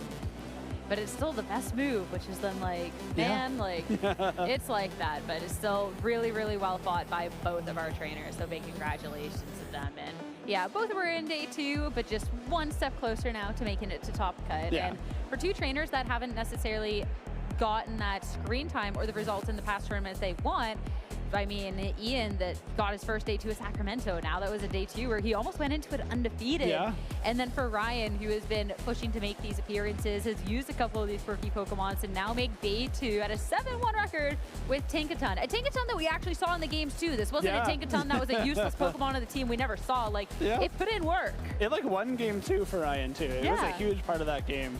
So it's just a fun way to see these trainers use these more creative strategies. And like, Tinkaton actually kind of really good onto Rillaboom. Would you say it did a Tinkaton? I guess I would. I guess I have to. Only if I have to, I guess. That was a good one. Thank you, Jake. I appreciate that. I mean, I'm curious then how this Tinkaton pairs up against the rest of the field, because a 7-1 record is not a fluke. No. And I'd be very curious then to know what else he's brought it to, or like where this team building came from for this to be a Pokemon choice at the event. True. I think if you're running Tinkaton, you probably need a really good reason for it. It's not really something you just kind of slap onto a team. Like, what's this last slot I need filled? Oh, Tinkaton. Yeah, obviously. So there's probably some very specific things that Ryan was thinking when he opted for that Tinkaton. So I'd love to hear, you know, kind of his thoughts on that once that interview is ready. But it's just like typing is actually really cool. Steel Fairy can be really useful defensively. Gigaton Hammer does a ton of damage, a gigaton of damage. I already made that joke. I know. I was hoping you forgot. No, you have to wait more than 30 seconds. I know it's kind of like, I know we're at the end of the day, but like my memory isn't that bad. Unless we're talking about Trick Room turns, in which case it is. Well, mine too, apparently. So unfortunate. I thought like you're supposed to be the one to be there when I make this mistake, and then one of us has to be able to do math here. Well, maybe tomorrow. Tomorrow? We'll get it tomorrow. We'll get it tomorrow. We'll bring a calculator. But no, when I look at it on paper, like the Tinkaton makes sense if we're seeing like these Terra Fairy Miraidons everywhere and like these other things. I think the defensive typing of it's kind of cool. And then of course when you do have something like that Feint, like there's definitely some really cool tech there. So right. I hope that we get to see Ryan a bit more tomorrow and see fully the capabilities of this Pokemon. True. I think the Fate being there to get through any possible wide guards is probably one of the reasons it was chosen. But I think it's time to hear from Ryan himself. You know, let's maybe talk about that Tinkaton and learn a little bit more about his team building choices and thoughts throughout that game. Rose is ready in the lounge. Thanks so much, guys. I'm here with the winner of our final match on stream, Ryan Bingham. Congratulations. You have made your way into day 2 now. So what's going through your mind? Yeah, thank you, Rosemary. I'm incredibly stoked. I've been to a couple events before this, and I've believed in myself and known that I was a good player, and just haven't really had like an opportunity to make day 2 like this yet. And so I'm really stoked to have my first opportunity to play tomorrow, and it feels a little bit surreal, but I'm incredibly excited and really looking forward to it. So. And you're going in 7-1, so does that give you a little bit of confidence? Like, okay, I've made that first hurdle, so now I maybe get a chance to think about the next step. Yeah, exactly. As in the events I've been to, I'm usually kind of the player that is trying to win their winning in to make it to the next phase, and so it's good to have a little bit of a cushion. Obviously, nobody wants to be going into day 2 like having the pressure to win all of their matches in order to proceed to top cut. So it's good to have a little bit of that weight off my shoulders and give me a little bit of a mental boost to know that I can play my best without being like too nervous about it. I'm sure I'll still be super nervous. But. Oh, I'm sure. Well, it's like every set you sit down and play Pokemon, and you gotta have a little bit of nerve flowing through you, I think. Definitely. Get through the match. Butterfreeze in the stomach for sure. Yeah. Well, let's talk about an incredible Pokemon on your team, Tinkaton. Now, I have to know, I'm dying to know, how did you come up with putting Tinkaton on your team? Yeah, excellent question. So I actually think Tinkaton is really well positioned into a lot of the things in the format that are popular right now. I was actually planning on bringing a different team with Terapagos to this regional event. And you know, I've got a group of buddies from Utah, where I'm from, that we all build and play together. And a friend of mine was wanting to make Tinkaton work, and he was like, "Hey, like, do you have any ideas?" And so I kind of just threw something together. I'm a big Calyrex Shadow enjoyer. I figured the genies were really good. Landorus and Tornadus are really good at this point in the format. But the big issue is that wide guard is such a problem for those 3. And so I figured if I can fit Tinkaton on the team, I not only have the ability to use Feint to break through protects and wide guards, which people try to use to, you know, stall out or mitigate damage. And then I was able to also figure out that you know, thanks to my friend Chandler, that Mold Breaker helps Tinkaton actually use Fake Out in front of Farigiraf. So it was just kind of the perfect storm to help me with a couple matchups that the team would otherwise struggle into, and I think it's paid off in a big way so far. No one has been ready for how bulky it is and how much damage it can do when it clicks Gigaton Hammer. So I've been very pleased with my buddy Tinkaton. It has been such a fun animation to watch, being able to see the Gigaton Hammer just smack a Tornadus into the ground. It definitely got me smiling when watching the match backstage. But Tinkaton also proved to be so important. I mean, we got a chance to see the matchup happen in real time, where you had the Tinkaton versus a Smeargle that had wide guard. So was that part of the reason why you ended up bringing the Tinkaton to games 1 and 2? Absolutely. It was kind of a... I figured that I could bring it in and have Fake Out pressure, as well as being able to mitigate the wide guard. You know, unfortunately for me, you know, I believe it was game 1 that my opponent won, they actually positioned their Smeargle really well, and I didn't feel like I could necessarily get the value out of Tinkaton in that way. But I mean, you saw in game 2 how it took a couple KOs and was able to really finish strong. You know, because with the Assault Vest, it was able to hang in there against Calyrex, and so it came into play in a way that I wasn't necessarily expecting it to at the start of the set. But it's done that a couple times for me, so I'm really grateful for her, and she's done a great job so far. So great job, Tinkaton, and keep it up. Yeah, absolutely. Well, we're definitely going to be looking at Tinkaton as a bigger threat heading into the rest of the meta. But outside of looking at how your opponent positioned the Smeargle for game 1, what other adjustments were you thinking about for game 2 to get yourself over the line? Yeah, I realized that, I mean, the Calyrex Shadow mirror is a really difficult one, because it relies so much on you know, speed control and who has the faster Astro Barrage. Obviously, I mitigate a little bit of that with Focus Sash, but you still have to be really careful of like the priority moves and stuff like that. And I really tried to leverage Urshifu in that game too, to give me some of that priority that I was needing, and just be able to kind of like, you know, do some damage up front, you know, put pressure on my opponent, and then be able to kind of just clean up the bits left at the end of the game. So. Well, it was great. You got the game 2 win under your belt, and then you went to game 3. No Tinkaton, though. So how come you benched it for game 3? Tinkaton, you know, you're great, Tinkaton. Been doing a great job so far.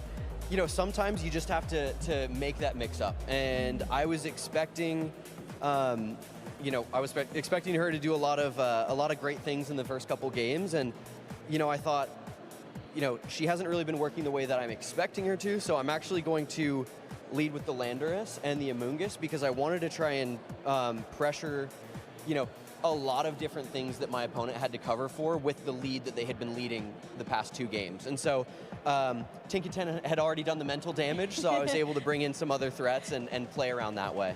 That's great. That's the type of adjustment you do need sometimes, just to throw your opponent a little bit off. And so you go into tomorrow 7-1, and this is after, we were just talking, you started playing in 2020. So what even originally got you inspired to play Pokemon?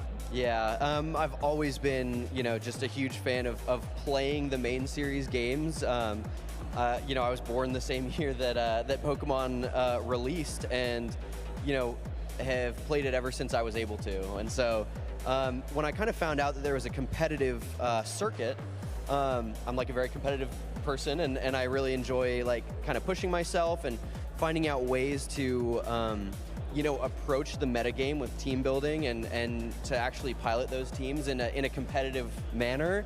It was the perfect marriage of 2 things that I really like. And so really grateful for the circuit and the opportunity that I have to play this game at this level. And that's kind of a little bit of my background and what got me interested. So. Well, that's awesome. I'm so glad you're here playing competitive Pokemon, and really excited to see how you do tomorrow. Awesome. Thank you so much, Rosemary. I appreciate it. I heard a couple of shout outs that you made to some people that helped you. So anyone else that maybe you missed out that you might want to say a shout out to now? Yeah, absolutely. I want to shout out my whole Utah crew. There's 8 of us playing in this tournament today. So really glad that we could make it out and represent.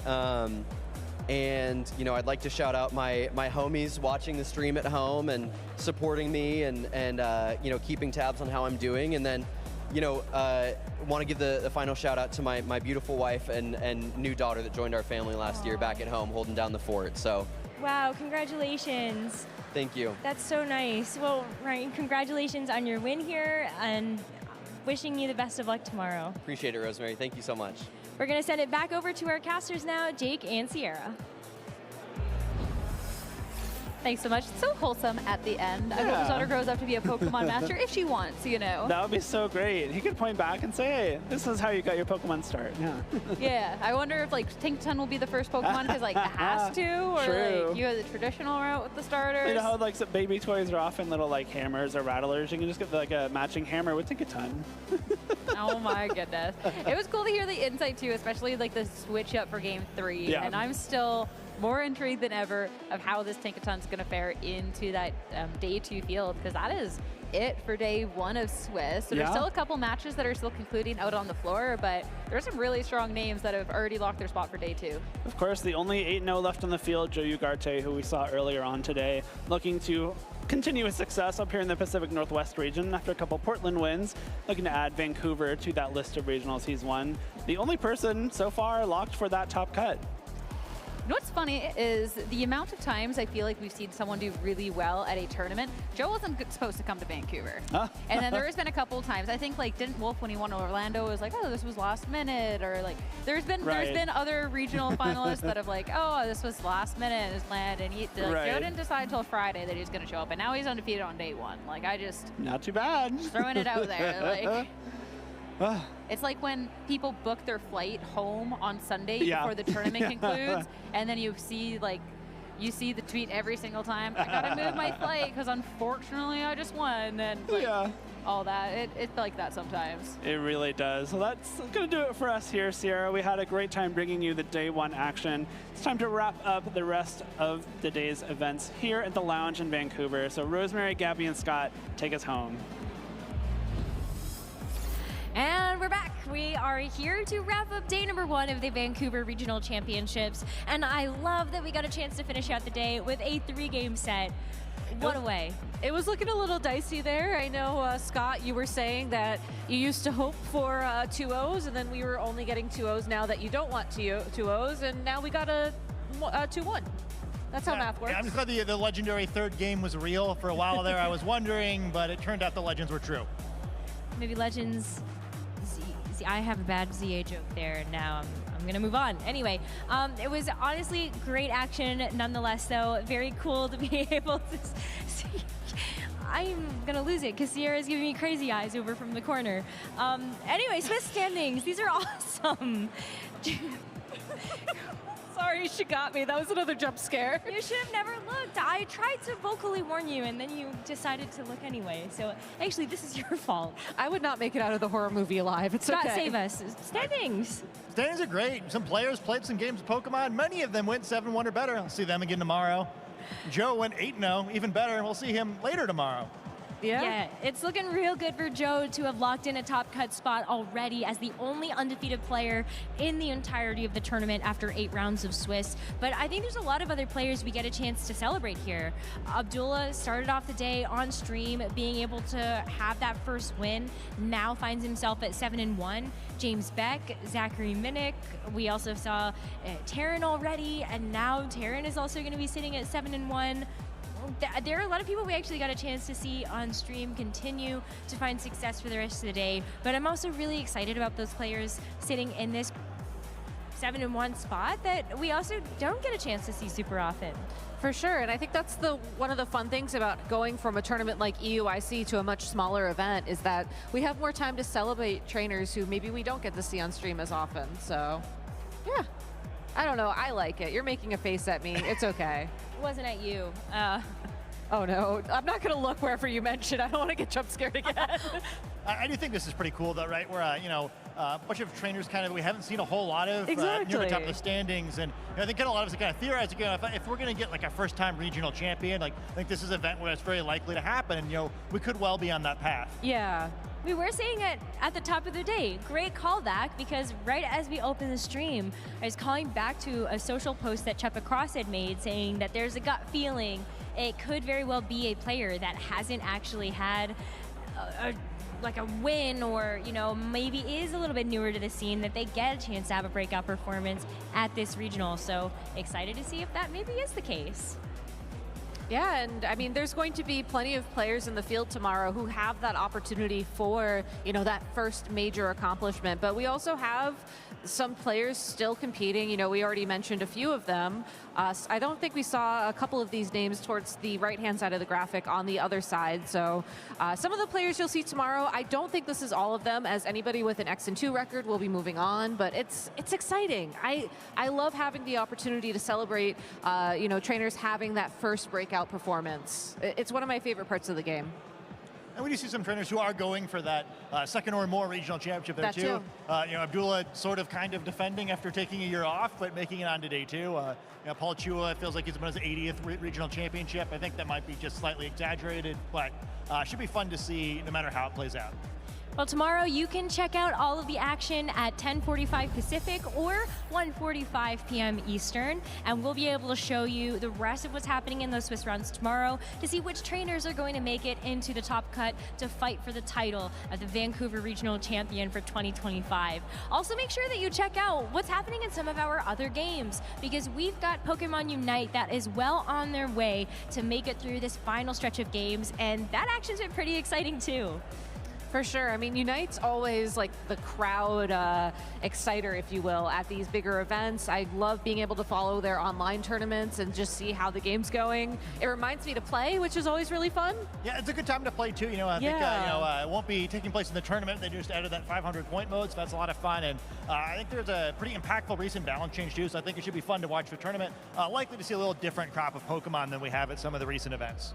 Well, make sure you check out Pokemon.com/broadcasts to find out all of the information to keep in touch with that Unite action, as well as what's happening for the video game Pokemon Go and the Pokemon trading card game outside of just the Vancouver Regional Championships. But I think that's it. I think that's all we got for you. Make sure you follow the channel so you also can get that notification for when we go live. And we are so excited to be able to see you tomorrow and see which trainer is going to be crowned our Vancouver Regional Champion. Good night. Hello.